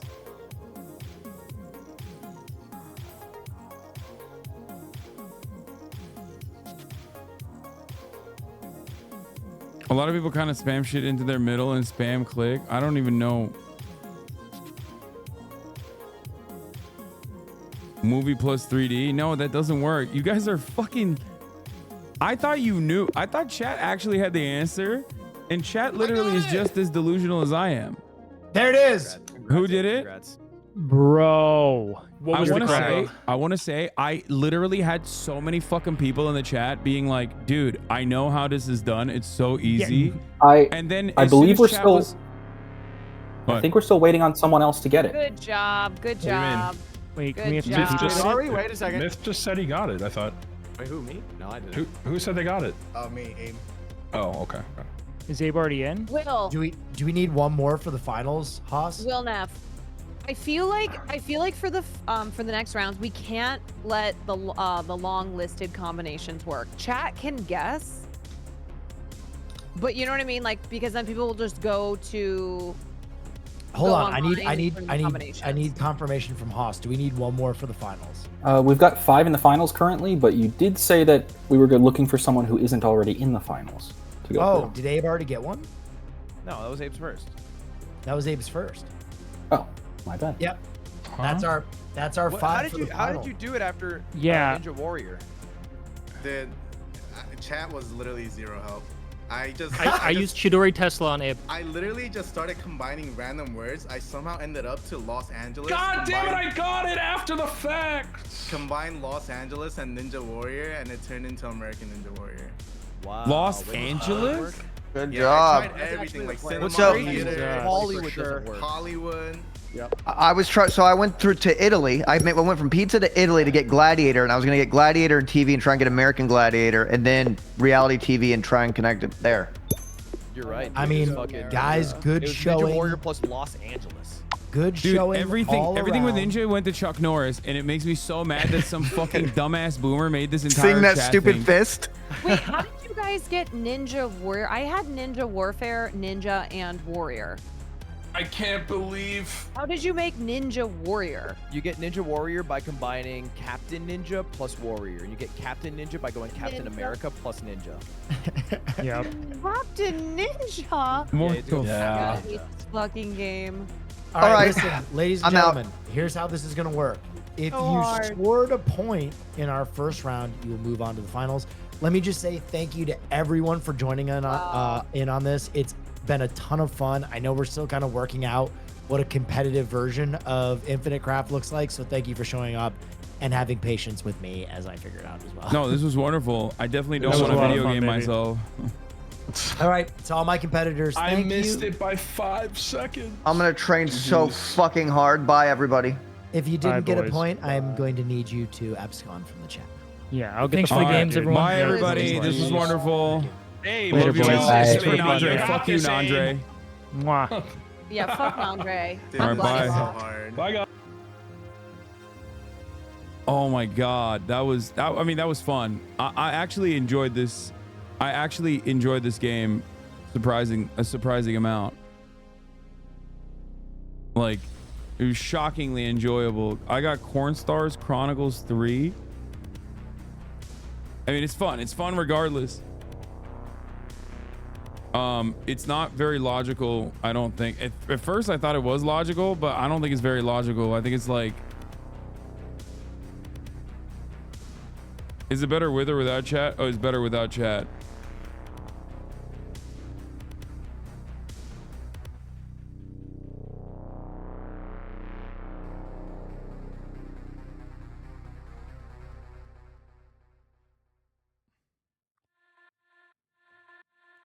Still the 9/11 speedrun world record holder? Yeah, it's AI. It's got all the goofs that AI has.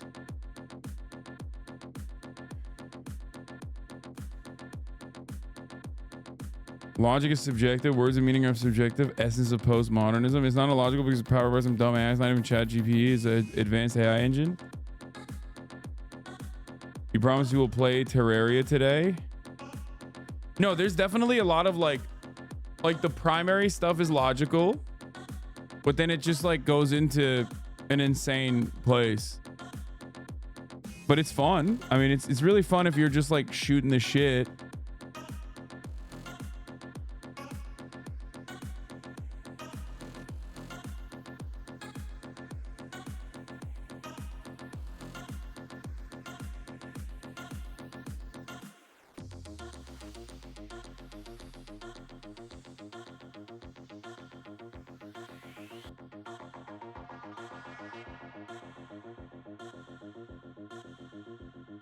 This I feel like is a good way of using F1 and original. It's fun, but if you go competitive, try to find specific words, it gets so hard.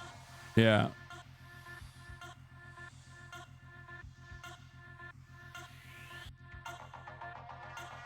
Day one of gaslighting Hassan into playing Terraria. You will never gaslight me.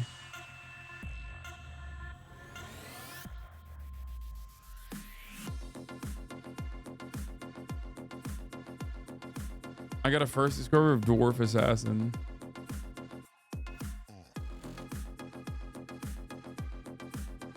Dude, this goes so hard. This soundtrack is actually pretty nutty. Anyway, that'll be all for it for me today. Love you all.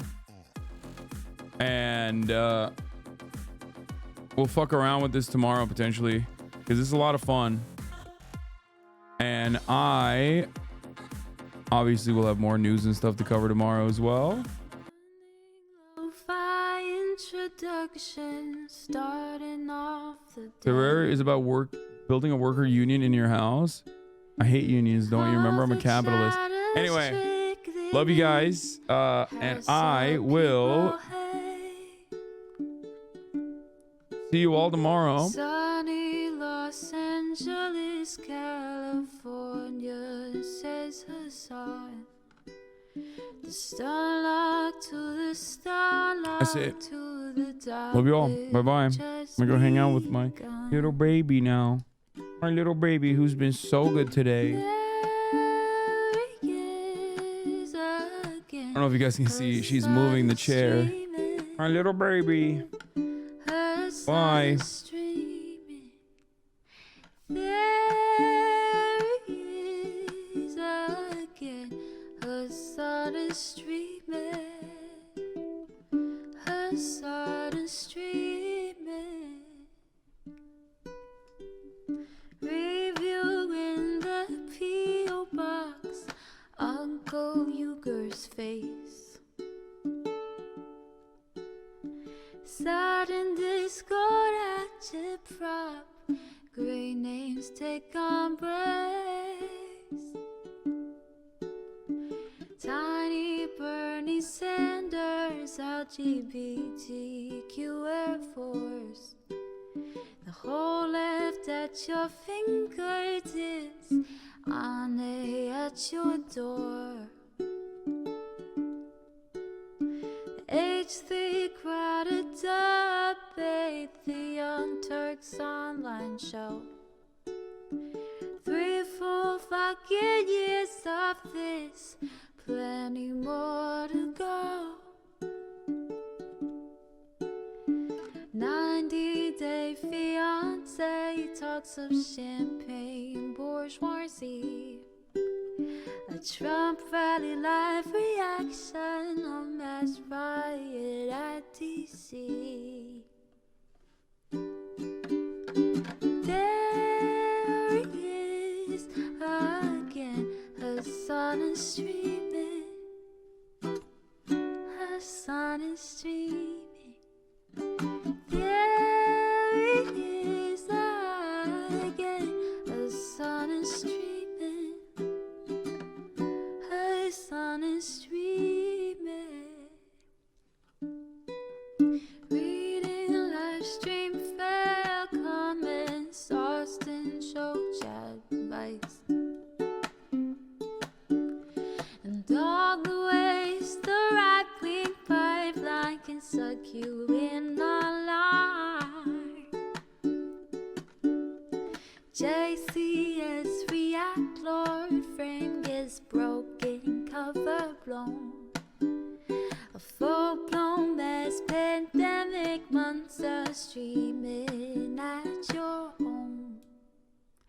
Total radicalization coming out to find the system you were taught to trust in was broken the whole time. All these daily streams, whether big or whether small, have helped me and so many find the meaning through it all.